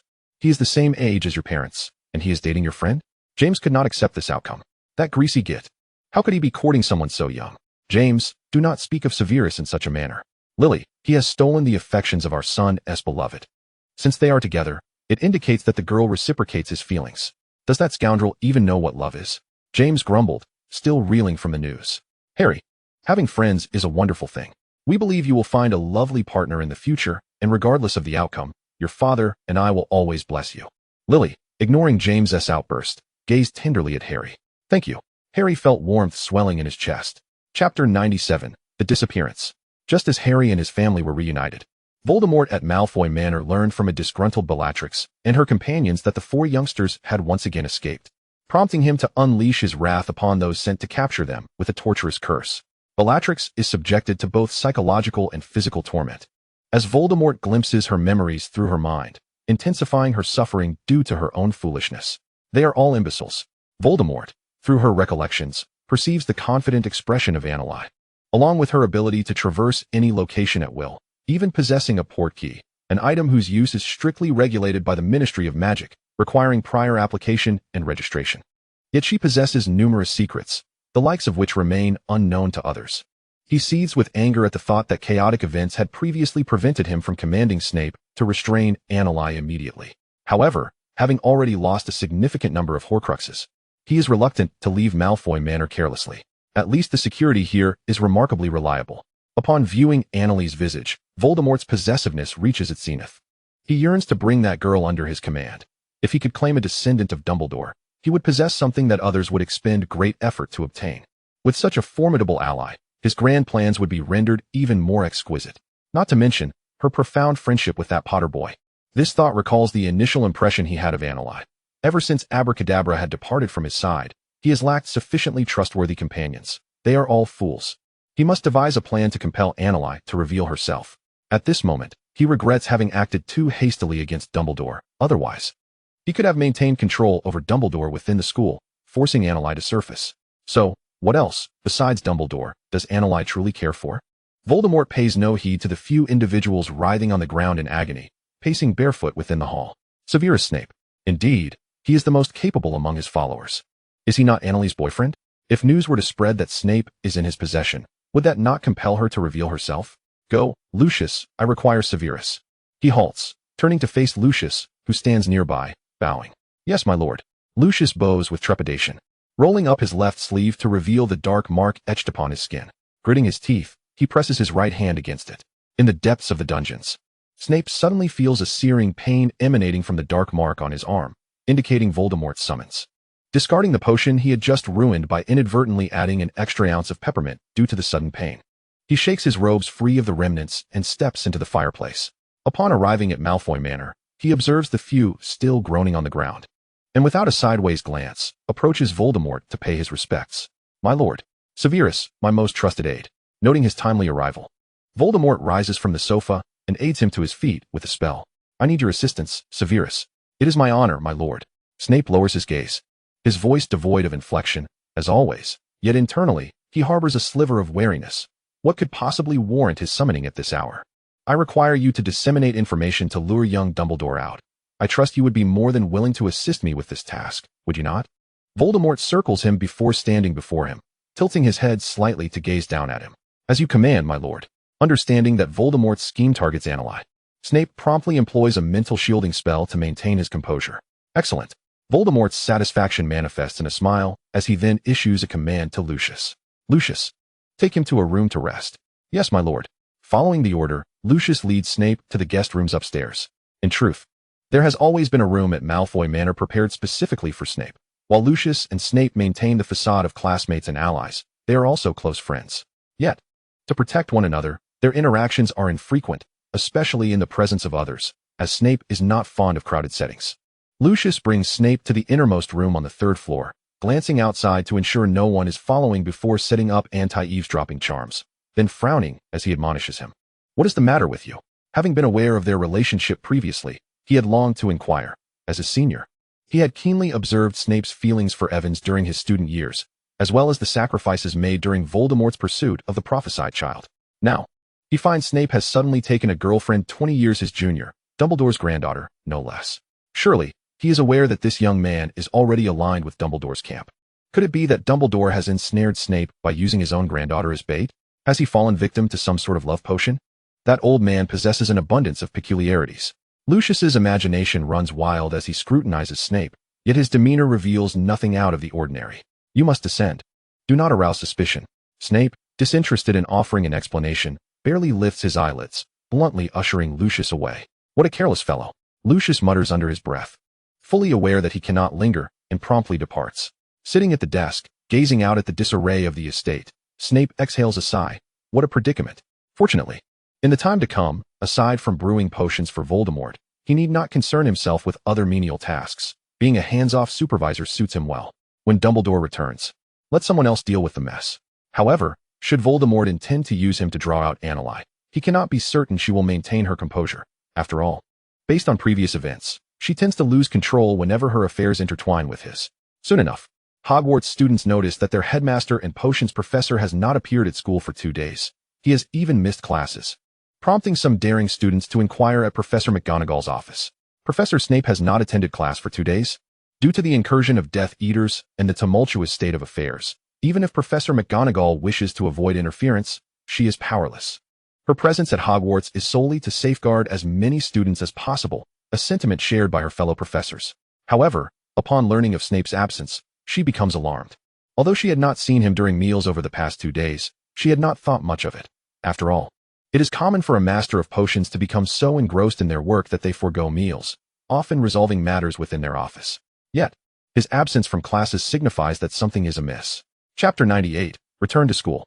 Without allowing herself further contemplation, she promptly instructs the students to return to their studies and hastens to the dungeons, grateful that she knows the passage's incantation, as he is currently the acting headmaster, and she has matters to discuss with him. Severus. The door swings open, revealing not the familiar aroma of potions wafting through the air, but a stark, desolate office devoid of life. Clearly, Snape has not returned to his office in 2 days. Professor McGonagall's furrowed brow could have crushed 2 flies. She had never encountered such a situation. How could a perfectly ordinary individual vanish from Hogwarts without a trace? Hogwarts was undeniably the safest of havens. No, The current Hogwarts was anything but secure. In a sudden flash of insight, Professor McGonagall discerned the crux of the matter. Death Eaters. It had to be related to the Death Eaters. For the first time, a look of panic flickered across the usually composed face of the amiable deputy headmistress. She longed to apparate instantly to the other professors, her movements so vigorous that she nearly twisted her ankle. Dismissing the Death Eaters from her mind, she summoned the remaining professors to her office, eager to deliberate on their next course of action. The professors' simultaneous absence at mealtime sparked hushed discussions among the young witches and wizards, who speculated about the unfolding events. Meanwhile, Caro and his associates, seated at the table, feigned ignorance as they continued their meals, having already received directives from the Dark Lord to maximize the implications of Snape's disappearance during the professor's absence. In the Transfiguration office, once everyone had gathered, Professor McGonagall recounted the events, causing a wave of agitation and fear to wash over her colleagues. They had gone too far. So audacious. So brazen. Sybil, can you provide a prophecy now? Can you ascertain Severus's condition? McGonagall inquired of the divination professor, Sybil Trelawney, who was huddled in a corner. Others might not grasp the significance of Dumbledore's decision to bring her back to teach divination, but McGonagall, having been nurtured by Dumbledore himself, understood that her prophetic abilities were genuine, albeit somewhat erratic. I don't know, perhaps I can try, Professor Trelawney stammered, shrinking under the weight of their gazes, before hastily retrieving her tools. Upon her return with the divination implements, an expectant silence fell over the professors as they watched her with bated breath, hoping her abilities would prove fruitful. After a series of rituals, Trelawney scrutinized the tea leaves at the bottom of her cup, her brow knitted in concentration as she rotated it. Strange, too strange. I have never encountered such tea leaves, she muttered, her eyes fixated on the remnants. The professors nearby craned their necks to glimpse the cup. Sybil, what do you see? McGonagall pressed, her anxiety palpable. Very peculiar. I need to perform several more readings, Trelawney murmured, seemingly oblivious to McGonagall's question, as she immersed herself in her own world, casually setting aside the first cup to pick up another, filling it with leaves and water. After several attempts, she had exhausted all her equipment. Just as McGonagall was about to voice her impatience, Trelawney suddenly transformed, seizing Professor Flitwick, who had been seated nearby, and unable to evade her grasp. Oh, Merlin's beard. Let me go? Flitwick yelped, his arm pinched painfully. Betrayer, deceiver of all. The fate of the traitor is the slaughter of serpents. The return is death. Upon uttering these words, Trelawney gasped for air as if surfacing from beneath water, bewildered by the strange expressions on her colleagues' faces. What's the matter? Did something happen just now? Meanwhile, Annalai and her trio were anxiously monitoring the radio for the latest news from the lookout station. Bigfoot. This was the password given by the previous Potter lookout station, undoubtedly a prank conceived by Fred and George, a moniker known to few. After a recent conversation with her parents, Harry's condition had visibly improved. Compared to his prior state of confusion, he now exuded a palpable tension, as if he were ready to confront Voldemort in battle. Dear listeners, today is yet another fortuitous day, allowing us to commence our broadcast with you on time. Came the voice of Kingsley, a tone markedly different from his usual calm demeanor, signifying that something was amiss. Indeed, it would be prudent for our esteemed veteran to convey a serious message. My friends, an urgent announcement must be made. The current headmaster of Hogwarts, Professor Severus Snape, has been missing for 3 days, with no eyewitnesses to confirm his whereabouts. We preliminarily suspect the involvement of the Dark Lord's followers. We are tirelessly working to ascertain his location. Annalai felt her head spin, the surrounding sounds fading into a blur, her mind fixated on Lupin's words. Snape had vanished. Connected to the Death Eaters. It must be Voldemort. Something compelled him to abduct Snape. Her concern for his safety surged, and this revelation overwhelmed her emotions. She abruptly sprang from her chair, the sudden movement causing it to topple with a jarring crash. Annalai, Hermione, and Ron exchanged worried glances as they watched her. Annalai, this isn't necessarily true. Perhaps he has his own matters to attend to. Yes, Professor Snape is incredibly skilled. How could he have been taken without a struggle? It's not as if it was a familiar act, Ron chimed in, attempting to console her, but inadvertently driving a dagger into Annalai's heart with his words. What do you mean, not familiar? Ignoring their calls, Annalai raced up the stairs. Harry and the others were unaware of Snape's undercover status and could not grasp her perspective. She needed to ensure his safety by any means necessary. She returned to her room, retrieved her mirror, and began to call for Snape. At that moment, her rationality was all but gone. If he had indeed been discovered, it was likely Voldemort would answer the call. If not, the best news would be silence. Soon, the connection was made, and Snape's weary visage appeared in the mirror. Annalai. He glanced at her, instantly comprehending her concerns, Yet his expression was more one of frustration over a cauldron of ruined potions than alarm. His failure rate had never been so high, and all within the span of 3 days. I heard the news. Don't worry. I'm quite safe with Lucius. Though this was not particularly reassuring, Annalie's anxiety remained unabated. He wants to recruit me? Yes, he likely wishes to win you over. Rest assured, I am not in immediate danger. As long as she held value, a pawn in his game, his safety was assured. I plan to return to school, Severus. No. Snape's vehement disagreement was evident as he firmly refused. Since he wishes to compel my presence, I shall make a brief appearance. I shall be mindful of my safety. If he intends to threaten me with your security to summon me forth, then I too must force his hand to reveal himself. I shall seek them shortly to discuss this matter, and if possible, you should expedite your return without concern for him. Annalie, akin to a rapid-fire machine gun, divulged her entire plan, intending to venture out later to find Dumbledore and the others to adjust their strategy. This individual, she could tolerate much. But anything related to Snape was simply intolerable. No objections accepted. If you disagree, remain at Malfoy Manor. It was the first time she had spoken to him so harshly, unilaterally severing the communication before hastily gathering her belongings and descending the stairs. The three below appeared equally prepared. Annalie, we shall accompany you back. Hermione approached her as she reached the bottom of the stairs. How did you know I was returning? She had initially planned to infiltrate the school alone. How could 4 of them leave together? We guessed you would undoubtedly return to rescue Snape. Besides, we have been cooped up for far too long. We might as well accompany you back, as you cannot face so many alone. We would be quite worried for your safety. They bore expressions that clearly indicated they were not about to let her slip away on her own. However, I cannot take you all back at once. Cece was utterly exhausted last time, and she had privately pecked at her afterward. Do not fret, just now. Lupin and the others mentioned in the broadcast that they likely suspect we might return upon hearing the news. Harry grinned broadly. They have a way back to the school? Annalie blinked incredulously. If they had a means, then what was the purpose of Voldemort's arduous efforts to have Draco repair the vanishing cabinet? Indeed. And you are quite familiar with that place, Ron added, teasingly. All right, stop teasing Annalie, Hermione interjected, exasperated by their childish antics. At the Hog's Head, they only mention this. But I believe once you arrive, you will discern how to return to the school. She refrained from mentioning how they had just vehemently criticized Aberforth's rather intimidating demeanor during the broadcast. Chapter 99, Compliance with the Plan. This was something Annalie had not anticipated. Her mouth slightly agape in astonishment, for Aberforth had always been averse to any association with Dumbledore and despised troublesome matters. Yet, he had now opened a passage in and out of the school. Very well, but we shall wait until later, at midnight, to depart. There are simply too many people watching during the day. Annalie pondered for a moment, for she had yet to inform Dumbledore and the others of her intentions. Agreed. The three had no objections and nodded in assent. Then let us return to rest for a while. I suspect our time for peace will diminish starting tomorrow. She urged them upstairs. You wouldn't leave us behind, would you, Annalie? As they ascended the stairs, Hermione observed her intent to depart, clearly reluctant for them to follow, and asked with a hint of concern. Of course not. She replied earnestly, wishing to reassure them. Once she had done so, they retreated to their respective rooms. Watching them obediently retire for rest, Annalie extracted her necklace and discreetly activated the disillusionment charm before exiting. Upon arriving near the house where Dumbledore and the others resided, Sirius opened the door to welcome her inside. Dumbledore said you would come, he remarked with a grin, seemingly explaining as he led her to the study where Dumbledore and Grindelwald were seated. Upon her entrance, both of them smiled in unison. Thank you, Sirius. Dumbledore nodded in acknowledgement, and Sirius, still grinning, closed the door behind him. Their conversation was of no concern to him, as he was currently a ghost. Please, sit, Annalie. After ensuring she was seated, Dumbledore took his own seat. We heard the broadcast, and surmised you would come to find us. Do you wish to return to the school?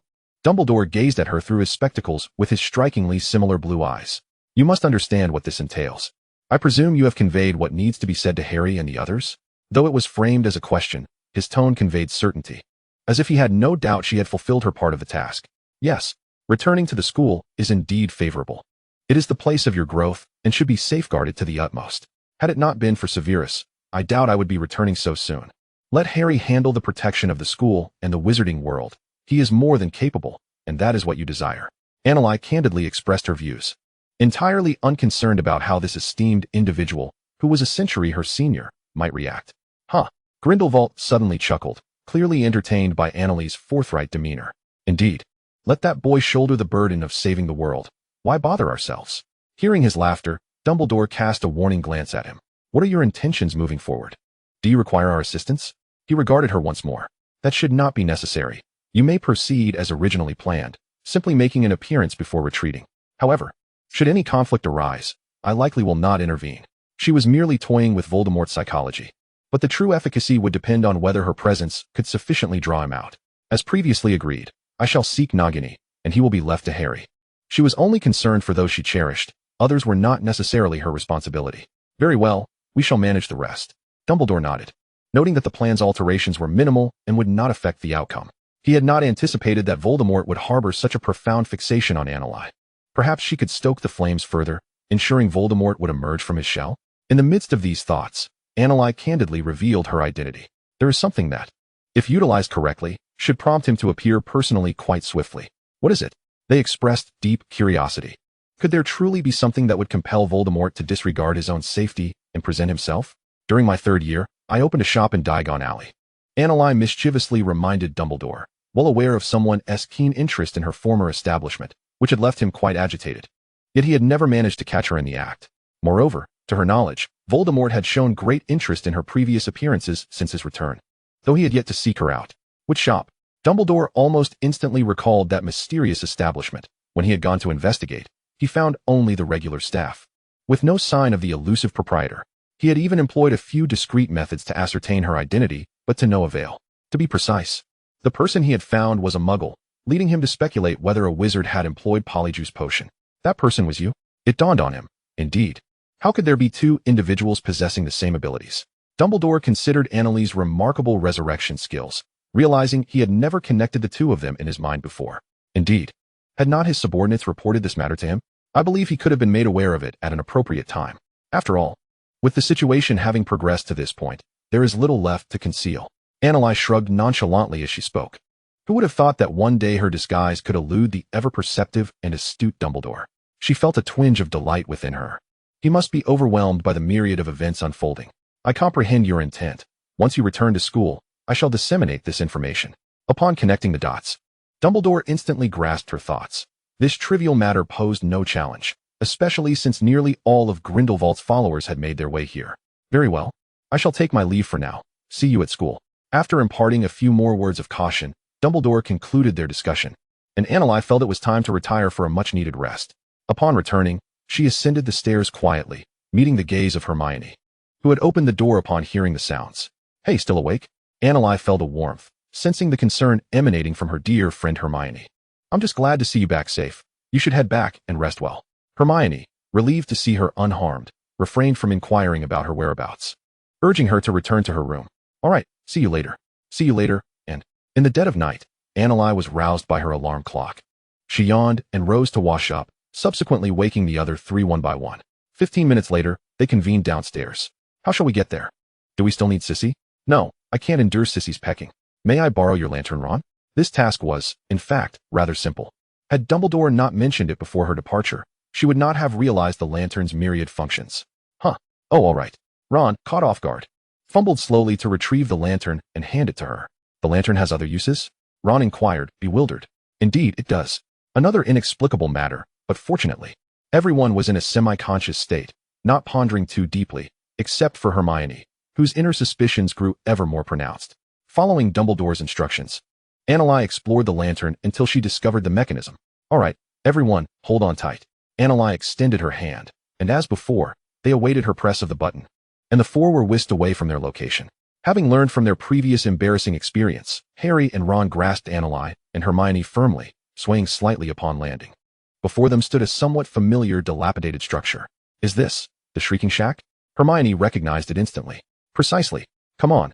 Harry, may I borrow your invisibility cloak? I shall cast the disillusionment charm on you. After casting the charm on Ron, she felt no apprehension for Hermione, as only the two of them were unable to perform the charm. Donning the invisibility cloak, Annalise also concealed Harry's form. Let us proceed. You should remember the location of the Hog's Head, yes? If not, just follow my wand. Annalise held her wand aloft for their guidance and set off ahead. Anticipating the meeting with Aberforth, Annalise felt a surge of joy, nearly breaking into a light jog, though she remained vigilant of her surroundings, wary of potential Death Eaters lurking. Fortunately, they encountered no other figures until they reached the pub's entrance. Annalise dared not knock, but instead slipped a letter through the door's crack, awaiting silently. A few minutes later, She heard some movement from within. "Come in." Aberforth opened the door but saw no one, yet still spoke softly. The light inside was dim. Once they had all entered, Anneli closed the door and removed the invisibility cloak. Hermione stood by, helping them lift the charm. "Aberforth." "Anna." Upon seeing Anneli unharmed before him, Aberforth's eyes glistened with emotion as he embraced her. "It's a relief to see you safe. Why have you come here?" "There have been numerous Death Eaters patrolling the village." Aberforth led them to a private room on the second floor, offering each a glass of butterbeer to warm them. "We wish to return to school, Aberforth. We will require your assistance." Anneli took a hearty sip, savoring the familiar taste she had longed for over the past few months. "There are Death Eaters at school. It is perilous." Although Aberforth was unaware of Dumbledore's plan, he sensed that he was involved in something dangerous with Anneli. His concern was palpable. "Aberforth, I will exercise caution. Do not fret, for I intend to remain by your side for quite some time." Anneli understood her significance to Aberforth and endeavored to reassure him. "If it weren't for that lad, I would never agree to this. What does he think this is? King's Cross Station?" Harry and the others sat quietly nearby, sipping their butterbeer, striving not to interrupt their conversation. After a few exchanges, Aberforth realized he could not dissuade her, sighing as he began to voice his grievances. It won't be long. Listening to his complaints, Anneli smiled broadly. "Follow me." He retrieved a nearby candle and led them to the parlor, where a large oil painting hung, depicting a serene and elegant blonde girl holding flowers. Aberforth had previously introduced her as Anneli's long unmet great-aunt. "I apologize for the trouble." Aberforth spoke to her, and the girl smiled gently before stepping back. After a while, a sound echoed, and she returned to her original stance, the painting slowly opening. They all gazed nervously towards the source of the sound. And then they beheld a familiar face. Neville. "Hey, long time no see." "Harry." Neville's eyes lit up as he joyfully greeted them. "Are you all heading back to school? Hurry. They will be thrilled to see you." He turned and shuffled into the corridor, not forgetting to express his gratitude to Aberforth. "Thank you, Mr. Aberforth." "Humph." Aberforth grunted in response. Anneli smiled and embraced the lovable elder once more before bidding him farewell and following the group into the corridor. After what felt like an eternity, they finally glimpsed a glimmer of light. "Everyone, come look. Who's back?" Neville exclaimed excitedly, leaping from the corridor, calling out to an unknown audience. As they emerged from the passage one by one, they discovered a somewhat familiar room filled with many people, some familiar faces mingling with strangers. "Harry." A figure rushed toward Harry, enveloping him in a tight embrace. Ron's expression soured upon recognizing who it was, to his dismay.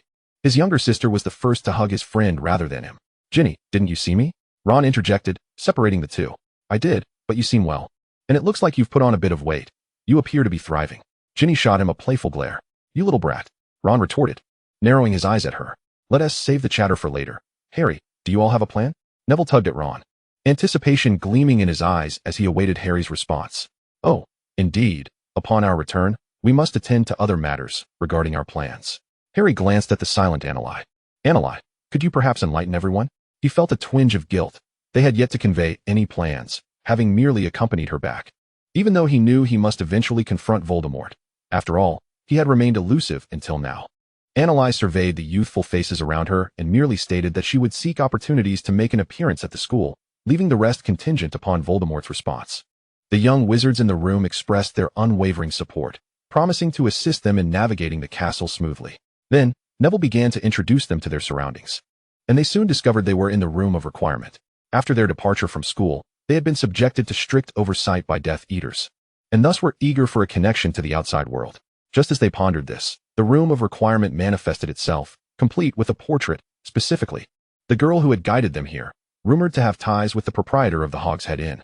Seizing the opportunity while Death Eaters had yet to fully extend their influence over Hogsmeade, they reached out to those they could, including the Weasley twins. As for how they managed to contact Kingsley and Lupin, it all began with their Weasley wizard wheezes. They had crafted a plethora of protective products, eagerly acquired by the Ministry of Magic, with Kingsley as their liaison. Subsequently, Lupin sought them out, as he was temporarily unemployed and believed that associating with them would provide invaluable insights into the happenings at school, prompting him to apply for a position. Given their previous amiable rapport, the Weasley twins had no reason to refuse, especially considering the Ministry's substantial orders necessitated additional hands. Eventually, as they maintained correspondence with the school, they established the Potter Watch, designed to relay the latest updates to Harry and his companions. The twins recalled the old radio they had left behind, deeming it an optimal solution. In truth, these measures proved immensely beneficial. "Harry, we must venture outside briefly and then re-enter." We need to destroy the passage that allows the Death Eaters to enter and exit the school. Once everyone had departed, Anneli recalled the vanishing cabinet that facilitated the Death Eaters' comings and goings. This was also one of her tasks. No problem. The four of them used the disillusionment charm to exit the room of requirement and then silently recited the incantation for the room that could conceal many items, revealing a somewhat familiar, albeit smaller, door in the wall. Upon entering, they immediately spotted the enormous cabinet that stood in the center of the room. Anneli halted them, instructing them to remain in place. Let me handle this. You'll be safer here. She stepped forward, stopping 5 meters away, and summoned the fire shield charm. The mesmerizing blue flames instantly engulfed the massive cabinet, which trembled violently until it was reduced to ashes. Anneli exhibited remarkable control over the fire shield charm. Aside from the cabinet, the surrounding items remained unscathed. It's done. I'll find a moment to appear in the castle. You should stay in the room of requirement. I'll return shortly. All right, Anneli, do take care. She nodded, and after they re-entered the new room, she rendered herself invisible with her necklace and proceeded toward the dungeons. Chapter 100, Preparations for Battle. From Neville, Anneli learned that the Death Eaters had taken control of the school. Aside from the Caro siblings, who had been assigned as professors, there were several others patrolling the castle daily. Her task was to eliminate the majority of patrolling Death Eaters and then, quite casually, present herself before the others. She had agreed with Neville that once her presence at the school became known, he would relay this information to the Weasley twins for broadcasting. Upon hearing the announcement, Dumbledore would then commence arrangements to disseminate news of her supposed ability to resurrect indefinitely, thereby luring Voldemort out. As she treaded the path to the dungeons, she felt as if she had been gone for years, despite it being only a few months. Turning a corner, she spotted 2 Death Eaters patrolling as a pair. Their masks and dark robes made it easy to identify them as anything but benign. Without a moment's hesitation, Anneli unleashed the fire shield charm, and before they could even utter a sound of despair, they were reduced to mere ashes. Just as she intended to continue toward the dungeons, the sound of footsteps reached her ears. A wizard with a long, twisted face approached from the end of the corridor, but after a few steps, he halted, puzzled, gazing down the hall. Have those two moved so quickly? Antonin Dolohov muttered. We agreed to stick together. No sooner had he spoken than the ground bore another small pile of ashes. This marked Anneli's first use of the fire shield charm against a human. However, considering the malevolent nature of her victims, her guilt was considerably diminished. Upon entering the dungeons, she surveyed the familiar room and took a deep breath. The air still faintly tinged with the scent of wormwood. It appeared Snape had yet to find an opportunity to escape. Could it be that Voldemort would only allow Snape to surface upon learning of her return, potentially commanding him to capture her? Anneli circled the office before venturing out to roam the castle. Her path led her to the 3 Death Eaters, indicating that she would soon need to make her presence known. In her musings, she encountered an unfamiliar woman exiting a classroom. Clearly, she was the Death Eater assigned to teach at Hogwarts, Alecto Caro, sister of Amicus Caro. This is my chance. As she descended the stairs, leading a group of older students, Anneli canceled her invisibility and strode confidently down the corridor. Anneli? Almost every upperclassman recognized her. Some gasped in surprise, but swiftly covered their mouths. However, Alecto had already spotted her. Anneli Dumbledore. She shrieked. Anneli, as if just noticing her, appeared startled for a moment before sprinting away, leaving Alecto with little time to manage her students as she pursued Anneli's fleeing form. Once around a corner, Anneli rendered herself invisible again, watching as Alecto rushed past before leisurely ascending to the 8th floor to rendezvous with Harry and the others. They would have to temporarily vacate this room. News of Anneli's appearance at the school spread rapidly. Those in the know, including Neville, feigned ignorance. Alecto, having failed to capture Anneli, quickly reported the situation to Voldemort. Upon learning that his plan was proceeding smoothly, Voldemort rarely laughed heartily, promptly arranging the next steps. Excellent. Now, gather all the students. I shall have Severus assist you in luring out young Dumbledore. Ensure you capture her alive. Yes, master. Alecto hesitated, uncertain whether to disclose certain details to Voldemort. Why do you hesitate? Voldemort, in a jovial mood, refrained from punishing her. Master, I was unable to locate the vanishing cabinet. It seemed to have vanished into thin air, leaving only a pile of ash. My subordinate suspects most likely the work of young Dumbledore. Indeed, she is worth my time and effort to subdue. Now, go and attend to the next task. His indifference towards the disappearance of the vanishing cabinet was palpable. Once Anneliese pledged her allegiance to him, the cabinet would serve no purpose. Yes, master. Severus Snape, summoned by Lucius, departed with Alecto upon receiving Voldemort's signal. Upon returning to the school and gathering the others, they soon realized 3 individuals were conspicuously absent. These 3 rascals were notorious for their laziness. Surely, They had slipped away to indulge in libations. Travers spat in disdain at the mere mention of them. Let us not concern ourselves with their absence.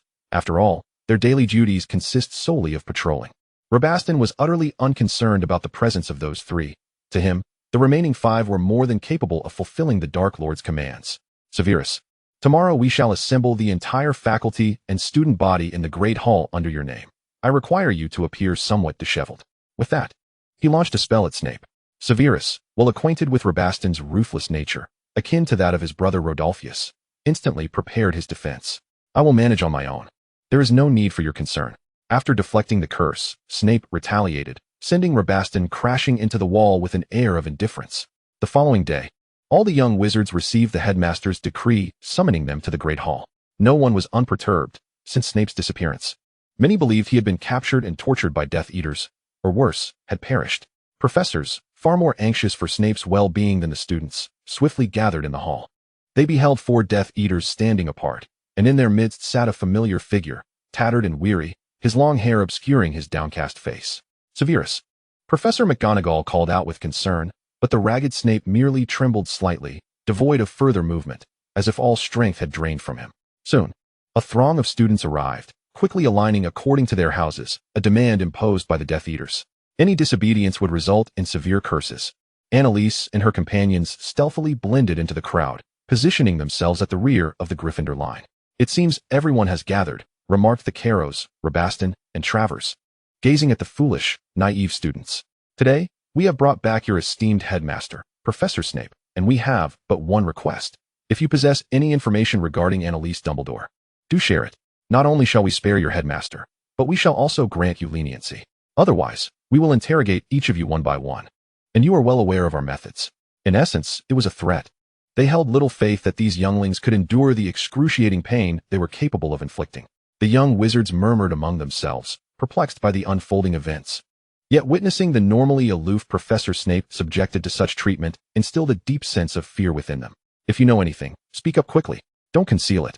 This will only endanger us, innocent ones. A girl from Slytherin stepped forward, addressing the Gryffindor ranks. Her genuine fear was evident. It was merely a matter of surrendering one person. After all, they were not related to her. Could sacrificing one individual save the entire school not be justified? Her words stirred a hornet's nest. Not only Gryffindor, but all of Ravenclaw and Hufflepuff turned their eyes upon her with scrutiny. Since the arrival of the Death Eaters, aside from the Slytherin students, the others had endured considerable torment. They loathed this situation, yet understood that it was not the fault of Harry or Annalise. The true blame lay with Voldemort. They should unite against him rather than betray their comrades for a fleeting reprieve. What would happen if this precedent were set? Would Voldemort demand the surrender of anyone he desired in the future? Surrender him. Hand over Dumbledore. Hand over Potter. Some timid Slytherins echoed the call, emboldened by the girl's courage. However, this uproar did little to please the 4 Death Eaters. They were eager to fulfill Voldemort's demands. If you persist in your choices, perhaps you would care to witness the fate of your beloved headmaster, Rabastin sneered, raising his wand towards Snape. Eager to avenge the indignity from the previous day, Crucio, Petrificus Totalis. His incantation had scarcely left his lips when a counter curse struck him, prompting the other 3 to raise their wands towards the students, on high alert. Who? Alecto barked. Ah, you sought me, and here I am. How could you question my identity? Annalise scoffed, emerging from the back of the crowd alongside Harry and others. Annalise, Harry, Professor McGonagall looked upon them with alarm, disapproving of their sudden appearance. Alecto, consumed by Voldemort's commands, unleashed a curse at her, disregarding all else. Now that Annalise was present, anything alive was deemed sufficient. Blasting curse. Alecto followed up with another incantation, causing the surrounding students to scatter, creating ample space. Annalise adeptly countered the incoming curses with swift precision. Snape, Alecto shouted, urging him to seize Annalise. Yet, as Snape stood, he promptly cast a spell that struck them, rushing to Annalise's side while exclaiming, Professor McGonagall. We cannot allow them to escape. McGonagall reacted swiftly, casting a stunning spell at Travers, but he evaded it nimbly. Snape, you traitor. The Carrow siblings fumed, struggling to rise. I was never on your side. Snape smirked mockingly, while Annalise conjured a protective flame barrier beside him. Sensing the dire situation, Travers deflected McGonagall's spell and shattered the glass behind him, transforming into a cloud of black smoke and vanishing, Annalise's spell failing to connect. He got away. Annalise lamented, realizing Snape's identity had been exposed prematurely and fearing the repercussions. It's all right. Leaving one alive to spread the news may prove advantageous. In truth, it was a role Snape was meant to fulfill, yet given the circumstances, he found no fault in this outcome. Are you all right? Annalise grasped his robe, aghast at its tattered state. Had Voldemort truly tortured him for the sake of authenticity? I am fine. It was my own doing. Snape grasped her wandering hand, feeling warmth creep to his ear beneath his long hair. This was a public space, and should she not be more mindful of the implications? Annalise, Severus. What on earth transpired? Professors McGonagall and the others, having dispersed the students, approached them. All I can say is that this was orchestrated by Headmaster Dumbledore. Annalise feigned nonchalance. And upon hearing this, the professors assumed it was a strategy left by Dumbledore for Annalise to combat Voldemort, eagerly expressing their willingness to join her in the fight against him. Certainly, esteemed professors, I must trouble you to pay close attention to the protective measures at Hogwarts in light of recent developments. It is anticipated that Voldemort will soon lead a substantial number of Death Eaters to the school, and there are far too many young wizards who require safeguarding. By tonight at the latest, all students must be evacuated. Annalise responded to the professors. Not a problem. We shall inform the prefects immediately to ensure the children depart swiftly. Professor McGonagall concurred, swiftly departing with the other professors, leaving out Snape, as she could manage the arrangements for Slytherin on her own. Severus, I have returned. At that moment, the hall was left with just the two of them. Harry and his companions had long been enveloped by the throng of Gryffindor students as they exited. Snape gently caressed her cheek and then embraced her tightly, speechless. As long as she was safe, that was all that mattered. Chapter 101, The Great Battle. Crash. Upon learning of Snape's betrayal, Voldemort split the table in two with a furious blow, sending it flying. The surrounding Death Eaters stood paralyzed with fear. A few unfortunate souls struck directly by the flying debris. Damn it. His rage threatened to consume his sanity. My lord, we have just received some news. Though Bellatrix quaked at Voldemort's wrath, she dared not delay in reporting. Speak. Voldemort's crimson eyes fixed on her with fury. The shopkeeper we have been inquiring about is Annalise Dumbledore, my lord. After delivering the news, Bella cast a timid glance at him, fearing to share the fate of the shattered table. Excellent, excellent. Voldemort's fury transformed into a twisted smile. He had known his instincts were correct, but was incensed by the baseness of his followers. Snape had the audacity to betray him, depriving him of such a significant ally. Ah, love, is it? Dumbledore has played a splendid game. This must be the greatest trap he has laid for himself. This self-proclaimed champion of justice sacrificed his own granddaughter in the name of so-called righteousness. Gather everyone. We shall proceed to Hogwarts. After his outburst, Voldemort commanded the surrounding Death Eaters, who promptly obeyed. At Hogwarts, Professor McGonagall assumed that the current situation would have students longing for the comfort of home. However, to her surprise, apart from the Slytherin students, the majority were unwilling to leave. Professor, we all wish to remain at the school. We will fight to the end at Hogwarts. Protect the school. We refuse to go. Even the professors found it impossible to forcibly evacuate these determined children, only managing to send home those willing to seek refuge, dispatching several professors to escort them away in various manners. Very well, everyone. To prevent any disruption to the school, I believe we should implement some protective measures. Professor McGonagall and the remaining professors watched the students depart before they dispersed, each commencing to chant various spells to establish a formidable protective barrier around the school. The transparent shield gradually took shape in the air, spreading out in patches before merging, ultimately enveloping all of Hogwarts. Ah, hiss. Just as they were nearing completion, a piercing sound suddenly erupted. Standing beside Annalise, Harry pressed his hand against his scar. Despite having learned the brain-blocking spell, he had scarcely felt pain since except for those few dreams. Yet this time the agony was particularly intense. What is it, Harry?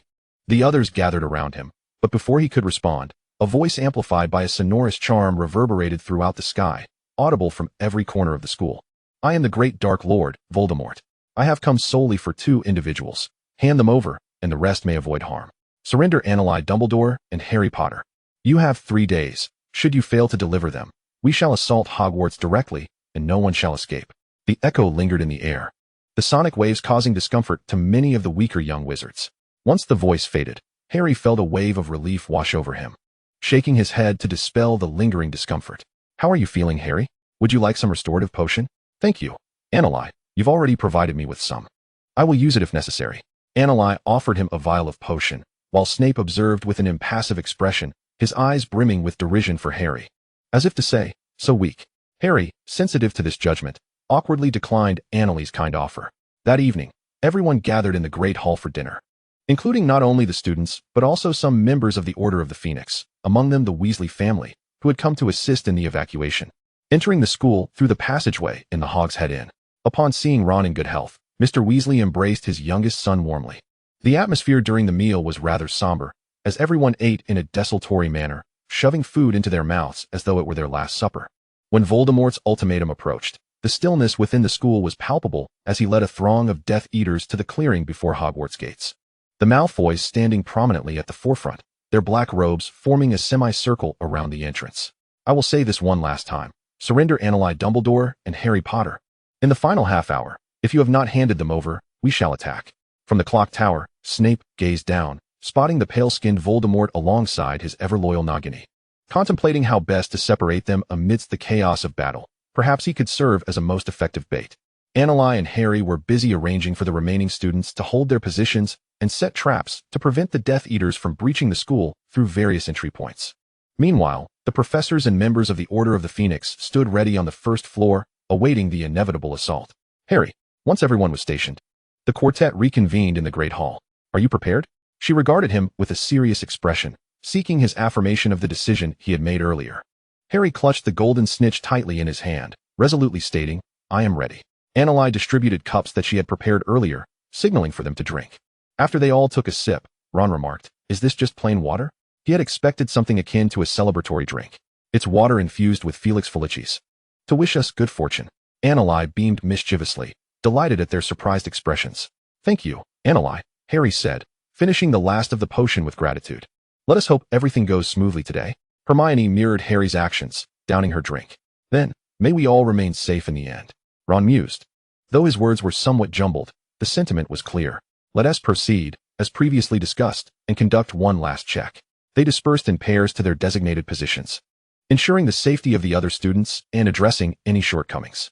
However, the protective barrier outside Hogwarts was already bracing for wave after wave of attacks from the Death Eaters, the shields showing ominous signs of fracture. Go find Anneli. Harry summoned his Patronus. Harry awaited the confrontation with Voldemort on the first floor, while Ron made his way to the location of the stone bridge at the back to check on the status of Seamus's explosives. Who would have imagined that the timid first year, who could barely execute a levitation charm without causing a feather to explode, had silently mastered the art of bomb-making? Anneli and Hermione were tasked with inspecting the various secret passages within the castle and managing any unexpected situations, their speed and repertoire of spells unmatched by anyone else. Although Harry's Patronus could not yet speak like those of Snape and the others, they had agreed that the sighting of each other's Patronus would serve as a signal to remain particularly vigilant. At that moment, Anneli and Hermione had patrolled to the room of requirement on the 8th floor. Upon seeing Harry's Patronus, they approached a window to gaze downward. The protective barrier had been utterly shattered, and Death Eaters were storming into Hogwarts. The young witches, tense and on high alert at their respective positions, were either aiding one another in fending off the Death Eaters' curses or swiftly relaying warnings to others. Voldemort, accompanied by half of his Death Eaters, remained stationary, having orchestrated the initial wave of assault, intending to issue another threat to draw out the two once the casualties within were substantial. Anneli and Hermione began their descent down the stairs, rushing to assist whenever they witnessed a Death Eater harming a student. The staircases and walls bore the scars of spells cast in the heat of battle. Anneli, Luna, and another Ravenclaw girl rushed up from below. Anneli, Harry has just gone out to duel Voldemort, and a snake has entered the school. Many students are too frightened to approach, and Professor Snape has gone to handle it. She hurriedly sought out Anneli to relay this urgent news. 10 minutes earlier, Harry had watched the professors outside bravely resisting the Death Eaters to protect the students, while the courageous students within the castle united to defend their school. Harry pressed the golden snitch to his lips and retrieved the resurrection stone from within, the figures of James and Lily appearing beside him. Mom, Dad, I'm going to do this. You will always be with me, won't you? Inspired by the selfless actions of the professors and his peers, Harry resolved to confront Voldemort directly. Of course, my child, we are forever by your side. Lily smiled tenderly at him. Go forth, Harry, we shall assist you, James added with earnest encouragement. Harry smiled gratefully, tucking the resurrection stone into his pocket. Although the figures of Lily and James faded away, he felt their presence in his heart, filled with boundless strength as he strode out of the castle. Chapter 102. The battle concludes. Hermione, go outside and aid them. I must find Severus and will reunite with you shortly. She was determined to locate Nagini and Snape, oblivious to Hermione's worried calls from behind. Upon reaching the junction of the 4th and 5th floors, Anneli heard the sounds of combat, clashes akin to weapons striking one another, and rushed towards the source, only to find Snape engaged in a battle with Nagini. wielding a spear that must have been taken from some statue, yet it was sufficiently sturdy. Annalai approached cautiously, afraid to call out lest she distract him, especially since Nagini could no longer recognize her.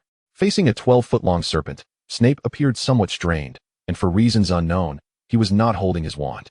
It might have been lost in the fray. The distance between them was too close for comfort, and with Snape's back turned to her, she refrained from casting any spells that might inadvertently strike him. For now, she could only remain a spectator, waiting for the opportune moment to act. As Snape gradually pushed Nagini toward the enormous glass behind him, Annalai surmised his intent and felt certain that soon she would be able to intervene. Crash! Nagini was forced against the glass, though it did not shatter immediately. Snape hurled the spear at the glass, the external force finally causing it to break. As Annalai prepared to move forward, Nagini's head had already begun to fall out of the window, and whether by intent or accident, its serpentine tail ensnared Snape's ankle, dragging him down with it. Severus!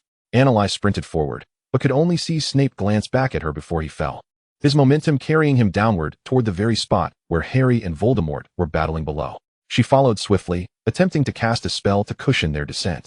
Having slowed Snape's fall, Nagini, which landed first, quickly reacted, opening its gaping maw to bite at Snape's throat. No. Petrificus totalis. Imperturbable charm. Bind swiftly. Upon landing, Annalai stumbled and immediately directed several spells at Nagini, but the petrifying charm merely bounced off as if ineffective against the serpent's body. Only the subsequent freezing spell managed to immobilize it, binding it tightly. Severus, Severus! Annalai rushed to his side, tears streaming down her face as she cradled his head, pressing her hands against his wound, which continued to bleed profusely. At that moment, Snape's gaze had grown unfocused, as if he wished to speak, but the wound on his throat made utterance laborious. It soon dawned on her, wiping her tears hastily, to rummage through her bag for various potions. She first administered the antidote for snake venom, despite him having previously claimed that ordinary antidotes were useless against Nagini's poison, followed by an array of restorative potions. Don't be afraid, Severus, don't be afraid. I'm here, I can save you. Whether she was reassuring him or herself, her voice trembled as she repeated. It's okay, don't fear. I have the Patronus charm, I can bring you back. Annalai the stone. Snape struggled to articulate. His words slurred due to his injuries. I know, she replied, her hands a flurry of activity, despite knowing she possessed a potent trump card. Yet, upon seeing him lying bloodied and battered, she felt a surge of panic. Understanding Snape's intention as she observed a flicker of recovery in him, she approached Nagini, which was thrashing against its bindings, the binding spell only tightening its struggles. She retrieved the resurrection stone, slicing her palm with her wand and allowing several drops of blood to fall upon it. The stone absorbed the blood, and blood-red patterns spread across its surface, resembling strange totems. Once the patterns ceased to grow, Annalai placed the stone upon Nagini's head. Hiss! The resurrection stone appeared to meld into its forehead, and the same markings began to manifest upon its body, until its crimson eyes transformed into deep emerald green. The stone suddenly fell to the ground. It worked. Now, Nagini was merely an ordinary snake, merely a Horcrux of Voldemort. Annalai turned to convey the success of her endeavor to Snape, only to find him silently collapsed on the ground, the faint rise and fall of his chest now stilled. Her pupils dilated, fists clenched. She bit her lip to stifle a cry, opting instead to raise her wand toward the serpent. I will eliminate the Horcrux, and then I shall come to your aid. Fire release, protection. Hiss! The azure flames ignited, and the serpent writhed in its confinement until it was reduced to ashes. Observing the drifting remnants, Annalai hastened back to Severus' side, pouring out all her potions and commencing the casting of the Patronus charm. Meanwhile, at another battleground, the loss of 2 Horcruxes had a profound impact on Voldemort's magic, causing both him and Harry to succumb to unconsciousness from the magical backlash. Harry, Ron, Hermione, and several members of the Weasley family rushed forth, lifting Harry from the ground. Harry, Master! Bellatrix anxiously encircled Voldemort, forbidding anyone else from approaching. Voldemort opened his eyes, shaking off Bellatrix's support, trembling as he stood, shaking his head in confusion. What has transpired? He was perplexed by the sudden fainting spell, feeling his power waning further.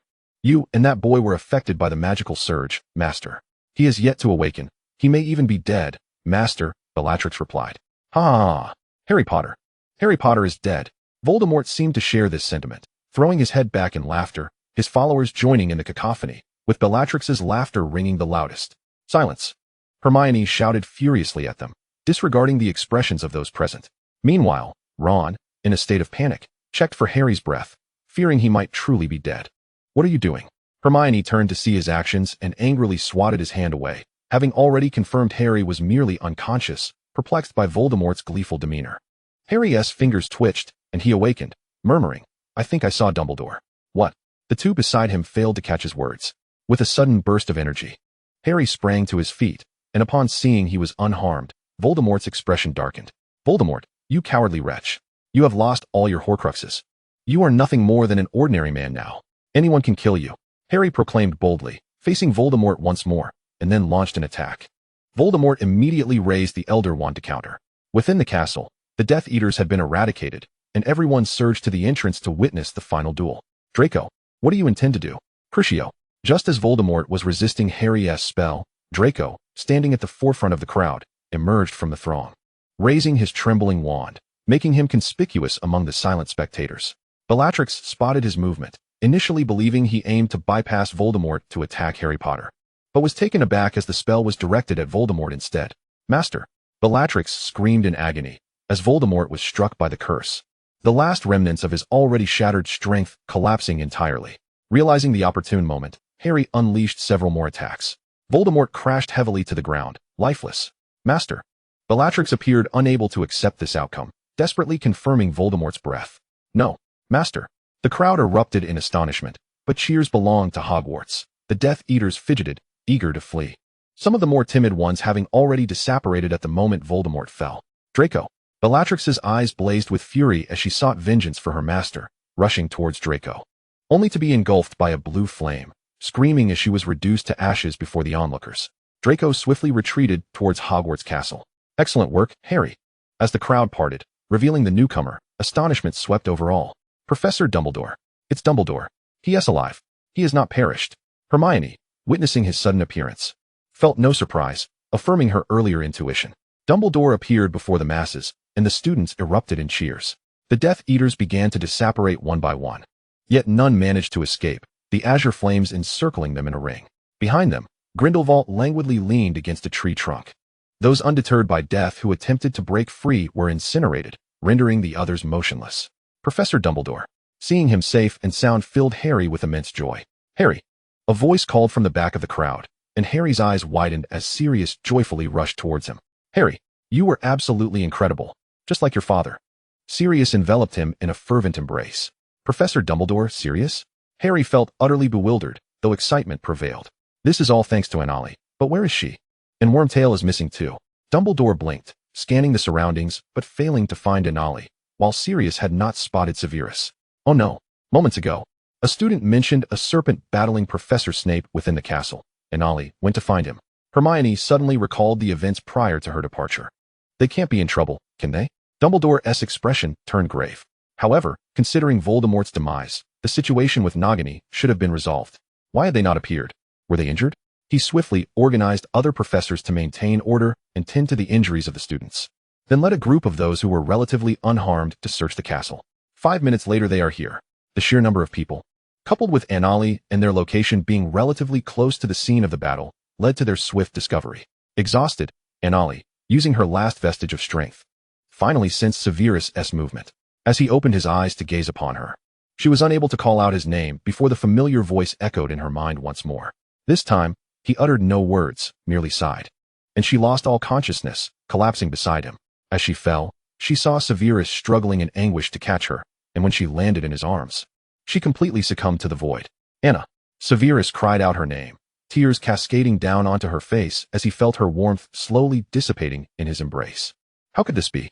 How could Anali? Hermione rushed forward, clutching her hand tightly, sensing her waning warmth, utterly unable to accept this reality. The battle had concluded. Voldemort lay dead, and the days ahead should have been peaceful. How could Anali? Harry, Ron, and several professors and young wizards who had gathered stood silently nearby, mourning for Anali in quiet reverence. Many young wizards who had shared a bond with her or received her assistance could not suppress their sobs.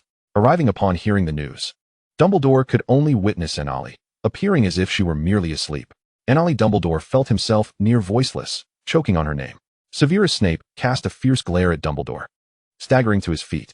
Though his steps were still somewhat unsteady, his grip on Anali remained resolute. He was determined to take her home, back to their shared abode. He had planned to propose to her upon her graduation, envisioning a life together for eternity.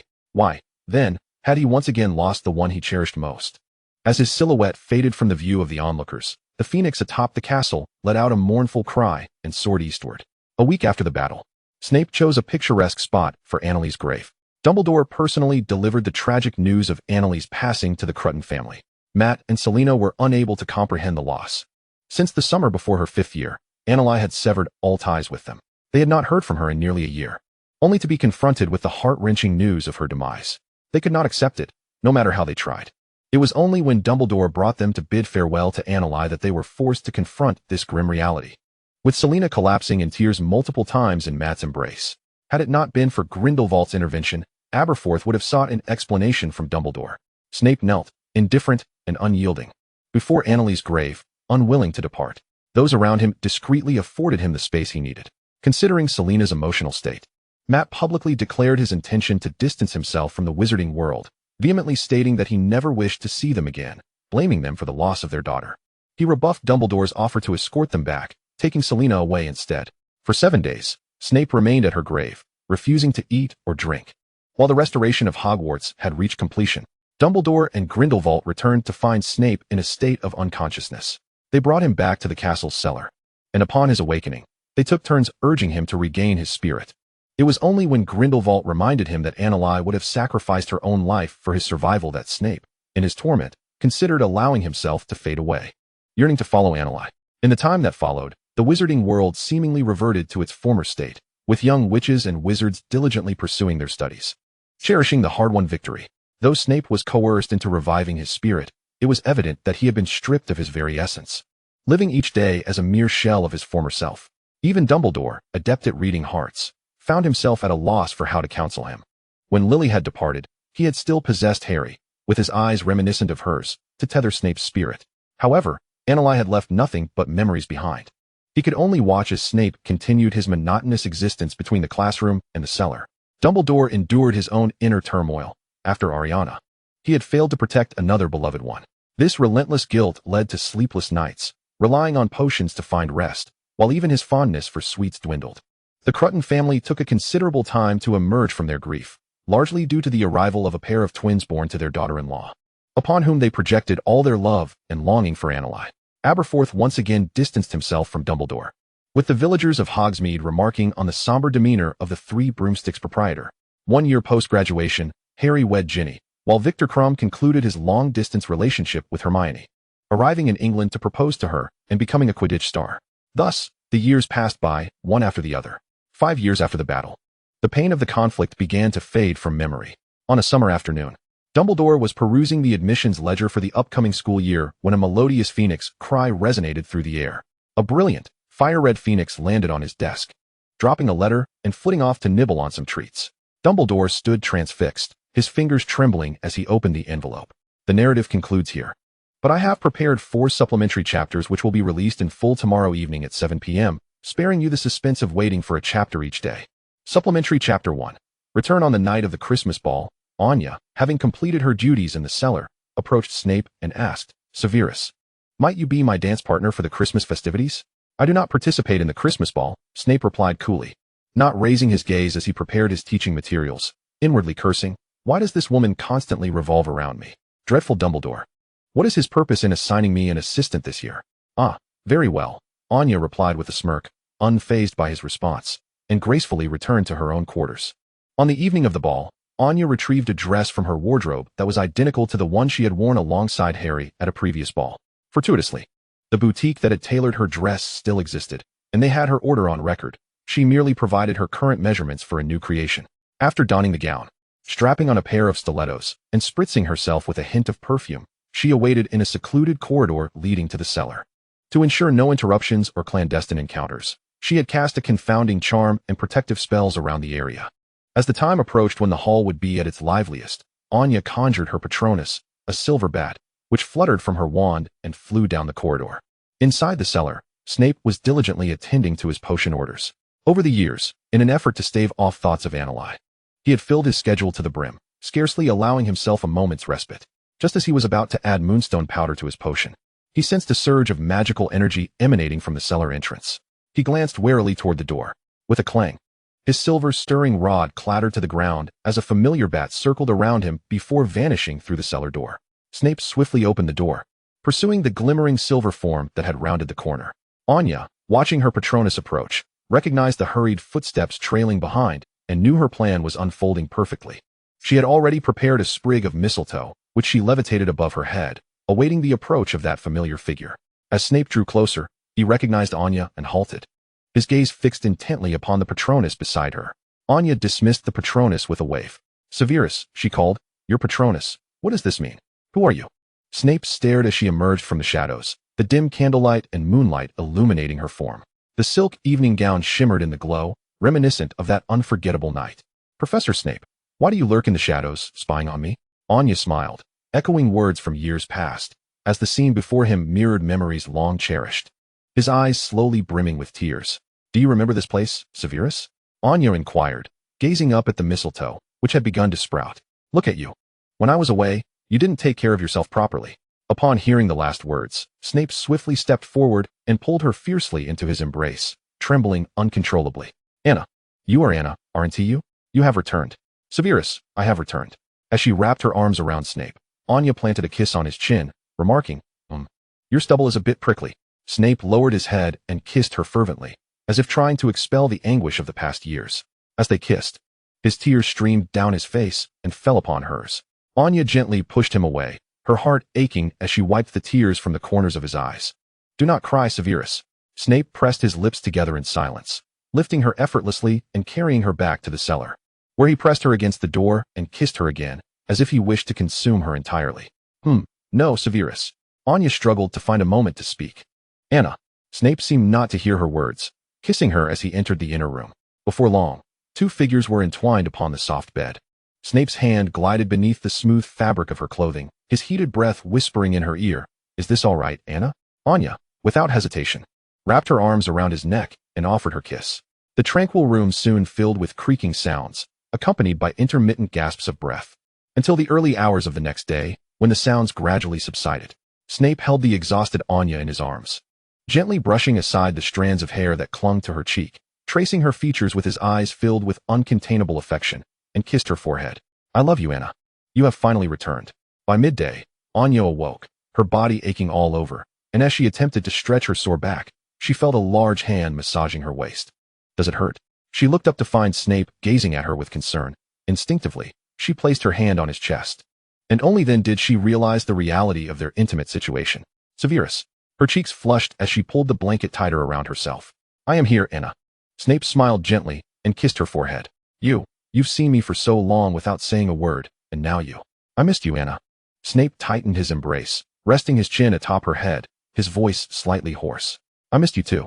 Hearing his words imbued with longing, Anya found herself unable to utter a single reproach. "Please, do not leave me again. Do not go." Snape held her waist tightly. "I will never leave again." Anya shook her head in his embrace. Snape received her answer with satisfaction, as if to prove something. There was always a slight discrepancy between Snape's words and actions. As the Christmas holiday concluded, the young wizards noticed a remarkable change in their potions professor. He no longer appeared disheveled and lethargic, but maintained a fresh demeanor daily, actively engaging in class discussions. However, if one answered incorrectly, congratulations. One would receive a 15-inch essay assignment along with a dose of venomous ire.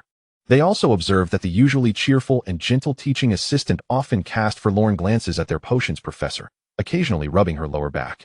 In the headmaster's office, Dumbledore had heard the students' whispers regarding Professor Snape's transformation and cheerfully summoned them both. "Anna, I am delighted to have you back." Dumbledore expressed his joy once more. "Thank you, Headmaster Dumbledore. If it weren't for Severus, I could hardly believe you are Anna. You seem like a completely different person." Grindelwald assessed her for the first time, having previously chosen to act as if he did not know her to avoid showing any particular emotion. "Anna, since you have reconciled with Severus, might you share what transpired?" Dumbledore poured each of them a glass of honeyed lemon water, adding twice the honey to his own cup. Snape, having avoided this topic for some time, turned to her with a serious expression upon hearing Dumbledore's inquiry. "All right. In truth, I have never disclosed that I am a soul from a future existence." Anya observed the expressions of the three, noting Grindelwald's composed demeanor, while Dumbledore and Snape appeared somewhat astonished. Snape tightened his grip on her hand, sensing her tension, and she smiled reassuringly at him. "To be precise, Because Nagini's alchemical enchantment stunted my physical growth, my soul could only drift into the future for 20 years, where I learned much about the magical world and also mastered the art of soul manipulation. In fact, from the moment I enrolled, I was aware of every event that would unfold each year, including Voldemort's rise. Initially, I had no intention of becoming involved, but you seemed to believe I could assist Harry and the others, thus compelling me to take action. Dumbledore felt a profound regret for indirectly causing the loss of another loved one after Anna's complete departure years prior. I was indeed fearful of revealing my differences. Yet the circumstances demanded that I begin to strategize how to hasten the unfolding of events and restore stability. However, I soon realized that if I forcibly altered the timeline, my memories would gradually fade. In simpler terms, changing history would render the future uncontrollable. I feared excessive changes to the future, hence I refrained from interfering too much. I could only prepare contingencies and subtly influence certain events, such as your imminent departure in 6th year, Headmaster, due to the curse on the Horcrux ring, which prompted me to seek out Mr. Grindelwald in advance. At this, Anya exchanged a glance with Grindelwald, who offered her a faint smile. Thus, I focused my efforts on empowering Harry and the others, ensuring they had some form of security. Oh, regarding the art of soul manipulation in my family from the future, I am uncertain whether the records are complete, as they did not specify the limits on the use of this ability. Each time I employed it, I would hear a voice warning me not to interfere excessively in the lives and deaths of others. The first time, it was merely a gentle reminder, resulting in me losing trivial memories. The second time, I nearly forgot all memories from the future, save for the art of soul manipulation, until the final instance. Anya dared not look at Snape. It took my soul and led me to the river of the dead. Perhaps due to my Asian heritage, it could not fully claim me, leading to an agreement wherein I would complete the tasks it assigned, and in return, I would be allowed to return. Grindelwald could no longer maintain his composure. It is the Grim Reaper. Anya saw no reason to shy away from this truth, as there was no binding agreement against discussing it. It granted me temporary dominion over souls, and after guiding 30,000 souls, it would return me. Once my task was completed, it transported me to China, and when I awoke, I found myself in this body, a body that belonged to an orphan who had perished at home due to work-related circumstances. I must say, she bore a striking resemblance to my former self. Thus I took over her body to continue living. Not long after I awoke, Cece appeared before me, wielding my wand. Subsequently, I penned a letter to Headmaster Dumbledore, expressing my desire to become Severus's teaching assistant. The events that followed are known to you all. After Anya finished speaking, her throat felt parched, prompting her to take a sip of honey lemon, which nearly left her gasping. Observing her discomfort, Snape swiftly procured an empty cup and filled it with fresh water from the spring, casting a wary glance at Dumbledore, who shifted backward, feeling somewhat guilty. Oh, the news of your return, I believe many would be eager to know. They will be informed, Dumbledore. I shall make arrangements, Snape interjected, taking Anya's hand. We shall take our leave. Dumbledore had no objections. After such a prolonged separation, he understood their desire to spend more time together. Upon returning to the cellar, Snape released her hand and silently rummaged through the room. Anya stood curiously, observing his movements. In no time, Snape produced a box and presented it to her. Anna, this is for you. Anya, noticing his unchanged expression, accepted the box and opened it to reveal several small keys and some documents. What is this? Anna, this encompasses all my possessions, the property in Spinner's End, several vaults at Gringotts, and the keys to my collection. All of it is yours. Will you consent to be my wife? Snape suddenly knelt before her, retrieving a delicate ring from his pocket, gazing at her with utmost sincerity. Anya, astonished, never anticipated that Severus would entrust her with all his wealth and propose marriage. I shall prepare a grand wedding for you, he added, nervously awaiting her response. I do. Severus, I do, Anya exclaimed, watching him joyfully slip the ring onto her finger, his hands trembling. I love you, Anna. I love you too, Severus. Snape embraced her with fervor. The wedding was arranged in Godric's Hollow, the place where the Dumbledore siblings had grown up, which Dumbledore graciously gifted to Anya as a wedding present. On the day they confirmed their marriage, Snape stayed up all night, crafting invitations, distributing them to their friends, including the Croutons, whom he sent Cece to see. Upon learning of her return, Aberforth, for the first time, recklessly traversed the secret passage through the Hog's Head into Hogwarts, eager to confirm her well-being, indifferent to her current appearance, as long as her spirit remained intact. The Crouton family was equally astonished, especially the couple, who took extended leave to assist in planning the wedding. Meanwhile, Hermione, Harry, and Ron, now employed at the ministry, were overjoyed upon hearing the news, hastily abandoning their duties to meet Anya. As Anya's closest friends, Hermione and Ginny became her bridesmaids, while Harry and Draco served as Snape's groomsmen. despite Snape's reluctance. However, witnessing Sirius's furious reaction to Harry's plans lightened his mood considerably. In an epilogue, the Crouton couple, Aberforth and Mrs. Weasley meticulously orchestrated the entire wedding, their enthusiasm for the children's union palpable. On the wedding day, friends and family gathered, including Aberforth, Dumbledore, Grindelwald, the Crouton family, the Weasley family, the Malfoy family, the Lombard family, Hagrid, Hermione, Harry, Luna, and her father, alongside the professors from the school. Oh, Professor Binns, unable to leave Hogwarts in spirit, was absent. From this day forth, in both prosperity and adversity, in wealth or poverty, in sickness and health, they vowed to love and cherish one another. Even death could not part them. Before Aberforth, Anya and Snape earnestly recited their wedding vows. Their married life was blissful, almost inseparable, with Snape requesting the cancellation of her assigned dormitory, moving her belongings into his cellar. Immersed in sweetness, Snape paid particular attention to moderating the potency of his venom during classes, earning the respect of the new students who found him a serious and formidable professor. Suddenly, one day, the young wizards noticed that the assistant who had accompanied the professor had not appeared for several days. During class, the atmosphere felt notably oppressive, with many students silently wishing for her swift return. Over 6 months had passed since their wedding, and Anya felt unusually fatigued, frequently reluctant to rise in the mornings, prompting her to ask Snape for leave. Initially, Snape presumed Anya was exhausted from their demands, suggesting she rest in the cellar. However, after several days of noticing her prolonged slumber, he grew increasingly concerned for her health. After several spells revealed no issues, he resolved to take her to St. Mungo's over the weekend. I believe I am merely fatigued. A bit more sleep will suffice. Don't you think we need to go to St. Mungo's? Anya was surprised that it had escalated to such a point, suggesting that the hospital wing would suffice. Dear, I am worried. We must have you checked. Snape had not relaxed his brow since her symptoms began. Very well, Anya conceded, not wishing to prolong his anxiety, and agreed to the examination.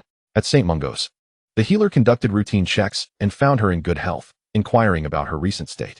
After hearing Snape's account, the healer cast several spells on Anya, then smiled at them both, saying, "Congratulations. This lady is in excellent health. Her recent symptoms are merely due to pregnancy. With proper rest, all will be well." Pregnant? Indeed. This lady is 2 months along. Upon receiving this news, they were initially astonished, then elated. Snape hurriedly sought advice from the healer regarding the care of pregnant women, jotting down notes and carefully escorting Anya back to school. Upon returning, Anya promptly sent letters to Aberforth and the Crouton couple, sharing the joyous news.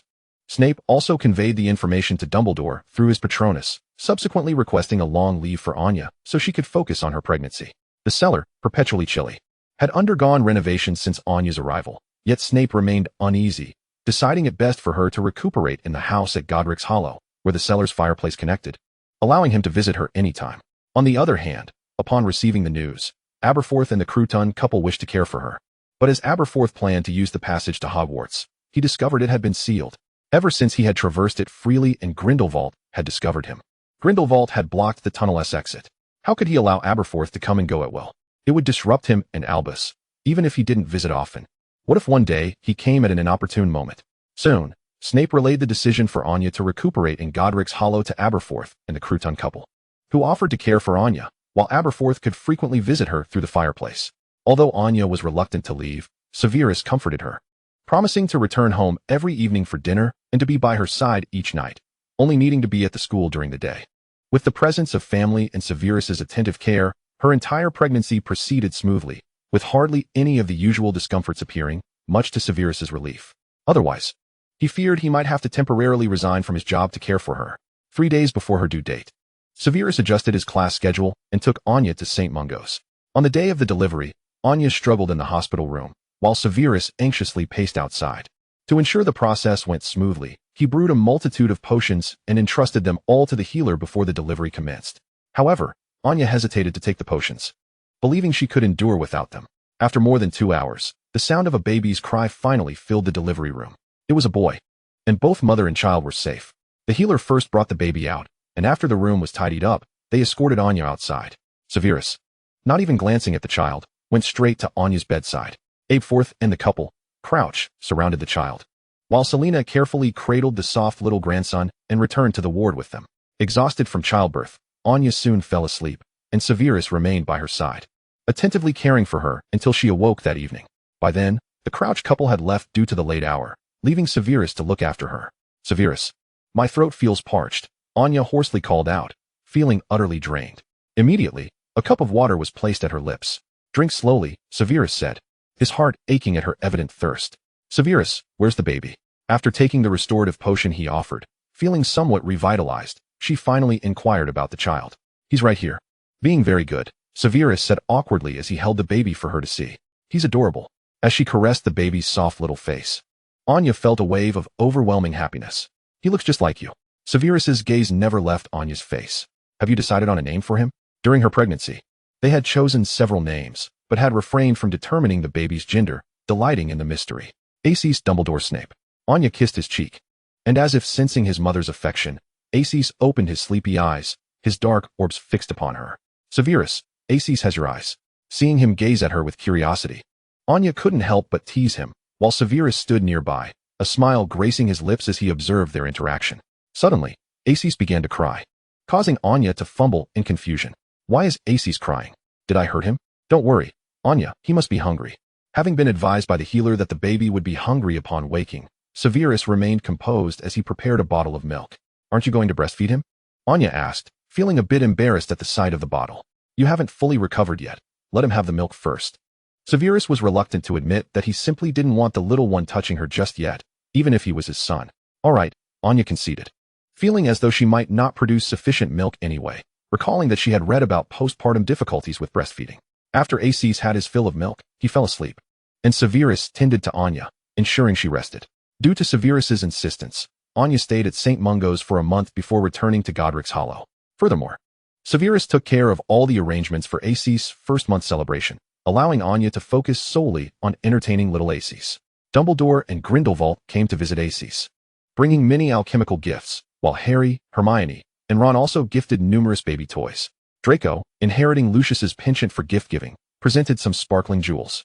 Once the guests departed and Aces was lulled to sleep, Anya sensed something amiss with her body. Her chest felt swollen, and she occasionally leaked milk. Hastily, she wiped the milk off her clothes. Anya, after seeing off the guests and tidying up downstairs, Severus returned to the bedroom, only to find Anya in a fluster, struggling with her clothing, which had hiked up to reveal her fair skin. Severus, I think I'm leaking milk. Anya blushed deeply upon noticing him enter, feeling embarrassed. But I just fed Aces. There are still ways. Severus sat beside her, his gaze darkening as he observed her damp clothing. Severus, Just as Anya was about to ask, Severus pressed her down onto the bed, lifting her already hiked-up shirt. Unable to suppress a soft moan, Anya's face turned crimson, and she instinctively covered her face with the nearby blanket in shame. After a moment, Severus chuckled at the sight of her buried in the duvet. All right, Anya. Uncover your face, he said, revealing her flushed cheeks. Severus's throat involuntarily bobbed as he realized he had been patient for far too long since Anya's pregnancy. Severus, what are you doing? Anya attempted to push him away and rise, but he simply pressed down upon her, kissing her fervently. Anya. Severus's mischievous intensity silenced her desire to protest, and she merely glared at him with sultry eyes. Anya, help me. Having long understood her soft-hearted nature, Severus continued to tease her ear. Aces, forget about him, he said, conjuring a silencing charm for the crib. Focus, Anya. Severus silenced her with a kiss. The following afternoon, when Anya awoke, she saw Severus playing with Aces, and a surge of frustration washed over her as she felt utterly drained. Severus, I want to sleep in a separate room. You must know that's impossible, Anya. Hearing this, Severus lowered his gaze, placing Aces back in the crib before approaching her bedside. If you insist, I might have to find a way to keep you from getting out of bed. A flicker of emotion danced in his deep-set eyes, prompting Anya to recall the apprehension from the previous night and instinctively shift away from him. Don't be afraid. I was at fault yesterday. Severus reached out, intending to stop her movement, but feeling sad at her avoidance, he retracted his hand and lowered his head, his gaze slipping away from her. I didn't mean to avoid you, Severus. I'm just feeling a bit unwell, and you. Noticing his hurt expression, Anya hurriedly explained. Realizing she had forgotten Severus's tendency to overthink, her unintentional actions had likely hurt him. I'm fine, Anya. Severus struggled to lift his head and offered her a smile, which tugged at her heartstrings. I'm just a bit sore. I didn't mean it like that. If you soothe me, I won't insist on sleeping apart. You know I can't sleep without you. Anya was at a loss for words, saying whatever came to mind. Okay. Severus Snape cradled her in his arms, his large hand gently stroking her back, cunningly curling his lips in a sly smile where Anya could not see, fully aware that Anya was quite susceptible to such gestures. When Aces turned 5 and was able to run around freely, Anya and Snape welcomed their second child. Drawing from their experience with Aces, the second childbirth proceeded swiftly. Aided by a pain-relieving potion that Snape had meticulously researched, their second child was a girl, whom they named Anna Dumbledore Snape. Anna's appearance was a perfect blend of both parents, with a cascade of lustrous black hair and sparkling dark eyes, exquisitely sweet. As she grew, her charming demeanor endeared her to all. However, the character traits she exhibited were a mystery, as she seemed to have an uncanny ability to stir trouble daily. Even at her tender age, Anna had discerned that whenever her father caught sight of Aces's face, which bore a striking resemblance to her mother's, he would unconditionally let them off the hook. Thus, before Aces set off for Hogwarts, he often found himself taking the blame for Anna's mischief. Upon Anna's birth, the Cutton couple retired entirely to care for their little granddaughter. Whenever Anya and Snape attended their classes, Anna and Aces would remain at home with the Cuttons until Aces was ready for school. "Daddy, can I really not go to school with my brother?" "Not yet, Anna. You can attend Hogwarts when you turn 11, and your father will personally take you there." Snape held Anna close, guiding Anya's hand as they escorted Aces to the Hogwarts Express, patiently comforting Anna. "So, Anna will have to stay at home with Matt and Celine, right?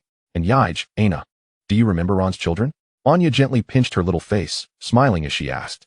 After the Great War, Ron had somehow met Ramil Devane, and after a 3-year courtship, he won her heart. Both had joined the Ministry of Magic due to their involvement in the final battle, and as the post-war reconstruction kept them busy, their children were 2 years older than Anna.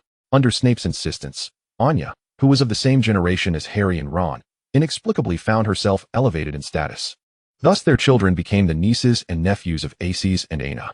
During their busy workdays, the children would be sent to Godric's Hollow to play together. Epilogue 3. Aces' enrollment. At the age of 2, Aces witnessed Dumbledore's retirement announcement, with Professor McGonagall ascending to the role of headmaster. Originally, Snape was to be the successor, but he had declined with an expression that clearly signaled his desire to return home to his wife and children.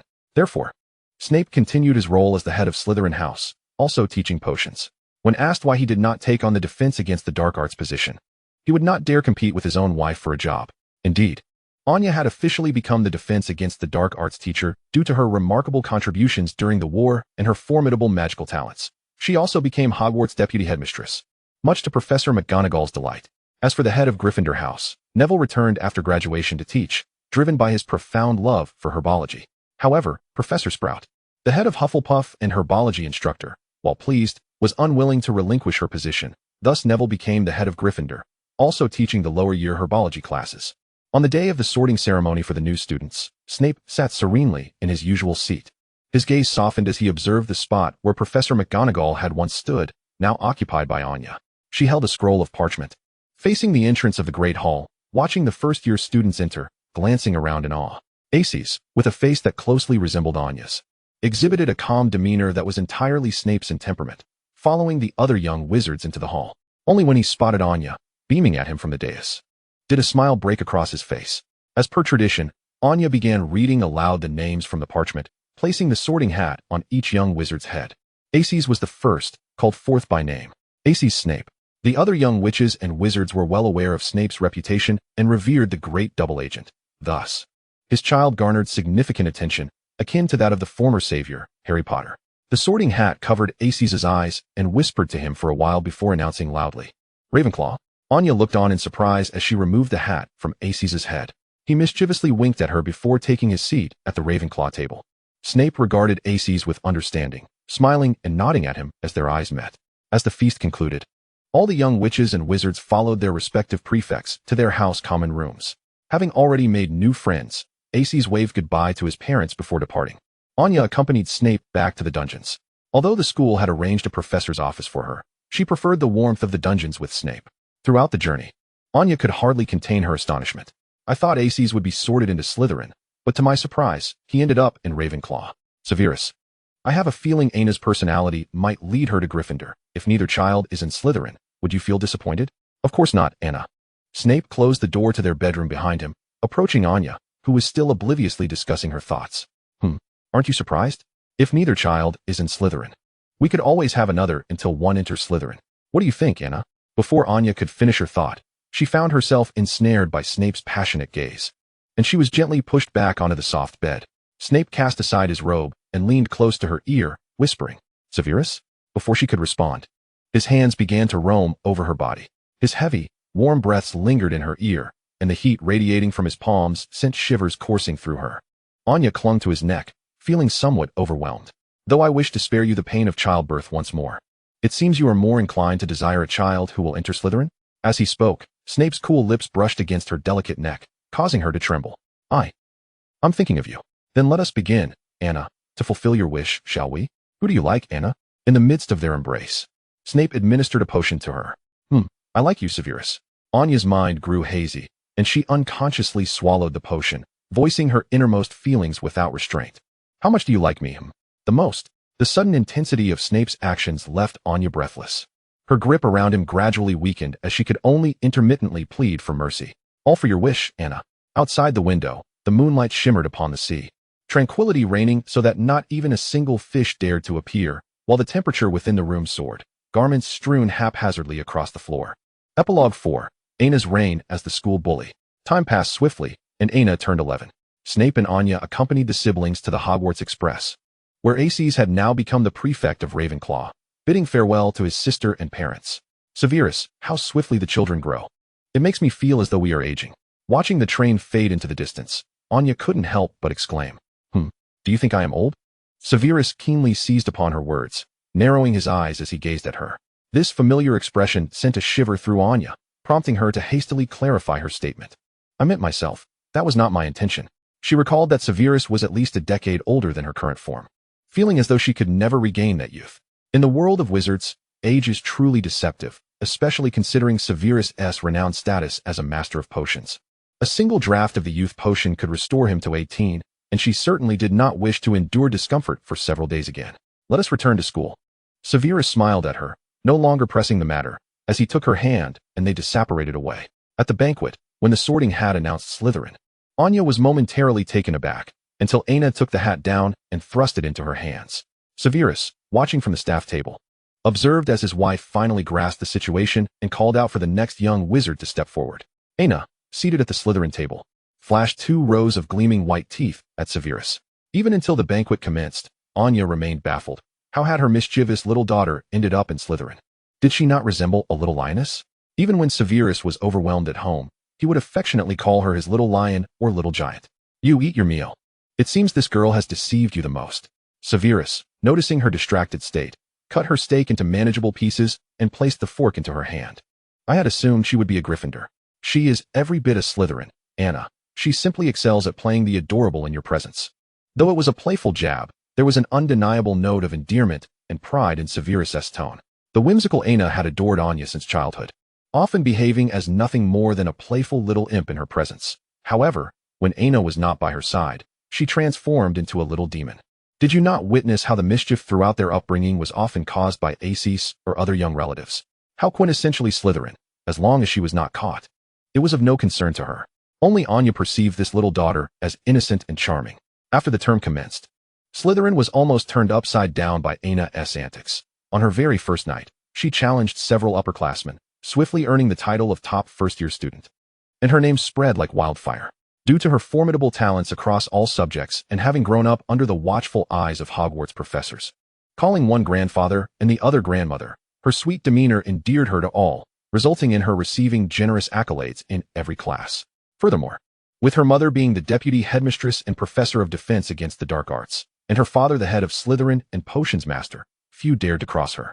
She walked with an air of dominance, becoming a formidable presence at Hogwarts. As the notorious reputation of her daughter spread throughout the school, Anya finally realized that Anna was indeed a little dumpling filled with black sesame paste. Yet, in her presence, she remained obedient and sweet, leaving Anya at a loss for words. In truth, apart from her deep affection for her mother, Anna was acutely aware that her mother was the one family member not to be trifled with, despite her father's indulgence in her playful antics. If she ever angered her mother, she would be the first to suffer the consequences. Thus she maintained a careful balance in her behavior. However, were Anya to discover this insight, she might wholeheartedly agree with the notion that Anna was a natural Slytherin. The end. If you enjoyed this, please like, comment, and subscribe. Thank you for your support.